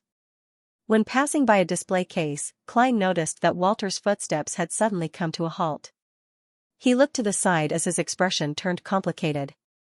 As he wasn't a spectator, Klein was unable to decipher the exact meaning of the complicated emotions. All he could do was trace Walter's gaze and look in front of the display case. There were two people standing there, a man and a woman. The man was in his 30s, wearing a black formal suit and a silk top hat. He held a golden-laid cane and looked like a rich gentleman. The woman was wearing a yellow dress and a golden necklace. Her overall attire was rather gorgeous. Mr. Butler is looking at that man. Klein instantly made a judgment as he swept his gaze across the target without leaving a trace. He realized that the gentleman looked rather old. His skin was dark from frequent exposure to the sun. His hands were like dried wood, and his fingers were extremely rough. If I didn't look at his attire, I would believe it if you said that he's a farmer, gardener, or carriage driver. Klein retracted his gaze as he felt a little puzzled. The reason why he could notice these details was because when he was constructing the identity of Don Dantes, he had seriously considered the appearance of an ordinary person who had been adventuring in the southern continent for a long time. He believed that in addition to the eyes, temperament, and innate facial features precipitated by rich experience, Don Dantes must have skin that had been exposed to the sun for a long time, inconspicuous scars, rough and powerful palms, and other details. Otherwise, it would not be enough to support the character's inner qualities. I have to say that ever since I became a faceless, I'm becoming more and more experienced and knowledgeable about how to create a new character. If I were to return to Earth, even without my Beyonder powers, I would still be good at acting. Amidst his self-deprecating thoughts, Klein saw that Butler Walter had already recovered his solemn and proper look, as though nothing had happened. The old man with rough skin pointed at the flags in the display cabinet. This is the flag used by Earl Lastine, Prince Harold Augustus, during the White Rose War. Unfortunately, he died in the war. However, his death was the turning point of the entire war. Our Rouen ultimately obtained victory. Look, this flag has his blood on it, your knowledge of history isn't bad. Klein swept his gaze at Walter from the corner of his eye. After 2 seconds of thought, he revealed a smile and approached the couple. He interjected in a friendly manner, I never expected people to know about such an obscure matter. I originally believed that people's understanding of the White Rose War was limited to Rouen's victory over Intis. Sir, I'm impressed by your erudition. Having been praised in front of his female companion, the man's expression instantly relaxed. His face beamed with a smug smile. I just like to understand the knowledge of history. He casually swept his gaze at the gentleman's attendant in front of him as he suddenly frowned before relaxing his brows. There was some lingering puzzlement. Indeed, he knows Butler Walter. Klein smiled without batting an eyelid. Nice to meet you. I'm a merchant from Desi, Don Dantes. How might I address you? The man hesitated for a moment. William Sykes. A steward of a manor. Klein repeated the man's answer inwardly before changing the topic to the flag and the White Rose War. After exchanging a few words, he politely bade farewell and, with Butler Walter and valet Richardson, walked to the other cabinets and continued his tour. It was as though their encounter was a trivial matter that happened by chance. Near noon, Klein, who had returned to the high-end four-wheeled carriage, looked at the bicycles outside and suddenly said, Walter, you seem to know Mr. William Sykes. Walter nodded solemnly. I met him once when I was working for Viscount Conrad. He serves a member of the royal family, the previous Earl of Lastings, Prince Edisac. He didn't hide anything as he explained William Sykes's background in detail. Once served Prince Edisac? After this prince died due to the Great Smog of Bakeland, he actually lived quite well. I wonder which manor steward he became. Perhaps he knows some secrets? Klein nodded slightly and didn't ask further. He was wondering if he should find an opportunity to investigate William Sykes. If William Sykes really knew something, the royal family's faction wouldn't ignore it. Or perhaps, he belonged to that faction. In short, investigating him would be a rather dangerous matter. I can't entrust Miss Magicians, Emlyn White, or Miss Zio to do it. Miss Sharon is capable enough, but this might very well cause her stable life to be destroyed. The best solution is to use Hero Bandit Black Emperor. But the problem is that before I steal the Antigonus family's notebook, my investigation of the Great Smog of Bakelin should be limited to the periphery. I don't want to alarm anyone or bring about any unexpected changes. Klein appeared to be enjoying the scenery outside the window as many thoughts flashed through his mind. Finally, he decided to endure it for the time being. He didn't wish to spoil the most important matter at hand. After lunch and an afternoon nap, Klein received his education in literary appreciation all the way until evening. After sending his tutor off, he was about to head to the dining hall on the second floor when he suddenly heard the doorbell ring. Amidst the clanking sounds, Klein glanced at Richardson. The valet immediately took a few steps forward and opened the door. Standing outside were two policemen in black and white checkered uniforms. From their epaulets, it could be seen that one was a senior inspector and the other was a police chief. "Officer, what's the matter?" Richardson asked on behalf of his employer. The senior inspector was a tall and thin man. His black hair was hidden under his hat, revealing only his sideburns. He scanned the room and smiled warmly. "I'm here to see Mr. Don Dantes. There's a case involving him and his butler." "What case?" Klein walked slowly to the door. "I'm Don Dantes." After introducing himself, he said politely, "Officers, how should I address you? If the matter is troublesome and requires a long time, why don't you come to my reception room and have a chat over tea?" The other police officer, who was the chief officer, was a very handsome lady. She was obviously a little tempted. She looked at the senior inspector next to her and waited for her superior's decision. Due to the Church of the Evernight Goddess, there were quite a number of female police officers in Rouen police force. However, due to the influence of other beliefs, social trends, and other aspects, they were still discriminated against to a certain extent when it came to promotions and positions. Most of them were internal clerks, and there was an invisible ceiling to their advancement. The high-ranking inspector smiled. "There's no need for tea, but we'll have to ask your servants." He paused and finally got to the point. "Mr. Don Dantes, do you know William Sykes? We met at the Royal Museum this morning." Klein vaguely felt that something unexpected had happened and took the initiative to ask, "Did something happen to him?" The high-ranking inspector retracted his smile. "He died. He died in a hotel near the Royal Museum." "Dead?"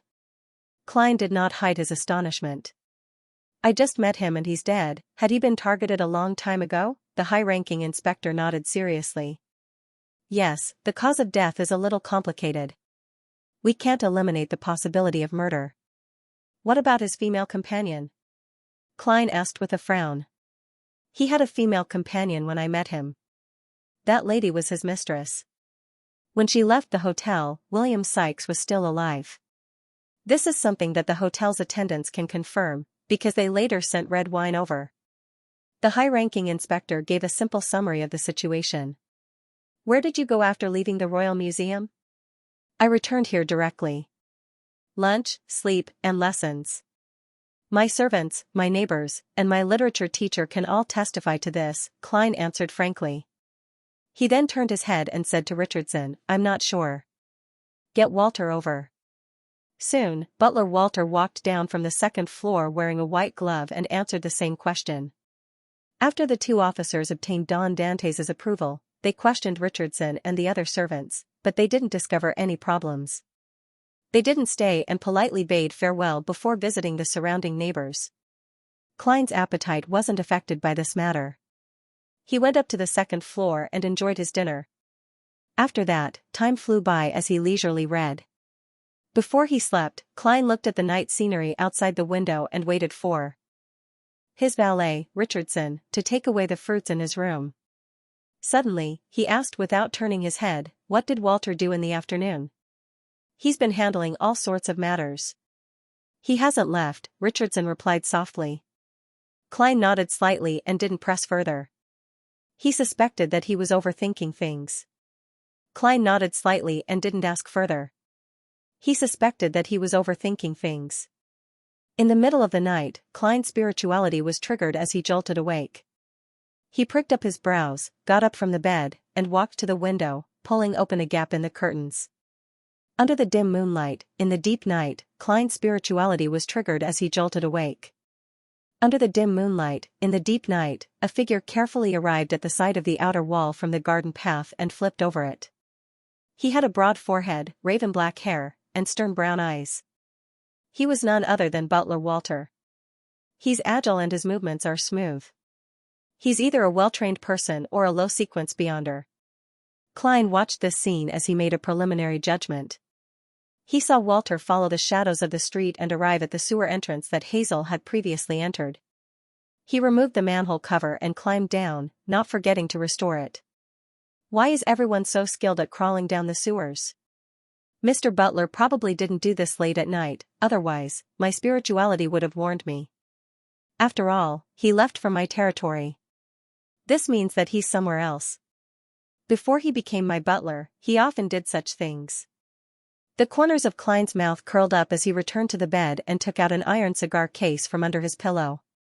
He wanted to control Xianxia to follow Walter and see what he was doing. I hope it doesn't exceed 100 meters, or I'll have to enter the sewers. As Klein muttered to himself, he returned to the back of the curtain. His marionette, Senor, immediately used the mysterious connection between the different mirrors to jump to the street lamp beside the sewer entrance. Then, it passed through the manhole cover and silently followed. Klein saw Walter walk forward for about 10 meters before turning into an even more secluded and sinister tunnel. There was moss and filth on the walls and ground. Suddenly, the butler stopped and said to someone, "Come on, let's go." "Why are you so impulsive? Why not wait for a better opportunity?" Soon, a weak and slightly hoarse female voice responded to Walter's question. "This is the best opportunity. I don't know how long it will take for him to return to the manor." "But why are you still so seriously injured?" Walter asked worriedly. The female voice chuckled. "William Sykes is much stronger than you and I imagined. This is probably the only way he fits his secret identity. No matter what, I finally got a clue from him. After so long, I finally have a chance to get close to the truth." "You don't have to be in such a hurry," Walter said after a moment of silence. The weak female voice chuckled and said, "I've already sold my soul to an evil god. I've already sold my soul to the evil god. The only meaning in my life now is revenge." Walter exhaled and said, "Continue hiding here. You continue to hide here, I will prepare food for you until you recover. If anything happens, use the old method to contact me." That weak female voice was silent for a long time. When he was alive, he had many self-proclaimed loyal subordinates, but after he died, only a few people still remembered him and were willing to take risks for him. "You are the one who surprised me the most. He was the first noble to give me such treatment, and he's also the person I'm truly loyal to," Walter replied in a deep voice. Klein, who had heard the conversation through his marionette, vaguely understood the entire story. After Prince Edisac's death, a few people loyal to him were secretly investigating the truth behind his suicide. Walter was one of them. However, he was mainly in charge of gathering intelligence on the surface, as well as using his identity to provide some aid. This is likely the additional development that Rhodes mentioned. Klein immediately got Xianxia to turn invisible and sneak into the secluded passageway. He saw Walter standing sideways and talking to someone. And in the spot he was blocking, there was a woman in a black dress sitting against the wall. Her face was rather pale. After the woman heard Walter's words, she chuckled and looked towards the exit. "It's time for you to leave. Be careful not to be discovered." She turned her head, allowing Klein to see her clearly. Her face was slightly round, and her eyes were slender. She had a gentle temperament and a hidden sweetness. She was an extremely outstanding and charming girl, and she was also an acquaintance of Klein's. Trissy Cheek, P.S., update before making changes. She's not dead? She escaped? She's still thinking of helping Prince Edisac seek revenge? At the instant he saw Trissy, Klein, who was standing behind the master bedroom's curtains, nearly couldn't control his expression. Although he had a vague guess based on the previous conversation, he still felt that it exceeded his imagination when the truth was placed in front of him. Even without dream divination, he could still recall the conversation he had with Trissy before the great smog of Bakeland. Back then, she was eager to escape Prince Edisac's control and escape the mastermind's control over her fate. She felt that her daily life was filled with pain. Such a demoness who was originally a man would sell her soul to an evil god in order to help Prince Edisac seek revenge? What kind of third-rate romance is this? The corners of Klein's mouth twitched. He saw Walter throw a bag of food to Trissy and heard him exhort a few words before turning around and walking out of the hidden passageway. At this moment, from Klein's point of view, a figure flipped out from Member of Parliament Mock's house. Following the shadows of the street, it quickly approached the sewer's entrance. It was none other than Hazel, who possessed a mystical item from the Marauder pathway. To think that I would encounter Walter. This doesn't look like the entrance to the sewers. It's clearly the entrance to a bustling market. Klein looked down and nearly raised his right hand to cover his face. When she came to the sewer's entrance, Hazel vigilantly observed her surroundings for a few seconds before moving the manhole cover and climbing down. The entire process was done in one fell swoop without any sluggishness. Stepping onto the slightly slippery ground, she followed the rusty metal pipes and the slowly flowing sewage river as she quickly advanced with a clear goal in mind. Suddenly, she felt a chill run down her spine as her hair stood on end. Right on the heels of that, Hazel felt as though she had fallen into a frozen river. She felt a large amount of coldness rapidly occupy her body. She was horrified to see that she had taken the initiative to walk in another direction, straight for the wall with the metal pipes. And all of this had nothing to do with her willpower. Horror quickly filled Hazel's mind as she finally extricated herself from the stiffness of her thoughts. She injected all the spirituality she could control into the necklace around her neck. The necklace was strung with 7 translucent emerald stones. They were separated by the same distance from each other and were surrounded by a circle of tiny diamonds. Even in the absolute darkness, they still glowed faintly. Suddenly, one of the stones lit up. The emerald green light illuminated Hazel's beautiful face, making it appear sinister. She stopped leaning against the wall, took a few steps forward awkwardly, and then retracted them one after the other. At this moment, Hazel felt the coldness in her body turn sluggish for a moment. Without hesitation, she used her spirituality to light up another translucent emerald green stone. She raised her right hand, aimed it at herself, and twisted her wrist. At the same time, mysterious symbols and patterns appeared in her mind. Her spirituality and vocal cords also underwent some temporary changes. She had stolen the extraordinary ability, Wraith Shriek. Just as Hazel was about to open her mouth and desperately make a sound, she felt her hands lose control once again. They covered her mouth fiercely, forcefully, and quickly. Her shriek turned into a whimper that only existed in her mouth. She took light steps and came to the wall in a few steps. She turned into a fork and crouched into the pure darkness.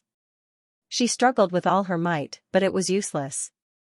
She couldn't even activate the necklace around her neck again. Hazel's dark brown eyes widened, filled with horror and indignation. 2 crystalline tears began to roll down the corners of her eyes. And at this moment, Walter fumbled his way out of another fork and returned to the sewer's entrance. He nimbly climbed up. By the time he silently entered the Don Dante's manor at 160 Buckland Street, Hazel suddenly regained control of her body. She felt the terrifying coldness vanish. She first raised her hands in surprise and used her night vision to take a look. Following that, she looked around in horror, as though the darkness of the sewers hid countless unknown monsters. Hazel then touched the necklace in front of her with her right hand and carefully stood up, approaching the entrance. She didn't run in a panic, constantly wary of any attacks from the depths of the darkness. Finally, she returned to Buckland Street. She saw the iron-black street lamps emit light, illuminating the path that had traces of rain. Only then did Hazel speed up and run back home. Midway, she suddenly turned back and nervously and frantically moved the manhole cover to a closed state. After doing all of this, she followed the shadows of the street and returned to her garden. With the help of the gas and water pipes, she entered her bedroom's balcony. Only then did she truly have the ability to think. She widened her eyes and subconsciously looked around as her body gradually began to tremble. She raised her left arm, hoping to wipe her face with her clothes, but she paused midway and took out a handkerchief from her pocket. Hazel still has basic coping skills. She's not a complete rookie. In the sewers, Senor, who was wearing a triangular hat and a dark red coat, revealed his figure as he silently muttered to himself. Following that, under Klein's control, he turned invisible again and entered the hidden fork where Trissy was. Just as the wraith approached, Trissy, who was dressed in a black dress, raised her head and smiled weakly and stubbornly. From the looks of it, you don't have any ill intentions. That lady's luck isn't bad. She had actually sensed Hazel's matter and discovered the wraith. Senor's figure instantly appeared as he chuckled. Perhaps killing her will only cause more trouble. Frankly speaking, he really wanted to report Trissy because he knew what evil she had done. He knew how she had instigated the passengers and crew of the Alfalfa to kill each other at sea, and how she had caused innocent lives to be lost prematurely. However, after discovering that Trissy was investigating the mystery of Prince Edisac's death, Klein had a new plan. It was to drive this demoness and cooperate with her to a limited extent on this matter. The mystery of Prince Edisac's death is almost equivalent to the truth of the Great Smog of Bakeland. Investigating this matter will definitely be very dangerous. Involving others will make me feel guilty, afraid that they will be hurt or even die as a result. As for Trissy, there won't be such a psychological burden. The crimes she committed should have sent her to hell long ago. The only problem is that she might only be investigating the mystery of Prince Edisac's death to plot her own matters. I have to be wary of this to prevent it from being used to cause a disaster. As Klein pondered, he made Senor take 2 more steps forward. Trissy looked at the middle-aged man in front of her and chuckled. Since you have ill intentions, do it, Mr. Senor. At that instant, the marionette's senses told him that there were countless invisible threads fluttering around Trissy. As for her, she was sitting in the middle with a pale face and a dark dress. She was like a spider lying in the middle of a web, but it was filled with a sense of temptation that made one want to approach her with pity. You know me? The marionette stopped in his tracks. Trissy replied with a dazed and confused expression, I once spent an unforgettable period at sea. Back then, you were still a man. Klein lampooned and smiled. Back then, you were still a man. Klein lampooned and smiled. Back then, you were still a man. Klein lampooned and smiled. Why are you investigating Prince Edisac's death? Trissy suddenly raised her head, a hint of anger appearing on her face. Suicide and suicide are different. Some people do it voluntarily, while others are forced. No way, she seems to really care about Prince Edisac's death. Miss, have you forgotten that you were once a man? Have you forgotten the pain you mentioned before? Could it be the so-called Stockholm Syndrome, where after being coerced for a long time, the tiniest bit of kindness from the other party would elicit tens of times more gratitude and attachment? Yes, I'm not a spectator. I can't tell if she's faking it. Klein made Senor laugh. So, you think Prince Edisac was forced to commit suicide? You're looking for William Sykes to investigate this matter? The anger on Trissy's face disappeared, revealing a poignant smile. Yes. He was the one who forced Edisac to commit suicide, using a bullet that can obliterate spirituality. However, he was also following someone else's orders. In order to obtain his final pleasure, he told me everything. I still didn't let him really touch me. I even showed him a picture of me from the past. He died in pain and despair. I can't imagine what William has encountered. Trissy's mind is still as warped as before. A demoness at the pleasure stage really has her own charm. Every expression and action can attract people. However, it's obvious that Trissy has restrained herself well. She's only using it when necessary. She advanced? Or is it because she's in love? As Klein lampooned, he made Senor ask, who is it? When he asked this question, Klein didn't expect to receive an answer, but Trissy chuckled and said, Viscount Stratford. The captain of the royal family's royal guards. Viscount Stratford. The captain of the royal family's royal guards. From this position, the Great Smog of Bakeland does have the shadow of a particular faction of the royal family behind it. As for who it is, it needs to be investigated. Klein temporarily couldn't find the time to verify Trissie's answer, so all he could do was let Senor chuckle. I find it unbelievable that you were able to tell me the clues so easily. Trissie said with a scoff and self-deprecating tone, it's because this is a good thing for me. Because to me, this is a good thing. I can see that you and the forces you represent are very interested in the real plot of the royal family and those guys behind the scenes. If I can provide some effective clues to cause you to clash with them and let the real conspirators surface, I will be very happy. This will help me in my revenge, and it will be of great help. According to this logic, does it mean that I can also use you to investigate this matter and fish out the true mastermind behind the scenes, allowing my faction to hide in a safe and secluded place before I obtain any effective information? Wasn't Trissie's words. Just now to induce me to have a limited cooperation with her, and she's willing to become a minesweeper to uncover the truth. She expressed the value of being used. She's afraid that I'll eventually decide to kill her. Klein roughly understood what Trissie was really trying to express as he controlled the wraith and said, that makes sense. That makes sense. I should do the same. I believe there's no need for me to threaten or tempt you. You will attempt to make contact with Viscount Stratford after you recover from your injuries. The corners of Trissie's mouth curled up. I just hope that he doesn't like men. It's not like there's no way to resolve this. If you already have a sequence 5, you can consider switching to the Hunter Pathway sequence for Iron-Blooded Knight. Also, have you forgotten your past self? Why are you becoming more and more accustomed to using the powers of a demoness of pleasure to deal with men? Klein lampooned as he made Senor laugh. That's not a problem. You can show him your past photos. Trissie was taken aback as her expression turned slightly distorted. She felt as though the shame buried deep in her heart had been dug out and exposed to the light of day. Her delicate eyes were covered with a layer of anger that stemmed from embarrassment. Her pale face instantly flushed red from her injuries. Trissie quickly restrained her emotions, chuckled, and said in a low, hoarse voice as expected of Admiral of Blood. He indeed has a deep understanding of the Demoness pathway. She wasn't sure before. I thought that the Demoness sect and Rose School had cooperated before, so she believed that Admiral of Blood knew the secrets of the assassin pathway. That was why she made that joke. Regardless, it's not nice to mock someone's gender. This does match Admiral of Blood's persona. One of the rules of a marionettist is remember, every marionette has its own setting. From the looks of it, the reason why Trissie mentioned the photos of the past is purely to vent the joy and excitement of torturing and eliminating an enemy. She didn't pay special attention to the details in the description.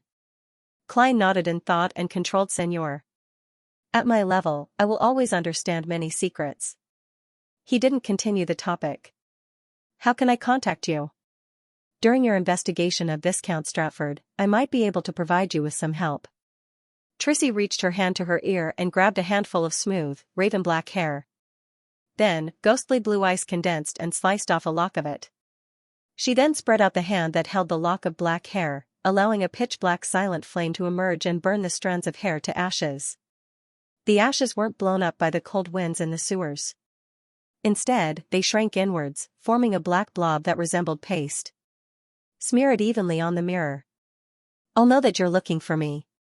I'll use that mirror to communicate with you in the future. Trissie flicked her wrist and threw the black blob at Senor. This can be used about 5 times. That's enough. As Senor was only a marionette, Klein wasn't worried that he would accidentally catch the black sticky blob. After taking a few looks at it, he stuffed it into his pocket. Trissie fell silent for a few seconds before biting her lips. If I need some help, how should I contact you? That's a problem. Klein wished that she could directly summon Miss Messenger, Rionette Tinker. After all, as long as Trissie inquired about Admiral of Blood's recent situation, she would know that the Wraith was backed by the German Sparrow. This was something that couldn't be concealed. After a few seconds of consideration, he decided to be more cautious. He believed that it wouldn't be too late to change the method of contact after Trissie really discovered it. After all, she's not a trustworthy person. She might be avenging Prince Edisek out of sincerity, but it's likely that she has other motives, such as avenging herself. Klein made Senor look around and say, there are many secrets hidden in this sewer. There are many secrets hidden in this sewer. I come here often. You can leave any help you need here in words. If it's urgent and you can't do it in time, you can contact the person from before and get him to leave a message here. Trissy slowly nodded. All right. Seeing that the exchange was almost over, Klein prepared to let Senior leave. At this moment, his gaze swept across Trissy's hands and discovered that the sapphire ring that's comparable to a grade 0 sealed artifact had vanished. I noticed it just now and thought that she had changed her hand to wear it on another finger, but it's really gone. From the looks of it, she paid quite a considerable price to escape Prince Edisac's Red Rose Manor and escape in Sangwil and 0-08's control. The mark left behind by the primordial demoness has vanished as well? Klein thought for a moment and made Admiral of Blood Senior laugh. There's one more thing. Which evil god did you sell your soul to? Trissy looked deeply at the middle-aged man in front of her. The primordial demoness. Didn't you want to escape that strange state back then? Didn't you want to become less and less like yourself? Why are you turning back now? Don't you know that by changing your name to Trissy Cheek, they had the intention of making you the primordial demoness vessel? No, she really doesn't know. She doesn't even understand the meaning of the name Cheek. Using all my strength to escape fate is to further integrate into fate. At that moment, Klein felt an inexplicable fear towards fate and deities. He forced Senior to smile. It's hard for me to believe that you answered so easily. Trissy's eyes turned a little misty as she gave a self-deprecating laugh.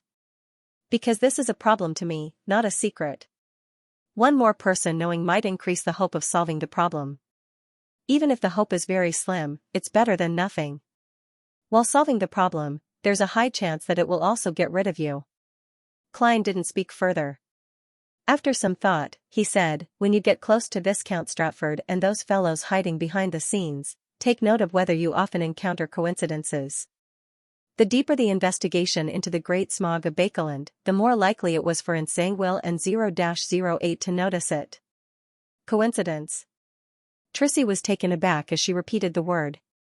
At that moment, she recalled the coincidences she encountered back at Red Rose Manor. Amidst her thoughts, she suddenly looked up, only to discover that Admiral of Blood Senior, who was wearing a dark red coat and an old triangular hat, had long vanished. The next morning, Klein woke up on time. With the help of his valet, Richardson, he wore his coat. Just as he arrived at the dining hall, he saw Walter standing by the door, waiting respectfully. Sir, your schedule today is mainly to participate in an afternoon tea at Member of Parliament Mock's place, Walter dutifully reminded his employer. He was old-fashioned, solemn, and meticulous, no different from usual. It was impossible to tell that he had been to the sewers last night. Klein nodded with a smile as though nothing had happened. I haven't forgotten. He then entered the dining hall and enjoyed the rather exquisite food that was beginning to repeat itself. There's not enough variety for breakfast. Klein focused on finishing his meal, put down his knife and fork, and sighed. I miss my hometown a little. Get the chef to prepare a desi pie tomorrow. Yes, sir. I should have thought of this earlier, housekeeper Tanaja replied apologetically. Klein waved his hand, indicating that she didn't mind it. Then, he took a stroll in the garden. After doing all of this, he returned to the third floor to read the remaining newspapers until his etiquette teacher, Xianxia, arrived. Xianxia was still dressed appropriately with an elegant bearing. She smiled at Don Dantes and said, I heard that you will be enjoying afternoon tea at Madame Rihanna's place today. I heard that you're going to enjoy afternoon tea at Madame Rihanna's place today. The focus of this class will be afternoon tea etiquette. Klein maintained his smile as he listened attentively, asking questions from time to time. 30 minutes later, Walter knocked on the door and entered. Sir, a servant from Member of Parliament Mock's place just came to say that today's afternoon tea has been cancelled because Madame Rihanna's daughter, Miss Hazel, is sick. She's very sorry and wishes to invite you again next week. Hazel is sick? Because of last night's fright? If it were an ordinary person, it wouldn't be impossible. But for a beyonder who can enhance their physique, the chances are very low. Furthermore, Hazel clearly hasn't seen the changes brought about by the potion. Her mental state is still rather healthy, allowing her to perform very well. She doesn't feel any fear, and even if she's frightened, it's unlikely for her to suffer from any psychological ailments. Ailments. A sequence 5 of the demoness pathway can infect the people around her with ailments. Last night, after Trissy sensed a stranger enter the sewers, she secretly spread the ailments? As for Senor in his wraith state, he wouldn't be infected, so I didn't notice it. This isn't a big problem. Hazel didn't stay in the ailment for long. It's only because of the fright that she didn't recover quickly. From the looks of it, Trissy has really advanced to sequence 5. Klein nodded slightly. Send my regards to Miss Hazel. P.S. Update first, then change later. Requesting for monthly votes. The doubling has begun. Everyone, vote now. 9 Heaven's Divine Emperor. Without afternoon tea, Klein decided to pray at St. Samuel Cathedral to show his piety. Of course, he didn't forget to watch the pigeons on the square to make himself appear relaxed and calm. After entering the cathedral and passing through the murals illuminated by the sunlight, Klein arrived at the dark and deep prayer hall. This place wasn't as gorgeous as the other churches. It wasn't dazzling or visually stunning, but it was gentle and serene. It made one feel tranquil from the bottom of their heart. And right in front of them was a pure light that resembled the resplendent stars. It emitted a strong sense of holiness and solemnity. Klein took off his hat and handed it and his cane to his valet, Richardson. Then, he walked down the aisle and walked forward. At that moment, 2 figures stood up from the front row and turned to walk towards the exit. One of them had black hair and green eyes. He moved in a suave manner and had an unruly hairstyle. He was none other than Leonard Mitchell. Almost at the same time, Leonard Mitchell also saw the middle-aged man with white sideburns and deep blue eyes. Don Dantes. He tensed up as his body tensed up indiscernibly. Klein looked at Leonard and nodded with a smile. His expression was friendly and his posture casual. Leonard squeezed out a smile and nodded with some difficulty. Following that, he turned his body and made way, brushing past Don Dantes. This allowed Klein to clearly see who was behind him. It was someone he was familiar with, Daly, who was dressed in a spirit medium's black robe. This lady was still wearing blue eyeshadow and blush, presenting a bewitching beauty. Daly glanced at the middle-aged gentleman who passed by and suddenly fell into a daze. She then retracted her gaze and silently approached the exit. It can't be. I only imitated the deep feeling of the captain's eyes. Even the color is different. Ma'am Daly found it familiar? A woman's intuition is truly terrifying. Klein noticed Daly's momentary abnormality and had a vague guess. A long time ago, from what he knew as a straight man, Ma'am Daly had a crush on the captain. Otherwise, she wouldn't have taken the risk to rush to Tingen and get Klein to find an opportunity to teach Dunn Smith the acting method. As for the captain's attitude on this matter, Klein couldn't be sure. After all, Dunn Smith often couldn't distinguish between reality and dreams during that period. His poor memory was rather prominent, and he might have unknowingly forgotten certain things.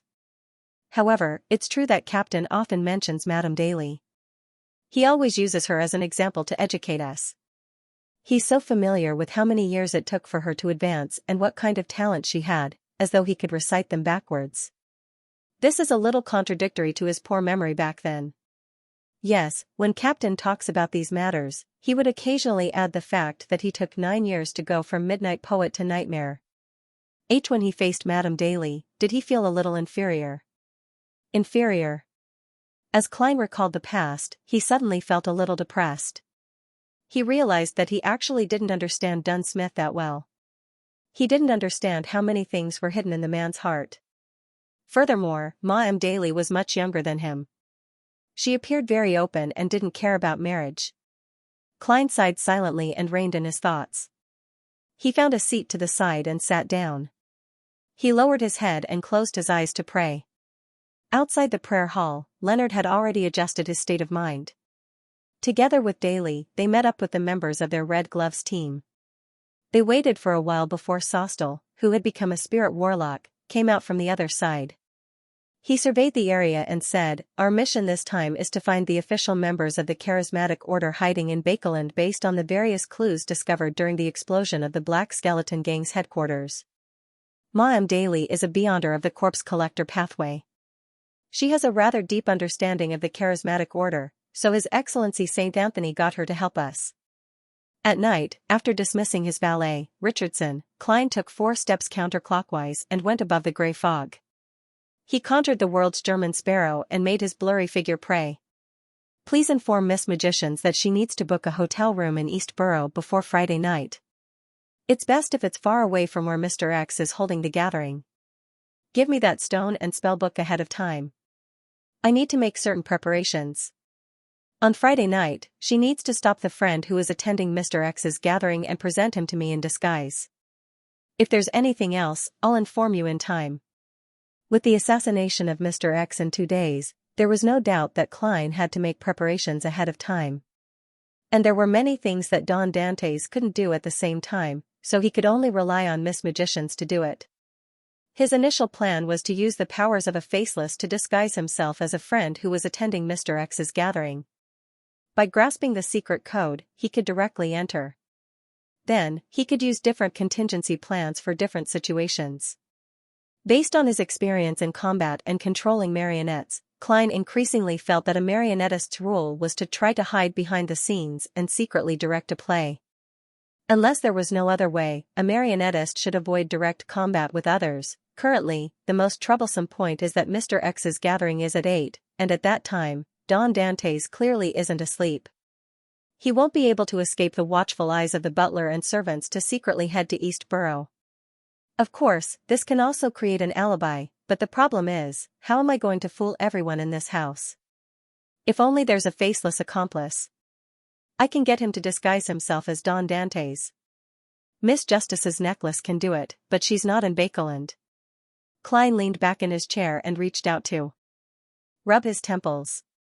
He even thought of directly summoning himself and responding to himself, using the identity of Hero Bandit Black Emperor to take action, but that would make him lose the ability to change his physical appearance.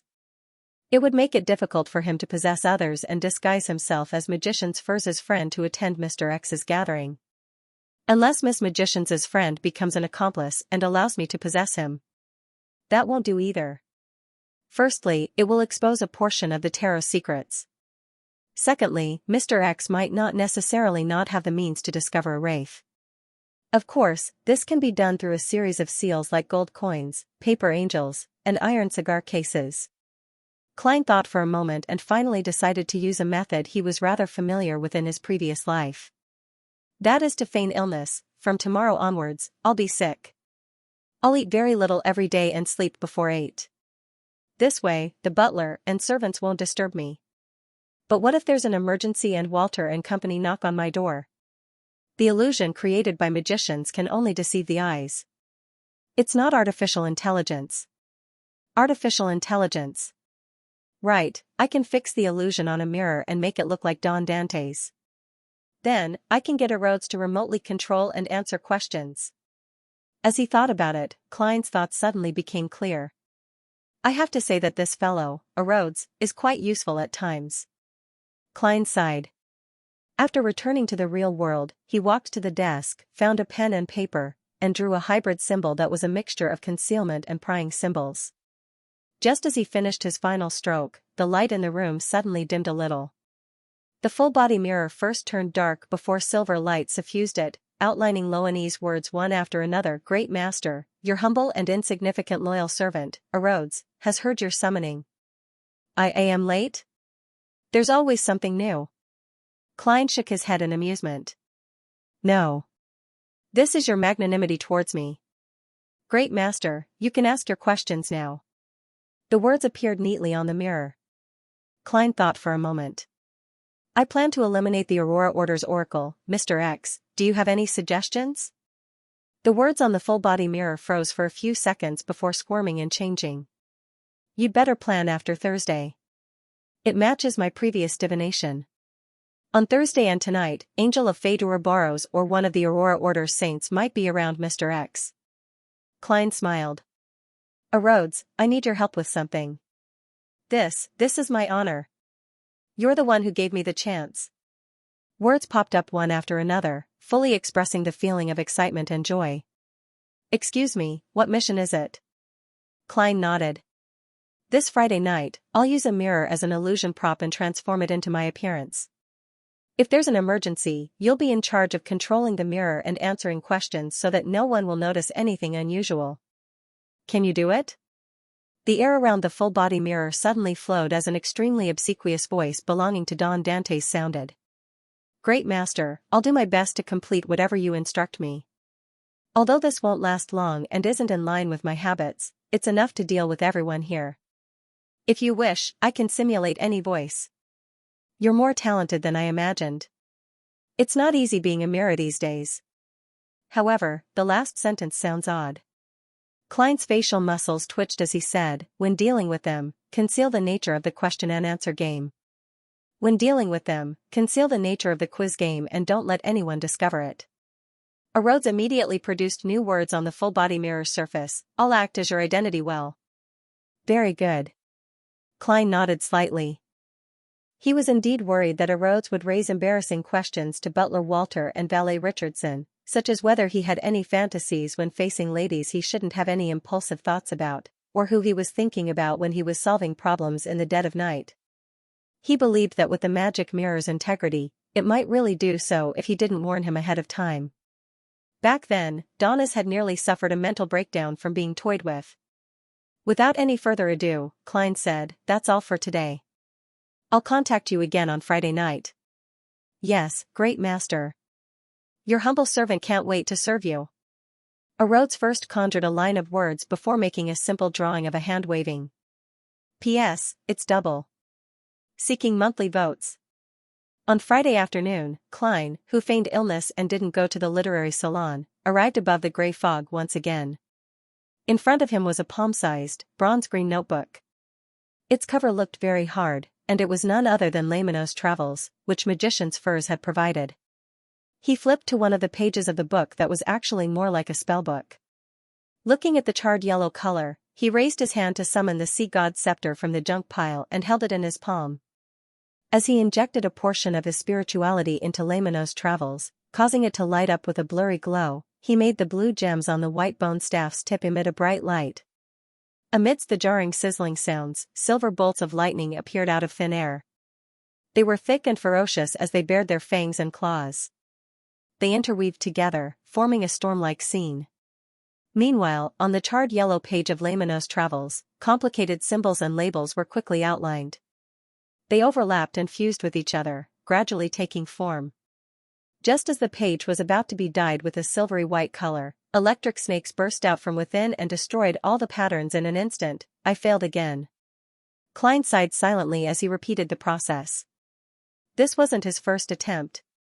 Ever since he obtained Lemano's Travels on Wednesday night, he would occasionally head above the gray fog and use the spellbook to record the powers of the sea god's scepter.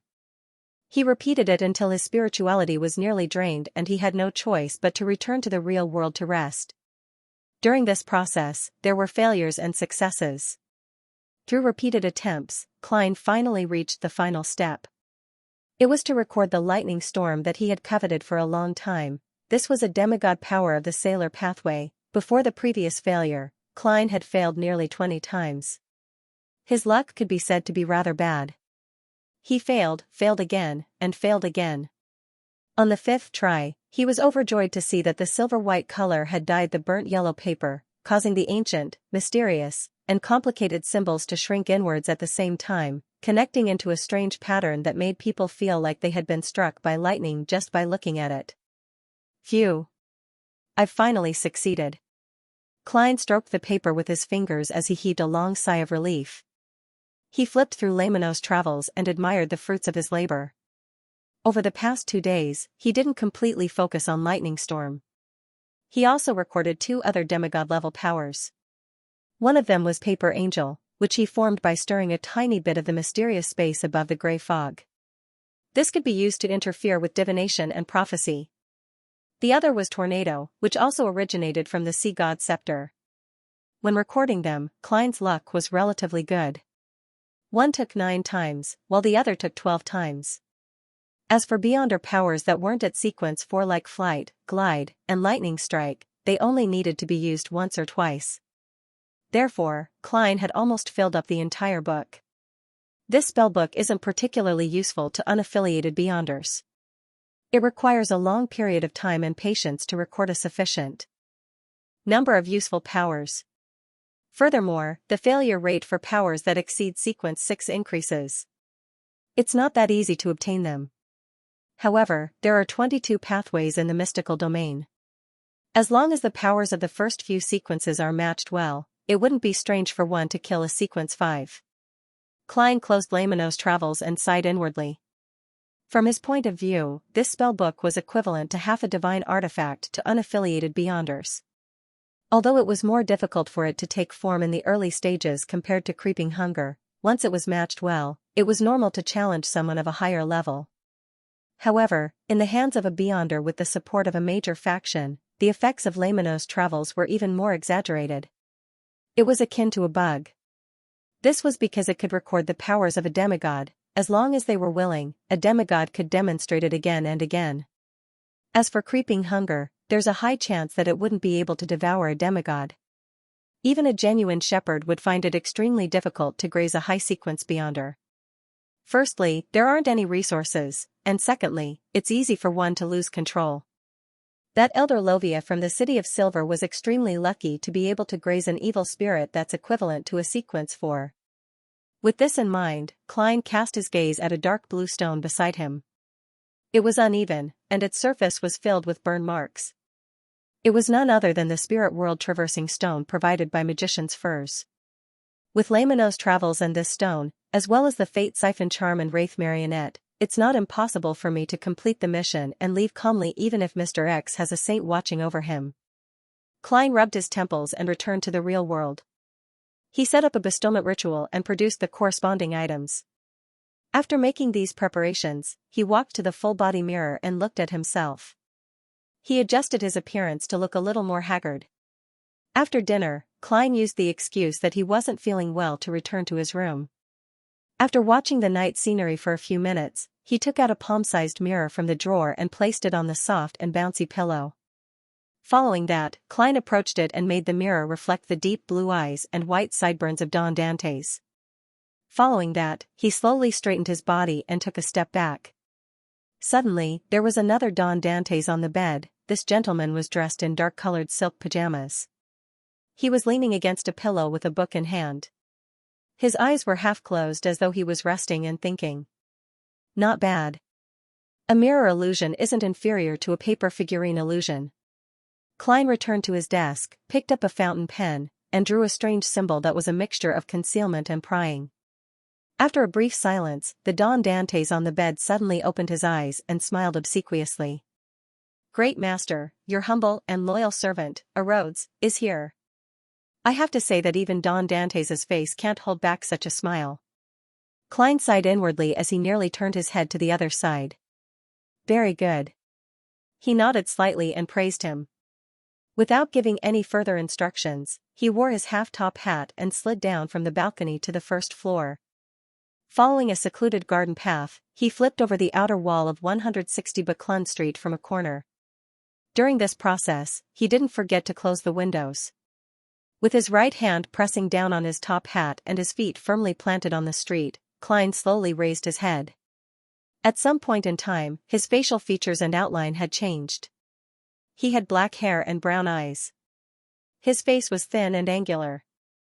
This was the crazy adventurer, German Sparrow, with a bounty of 50,000 pounds from a single country. The hunt was about to begin. Sherwood Borough.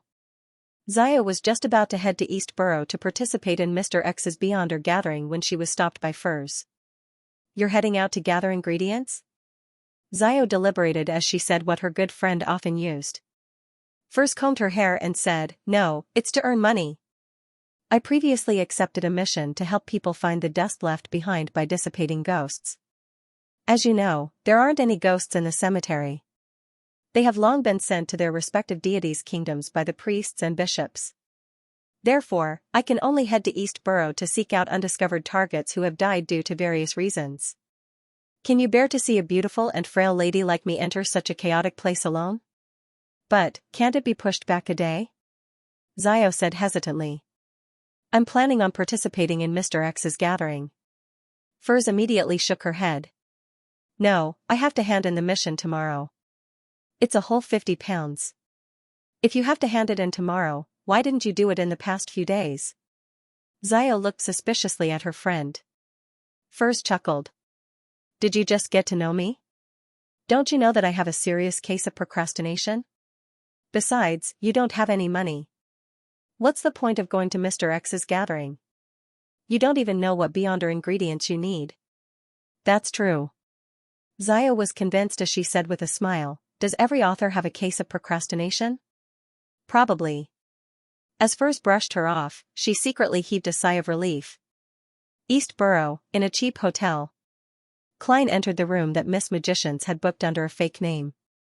Here, it was a luxury to have a room with a bed and a person. But even so, such a room only cost 12 pence a night.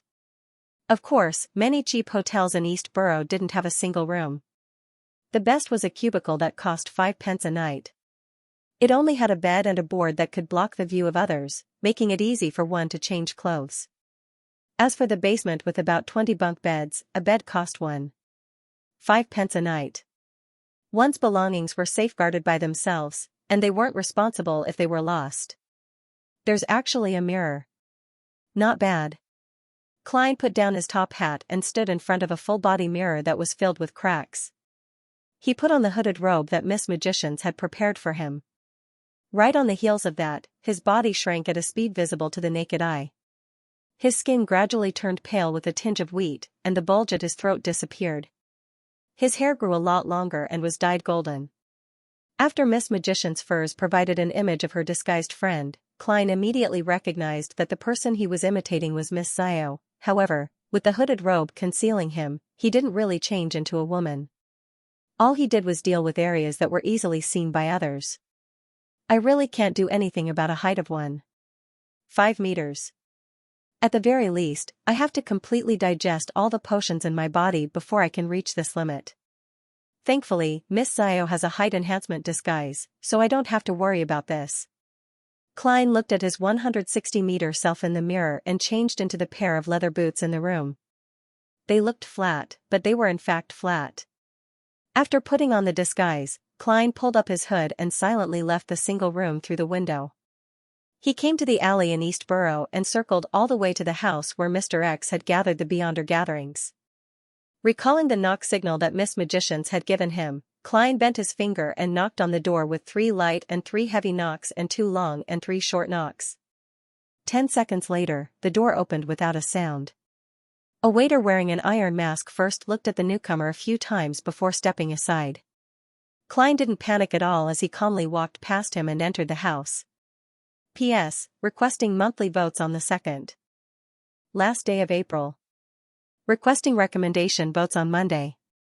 In the process of passing through the living room, Klein's spiritual perception was triggered. He felt invisible gazes coming from nowhere and sweeping over him. He pretended not to notice anything and entered the living room in front of him. He examined the environment and found a seat that was not far from the main seat, but not close either. And the moment he passed through the door, all the gazes disappeared. Disappeared. If it wasn't for the Wraith's triple seal isolating it, I would have likely been discovered. Mr. X isn't as bold and crazy as he appears. Klein sat down and pulled his hood, hiding his face even deeper in the shadows. After more than 10 minutes, when almost all the members of the gathering had arrived, Mr. X, who was wearing a brass mask, arrived at the entrance without making any movements. He walked in step by step and walked toward the main seat. He was wearing a classic black robe and a pointy magician's hat. As he walked, his aura was restrained, but everyone present subconsciously lowered their heads. Turning around and slowly sitting down, Mr. X looked around and said in a low voice, "Let's start. The distance is within 4 meters." Klein was not in a hurry to act. He retracted his gaze and patiently watched as the few members of the gathering used the information of the people with abnormal luck to exchange for gold pounds, listening to Mr. X's occasional responses. Time ticked by as the focus of the gathering shifted from Mr. X's bounty to the transactions between them. Without any hesitation, Klein used his left thumb to tap the first joint of his index finger twice, activating his spirit body thread's vision. Streaks of illusory black lines immediately appeared in front of him. They drilled out from different people's bodies and extended into the distance. After some identification, Klein secretly controlled Mr. X's spirit body threads. In his plan, there were two main difficulties in the mission. One of them was that Mr. X, who had the astrologer job as a prerequisite, and the Aurora Order Saint, who might be lurking in the shadows, might have a premonition of danger when he began controlling the corresponding spirit body threads, allowing him to acutely sense any abnormalities. Towards Mr. X's spiritual intuition, Klein was rather certain. This was because back when Miss Sharon existed as a wraith, she had failed to discover Nimblewright Master Rosego's control of his spirit body threads. However, a demigod saint, a high-sequence beyonder who had already obtained godhood, wouldn't be surprised if he had any special traits. It was similarly not surprising that his spiritual perception would be stirred by the changes in the spirit body threads of others. Other Nimblewright Masters were likely helpless when it came to this, but Klein was different. He had the identity of the Fool, and he could borrow the powers of the mysterious space above the gray fog. He could rely on the interference of the paper angel ahead of time to eliminate any latent problems. The gathering continued without any abnormalities. More than 10 seconds passed in the blink of an eye. There were only 3 seconds left before Klein gained initial control over Mr. X. As for the Aurora Order's oracle, he didn't notice anything as he observed the completion of a transaction with a deep gaze. It was unknown what he was thinking. At the critical moment, Klein took the initiative to stop. He barely maintained his progress as he pulled out a hand and stuffed it into the hidden pocket of his hooded robe. He touched the iron cigar case that was sealed with a wall of spirituality. Klein then moved his finger and gently poked it, dispelling the wall of spirituality, allowing it to turn into a gentle wind that lingered in his pocket. He retracted his palm and waited for a few seconds until Mr. X's gaze looked to the other side. Only then did he continue controlling the spirit body threads. 2 seconds, 1 second, 0 seconds, Mr. X's thoughts turned sluggish, as though someone had poured cement that had just been stirred. Enemy. Danger. His thoughts slowly raced as he quickly made a decision. He planned on seeking help from his subordinates and the person watching him in the dark, as well as putting up an effective resistance. At this moment, a gloomy coldness drilled into his body, causing his limbs and mouth to no longer belong to him. Admiral of Blood Seigneur, Wraith Possession, there were many flaws in a Nimblewright Master's control over spirit body threads. The biggest problem was that once he entered a state of initial control, the target would immediately discover the problem and have the ability to take all sorts of countermeasures.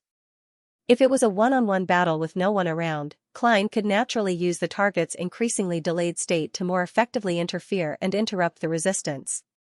But if the target had other helpers, it would be very difficult for a Nimblewright Master's control to fool them. He needed the help of the environment or his companions to conceal himself and carry out the operation without leaving a trace. And on this point, a wraith that could possess a target and forcefully control the target's actions was the best assistant for a Nimblewright Master. The reason why Klein didn't immediately enter a state of initial control was so that he could find time to release the wraith. After passing the entrance check, the activity room where the gathering was held definitely had a relatively low level of security. Mr. X's eyes widened slightly as his thoughts gradually turned sluggish. The words he wanted to shout had been firmly locked by his throat and mouth, completely vanishing into nothingness. And his hands that he had planned on raising slowed down as he reached for the porcelain teacup beside him. This was completely in violation of his wishes. It was all done by the cold aura that filled every corner of his body. Wraith. Nimblewright Master. No. If this goes on, I'll die silently.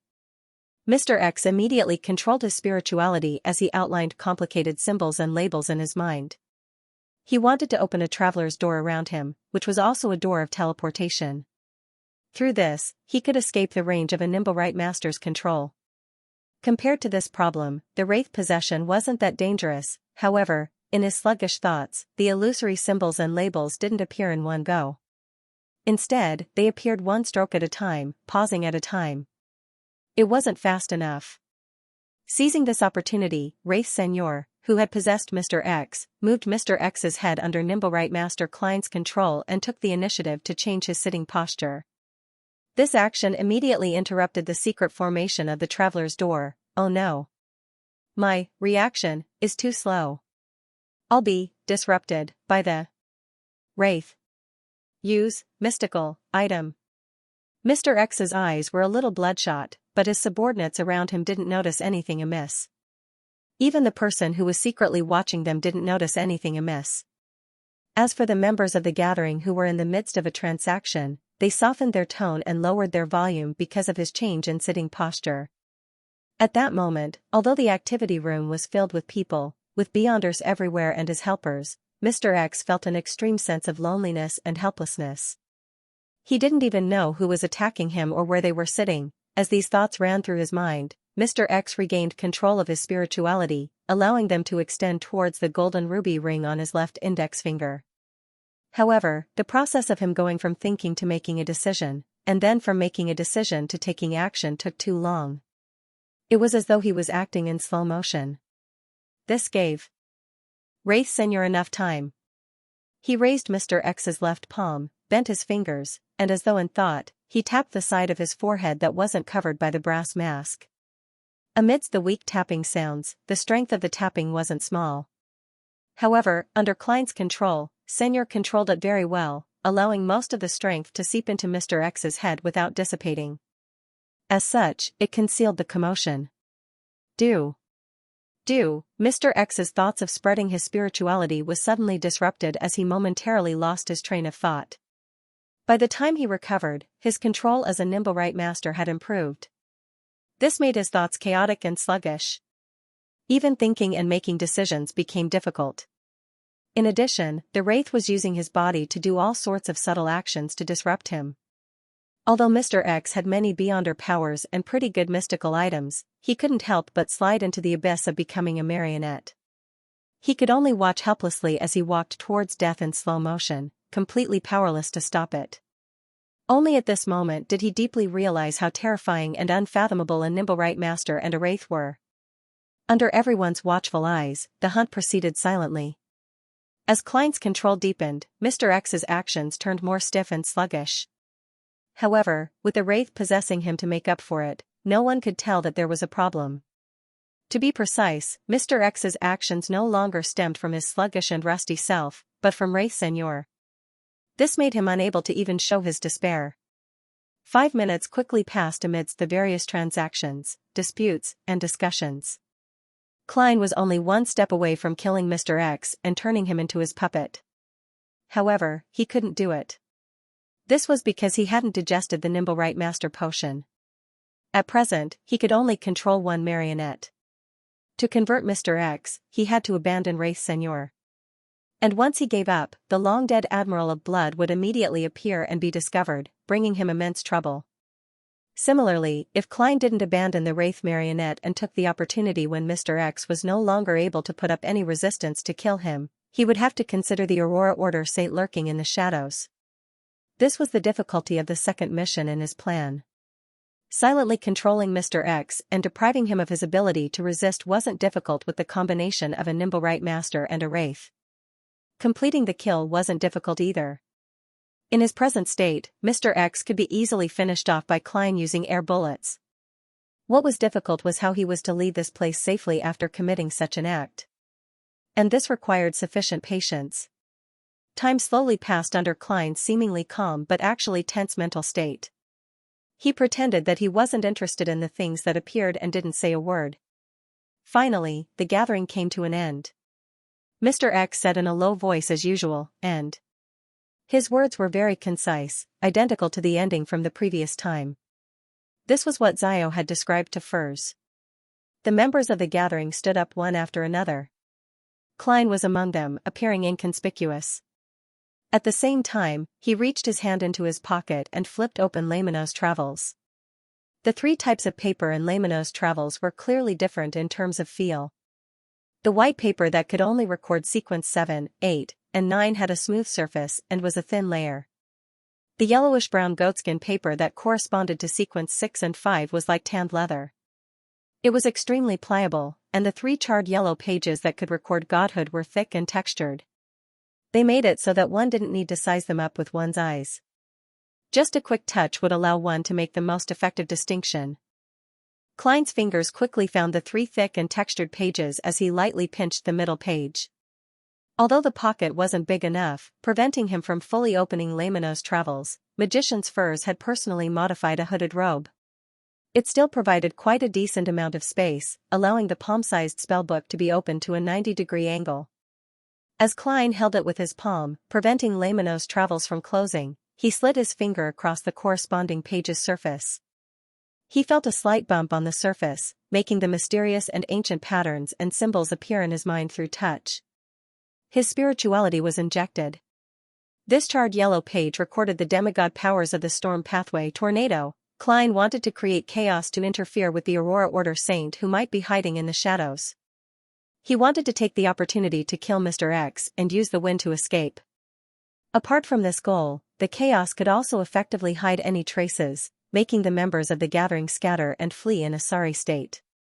And with their identities unclear, doing so would make them suspicious, making it difficult for the Aurora Order to trace it back to Zio.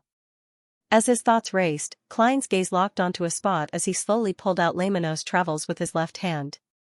At the same time, Mr. X took 2 steps to his side and stood in the same direction as him, like an old friend who hadn't seen each other in years. Right on the heels of that, there was an explosion as a visible and terrifying hurricane spiraled around the spot Klein's spirituality had indicated. The tables, coffee tables, sofas, and high-backed chairs in the room flew into the air. The violent tornado cracked the walls and took the roof with it as it swept towards the entrance of the alley. Some of the members of the party were caught in the wind and were thrown far away. Some of them were pushed forward by the wind pressure and stumbled forward, rushing to other places. If it wasn't for Klein deliberately controlling the timing and direction of the hurricane, not only would Mr. X's old house be destroyed, even the surrounding apartment buildings wouldn't be spared. As for the gathering members, they would be swept up by the wind. Their survival would be up to luck. The howling sound quickly became agitated. The tornado that soared into the sky was like a terrifying giant. It staggered towards the entrance of the alley and towards the street. Everywhere it passed, the ground was clean, not a single thing was left behind. Klein was similarly sent flying. He and Mr. X, who was possessed by a wraith, were thrown to another street. During this process, as the two of them were standing close to each other, and with the wraith being able to float in midair, he could control the target's body to a certain extent at the periphery of the hurricane.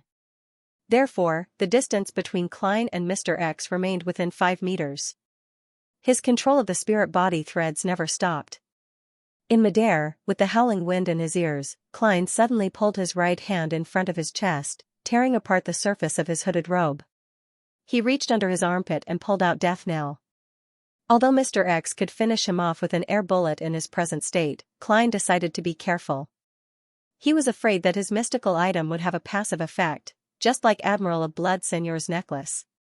One had to do their best when hunting. With Klein's intense action of pulling out his gun, his control of the spirit body threads was clearly affected. If Mr. X wasn't in a state where he was close to being completely controlled, just this moment would have allowed him to regain his basic lucidity. However, even so, Mr. X's thoughts were no longer frozen as they became a little more lively. He attempted to struggle, but in a short period of time, the possessed wraith, Seigneur, made all his efforts turn stiff and contradictory. Then, the enemy who was falling sideways appeared in Mr. X's eyes. Half a thin face and the corresponding deep lines appeared. In his line of sight, the other party coldly pulled the hammer and aimed the black muzzle at him. Bang! Without any hesitation, Klein pulled the trigger as the gunshot's boom was swallowed by the wind. Mr. X's head jerked back as though an invisible hand had pressed down on his face. His head, his brass mask, at this moment, split into countless pieces, carrying with them a red and white liquid, flying in all directions. A fatal shot, the death knell was tolling for him. Thud. After firing that shot, Klein's back hit the ground as he fell to the street. Thud. Mr. X landed to the side as the blood and fragments that were scattered in midair strangely flowed backward and gathered at his neck, forming a head covered in cracks and cracks. This was the power of a wraith. At that moment, the tornado that had lost its support began to collapse. And the huge commotion had undoubtedly been noticed by the distant demigods. Inside the Holy Wind Cathedral, the newly appointed Archbishop of Bakeland, Deep Blue Officiant, Randall Valentine, flew out of his room and floated high in the sky. The fallen Klein saw that the wind pressure had weakened. He held Death Knell in one hand and Laymanos Travels in the other, just as he was about to flip the latter to the first yellowish-brown goatskin page. After getting this magic book, he realized that there was a record of Traveler's Gate in the pages that originally existed in the book. Klein originally believed that it was a coincidence, but on careful thought, he believed that it was inevitable. This was because Laymanos Travels belonged to the ancient Abraham family. They controlled the apprentice pathway and many corresponding mystical items. They had the resources and were willing to record the powers of a traveler. After all, it was very, very, very useful. At that moment, as long as the traveler's door took form, Klein could easily leave with Mr. X's corpse that Xianxia had possessed. The reason why he hadn't used it in the house was because the Aurora Order saint that might be present wasn't affected. There was a chance that he could discover and interrupt him. Furthermore, Mr. X was a traveler, so there was a certain chance that he could use teleportation door to escape his predicament. Before he died completely, Klein didn't wish to take the risk. At that moment, Klein's vision darkened as he realized that the surrounding streets were filled with pitch black and strange invisible liquid. It surged over and rapidly condensed, forming a sturdy cage. In this kind of darkness, the shadows came to life, and their cold gazes all fell on him. Power at the level of a demigod. The Aurora Order saint was indeed nearby. There's no way to teleport directly. Klein's heart tightened as he calmly flipped Laymanos Travels to the charred page. Sizzle, silver pythons leaped out of thin air as they intertwined with each other and swept through the darkness, illuminating everything. Lightning storm, the solidified pitch black instantly shattered, and without any hesitation, Klein had stuffed Death Knell's right hand into his pocket. He pinched the dark green stone that was covered in burn marks. Door. He said in ancient Hermes with an abnormally calm tone. A light blue glow burst out as Klein's figure rapidly turned blurry. Even Mr. X's corpse, which had come over to grab his shoulder, experienced the same changes. The two figures instantly turned transparent as they vanished from the spot. They quickly departed from the brightly colored and overlapping spirit world, cleverly escaping. In the alley that was strewn with wood chips, rubble, cloth, and all sorts of junk, in the flattened gathering house, in a shadowy spot, someone grunted. Damn it! At this moment, the other gathering members had already fled the street. A sonic boom sounded from high in the sky. Zio and Furs, who were searching for ghosts in East Borough, were alarmed by the sudden brightening of the sky. They hurriedly looked into the distance and saw the silver forest that bloomed like a flower. That warped posture and hideous feeling made them tremble for some baffling reason despite them being very far away. They nearly didn't dare look straight at it. What exactly happened over there? Zio mumbled softly as she exchanged looks with Furs in confusion. Furs actually had some guesses, but she found it unbelievable. This was because this completely exceeded the strength of the world. German Sparrow, in an alley without any lights, Klein appeared out of thin air with Mr. X's corpse as he landed on the ground. He didn't panic at all. He first left Death Knell in his pocket before using his right hand to take out another book from his chest. Roselle's Travels, Pa. Klein slapped the book written by Dragon of Imagination Ankwelt at Mr. X's face, staining the cover with blood. Moments later, Mr. X's corpse vanished, leaving behind Xianxia in his old triangular hat and dark red coat. Right on the heels of that, Klein put away Roselle's Travels and flipped open Laymanos Travels, making the other yellowed page face up. Suddenly, a bright light burst out from the book as an illusory angel with 12 pairs of wings flew up and landed on Klein. All of this happened in an instant as the alley returned to darkness. Only the dim moonlight silently illuminated the area. Klein then took out another metal bottle and poured out the blood stored inside, smearing it evenly on the cover of Laymanos Travels. After doing all of this, he put away the other items, pulled off his hooded robe, and casually shook it to the side. Scarlet flame soared up and burned the tattered clothes cleanly. At the same time, Klein silently grew 10 centimeters, making him look rather ordinary. Then, he used the stars in the sky to determine his bearings and picked up a fallen tree branch to help. Soon, he passed through the dark and depraved streets and returned to the cheap inn from before. Up to this point, he still didn't know what weakness he had. In the single room of the cheap inn, Klein changed into his own clothes and transformed back into German Sparrow. Looking at the thin and cold crazy adventurer in the mirror, He fell silent for a few seconds before picking up his half-top hat and wearing it. Above the flattened building, the cardinal of the Church of the Storm, the Archbishop of Bacolod Diocese, deep blue officiant Randall Valentine, who had failed to catch the rat, looked down in silence for a long while. 160 Buckland Street. Butler Walter looked at the visitor outside the door in surprise. "Bishop, is there a reason for your sudden visit?" Bishop Electra chuckled. "I heard that Dwayne is sick, so I came to visit him. Perhaps with the goddess's blessings, he will quickly recover." Divine King of the Nine Heavens Walter came to the third floor, bent his finger, and knocked on the master bedroom's door. "Who is it?"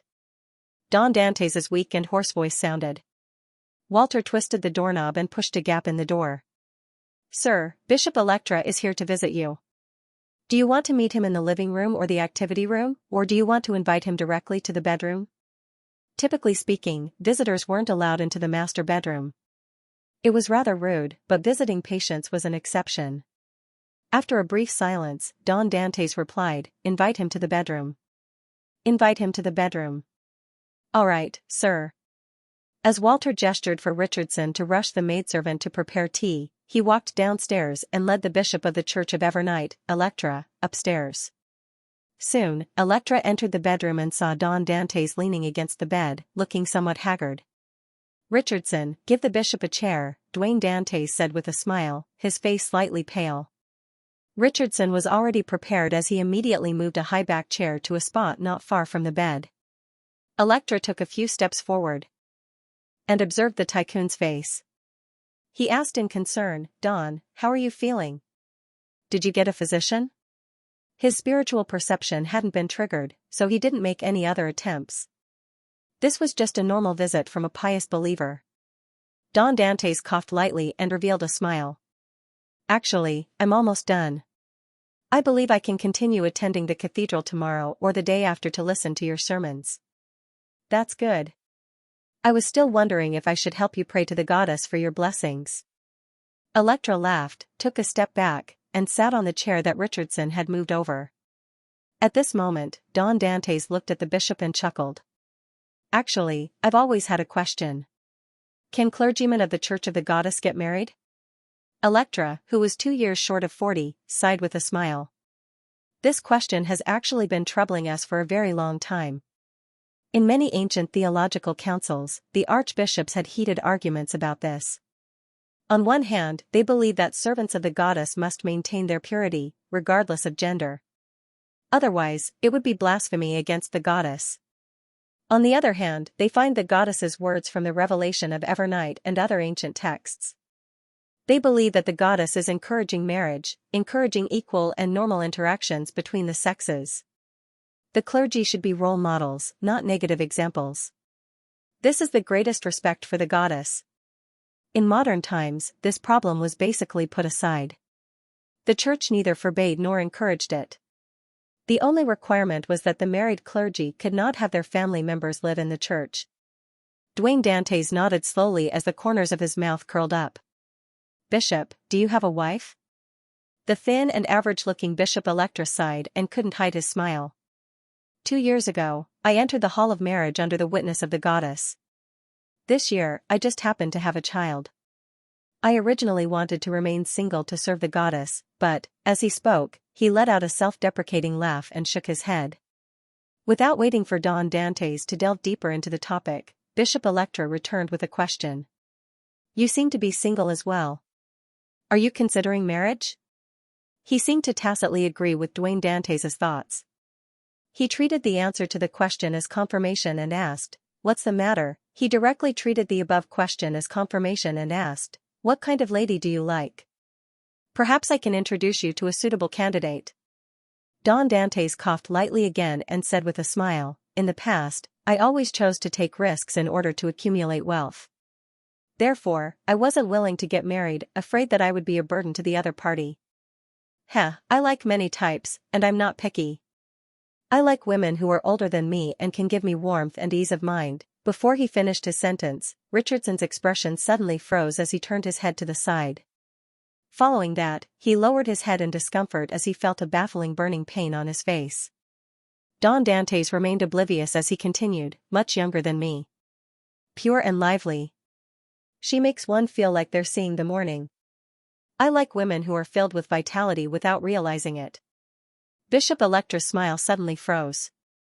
He raised his palm, clenched it into a fist, and pressed it against his mouth as he coughed. Don Dantes didn't stop as he shook his head and sighed with a smile. I once had a love or marriage, but I like ladies who can only look at them from afar because of their status and identity. They are filled with charm, and every action is intoxicating. It's hard to control myself, and I often dream of them. Butler Walter, who was standing nearby, suddenly trembled, as though he had just experienced a dream that he didn't wish to wake up from but was extremely resistant to. It was hard to tell if it was good or bad. Don Dantes still wanted to continue, but when he opened his mouth, he didn't make a sound. He then chuckled and said, "That's very normal. This is very normal. Humans are limited by their bodies. Under the influence of their senses, they will always have some abnormal thoughts. As long as they can control their thoughts and do things according to their own will, and they don't feel tormented, they will still be good husbands, good fathers, and good men. Very reasonable. When we're angry, we will always have irrational thoughts, but very few people can turn them into reality." Bishop Electra cleverly diverted the topic as Butler Walter and Richardson revealed contemplative expressions. The bishop didn't stay for long. After taking a few sips of the marquis black tea that the maidservant had brought, he got up and bade farewell, leaving Don Dantes's residence. The room quickly turned silent as the window to the balcony opened silently. Klein, who had transformed back into Don Dantes, nimbly jumped in. "Thankfully, I came back in time. If I had allowed Rhodes to continue chatting, Bishop Electra would no longer acknowledge me as a devout believer. Perhaps I might even find Walter and Richardson hanging themselves in their rooms tomorrow morning, and the entire street would be spreading rumors that Don Dantes is a sex maniac." Klein glanced at the fake Don Dantes' true magic mirror on the bed and silently sighed. The latter half of what he had said was something he had personally come up with and gotten Rhodes to read it out loud. Of course, this was his worst guess. He believed that Rhodes wouldn't allow the matter to develop to that stage. "Welcome back, my great master." On the bed, Don Dantes bowed and greeted him. "Did your humble and loyal servant, Rhodes, do well?" Upon hearing the magic mirror's stammering question, Klein sighed again. "Not bad. You disguised yourself well. But try not to agitate others when chatting." "I'll take note." The fake Don Dantes's image rapidly vanished as a small mirror appeared on the pillow. On the surface of the mirror, a silvery white light burst forth, squirming and condensing into words, "Thank you for your affirmation. I will always follow in your footsteps and look forward to the next opportunity to serve you." After a simple goodbye emoticon, the mirror returned to normal. Klein leaned over and put away the mirror before entering the bathroom attached to the master bedroom. He took 4 steps counterclockwise and arrived above the gray fog. He wanted to complete the grazing before Mr. X's spirit body completely dissipated. In the world of the book, in a cave on a snow-covered mountain peak. Klein looked at Mr. X's corpse on the ground and carefully identified the head that was pieced together from the fragments. He then compared it to the portrait of the target provided by Miss Magicians in his memories. "It's him. I hope that I can obtain traveling and records this time. With one of them, this operation will be profitable. If not, I'll have to consider getting Miss Magicians to add more money." The difficulty of hunting a sequence 5 and facing a demigod are two completely different matters. As Klein thought about it, he extended his left palm and spread open his fingers, aiming at the corpse that had yet to completely dissipate its spirituality. Creeping hunger rapidly returned to its original state, as though it was made of thin human skin. 2 eyes cracked open on its palm, its pupils bright red as though they were dyed with blood. Amidst the bone-chilling cold wind, Mr. X's dissipated spirit body and the resplendent beyonder points of light that resembled the Milky Way drilled into Creeping Hunger, fixing themselves on the empty finger. Creeping Hunger first turned transparent, like a reflection of the spirit world before returning to normal. Klein closed his eyes to sense it, and his brows gradually relaxed as a smile suffused his face. His luck was rather good this time. He had drawn one of the beyonder powers he wanted the most, Traveler's Door. This could be shortened to Teleportation Door, Teleportation, or Traveling. Its use was to allow a person to sense the outside world and allow them to traverse the spirit world. Due to the difference in strength of their spirit bodies, beyonders of different sequences could withstand teleportation for different times. The effects and distance of traversing the spirit world were also clearly different. If it's only sequence 9 or 8, then it wouldn't exceed Bakeland. At my current level, I wonder if I can directly head to the primitive island provided by Mr. the Hanging Man. Yes, if it really doesn't work, I can split it into 2 or 3 trips. Klein thought with a smile. Only at this moment did he realize that a traveler's head-on combat strength was very powerful. This was because the difficulty of using traveling over short distances was only about the same as flaming jump. This also meant that a traveler could constantly flash around a target. He could be far or close, catching others off guard and preventing them from attacking him. Coupled with the various powers he had recorded and his vigilance of immediately distancing himself from anything amiss, Klein suspected that even if he had lightning storm and tornado, he might not be able to keep a traveler at bay in a head-on battle. Indeed, a marionettist should try his best to stay behind the scenes. As Klein reflected, he cast his gaze back at Mr. X's corpse. Creeping hunger had just obtained another beyonder power. It was the apprentice sequence's door opening. This was almost equivalent to a weakened version of traveling. It was of little value. As his gaze moved, Klein's eyes reflected the ruby ring on Mr. X's finger. P.S. It's the last few hours of April.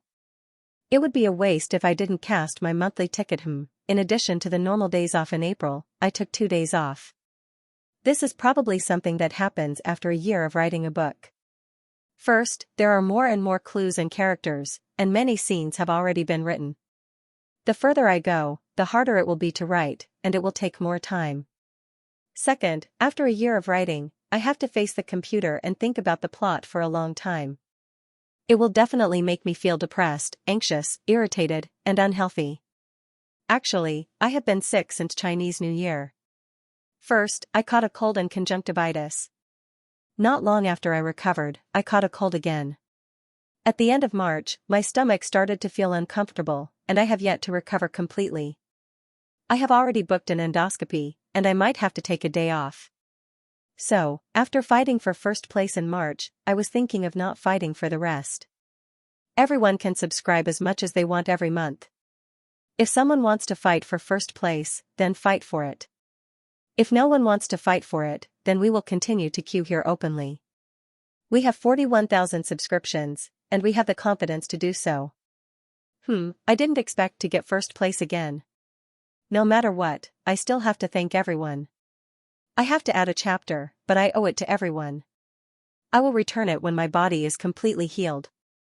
Also, the more I write, the more times I will ask for leave. Maybe I will ask for a fixed day off every week.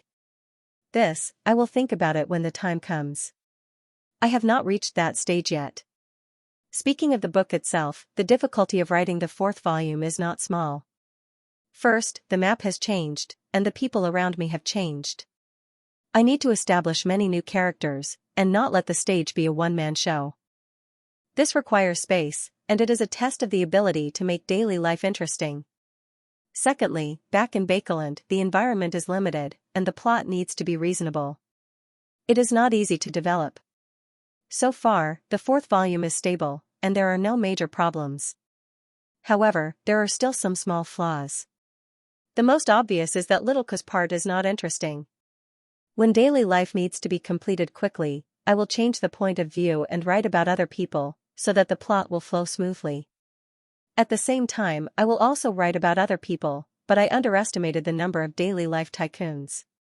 Sometimes, I will change the point of view too much, and it will be messy. Later on, I will continue to write slowly, and hope to smoothly and attractively advance. Also, I will try to write after the character dies, and through the interaction and memories of the people around him, I will continue to write vividly. Ugh, this seems to be asking for a knife. Alright, May is coming. Please maintain the monthly votes. I can't be left behind during the double period. The update time is still the same. After staring at Mr. X's corpse for a while, Klein resisted the urge to personally plunder the spoils of war. He made Race Senor, who was standing beside him, take 2 steps forward and take off the golden ring embedded with a ruby. This way, even if the items Mr. X carried with him had unimaginable negative effects, it would be borne by his marionette. It wouldn't affect Klein. After a serious inspection, Xianxia returned with a ruby ring, 48 pounds, and an ordinary pipe filled with tobacco. Just this? An oracle from the Aurora Order only has this much? Klein looked at this scene in surprise, nearly cursing Popper. Soon, he calmed down and used his rationality to convince himself that the situation was very reasonable. Mr. X is a traveler. He can record the beyonder powers of others, and he's considered a rather comprehensive one. Even if such a powerhouse has other mystical items, he would definitely be inclined to record them and not carry them with him. This way, he can enjoy the benefits of having different powers that complement each other while avoiding the corresponding negative effects, preventing himself from getting himself killed. From this train of thought, there's a high chance that this ring has a passive or triggered effect. With this in mind, Klein nodded gently and made Wraith Senior carry Mr. X's mangled and sticky head, attach it to him, and return above the grey fog. After sitting in the fool seat, he no longer feared anything. He directly took the golden ring embedded with a ruby and used divination to confirm the actual effects of the mystical item. Its name is Flower of Blood. It can allow the wearer to gain a deeper level of control over their own flesh and blood. As long as they don't die directly and aren't completely purified, thus losing control, they will be able to squirm and recover. This is equivalent to giving it an instinct. It's a passive effect. From the looks of it, my decision to use death knell to deliver a fatal blow was correct. If I hadn't used all my strength, Mr. X might not have truly died. Furthermore, he could have used the extreme pain to awaken himself and escape the control of a marionettist. He had also considered the fact that he was more of a spellcaster and that his body wasn't strong enough. This ring also has some corresponding flesh and blood magic. It can be considered rather useful.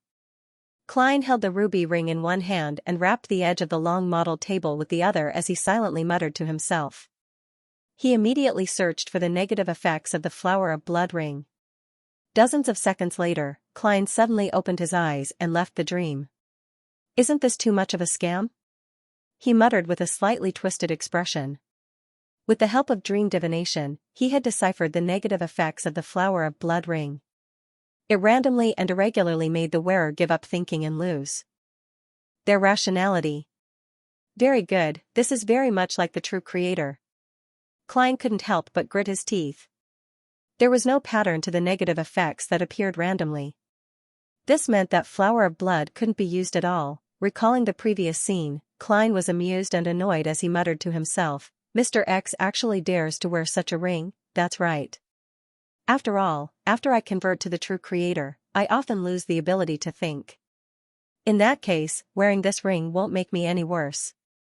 Yes, losing one's rationality isn't the same as losing one's rationality. It won't cause one to suddenly injure others, but it will make one appear very stiff and stupid, acting on instinct. Phew. Klein exhaled and decided to throw the Flower of Blood ring into the junk pile to prevent himself from being vexed.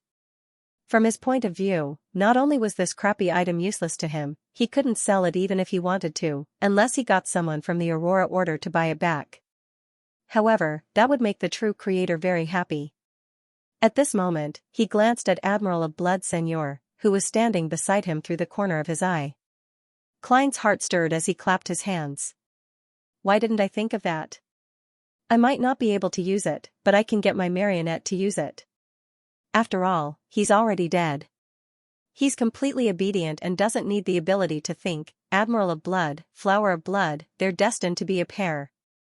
Although Senior has lost control of his body due to his death, I can provide. This way, even if he doesn't have the time to transform into a wraith, and his body as a zombie isn't strong enough, he can be reattached even if he loses an arm or leg. Of course, to a marionette, this isn't important. It doesn't affect his intrinsic quality. The main goal is to obtain some additional flesh and blood magic. A few seconds later, the delighted Klein made the old triangular hat and dark red coat Senior pick up the ruby ring on the table and wear it on his left index finger. After doing this, Klein made the wraith return to the gold coin. He raised his left palm and spread open his fingers. He wanted to release the interrogator inside Creeping Hunger. This was a promise he had made a long time ago. And when he obtained Creeping Hunger, this was the last spirit body that had been grazed inside that hadn't been freed. Amidst an inconspicuous cold wind, a blurry and transparent soul appeared beside the long bronze table. He was a man in his 30s wearing a navy uniform. He had a brown beard, and his face was filled with pain and confusion. "What's your name? Why did you die at the hands of Xianxia?" Klein asked in a deep voice. The man fell into a daze for a moment before saying, "My name is Andy Hayden. My name is Andy Hayden, the second mate of the Unmat. I died in a naval battle." "No, I didn't die on the spot. I was captured by a Phasation before I entered that glove of yours. I don't know Xianxia. I've never even heard of him." When Xianxia obtained creeping hunger, this interrogator was inside the glove? Because psychic piercing was too useful, he didn't replace it all this while? I wonder who the previous owner of creeping hunger is. Klein asked with interest. "That's right. Who's the Phasation that captured you? What does he look like?" Andy Hayden thought seriously and said, "I don't know his name. I only remember that his epaulet was that of a colonel. I remember that he had a big nose that left a deep impression. I remember that his eyes were blue, and his hair was a golden yellow. He was nearly 2 meters tall. Such a person is very common in Phasak. Apart from the identity of a colonel." Klein thought for a moment. "What year did you die?" Andy Hayden's figure was gradually unable to maintain itself as it began to dissipate. Finally, it left behind a sentence. 1338, 12 years ago. Yes, Rear Admiral Hurricane Xianxia has been famous for less than 10 years. That colonel might have already become a general of the Phasation Empire. Klein nodded gently, realizing that he hadn't had the time to ask Andy Hayden what his last wishes were. Forget it. It's already a good thing for him to be freed. Klein quickly threw the matter to the back of his mind as he conjured the word, "German Sparrow. Please inform Miss Magicians that Mr. X, Louis Veen, is already dead. Ask her to receive the memento and the spellbook. I'll request it from her again when I need it." Furs saw an endless gray fog, and she heard the word, German Sparrow's emotionless voice. Although she was already mentally prepared for this news, she still found it unbelievable and unacceptable. He really succeeded? The thunderstorm in East Borough was created by him? Furs held back the stirrings in her heart.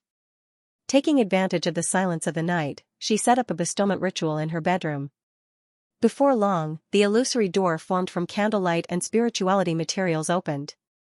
2 items flew out and landed on the table. Furs took a careful look and nearly screamed. She hurriedly covered her mouth and took 2 steps back, leaning close to the wall of spirituality. One of the 2 items was her Laymanos travels, and the other was a hideous head covered in cracks and cracks. It was stained with blood as though it was pieced together from pieces of shards. It flickered with a light that resembled the reflection of glass. As a medical graduate and a doctor who had worked in a famous clinic, Furs had seen many corpses, but none of them were as disgusting, strange, and terrifying as the head in front of her. After calming down, Furs looked at the head again and confirmed that it was indeed Louis Veen. She first cautiously used astrology to make a final confirmation, and then her face twitched slightly as she muttered to herself silently, "I'm not sure. Mr. World will shatter the target's head before piecing it back together?" At that moment, a scene involuntarily surfaced in Furs's mind. The cold German Sparrow was sitting in front of the table, picking up the blood-stained head pieces one by one as he seriously put together a jigsaw puzzle. This made Furs involuntarily shiver. For some baffling reason, she felt that World was a crazed killer with serious mental illness. Moving her gaze, she took 2 steps forward and picked up Laymanos Travels, casually flipping through it. Her gaze gradually froze because there was more content in the spellbook. It was suspected to be related to wind and lightning. This made her recall the lightning storm in East Borough. She was certain that it was caused by Mr. World. Furs hurriedly flipped Laymanos Travels to the 3 yellowed pages and realized that they were blank. She immediately had a guess. She believed that the World German Sparrow had likely used Mr. Fool's help to record the beyonder powers of a demigod. Today, I realized that if I have enough money and resources, I can hire the various members of the tarot to help me record different beyonder powers.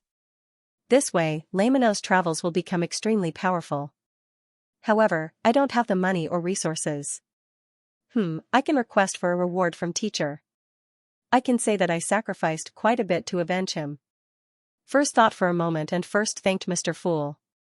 Then, she asked him to pass the message to the world. I'm very sorry. My reward isn't commensurate with the difficulty of the mission. When I receive the reward, I'll make up for it. After praying, Furs ended the ritual and hurriedly hid the head. If Xiao were to discover it, she'll definitely imagine a horror story. After doing everything, Furs clapped her hands and thought leisurely. By the time Furs responded, Klein had already returned to the real world. All he could hear was a blurry female voice. But even so, he couldn't help but feel fear and dread. This was because the weakness brought about by death knell was fear of women. P.S. Please guarantee your monthly votes. It'll be double for the next few days. On Saturday morning, the pajama-wearing Klein rubbed his head as he got out of bed. He hadn't slept well last night. This was because it was inevitable that different images of women would appear in his dreams.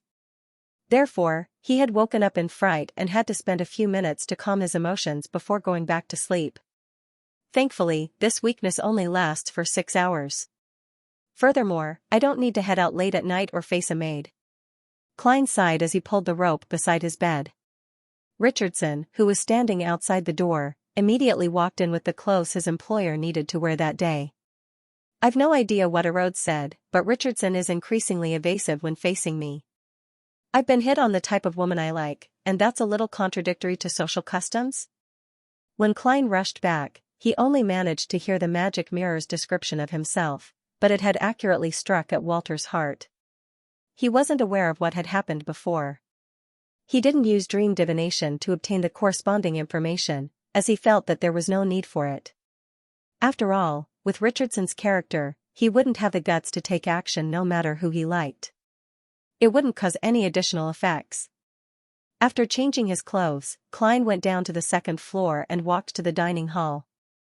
As usual, Walter was wearing white gloves as he waited by the door. Upon seeing Don Dantes walk over, he took a step forward and bowed respectfully. Good morning, sir. You have 2 tutoring sessions today. You will be attending a banquet at Mr. Portland Moment's place in the evening. Portland Moment lived at 100 Buckland Street. He was a full professor of engineering at Bakeland University, a member of the Royal Academy of Sciences of the Ruan Kingdom. As he had discovered a few types of alloys, he had won the Light of Machinery Award. He was second only to Tirani von Helmasuin in the scientific world. Furthermore, the few types of alloys he had discovered were widely used in shipbuilding and the development of steam engines. Just the profits from the patents made him a tycoon worth hundreds of thousands of pounds. Upon hearing Walter's words, Klein casually glanced at him and discovered that the butler had dark circles under his eyes. His eye bags were puffy, and he looked completely different from usual. It was as though he hadn't slept well the entire night. If he didn't have the powers of a faceless, Don Dantes would probably have such an image. Klein retracted his gaze in pity and didn't say a word. As he nodded gently in response to Walter's greeting, he entered the dining hall. Frankly speaking, he was actually quite impressed by the other party. He often faced a demoness, yet he could not help but fantasize about her, having an erotic dream with a target in the dead of night. He could not help but want to get closer to her and pray for her pleasure. It had to be known that a demoness, especially one who was experiencing or had already experienced pleasure, had a charm that far exceeded the level of a simple beyonder effect. Every move she made would make a man who approached her involuntarily feel intoxicated and infatuated. It was equivalent to slowly progressing from consuming marijuana to a higher stage, to the point where there was no way to escape the pleasure given by a demoness. This was probably something that only men who were naturally attracted to the same sex could effectively resist. Of course, Klein suspected that men who liked the same sex weren't completely immune to it. This was because their minds and hormones would be affected, resulting in changes that wouldn't have happened otherwise. Furthermore, a large number of demonesses were originally men, so this reduced their resistance. It was precisely because of this that even though he was already a Sequence 5 Beyonder, Klein had to constantly maintain a highly tense state when facing demonesses like Trissy and Tracy. He was afraid that he would be charmed if he wasn't careful. Even he was in such a state, much less an ordinary person like Butler Walter. This wasn't a problem that could be changed with his own will, although Trissy had clearly restrained her charm due to Prince Edisac's death or her advancement. Walter is just an ordinary person. Yes, even if he's not an ordinary person, he's at most a sequence 9 or 8. For him to be able to maintain his current state under such circumstances, it's enough to show that he has extremely strong self-control. He's very loyal to Prince Edisac, and he loves his wife and daughter very much. As Klein sighed, he sat down. Today's breakfast was his favorite desi pie. The oily feeling that seeped out made him salivate. The dark blue sea at night was nearly black, dyed with a faint crimson. It was calmer and quieter than it was during the day. The Blue Avenger rose and fell gently with the waves, like a ghostly shadow as it sailed towards the crimson moon. Alger Wilson stood at the bow of the ship, looking at the distant waves. He looked calm on the surface, but he couldn't contain his excitement. The sea ahead was the abyssal whirlpool north of Sonia Island. It was named for the dangerous whirlpools that often appeared without warning. It was a dangerous zone that no ship was willing to enter. After finishing his report and leaving Possou Island, Alger directed the Blue Avenger to head north, circling around Sonia Island and headed straight for this place. Along the way, they only entered the harbor to resupply once, so they didn't waste any time. As for whether they would be suspected for coming north, Alger wasn't worried. This was because the Church of the Storm was happy to see its captains head north of the Sonia Sea and the Fog Sea to obtain intelligence on the Fasak Empire, the Kingdom of Intis, the Church of the Eternal Blazing Sun, and the Church of the God of Combat. Turning back to look at the cabin, Alger walked to the edge of the deck and took out a charm made of tin. He held it in his palm and chanted the incantation. Storm. A blue flame soared and engulfed the charm. Alger suddenly felt an inexplicable connection with the fish in the sea below him. At that moment, both parties could actually communicate on the mental level. The tin charm was one of the supplies Alger had obtained on Possou Island. It allowed him to get close to undersea creatures for a certain period of time and engage in a superficial mental communication with them. Amidst his thoughts, Alger failed to obtain the information he wanted. All he could do was wait for the Blue Avenger to approach the Abyss Maelstrom before making a second attempt. Time ticked by as Alger, who had failed nearly 100 times, finally learned from a spindle-like fish where Obninsk sea monsters frequented. If I didn't know that the target was near the Abyss Maelstrom, I would have long given up. It's very difficult to obtain information on such matters through investigations. Alger concluded as he touched his pocket. He had already used up most of the affinity charm for sea creatures. He only had 5 left. I have to make up for another batch when I return. I can't let anyone discover it. I heard that the resistance in the Rorstad archipelago has quite a number of them. Heh. As Alger thought about it, he made the Blue Avenger turn around and head for the location he had just learned of. More than an hour later, the Blue Avenger stopped as Alger took out a sealed metal can. This was the sanguine anesthetic gas he had spent 130 pounds to buy from the moon. He had no doubts about its effects, as he had already used one before. As the Blue Avenger was a ghost ship, there wasn't a need for too many people to keep watch at night. There was only one every night, and he was in charge of watching the ship to prevent it from deliberately causing problems or heading into dangerous waters.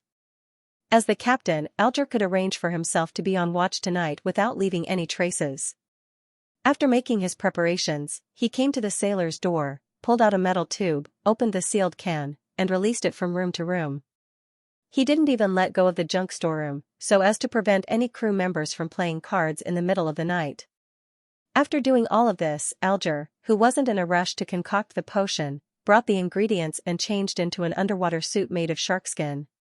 He then jumped down from the right side of the ship without stirring up any splashes. In the gloomy waters, Alger's eyes gradually turned dark blue as he saw his surroundings clearly. He breathed in the air in comfort and constantly dived down until he came to a pitch-black deep sea. Then, he used the seabed creature affinity charm again to communicate with the strange fish around him. With the kind-hearted fish's guidance, Alger determined his direction and asked as he swam. Finally, he arrived at a place that looked like an underwater volcano. The fish creatures actually didn't know that the Obninsk lived here. They only knew that many of their kind and a number of top deep-sea hunters had vanished in the vicinity. With his beyonder powers, Alger looked into the distance and saw that there was a huge, dark cave on the underwater volcano. Tentacles that were thicker than the pythons in the southern continent's primitive forests floated out from it as they gently swayed. The huge suction cups, the patterned skin, and the cave that was several times the size of the Blue Avenger left Alger feeling an inexplicable sense of fear. He didn't dare approach. An obelisk is at least equivalent to a powerful sequence 5. Furthermore, it has a terrifying body. Yes, I can confirm that it's a target. Alger carefully swam over and stopped at a dangerous distance. After careful identification, he once again used the seabed creature affinity charm. Following that, he let his spirituality penetrate the seawater and spread into the cave in an attempt to communicate with the powerful psyche that was curled up. The gigantic psyche slowly stretched out as countless chaotic thoughts burst forth. It was taken aback for a moment before its psyche erupted like a volcano. Roar! Amidst the terrifying sound, an exaggerated vortex appeared in the cave. The surrounding seawater, junk, and even Alger were sucked in. It was filled with animosity. Alger's pupils constricted as his body suddenly became slippery. He was pushed by an invisible wind as he fled in the opposite direction. He used a few Beyonder powers and finally escaped the influence of the vortex. He didn't dare stay near the underwater volcano as he quickly floated up and opened up a distance. Nearly a minute later, Alger, who had finally escaped the danger zone, spat out a bubble and heaved a sigh of relief.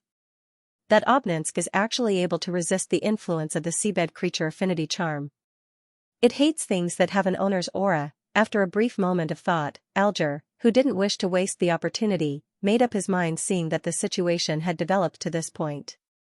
In the seawater, he prayed in Elvish, "The fool that doesn't belong to this era. P.S. Thank you, Mr. Y from the Silver Alliance, for a guaranteed monthly pass due to the time difference." Klein was attending a banquet at Portland Moment's house when he heard the stacked illusory pleas. Such a banquet began at 7:30 and lasted until 9:30 or even 10. This was because the appetizers, soup, side dishes, main course, staple food, vegetables, fruits, and desserts totaled up to 20 dishes. The serving men would serve them one by one, removing and replacing them in order to prevent the dining table from being messed up. Furthermore, there was an interval between each dish for the guests to chat. A gentleman had to take the initiative to communicate with the woman on his right. In short, it's rather troublesome and tiring. Even the dishes and drinks have to be paid attention to. However, the taste isn't bad. Klein took the opportunity to say to Ma'am Willis on his right while the roasted lamb was being replaced, "Sorry, I need to use the bathroom." He then stood up, pressed his right hand to his chest, and bent his back slightly to greet the other guests. Then, he left the dining table and headed for one of the washrooms on the second floor. After entering and locking the door, Klein immediately took 4 steps counterclockwise and arrived above the gray fog. "Mr. the Hanging Man's prayer. He wishes for me to help him obtain the goodwill of the Obninsk sea monster. He's willing to gather 15 pages of Roselle's diary or help me do something of equal value. His progress isn't slow." Sitting in the full seat, Klein emanated his spirituality and touched the constantly expanding and contracting crimson star. He considered for a few seconds. Investigate all the FASAC colonels who participated in the Konotop naval battle in 1338. As an expert in history, he learned from the interrogator's spirit body that he died at the sea in 1338. After he died at the hands of the Phasacians, he immediately figured out which naval battle it corresponded to. Throughout 1338, the relationship between Rouen and Faisac was tense, with occasional friction. However, there was only one battle in which a colonel-level officer died, the naval battle that broke out in East Balam's Konotop. And in a Faisac fleet, there definitely weren't many colonels. In the dark and deep seawater, Alger Wilson saw the endless grayish-white fog and heard Mr. Fool's response. Investigate all the colonels of the Faisac Empire who participated in the Konotop Sea battle in 1338. Why would Mr. Fool pay attention to such trivial figures? This involved a huge secret? Alger's heart skipped a beat. He no longer hesitated and agreed. "Your will is my will," Yi Futian said calmly.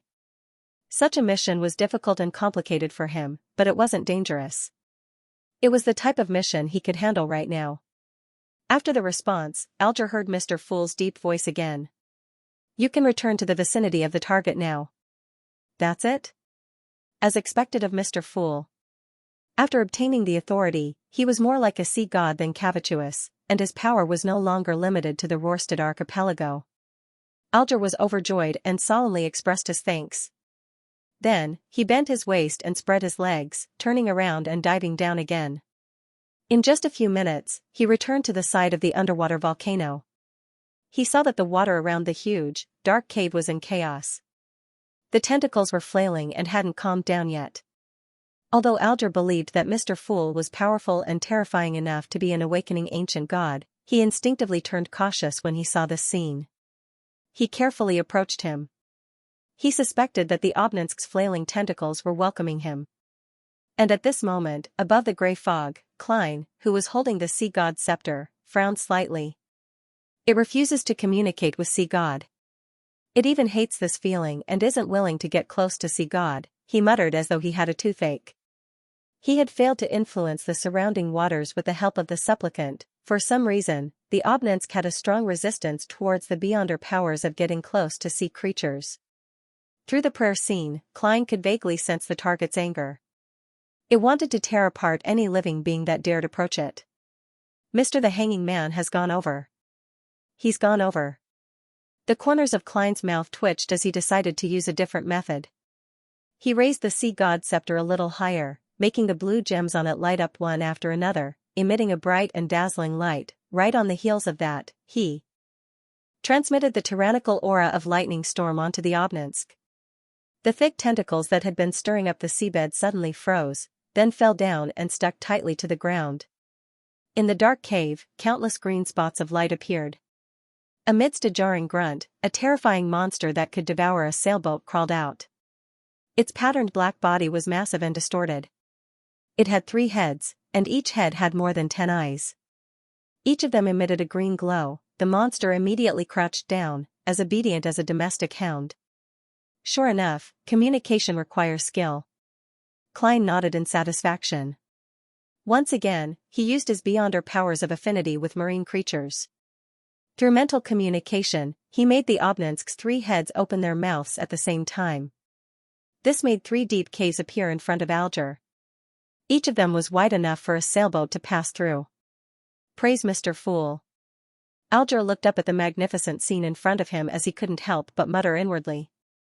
He didn't waste any time as he chose the head in the middle and quickly swam in. A winding tunnel quickly appeared in Alger's vision. The walls were made of flesh and blood, and the width was comparable to the front deck of the Blue Avenger. Gulp. Water surged inwards as it followed the tunnel deep into its depths. Alger hurriedly seized the opportunity to dive in. Suddenly, he felt as though he had returned to the time when he had just become a sailor. He was in a battle against the waves, and he felt dizzy and unable to maintain his balance. By the time Alger used his beyonder powers and finally stabilized his body, he had already left the tunnel of flesh and blood. He found himself in a pitch-black and empty world. There was a sticky sensation beneath his feet as a pungent stench of blood emanated from his surroundings. In just a second, Alger realized that the liquid here was corroding him. He hurriedly created a layer of water film around him, causing it to expand and turn into a transparent ball. He knew that he had entered the Obninsk's stomach. Without any hesitation, he took out the bottles he had prepared and began concocting the potion. The supplementary ingredients were thrown into the wide-mouthed metal bottle one after another, mixing into a dark blue liquid. Then, a transparent jellyfish that resembled azure seawater was carefully placed in by Alger. The distant drifting singing suddenly turned intense before it calmed down. The liquid in the wide-mouthed metal bottle didn't have a single ripple or bubble. It was as deep as the ocean before a storm. Alger calmed his emotions and did some cogitation. Then, he picked up the metal bottle and gulped down the ocean songster potion inside. The cold, numbing liquid slid down his esophagus and entered his stomach. In an inconceivable manner, it instantly spread to every cell in his body. At that instant, Alger vaguely heard countless voices. They came from all the living beings in the sea, but most of them were blocked by the Obninsk's body. All that was left was a relatively blurry sound. Ba-dump. Ba-dump. Ba-dump. Alger felt his heart thump violently as it spewed out blood, spirituality, and sound waves, modifying his vocal cords and soul body. He couldn't help but open his mouth and let out a huge sigh. Amidst the sigh, Alger felt that his spirit body was slightly torn apart. As the sound waves spread outwards, they first turned into mottled scales on his skin before pulling out long strips of flesh, turning them into flailing tentacles. The sound waves continued spreading outwards with the spirit body fragments, making contact with the sticky liquid in the Obninsk's stomach. They miraculously bounced back and entered Alger's body again. Alger's nearly losing control instantly turned for the better. He hurriedly took the opportunity to sing loudly without any fear of embarrassment, hoping to vent all the invisible sound waves that could cause him to explode. The rough, messy, and off-key singing filled with a heavy metal quality spread outwards, mixed with many spirit body fragments. Then, all of them were bounced back by the sticky liquid in the Obninsk's stomach. During this process, Alger was like a material in a soundwave furnace as he was slowly being ground into shape. Finally, he regained full control over his body and restrained the surging spirituality. Finally, Alger closed his eyes as an irrepressible smile appeared on his face. He had completed the goal he had been aiming for all these years, to advance to ocean songster. He now has a shallow control over lightning, a better, more comprehensive, and longer underwater talent, as well as the ability to use his singing to influence his target. The latter ability has several directions due to the difference in everyone's characteristics. One is to use beautiful singing to interfere with the enemy's spirit body, making them fall into a daze or increase their explosive strength. Another is to simulate thunder to shock others. Another is to rely on messy and unpleasant singing to make the enemy irritable and lose their rationality. Alger observed his condition as he wore an odd expression. He quickly extricated himself from such thoughts, picked up his items, and swam upstream to the Obninsk's mouth. He gently rapped its already closed mouth. The mouth slowly opened and suddenly roared, spewing out everything in its mouth. Alger instantly felt as though he was in midair as he nearly collided with a shark. After a flurry of activity, he surfaced and swam towards the Blue Avenger. When the specter ship's figure reflected in his eyes, he heaved a sigh of relief. One of the problems Alger was worried about was that the Blue Avenger would suddenly have an anomaly while he was advancing. Although an hour or two wasn't a problem, the world was always filled with surprises. After receiving Mr. the Hanging Man's thanks again, Klein returned to the real world. He washed his hands and dried them before leaving the washroom and heading for the dining hall. When the fragrance of food reached his nose again, he slowly took a deep breath and returned to his seat with a smile. As he bowed, he sat down. At that moment, the banquet had entered the dessert stage. From the looks of it, I spent too long in the washroom. I hope there won't be any rumors of Don Dante's having constipation after today. Klein silently muttered to himself as he smiled at Ma Willis. When I was young, I ate many strange foods in the southern continent. One of them was called tennet plum. It tasted like light cream, just like the ones on desserts nowadays. He tactfully explained the reason for his late return. It was that he had weakened his stomach when he was young. P.S. During the double period, please have a guaranteed monthly pass. P.S. I recommend a book, Journey to the Masterpiece. When the world's masterpiece is injected into the web literature DNA, can you still escape the invitation of samsara? Ma Willis glanced at Don Dante's face and smiled without minding it at all. Your past, your experiences in Desi Bay and the southern continent, are more interesting than anything I've seen. It makes me wish to have the same experience. Of course, this is based on a true story. Thanks to Anderson Hood, a hunter who always runs around. As Klein cast his gaze at the cream cake, he chuckled and said, "It's because I've only mentioned the interesting parts. Because I've only told you the interesting parts. There are a lot of things I don't want to remember." After a simple comment, he began enjoying his dessert. However, when Ma Willis and the other ladies heard this, they suddenly recalled the title of a best-selling book, A Man with a Story. In their eyes, Don Dante's was just like that. He appeared like a calm lake, but in fact, there was no bottom to him. There were many surprises hidden within, but there was also a lot of pain buried within. The banquet came to an end at 9:40. A number of gentlemen and ladies headed to the card room to play Texas for 2 hours. The remaining men headed to the activity room and planned on chatting for a while. This didn't exclude ladies from joining, but as there were many smokers and it was inevitable that there would be sexual topics, there weren't any ladies participating. They either went down to the first floor and gathered around the piano, listening to the performers play while singing softly. Or they would form groups of 2 or 3 and play chess for fun. Klein chose to head to the activity room on the second floor. A private chat with fewer people helped him be accepted into this circle as soon as possible. After entering the room, he observed the environment and went straight to the window. He opened it and pulled out a high-back chair to sit down. Just as Klein finished this series of actions, he saw the host of the banquet, Portland Moment, holding a pipe and laughing. Men always need some space for themselves. He was a tall elder with a loud voice and a rosy face.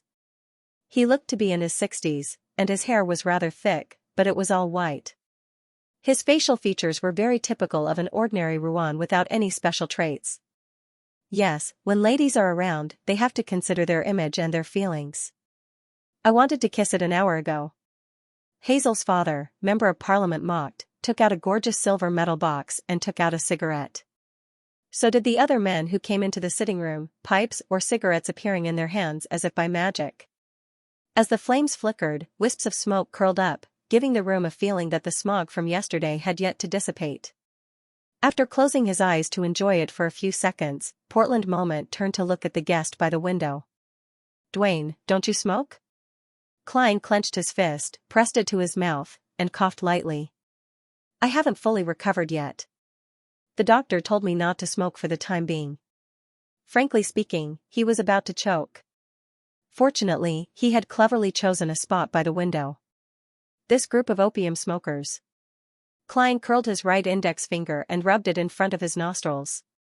He really wanted to use his magician's beyonder powers to create invisible air tubes that extended outwards to bring in fresh air and escape the harm of secondhand smoke. However, considering that there might be beyonders hidden among the men present, he rationally gave up on the idea. Portland Moment laughed out loud when he heard that. "I heard from Bishop Electra that your illness wasn't without reason, Dwayne. You lack a wife." This professor was a believer of the god of steam and machinery, but his wife believed in the Evernight goddess. Therefore, they settled down on Buckland Street near St. Samuel Cathedral. From time to time, bishops would visit and interact with them. Is he mocking me for thinking of women when I'm sick? I really can't tell that Bishop Electra is a man who likes to spread rumors. It's all Rhodes's fault. Klein lampooned as he shook his head and smiled. I respect marriage very much. If I don't have a suitable goal, I'd rather be single. At this moment, Mr. Willis, a high-ranking employee of Bakeland City Hall, blew out a smoke ring. Actually, I'm very envious of Dwayne's single status. This means that I can pursue any type of lady. He deliberately emphasized any type, making everyone in the activity room let out a suggestive laugh. Has the fact that Don Dantes has a wide range of preferences and that he doesn't reject any type of charming woman spread throughout this street? Klein controlled his right hand and didn't subconsciously rub his temples. He felt that his image of a rich newcomer with depth, temperament, looks, and the way he spoke had undergone a subtle change. He first suspected that it was the blabbermouth Bishop Electra who had spread the news. Following that, he felt that it was his butler, Walter, who had gotten his servants to spread the news. This was because an extremely charming man without any flaws would always be unconsciously ostracized by others of the same sex in their circles. But when he had flaws, it was easy for others to feel close to him when there was something to tease him about. Klein wasn't angered by this teasing that had a tinge of perverseness. He deliberately smiled bitterly in a rather gentlemanly manner. That's why it's so difficult for me to make a choice. I've been single all this time. Haha. Portland Moment and the others laughed at the same time. Mocked then said, "What you need is the ability to make decisions. What you need is the ability to make decisions. A good marriage and a good family will help a man a lot." He stopped teasing and seriously exhorted him. "From the looks of it, no matter which world I'm in, I can't escape the fate of being urged to get married." Klein nodded slightly as he casually swept his gaze to the window and enjoyed the night view of Portland Moment's garden. At this moment, he saw a figure. Hazel mocked, who was dressed in a dark green dress, was walking along a small path into the depths of the garden. From time to time, she would stop and look around as though she was searching for something. Wasn't this lady playing the piano just now? Why is she suddenly in the garden? When Klein retracted his gaze, Hazel's back had already been hidden by a cluster of flowers. It wasn't rude for guests to leave the hall and enter the garden when attending a banquet or ball. This was because strolling under the moon with the night breeze that carried the fragrance of flowers was a very stylish thing to do. However, this often meant a rendezvous. Who was Hazel meeting with? No, it doesn't seem like it. Among the people who came today, no one can make her look them in the eye. Although the shock she suffered in the sewers made her appear less arrogant, to the point of occasionally appearing depressed, deep in her heart, she still doesn't think much of ordinary people. Dealing with the negative effects of a mystical item? That doesn't make sense. Finding a lounge or the bathroom would be better than going to the garden. It'll be more concealed. Besides, during her ball, she also went to the third floor and not the garden. Klein eliminated all the impossibilities and had a preliminary guess. From the way Hazel is sensing or searching for something, she seems to have discovered something abnormal and is planning on observing and dealing with it up close. This also means that there's a supernatural situation at Professor Portland Moment's home. If that's true, this professor or someone in his family isn't simple. The bishops of St. Samuel Cathedral often come to visit, but they didn't discover anything. A marauder's sensing and observation abilities are definitely unique in certain aspects. Klein didn't have any thoughts of interfering in matters outside. This was because a problem that Hazel could sense wasn't too dangerous. Furthermore, this place was very close to St. Samuel Cathedral. If there were any secrets, no one would want to blow it up. They would be very restrained. At this moment, Mott, who was in the activity room, extricated himself from the effects of the vulgar joke and looked at Portland Moment. He looked at Portland Moment and said, "I heard that you're leaving Bakeland University?" Professor Portland Moment sucked on his pipe and said, "That's right. The Higher Education Commission wishes for me to be the chancellor of the newly established Bakeland University of Technology. Haha, although most of my wealth comes from those alloys, I'm best at mechanical engineering. They promised to build a better laboratory there and give me more funding. At my age. Having more autonomy and better helpers is indeed more important." Mr. Willis echoed with a smile. And with Bakeland University having an additional vacancy as a full professor, those senior associate professors who have been waiting for decades finally have a chance. In Rouen higher education system, a full professor wasn't just a professional title, but also a position. It was equivalent to a department dean, so there could only be one. Bakeland University of Technology. Klein listened with a smile. He didn't casually speak on topics he didn't understand. In the garden, Hazel came to a dark and uninhabited corner. She had just discovered that the ants and other creatures on the ground were gathering abnormally. Her spiritual perception also felt that there was something hidden here. This was a talent that came from her sequence. She had never made a mistake before. She could directly choose the valuable item hidden in the sealed boxes without any additional help. Of course, she couldn't tell what it was exactly. All she knew was that compared to the others, it was definitely more valuable. Just like Mr. Don Dante's. He definitely has something very valuable on him. The corners of Hazel's mouth curled up as she cast her attention at the soil in front of her that looked a little soft. She sensed that quite a lot of spirituality was gathering beneath it, creating a suction force that attracted insects and spirits. It's not a human body, but some used spirituality materials. They should have been thrown away separately, but they ended up being buried together, resulting in unnecessary changes. Hazel's eyes darkened a little as she deciphered the situation beneath the soil from the spirituality's characteristics and changes that weren't concealed. She lifted her chin slightly and looked back at the building, believing that there was at least one supernatural being in Portland Moment's house. And if she didn't deal with the problem in the corner of the garden, this place and the nearby houses would be haunted in a few days. Hazel retracted her gaze, extended her left hand, and aimed at the soil in front of her. She gently clenched her fist and twisted her wrist. The spirituality that had gathered there suddenly vanished, as though it had been stolen by someone. P.S. Seeking monthly votes during the double period. P.S. Regarding the physical book, the publisher has communicated with me. They are aware of everyone's opinions. They will be changing the editor in charge later, starting from the third volume. As the second volume needs to be handed over, all the changes that need to be made will be marked and read on the electronic version for me to review and confirm. 100 Buckland Street, Portland Moments House, Garden Corner. Many of the ants and bugs that had gathered here began to disperse, and the gloomy and cold feeling grew weaker and weaker. The person with supernatural powers here likely doesn't have much experience. Seeing that she had achieved her goal, Hazel nodded indiscernibly. She then turned around agilely and strolled along the small path in the garden. She was not in a hurry to return to the house. Instead, she enjoyed the crimson moonlight, the cool air, and the faint fragrance of flowers. Some time later, Hazel gave up on her stroll and left the garden to enter the hall on the first floor. At this moment, apart from the guests who were having fun in Texas, many gentlemen and ladies had already bade farewell. Just as Hazel found her mother, Ma Mariana, she saw her father, Member of Parliament Mocked, and a few gentlemen. They were chatting as they walked down from the second floor, looking very happy. "Are you ready to go home? You have to visit a very important guest tomorrow morning." Rihanna gestured for her daughter to come closer as she walked toward her husband with a smile. Mocked nodded. "If it weren't for this, I think I'd try another Portland cigar."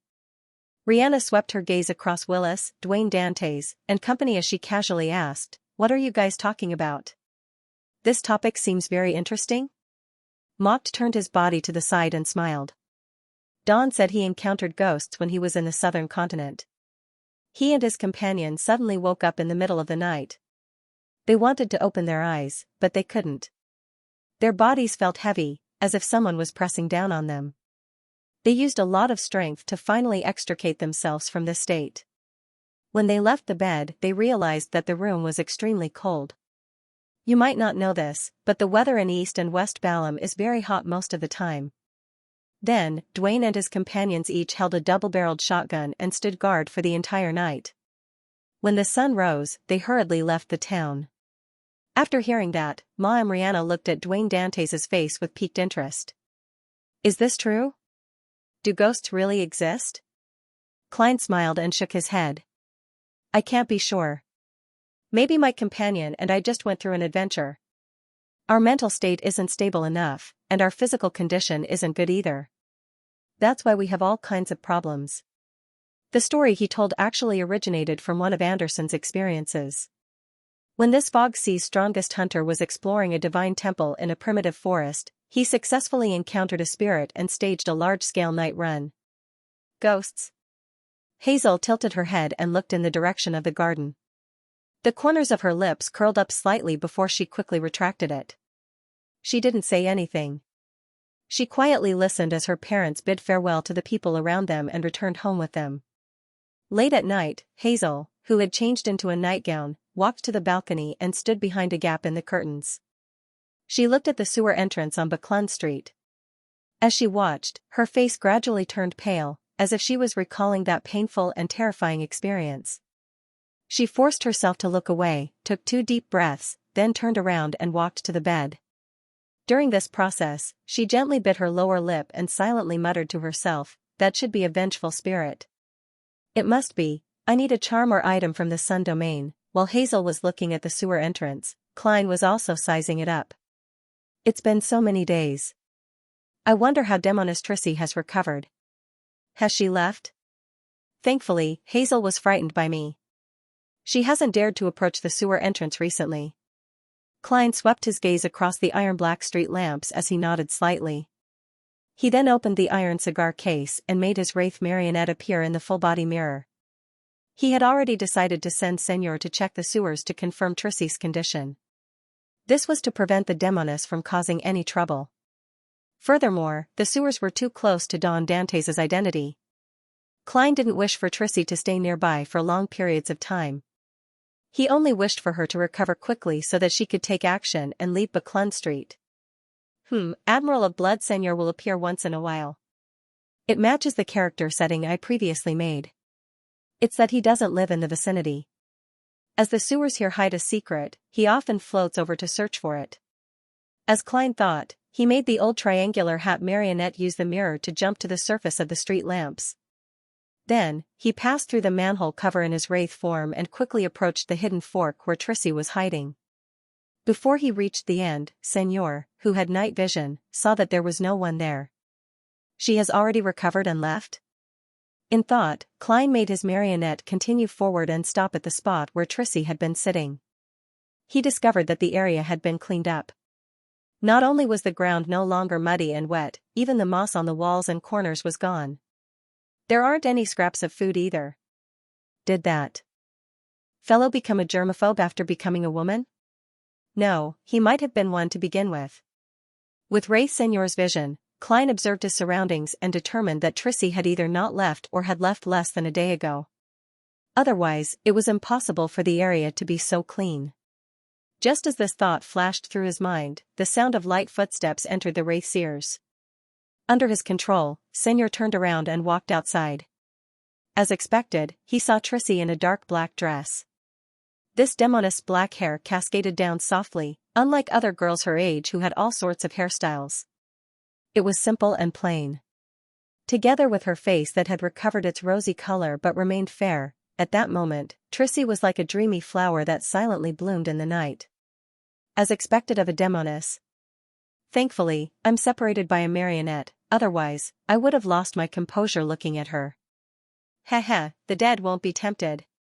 No matter how charming a demoness is, there's no way she can turn the dead into zombies and crawl out of their graves.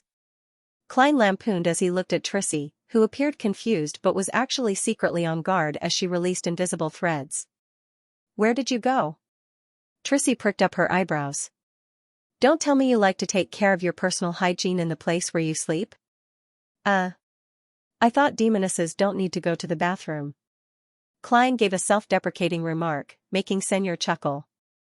You mean peeing and defecating? He had deliberately made his marionette say that so as to match Admiral of Blood's image as a boorish pirate. Trissy frowned inconspicuously and said, That's right. Is there something else? Ray Señor didn't continue the topic as he changed the topic. You seem to be recovering well. Trissy smiled faintly. Not bad. I will leave here tomorrow. She paused for a moment and narrowed her slightly slender eyes.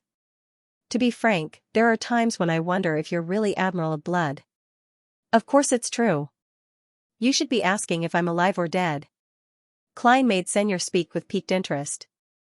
Why do you say that? Trissy's gaze swept across the Wraith's face. It said that Admiral of Blood is a person who indulges in his desires. He has no resistance towards beautiful women or men. And when you face me, I don't see any sparks of desire. I thought that the real Admiral of Blood would add a clause that would force me when we came to a cooperation agreement. Klein deliberated for 2 seconds before making Señor give a self-deprecating laugh. I'm afraid of indulging in pleasure and being controlled by you. Trissy's expression immediately changed. This was indeed one of the reasons why she had taken the initiative to raise the topic. To demonesses who controlled pleasure, beyonders who were accustomed to indulging in their desires were natural prey. Klein took the initiative to skip the topic and made his marionette speak. You're going to seek out a target tomorrow? Clearly, the captain of the Royal Guards definitely knows you and knows what you look like. After all, they arranged for you to be by Prince Edisac's side. Klein silently added. Trissy lowered her head, looked at her toes, and chuckled. Don't worry. I have a perfect plan. As she spoke, she turned her body and casually pointed deep into the sewers. From here, at the end of the 6th left fork, there's a secret passageway. There are also signs of long-term human activity. Heh, I discovered it while wandering around for the past few days. I believe this has something to do with that girl from last time. Is that also the reason you came here? Secret passageway? Klein didn't confirm or deny it. He made Señor laugh. Did you discover anything? Trissy shook her head. Nothing at all. Perhaps only someone with a specific pathway or a specific item can find clues. A marauder's intuition, or the item on Hazel? Klein didn't let Señor continue the topic. He pressed his hand to his chest and bowed with a smile. Since you've recovered, I can be at ease. Just as he said that, he suddenly vanished. Trissy focused her eyes, but to no avail. Only when the invisible threads she had sent out were blown by a breeze did she retract her gaze, confirming that Admiral of Blood had truly left. At that moment, Klein had already controlled the Wraith to return to the sewer's entrance. He didn't attempt to explore the place Trissy had mentioned. There were three main reasons for his choice. First, it was beyond 100 meters. Second, he suspected that he wouldn't discover anything. After all, he wasn't from the Marauder pathway, nor did he have the corresponding items. Third, Trissy was still around. On Thursday morning, Furs, who had woken up naturally, washed up. She chewed on a piece of toast and opened the door to take out a pile of items from the mailbox. As she walked to the coffee table, she casually flipped through the items in her hands and found a reply she had been looking forward to for days. Throwing down the newspapers, bills, and other letters, Furs tore open the letter in her hand. Teacher has already reached Bakeland? Furs quickly scanned through it and muttered in surprise. At the same time, she saw the toast in her mouth fall to the ground. P.S. Requesting monthly votes during the double period Sherwood Borough, 22, Hope Street, Hat Trick Inn. The receptionist at the front desk was just about to take a sip of water when she saw a lady walk in. The lady was about 1.65 meters tall and wore a long, light-colored dress with frilly edges. Her brown hair was slightly curled down, and she wore a pair of tinted glasses on her nose bridge. She gave off a casual vibe that she had just returned from Desi Bay. She held a dark brown leather suitcase in her hand as she walked to the front desk at an unhurried pace. A lady with an outstanding bearing. She's dressed up pretty well. I really want to see her without her tinted glasses. As a female, the receptionist habitually sized up the lady's clothes and accessories. She then heard the lady say with a languid voice, 1 night, single room. 1 night, a single room. 2 soldi and 8 pence. The receptionist first reported the room rate for the day before asking, do you have any identification documents? She wasn't too keen on the process of registering one's identity, because the inn itself had no way of verifying the authenticity of the identification documents. Yes. The lady put down the dark brown suitcase, took out a stack of identification documents from her handbag, and handed it to the receptionist. Margaret Taylor. The receptionist muttered as she registered. Then, she found a bunch of keys and said, Room 2012. Thank you. The fashionably dressed lady took the keys, picked up the dark brown suitcase, and headed for the staircase. At this moment, an attendant in a red vest came over and bowed. Is there anything I can help you with? His gaze then landed on the dark brown suitcase she was carrying. The lady's lips curled into a smile as she shook her head. There's no need. It's very light. After saying that, she didn't stop. She walked up the stairs and entered room 2012. After closing the door and putting down the suitcase, she suddenly raised her right hand and pressed it to her chest. She let out a long sigh of relief. Why do I feel like a perverted murderer? She was none other than the disguised Furs. There was nothing in her suitcase except for Mr. X's head that was wrapped in newspapers. The two waiters would never have thought that a fashionable woman would carry a suitcase with no clothes, no skincare products, no cosmetics, and only a dead person's head that was almost broken into pieces and covered in blood. If they were discovered, the entire hotel would be shocked. This was the material for a detective. Furs calmed herself down, picked up her suitcase again, and opened the door. She observed the corridor and saw that no one was coming or going. She hurriedly walked to room 2016 and knocked on the wooden door. Her teacher, Dorian Gray Abraham, lived in the room she had used last time. When Furs noticed that someone was looking at her through the peephole, she heard the knob being twisted and the sound of the lock turning. Dorian Gray wore a black suit and had broad shoulders. He glanced around warily and made way for the students to enter. Then, he closed the door and asked cautiously, no one noticed me, right? Furs put down her suitcase and took off the tinted glasses that covered half her face. No, I used a fake identity. As a beyonder who lived in Bakeland and had plenty of experience at the bottom of society, a few sets of fake identity documents were essential. Furthermore, she had the help of Zio, an expert in this field. The only problem was that a fake was ultimately a fake. It couldn't withstand the police department's inspection. However, Furs heard that there were some channels that could obtain real identity documents. In other words, it was an identity document that was filed and registered with the police department. Furthermore, it could be replaced with a photo. Of course, the price would definitely be a lot more expensive. Dorian nodded slightly and silently exhaled. As she got Furs to sit down, she pulled a chair over. In your letter, you said that at a Beyonder gathering in Bakeland, someone offered a reward for finding a direct descendant of the House of Abraham, and the goal was to obtain information on Mr. Dorr? Yes, teacher. Furs spoke the unquestionable truth. I don't know much about that family, so I wanted to ask you to see if you know anything. She only hid 2 points. First, the name of the Beyonder gathering was Taro. Second, she had long known that her teacher was a member of the House of Abraham. Dorian sat down, picked up the white porcelain teacup, and took a sip. His expression was calm as he asked, with a calm expression, she asked, who's the person who offered the bounty? I don't know. I'm only sure that it's a lady. She hid her looks. She should be very strong, and the faction backing her isn't weak either. Furs described the Ma'am hermit in her mind. What she didn't say was that the other party had a close relationship with Queen Mystic Bernadette. Dorian Gray pondered for a few seconds and said, I don't know much either. I only know that Mr. Dorr is likely an ancestor of the House of Abraham. He went missing during the War of the Four Emperors. You can use this information to exchange for some bounty.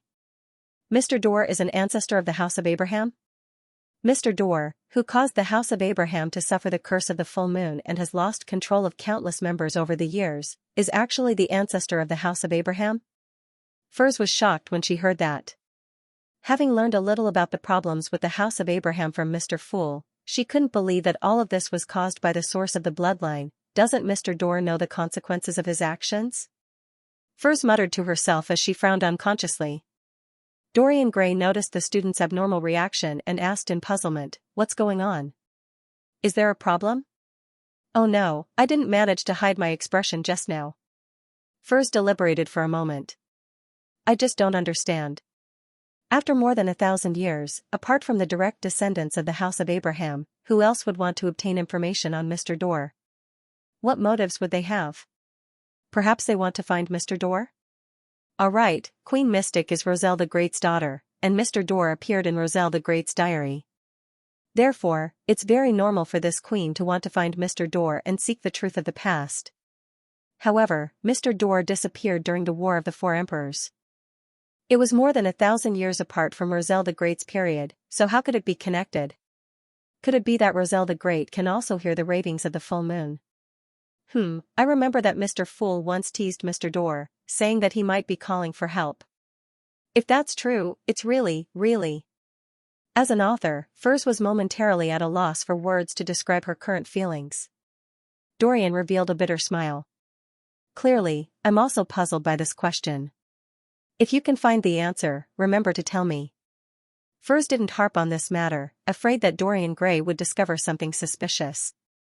Instead, she asked, Teacher, why did you suddenly come to Bakeland? Dorian smiled and took out a cigarette. She brought it to her nose and took a whiff, but she didn't light it. I happen to have some matters that I need to attend to in Bakeland. I can also check on your digestion progress. In fact, he was alarmed by the news that Furs had relayed in her letter. He couldn't believe that there would still be people in this world who would ask about Mr. Dorr. After all, the House of Abraham had basically given up on such attempts. Only he was still persisting and taking the initiative to teach his student. And this also made him recall a prophecy that had been passed down within his family. It was said that the House of Abraham would be getting closer and closer to destruction. He linked the two matters together and rushed to Bakeland to confirm his student's situation. He hoped that she could advance as soon as possible to maintain a glimmer of hope for the House of Abraham. I just grasped the various knowledge of astrology, Furs replied guiltily. As she had been short of money some time ago, she had yet to buy the high-level crystal ball required by the astrologer. In order to not continue this topic, Furs turned to Dorian Gray to ask about the rules of acting as an astrologer. She received some tips such as astrology isn't omnipotent. Towards the end, Furs looked at the dark brown suitcase beside her. Teacher, there's one more thing. What is it? Dorian leaned back in her chair and took a sip of her black tea. Furs spoke according to the script she had prepared beforehand. After I found out that Louis Wayne had betrayed the organization and caused great harm to you, I've always wanted to find him and avenge you. Give up on this idea. Dorian sat up straight. Even if you have Lamino's travels, there's no way you can beat him, much less kill him. I'm very pleased with your intentions, but you don't have to take the risk. I definitely won't be able to do it alone. Furs muttered silently.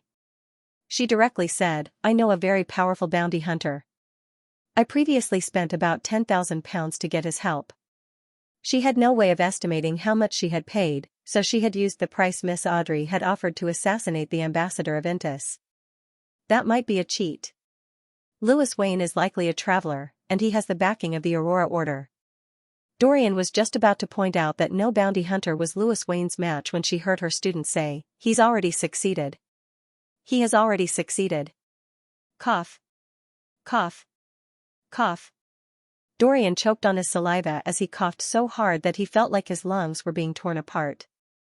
The teacup in his hand dropped to the ground, but he bounced up like a magician and sat firmly on the coffee table.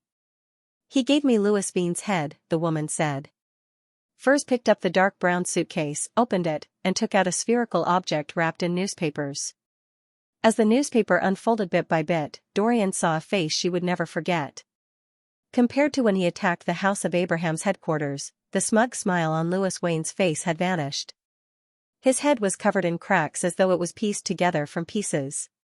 He looked ferocious, in pain, and in despair.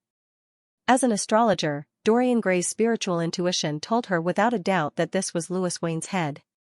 Good, very good. Dorian muttered in excitement as she looked up at her student. Who's that bounty hunter? I can't imagine that there's such a powerful expert hidden among the bounty hunters in Bakeland. Furs deliberated for a moment. German Sparrow. P.S. Seeking monthly votes during the double period. Divine Emperor of the Nine Heavens German Sparrow. The blood vessels on Dorian's forehead throbbed when she heard that. She couldn't help but clench her fists as her body tensed up for some baffling reason. Being in Pritz Harbor, be it actively or passively, he knew more about the various rumors at sea than the citizens of Bakeland who relied on the newspapers to learn about them. Over the past few months, he had been hearing about German Sparrow from different channels.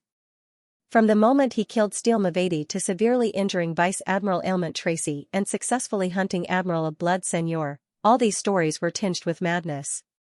He left the sea and came to Bakeland? Furthermore, he didn't change his craziness. Dorian hid the fear and wariness that subconsciously rose in his heart. He looked at his student and said in a deep voice, Try not to contact this bounty hunter in the future. He will cause trouble one day, and it won't be long. Teacher is indeed experienced and has sharp eyes.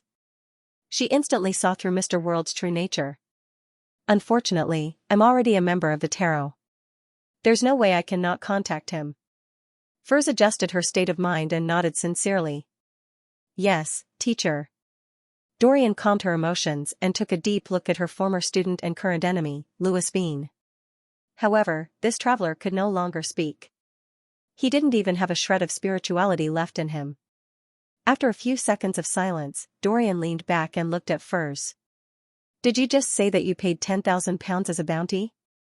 He wasn't aware of Furs's financial situation. All he knew was that this student was a best-selling author and likely earned quite a bit of remuneration. Furthermore, the few Beyonder circles she usually mingled with seemed pretty good. There were always transactions with high remuneration, so it wasn't too shocking or unacceptable for her to save up £10,000. Furs shifted her body guiltily. Too much of a premium? She deliberately used this rhetorical question to hide the fact that she had falsely reported the price, so as to appear inexperienced in such matters. Dorian shook her head. No, it's too cheap. It's so cheap that I can't help but suspect that the German Sparrow has other motives. As a member of the battered House of Abraham, he was always on high alert. To use the professional terminology of various clubs and gatherings, this is called a membership price. Furs lampooned inwardly and frankly said, There are other agreements, including all the items on Louis Wayne will belong to him and I will provide him with some effective help. I also promised that if he needs cash in the future, I will compensate him with around £3,000. That's barely reasonable. Dorian nodded slightly. Normally, the price of assassinating Louis Wayne, who has the support of the Aurora Order, is at least £30,000.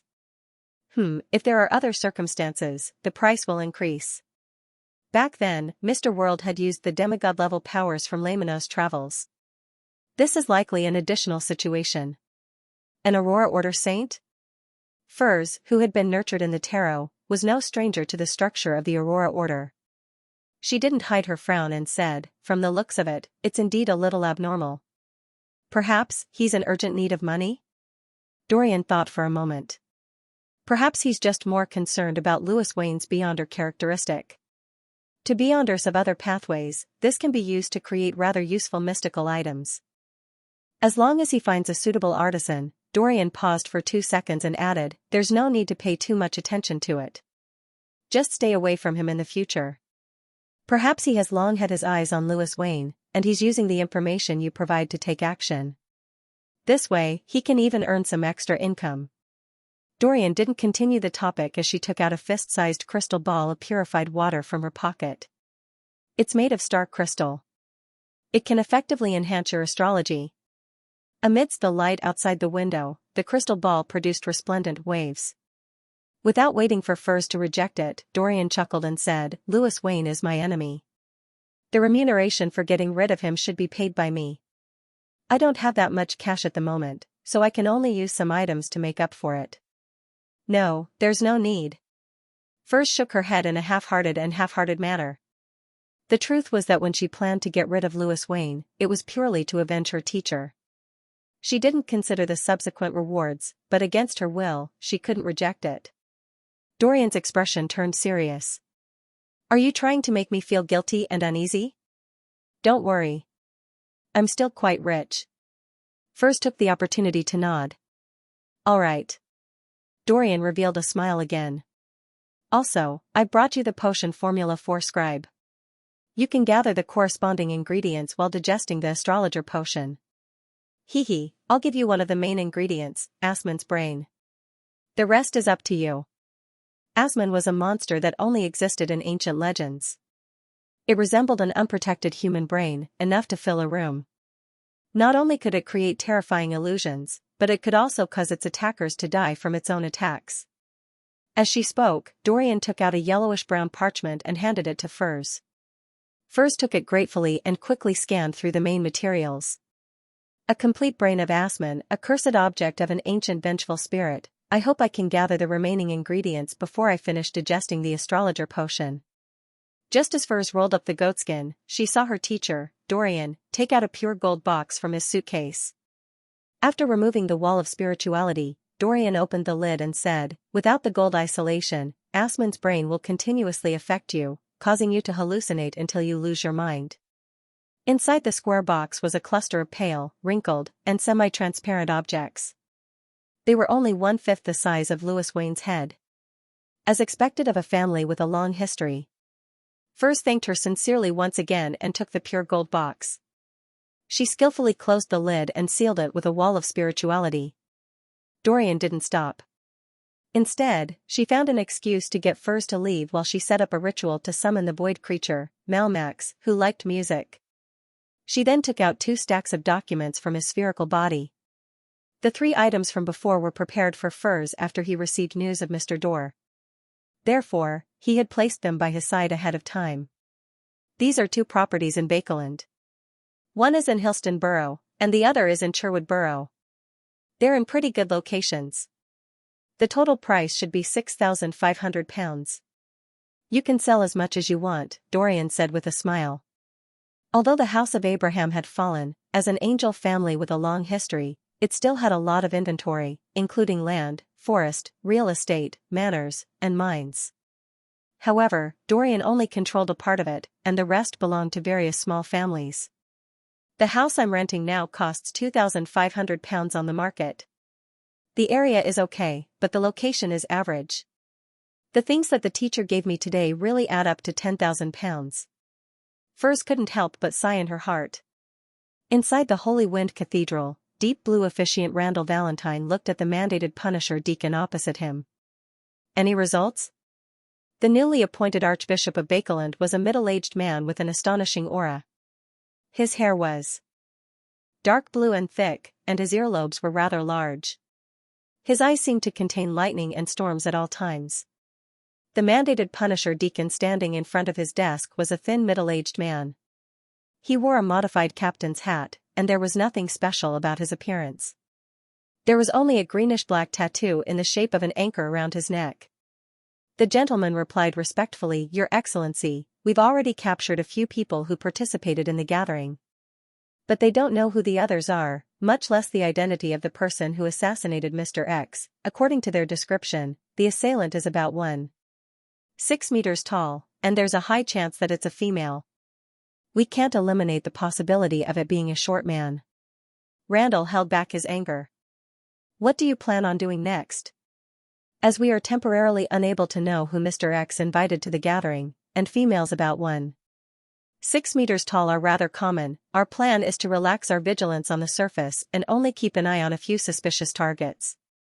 We will then turn the captured people into informants. Without us pressuring them, the lunatics from the Aurora Order will definitely take the initiative to seek out the murderer and avenge Mr. X. They should have a general area of investigation.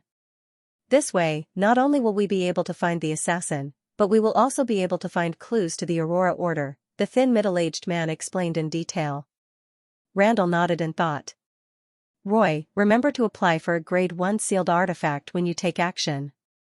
The situation at the scene indicates that the Aurora Order has at least one saint in Bakeland. And the assassin's strength is stronger than an ordinary Sequence 5. He also has a demigod backing him." "Yes, Your Grace." Roy Wellington clenched his right fist and punched his left chest. "Dwayne, you always exceed my expectations. It hasn't been long, but you've already completed the study of the Book of Wisdom of the Revelation of Evernight." Inside St. Samuel Cathedral, Bishop Electra closed the Holy Bible in his hand and smiled at the pious tycoon with white sideburns and deep blue eyes. Klein smiled. "This is what a believer should do. Next up is the study of the saints' letters?" "Yes, which saint do you plan on starting with?" Bishop Electra asked. Klein looked around and chuckled. "Saint Samuel it shall be." Bishop Electra wasn't surprised as he introduced seriously. Saint Samuel was the Archbishop of the Church in Bakeland during the Fourth Githran-Sostal Empire. He made outstanding contributions to the spread of the goddess's faith. He entered the divine kingdom before his death and became an angel. As he spoke, he flipped to the corresponding saint's letter.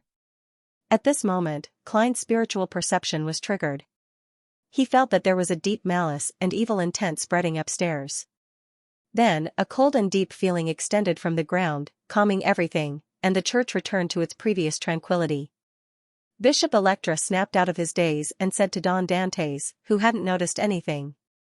"Sorry, I just thought of something else. P.S. Looking for monthly votes during the double period." "Nine heavens divine emperors, it's nothing," Klein said with a warm smile. He didn't seem to notice anything, but his mind raced as he considered what the instantaneous change meant. Previously, the keepers would head upstairs along the nearby staircase, so I can roughly determine that they live there. It matches the spot where the change happened. The keepers aren't in the right state, so the chances of them losing control are higher than ordinary beyonders. Why would they suddenly display malice and evil thoughts, and this is forcefully suppressed or calmed down by the seal core behind Cheney's gate deep underground? If that's the case, there are two possibilities. First, the seal core behind Cheney's gate can sense all the abnormal changes happening in St. Samuel Cathedral, and from there, it can react instinctively. Second, the keepers are constantly being corroded by the seal core's powers over the years. To a certain extent, they have become a part of it, or they bear the corresponding uniqueness. Once there's an anomaly, it will immediately result in the interference of the main body. If it's the former, it means that when I knock out the keeper to replace him, it'll be easily detected by the seal core behind Cheney's gate. It'll cause a change like before, causing the matter to fail right at the beginning. If it's the latter, my disguise as a keeper will definitely be ostracized when I enter Cheney's gate. I have to figure out the root of the problem before I can think of a targeted solution. It's really difficult to steal sealed artifacts from the various churches. It's no wonder almost no one is willing to do it. Amidst his thoughts, Klein listened attentively to Bishop Electra's recount of St. Samuel's experiences and the letter he left behind. Only when it was about time did he politely bid farewell. After returning to 160 Buckland Street, just as he handed his hat and cane to Richardson, he saw his butler come over. "Sir, do you plan on holding a ball or a banquet next weekend and invite the neighbors?" Walter didn't use a suggestion tone as though he was simply asking. However, Klein knew very well that since the butler had raised the matter, it indicated that it was time to do it. He nodded slightly. "Saturday night. A ball. I'll have to trouble you and Tanaja to make some preparations ahead of time. Do we have enough money at home?" When he said the last sentence, Klein turned to look at the housekeeper. Tanaja nodded solemnly. "It's enough. The variety of alcoholic beverages in your wine cellar is enough for several banquets." Back when they moved to 160 Buckland Street, Klein had given her £1,000 for household expenses. From the looks of it, even if she wanted to replenish herself with fine wine, tea leaves, and coffee beans, it was impossible for her to finish it in a month. "The gold pound is still very strong." Klein nodded and smiled. "Don't open a wine that's too expensive the first time. Ruan's habit is to be reserved." "Yes, sir." Although Walter knew how to organize a ball, he still listened to his employer's instructions very seriously. He paused for a moment, then said, "You only need to do 2 things. The first is to draft a guest list with our help. Think of a greeting for each person that suits their identity and experience. The second is to order a formal dress for the ball." "How troublesome. When I greet Hazel, can I tell her that the sewers here are cleaner than the ones in the southern continent?" As Klein lamented and cursed inwardly, he nodded slightly. "No problem."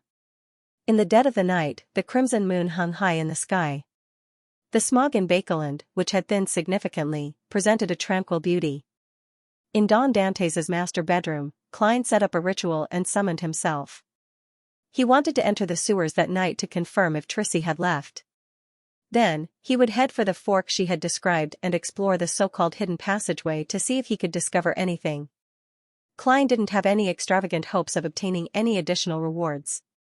He was only worried that the secret hidden in the sewers was a latent danger that would one day explode. This would easily implicate Don Dantes, who lived nearby, and it would ruin his plans to steal the Antigonus family's notebook. "I can't be an ostrich when it comes to such matters, burying my head in the sand and pretending that I didn't see anything. I have to discover the problem as soon as possible before it completely explodes. I have to destroy what needs to be destroyed and report what needs to be reported. That's the most effective method. Of course, I have to be careful. I can't let my explorations become the fuse." Klein's spirit body emerged from the candle flame. With the enhancement of Aztec's copper whistle, he possessed Don Dantes' body and controlled him to walk to the edge of the wall of spirituality before sitting on a reclining chair. From an outsider's point of view, this was equivalent to a tycoon falling asleep while reading the newspaper and forgetting to go to bed. "Having a summoned soul possess my body is indeed different from directly returning to my body. There's a clear sense of estrangement." Klein compared the experience and floated back to his desk. He tidied up most of the items on the altar, leaving only the candle that maintained the summoning to burn silently. After doing all of this, Klein wore creeping hunger, fused with Aztec's copper whistle, death knell, and senior gold coin, and flew out of the master bedroom. He left 160 Buckland Street in midair and entered the sewers. Just as Klein found himself in the damp and dirty environment, he immediately released Ray Senor and controlled the marionette to open up a distance from him. He then turned into the hidden fork where Trissy had previously recuperated. This time, he saw that the area that didn't look like a sewer was stained with dirt and rats. "From the looks of it, Trissy has really left." Klein, who was following far behind, silently heaved a sigh of relief. As a spirit body, he didn't need to breathe, nor did he need to walk on the ground. Therefore, he didn't mind how terrible the sewer's environment was. Ray Senor walked out of the area and continued forward. He found the 6th fork that led to the left, and Klein maintained a distance of more than 50 meters from him, fully playing the role of the mastermind behind the scenes. At the end of the fork was a moss-covered wall with obvious corrosion. At a glance, there was nothing abnormal. If Trissy hadn't mentioned it, Klein wouldn't have gotten his marionette to search every inch of the area in detail. A few minutes later, Senor, who was wearing a dark red coat, suddenly straightened his body and took a step forward, walking into the wall. After passing through the relatively thick obstacle, Klein's vision suddenly opened up. With his marionette's vision, he saw a half-natural, half-artificial cave. It was less than 1.8 meters tall and 3 meters wide. There were shovels and other tools wrapped in tarpaulin on the ground. There was a large amount of soil and gravel, and in front of him were 2 secret passageways that extended diagonally downwards. The one on the left was 5 to 6 meters deep, while the one on the right was nearly 10 meters deep. However, there wasn't anything there, as though it was still being excavated. Was this Hazel's doing? In the day, she's a proud lady of high society, but at night, she's a sewer excavator. Furthermore, she has to move buckets of soil and gravel. Her wandering is to find the exact spot, and the excavation is the subsequent step. There should be a secret door in that wall. Klein leaned against a hidden spot outside the fork as he controlled Xianxia to carefully survey the area. Following that, he made the wraith enter the secret passageway on the left and walked all the way to the end of the impenetrable mud and gravel. Xianxia's figure gradually faded as he no longer had any corporeal presence. In this form, he traversed the mud ahead and explored deeper. However, he didn't discover anything noteworthy even when he was close to 100 meters away. All he saw were some ordinary insects. Klein then made his marionette change directions and swim in the sea of mud, but he still didn't find anything.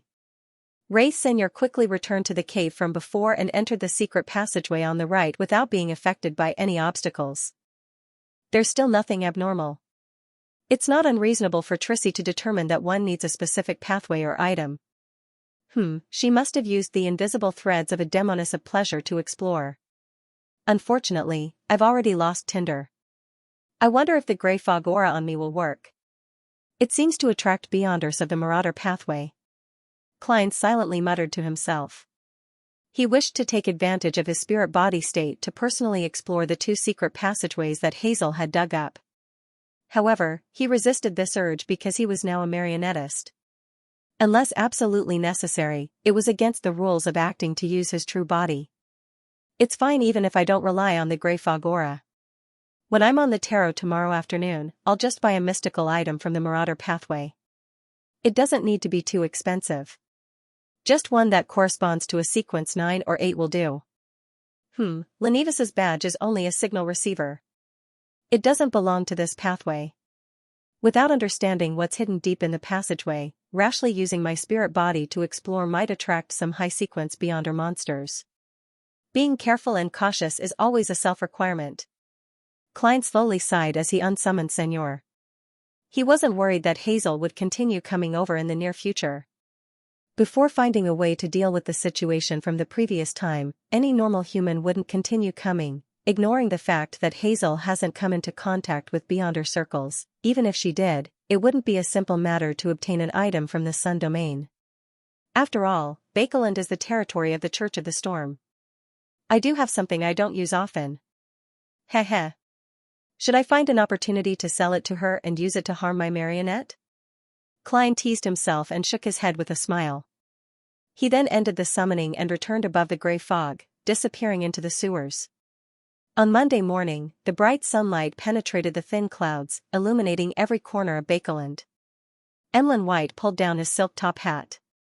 As he left the carriage and walked towards the Harvest Church, he mumbled with his eyes half closed, "That's right. The weather sure sucks, Bakeland's worst season is about to arrive." Just as he was about to step onto the steps, he suddenly saw a paperboy approach him and hand him a copy of the Tussock Times. "Sir, this morning's newspaper." Emlyn was about to reject it, but he realized that there was a small slip of paper in the paper. Without batting an eyelid, Emlyn took out a penny and handed it to him before receiving the Tussock Times and the slip of paper. Before entering the Harvest Church, he quickly unfolded the latter and browsed through it. "There are clues to the person you are looking for. Please come to the Brave. P.S. Seeking monthly votes during the double period because I was under general anesthesia and woke up very early. I'm still a little dizzy now. It's really not suitable for me to write. I'll take a day off and resume at noon tomorrow. Everyone, don't forget to vote for recommendations and monthly votes on Monday. Lord of the Mysteries has just finished gastroscopy and has taken a day off. Currently typing, please wait a moment." After the content has been updated, please refresh the page to get the latest update. 9:30 a.m., Bakeland Bridge area, Iron Gate Street, The Brave. After Emlyn White got off the carriage, he stood rooted to the ground in a daze. He looked ahead in a daze, almost forgetting to avoid the sunlight. At this moment, the main door of the bar was firmly shut, with no signs of opening. As a sanguine who didn't have much activity and had only entered bars a few times at night, Emlyn never expected that the bar wouldn't be open in the morning. The moment he finished reading the note, he turned around and left the Harvest Church in excitement. He took public transportation and rushed over, hoping to obtain the information as soon as possible. In order to save time, he even endured the cramped environment and unpleasant smell of the steam subway. At that moment, Emlyn was a little infuriated, but he knew that he was in the wrong. All he could do was walk around Iron Gate Street with a straight face, indicating that he hadn't come for nothing. Just as he was about to approach a rental carriage parked on the street, he suddenly saw a familiar figure from the corner of his eye. The other party was wearing a brown round hat, an old coat, and a worn-out satchel. It was the black market arms and intelligence merchant, Ian. Hee, my intuition is quite accurate. I knew he would appear so early. Emlyn's anger turned to delight as he stuffed his hands into his pockets and leisurely walked over. He stood in front of Ian and chuckled. Good morning. Ian raised his head to glance at the handsome man in front of him and replied with some surprise, That's right. Good morning, Mr. White. You should be here in the evening. Now seems to be a good time. Emlyn smiled in a good mood. Ian, why do you always wear the same clothes and look the same every time I see you? Ian didn't seem to mind at all. This makes me look more mature and low-key. Of course, the main reason is that I don't have money. His last remark was added in a playful tone. I'm looking forward to you wearing this in the summer. Emlyn scoffed. Then I'll take off my coat. As Ian spoke, he took out 2 pieces of paper from his worn-out bag. They were the bounty notice that Emlyn had previously given him. Someone saw this person in East Borough. He handed one of the pieces of paper to Emlyn. It was labeled as Argos. Seeing that there were clues to the primordial moon believers, Emlyn asked in delight, Is there a primordial moon? Where is he? Ian didn't reply. He just looked at him and smiled. Emlyn was already experienced. He immediately took out his wallet and counted £150 before handing it to the man. This is your reward. Ian smiled. There's still half left. There's still half left? Emlyn nearly wanted to let the black market arms and intelligence merchant in front of him know how powerful the sanguine was. This was because the agreement was £20 for effective clues and £150 for pinpointing the location. However, he quickly understood the hidden meaning behind the other party's words. You found another one? Yes. Ian handed over the remaining piece of paper in his hand. When my friend was observing Argos and confirming his residence, he discovered that he had met this Mr. Gallus Kevin. Therefore, we simultaneously know the residences of 2 targets. Very good. Emlyn emptied his wallet and gave another £150 to Ian. He was in an abnormally good mood, feeling that the ancestor and Mr. Fool were protecting him. This was because there were only 5 targets in this batch. He had already hunted one, and now, he had obtained clues to the other 2. As long as he succeeded, regardless of what the other sanguine did, he could declare himself the final victor. Ian seriously counted and checked the notes before suppressing his voice. He suppressed his voice and said, Argos is on the 3rd floor of the apartment at 6, Limestone Street in East Borough, opposite the public washroom. Gallus Kevin is also in East Borough. He lives in a room near the stairs on the 1st floor of 19, Beluga Street. I'll confirm your information. I believe you won't give up your business here for a mere £300. Emlyn nodded gently as he warned and reminded him. Following that, he chuckled. How did they get found so easily? Ian's red eyes darted around as he looked around. First, many bounty hunters are my friends. They have a wide network of informants in East Borough. Second, the disguises of those 2 gentlemen aren't good enough.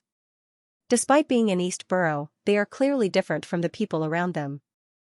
If they were willing to change into tattered clothes and do hard labor for more than 12 hours a day, I believe it would be very difficult for them to be discovered in the chaotic East Borough. Is that so? I have to pay attention to the environment when hiding myself. Emlyn silently muttered to himself, feeling that he had learned something new. He didn't plan on heading to Eastborough now. This was because even if he succeeded in taking action during the day, it would be very difficult to leave without causing a commotion. This was a rather dangerous act in Bakeland. It meant that he might be found by the mandated punishers or nighthawks the moment he sneaked home. Emlyn planned on coming over from 8 to 9 in the evening after the tarot gathering. He would decide when to take action based on the situation. The primordial moon believer from before is pretty strong. These two shouldn't be too bad either. Although I'm confident, I don't think it's safe to do it alone. As Emlyn pondered, he waved his hand and bade Ian farewell. He took a rental carriage and headed south of the bridge. East Chester County's capital, Stone City. Audrey stood behind the railing and watched as the servants placed the items they had brought from the family castle in suitable spots. The scene was lively but orderly, without any chaos. I'll send someone to associate Professor Michelle later and tell her that I'll be visiting the Relic Search and Preservation Foundation tomorrow. I hope they've already obtained some items that are related to Beyonders. Audrey's thoughts wandered for a moment as she couldn't help but smile. She was proud of her decision to donate money to establish the foundation. Her beautiful emerald green eyes darted around and saw the time on the wall clock. She hurriedly reined in her thoughts and turned to walk back to her bedroom. In a corner of the bedroom, the golden retriever, Susie, was sprawled on the ground with her front legs crossed, giving her an elegant charm. An open book was placed in front of it, and the book was densely packed with lines of words. From time to time, Susie would raise one of her front legs and fiddle with it, flipping the pages of the book. She was reading very seriously. Every time I see Susie like this, I feel a little ashamed. Audrey, you can't slack off on your studies. Audrey encouraged herself as she slowly walked over, prepared to get Susie to guard the door. Susie raised her head, glanced at Audrey, and swiftly stood up. She then quickly stood up and said, "I understand." With that said, she ran out of the bedroom with light footsteps, not forgetting to close the door. "I haven't said anything yet," Audrey blinked and muttered to herself. She had already given similar instructions many times. To prevent Susie from noticing, she would stay alone in her room from 3 in the afternoon to 3:30 in the afternoon every Monday, preventing humans and dogs from approaching her. She deliberately did similar things at other times, pretending to have a gathering and pretending to be alone, as well as maintaining a regular and chaotic routine. I have to say that Susie's existence has effectively increased my motivation to study, efficiency, and the strictness with which I handle matters. I can't let myself be inferior to a dog. However, being better than a dog doesn't seem like a compliment. Audrey puffed up her cheeks in a self-deprecating manner, sat by the bed, and waited for the tarot gathering to begin. 3 in the afternoon, above the gray fog. Dark red figures leaped up from both sides of the long bronze table at the same time, immediately solidifying into a blurry state. "Good afternoon, Mr. Fool," Audrey said briskly as she stood up and bowed. The other members also greeted one after another, and the existence at the end of the long, mottled table nodded in response. As she sat down, Magician's Furs couldn't help but glance at Mr. World, thinking about how she should speak. Apart from conveying her teacher's answer to Ma'am Hermit, she planned on doing a few things. First, she told Mr. World that due to the difficulty of the mission, she could add a sum of money, but she needed to wait for a period of time. This was because the sale of the house wasn't that fast. Second, after repeated consideration, she had thought of a good way to earn money and raise her strength. It was an inspiration she had obtained from World's actions, rent out Lemano's travels. When a member needed a similar item to temporarily raise their combat strength to deal with certain situations, they could rent Lemano's travels from her. The rent was split into 2 parts. One part was cash, which wasn't too expensive. The other part was recorded beyond her powers. This also meant that the renter had to promise to return the spellbook with a few additional pages written on it. Of course, as the provider, Furs would record the apprentice's door opening and other useful abilities on it so that the renter could receive the corresponding help.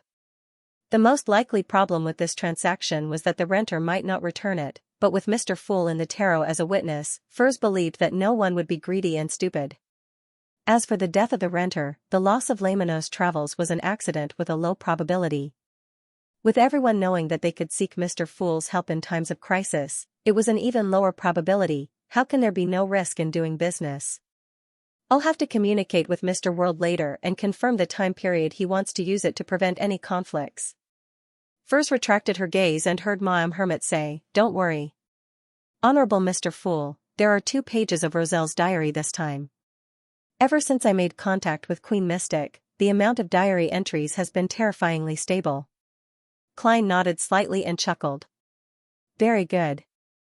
After a brief silence, Catleya conjured 2 yellowish-brown pages as she watched them jump into Mr. Fool's palm as though they were traversing through the spirit world. Klein then slowly lowered his gaze and looked at the diary in his hand. December 29th. It's almost a new year.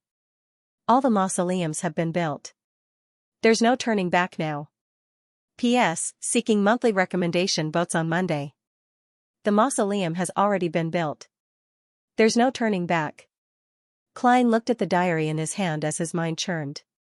All sorts of thoughts kept popping up and shattering. From his point of view, Roselle the Great's diary nearly proved his previous guesses. In his later years, he chose to forcefully switch to the Black Emperor pathway, attempting to become a Sequence Zero true god at the cost of being half mad. What could have driven the Emperor to make such a decision? What was the agitation, impulse, and loss of composure in the diary because he discovered something? Furthermore, compared to back then, the Emperor's emotions in this diary may seem calm and restrained, but it gives off a more extreme feeling.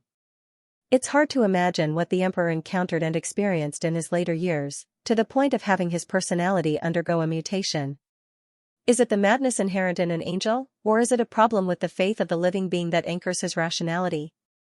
Yes, shouldn't he be a little more cowardly and stable, waiting for an opportunity to devour the hidden sage? Klein instantly thought of many things, but he was unable to find any evidence. And on this goatskin page, there were only 2 short lines of text. It seemed to indicate that this was the final diary entry of Roselle the Great's life.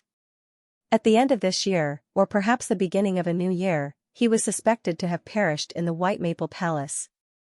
The final words of an emperor, a transmigrator?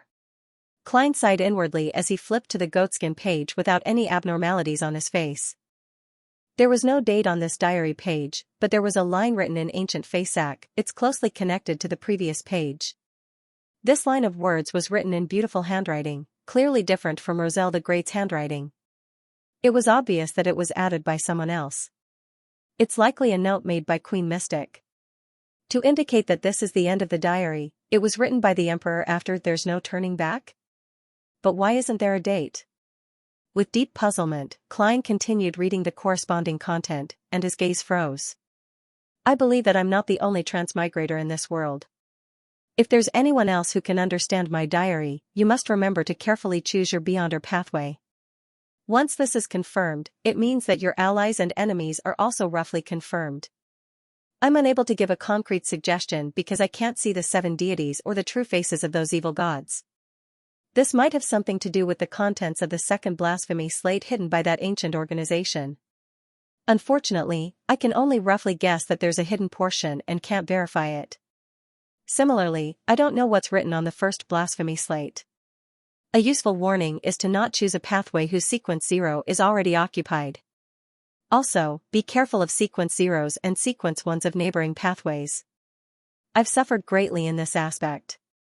As for what sequence 0 represents, if you still don't know, remember to collect my other diaries. This page is equivalent to the epilogue of my life. If I succeed, then it will be the birth of a god, and it will be another story. If I fail, then there will be no more. You understand. Go, my friend who can understand my diary, go and explore the secrets of our transmigration and the truth buried within. I will be watching you, if I am still alive.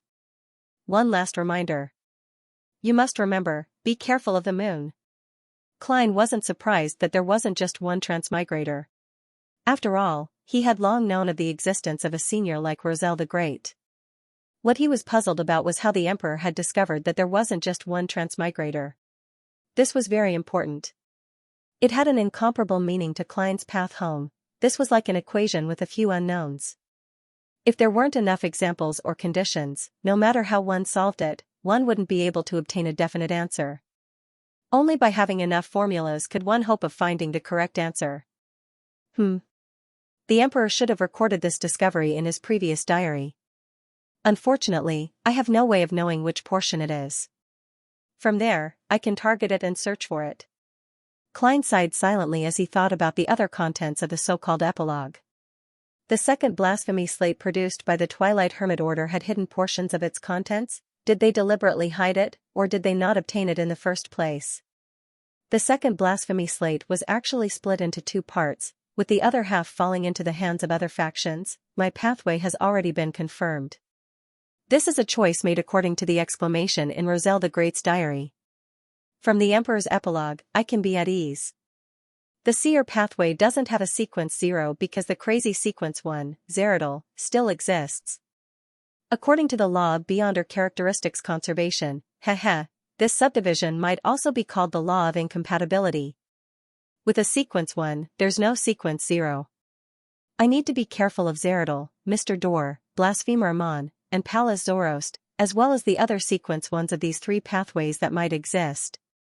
What does it mean to be careful of the moon? Be careful of the primordial moon. You can just say it directly. Wait, the Emperor seems to have the thought of exploring the crimson moon.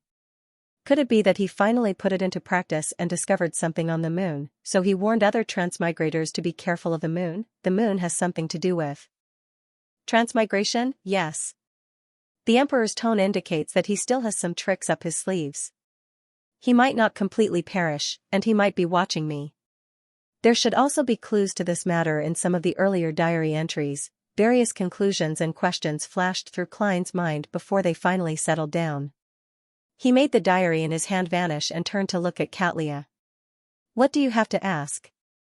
Katlia nudged the thick glasses on her nose bridge and bowed her head respectfully. Honorable Mr. Fool, I would like to know if Roselle the Great is still alive? The moment this question was asked, the members of the tarot, who were thinking about their own matters, snapped back to their senses at the same time. They looked towards the end of the long bronze table as though they had been stimulated. Although whether Roselle the Great was still alive or not had nothing to do with them, nor would it have any obvious effects, such a topic was enough to stir up the craving for rumors in the hearts of humans. I thought that after I advanced to psychiatrist, I would be immune to such matters. Sigh, I'm really curious. Audrey looked at Mr. Fool with bright eyes, waiting for him to give his answer. Among all the members, only Sun wasn't interested in this matter. The reason why he looked at the end of the long bronze table was purely because everyone had done so. Indeed, Queen Mystic's questions are basically directed at the diary entries provided back then. Klein didn't find it difficult as he chuckled in a well-practiced manner. Perhaps. He used perhaps to answer, indicating that Roselle the Great had a chance of saving himself back then.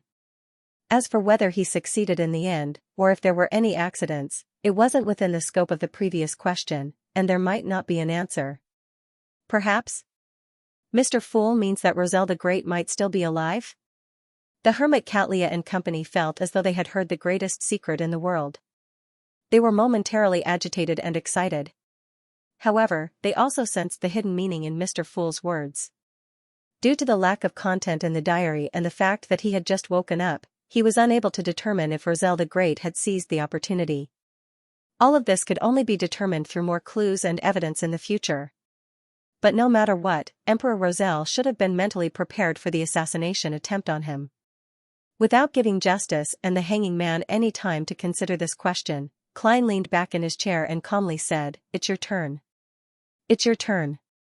Furs hurriedly pulled her thoughts out of her fantasies of Roselle's later years and looked at the end of the long bronze table. She looked at the end of the long bronze table and said, "Honorable Mr. Fool, I request to have a private conversation with Mr. World. It will be over very soon." What's there to discuss with German Sparrow? Isn't Mr. X's matter over? As Klein thought about it in puzzlement, he nodded slightly. Sure.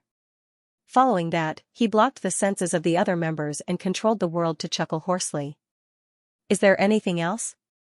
Furs deliberated for 2 seconds before saying, "It's like this. Mr. X's head has given me quite a sizable reward. I feel that the reward I paid on this matter isn't enough to match the difficulty of the mission, so I wish to compensate you with a sum of cash. How much do you wish to receive?" Not bad. You know how to take the initiative to compensate me. Although Miss Magicians is a little greedy at times, she's still a very honest person. Yes, it's very normal to earn some profit from a transaction. It can't be considered greedy. Klein, who had received a pleasant surprise, praised sincerely. It made the world chuckle and ask, "How much can you pay?" Furs hesitated for a moment before saying, "That's right. £5,000. She converted the reward given by her teacher into £10,000 and planned on giving half of it to Mr. World. Furthermore, since she needed the formula, crystal ball, and beyond her ingredients, she planned on selling the two properties and giving them cash. And the reason why Furs was so generous was partly because she felt that the mission was harder than she had expected, and the reward was too little. On the other hand, she was increasingly fearful of the World German Sparrow. She didn't dare to offend this crazy adventurer and terrifying bounty hunter. The rewards from the House of Abraham aren't small. Klein controlled the world to laugh. If you can replace it with a large amount of gold coins, you can pay less. It depends on how much you can collect. I'll try. Although Furs was puzzled as to why Mr. World placed so much importance on gold coins, having said the same thing when trading with Maam Hermit, she didn't dare ask. She paused for a moment, then asked, "Mr. World, when do you need to use Laymanus Travels? I plan on renting it out before or after that to earn some money and beyond her powers." Rent it out? Rent out a mystical item? Klein was taken aback when he heard that. He never expected Miss Magicians to have such business acumen. P.S. Seeking monthly recommendation votes on Monday. End of chapter 808. Don't forget to subscribe, like, and share the video to support the channel.